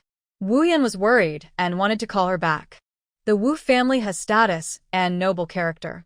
They definitely won't bully you. They'll be fair. Otherwise, they wouldn't have the face to stay here, right? Hu Lanfang threw out this confident remark and left without turning around. Liang Ziqiao was choked by her words and snorted coldly. "Fair or not, outsiders have no right to judge. Today, I want to say this. When my husband and I grow old, we will rely on ourselves. We don't need anyone to take care of us." This statement was like a heavy bomb, shocking everyone. Even Shun Jitan couldn't help but admire Liang Ziqiao's decisiveness. It was surprising to see such strength in her. Nothing to ask for, nothing to be trapped by. Some elders in big families are often fooled by superficial family warmth and are more bound by the long-standing culture of respecting the elderly. They place their hopes for happiness in their later years on obedient children and filial grandchildren. Little do they know, the bigger the expectation, the greater the disappointment. People, only relying on oneself is the most dependable. At this moment, Shun Jitang's admiration for her mother-in-law reached a new height. "Mom, do you think Dad knows what you're saying?" Wu Yuanhang, as the eldest son, felt embarrassed and couldn't hold back, loudly questioning. If Hu Lanfang hadn't come to cause trouble, it might have been fine. But now that she's causing trouble, Mom might directly announce a separation of the family. In everyone's mind, isn't it because her mother-in-law caused the fuss that the family split? And it's for more family property? Although no one wants less property, making it public like this, how will he be able to socialize with childhood friends and classmates in the future? The circle in Beijing isn't very big.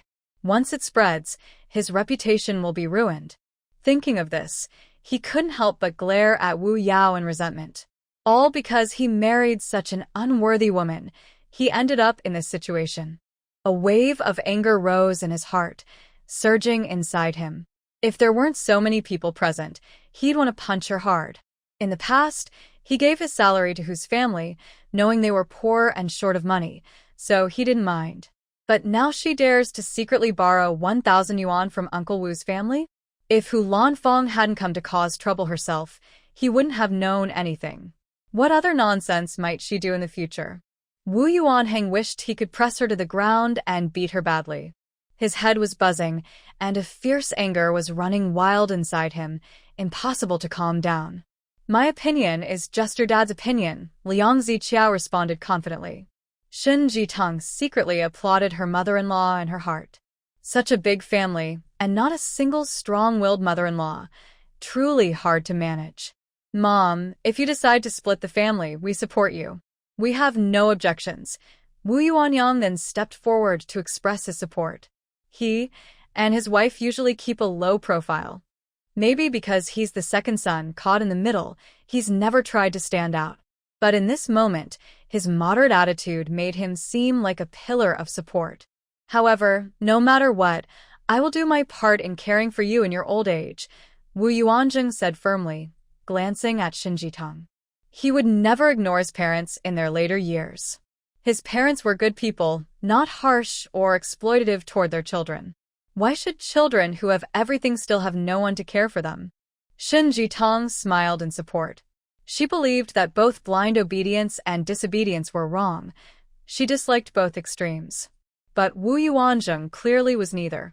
Mom, even though I am your daughter, I will also take care of you when I grow up, Wu Yuanning said with a pout, looking sad. She really didn't want the family to argue over dividing the property. She was a bit annoyed with her older brother and sister-in-law because they caused trouble. Wouldn't life be better if they didn't stir up trouble and the family stayed peaceful? Your dad is at work, but my opinion is his opinion. Instead of waiting for bad luck, since we've already talked about it today, let's divide the family property, Liang Ziqiao said. She went back to her study and soon returned with a thick ledger. This is the record of the household expenses I started keeping after I married into the Wu family and took over the household. I also recorded everything from your childhood, clothes, food, and daily needs. If you think anything is unfair, you can check this ledger. After looking at it, tell me whether I have been fair to you. She handed the ledger to Wu Yuanheng. Wu Yao was stunned. She never expected her mother-in-law to keep track of her husband's childhood expenses. The fact that she dared to show them the ledger meant she was confident and had a clear conscience. Wu Yao felt awkward because she had previously spread the idea that Yuan Heng was burdened with 2 households and needed to be supported in old age, so the family should get more property in the division. Now, her mother-in-law no longer needed them to support her, so her argument about sharing the burden no longer held. Even more frightening was the thought that if her parents-in-law didn't need support, did that mean? The idea made Wu Yao's face go pale as she realized her mother-in-law was using this opportunity to push for a division of the property. But it was too late to stop her now. Wu Yuanheng's face darkened as he briefly looked through the ledger and discovered that his mother had recorded every expense over 1 yuan. They carefully recorded all the details of their monthly expenses, including food, pocket money, stationery, and clothing costs. As the eldest son, he probably received slightly more family resources than his 2 younger brothers. Feeling embarrassed, he handed the account book to Wu Yuanyang. Wu Yuanyang only glanced at it briefly before passing it to Wu Yuanqing. Wu Yuanqing patiently looked through a few more pages. After finishing, he said nothing and quietly handed the book to their mother. All right, you've all looked at it. If you think I haven't been fair or balanced, and if you have any complaints, now is the time to speak. If your points are reasonable, I will give you appropriate compensation when we divide the family assets. Mom, stop talking. I think it's fair, Wu Yuaneng said, feeling a bit ashamed in front of facts and evidence. In the past, Wu Jia often said he was the eldest and that the family resources should be tilted toward him. After hearing this for a long time, he also thought it made sense. But now, he suddenly realized that the family had been leaning resources toward him all along.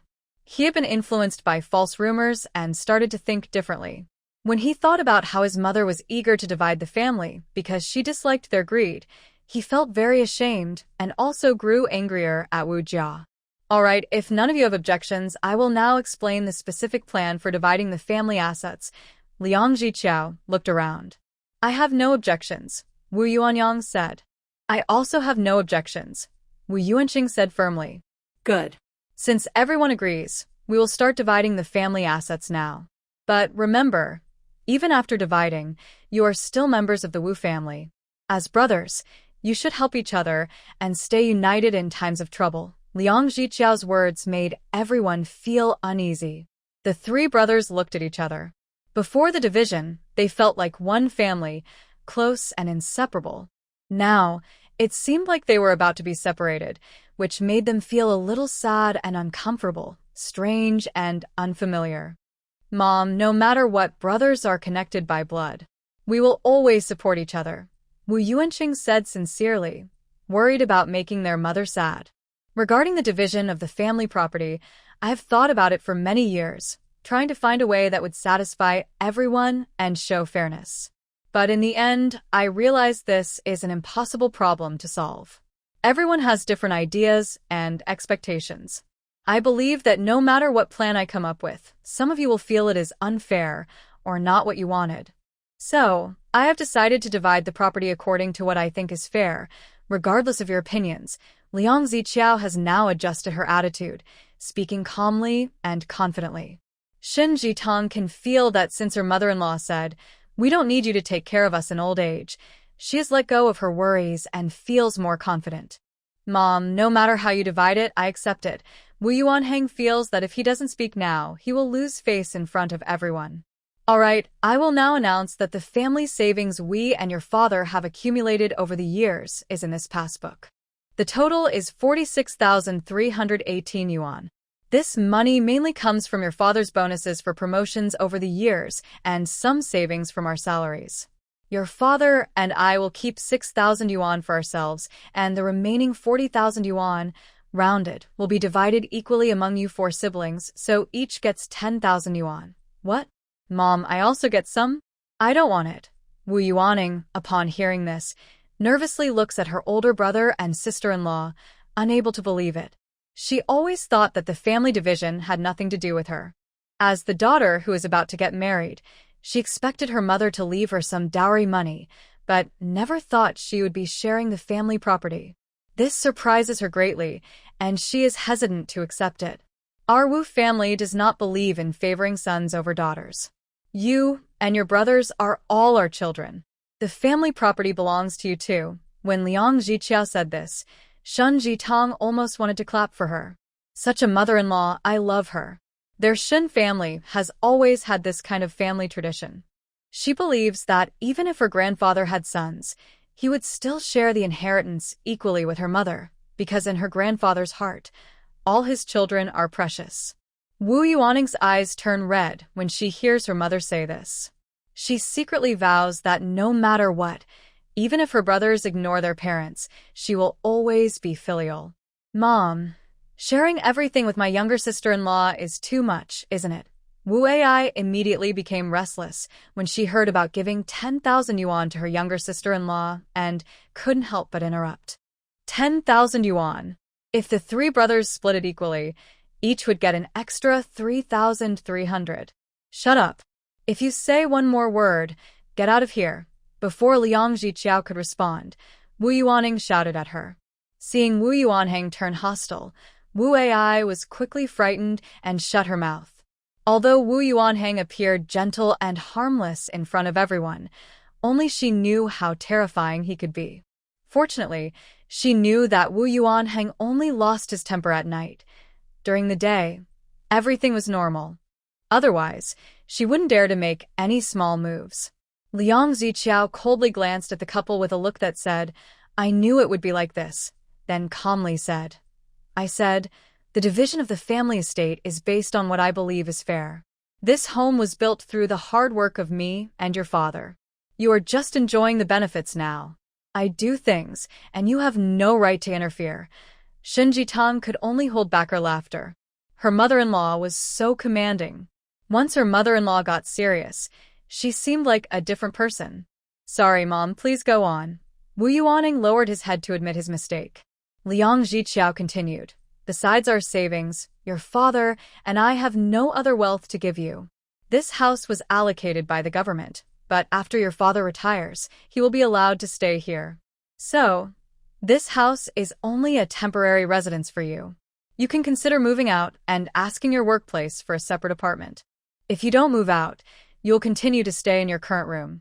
When they heard about moving out, everyone had their own plans. Wu Ai definitely didn't want to move out. She had fought hard and risked her reputation just to get the chance to move into this place. If someone asked where she lived, just saying she was here would earn respect and make her look good. Plus, applying through their workplace as young employees with little seniority, they could only be assigned to a small dormitory. These dorms were tiny and had terrible living conditions. There was no dedicated kitchen. Cooking had to be done on a coal stove at the door. During meal times, everyone cooked together, and the place was smoky and noisy. Don't ask Wu Ai how she knew this. She had been to a colleague's house, and it was exactly like that. That colleague is about the same age as her. If she applies, she can only get a small apartment like this. She finally escaped from the slums. Does she have to fall back again? Besides worse living conditions, if she moves out, who will take care of the 2 children? Now, she lives here with a nanny helping to watch the kids, and they have good meals. They eat simple home-cooked food. If she moves out and hires a nanny for the children, she will spend more money. Plus, there are costs for food, housing, water, electricity, and gas, all of which she will have to pay herself. Wu Yao feels regretful when she thinks about this. If she had known it would turn out like this, she would have stopped her mother from causing trouble. Now, because of the fuss, her mother-in-law is angry and wants to split the family. She feels that the biggest victim of this split is herself. They had agreed to share 70% of the assets with the eldest. They also agreed that she would shoulder the responsibilities of 2 houses. But then she remembers that her mother-in-law has already said she doesn't want them to take care of her in old age. Wu Yao feels she has no way to argue. She has blocked her own path. Mom, we're used to living at home. We won't move out. We'll stay here. Wu Yuanyang obediently replies, and Sun Jiao nods along. Their couple doesn't feel very important, but their mother still shares the family assets equally, which makes them feel warm inside. We haven't been living at home for many years, and we won't move out now, Wu Yuanjing adds. We also don't want to move out. Wu Yao is pregnant now, and moving out wouldn't be convenient, Wu Yuaning says, used to comfort at home. How could they move out without hardship? Eldest and second children can stay at home without problems. But you, the eldest, always knew that your name is under second uncle's. When second uncle was still recovering, second aunt couldn't take care of you, so you stayed here. Now that second uncle's health is stable, second aunt doesn't need to work so hard. I think, since you're splitting the family, you should move to second uncle's house. It's also good for building your relationship with your father and brothers. Unexpectedly, Liang Zhiqiao throws out another big topic.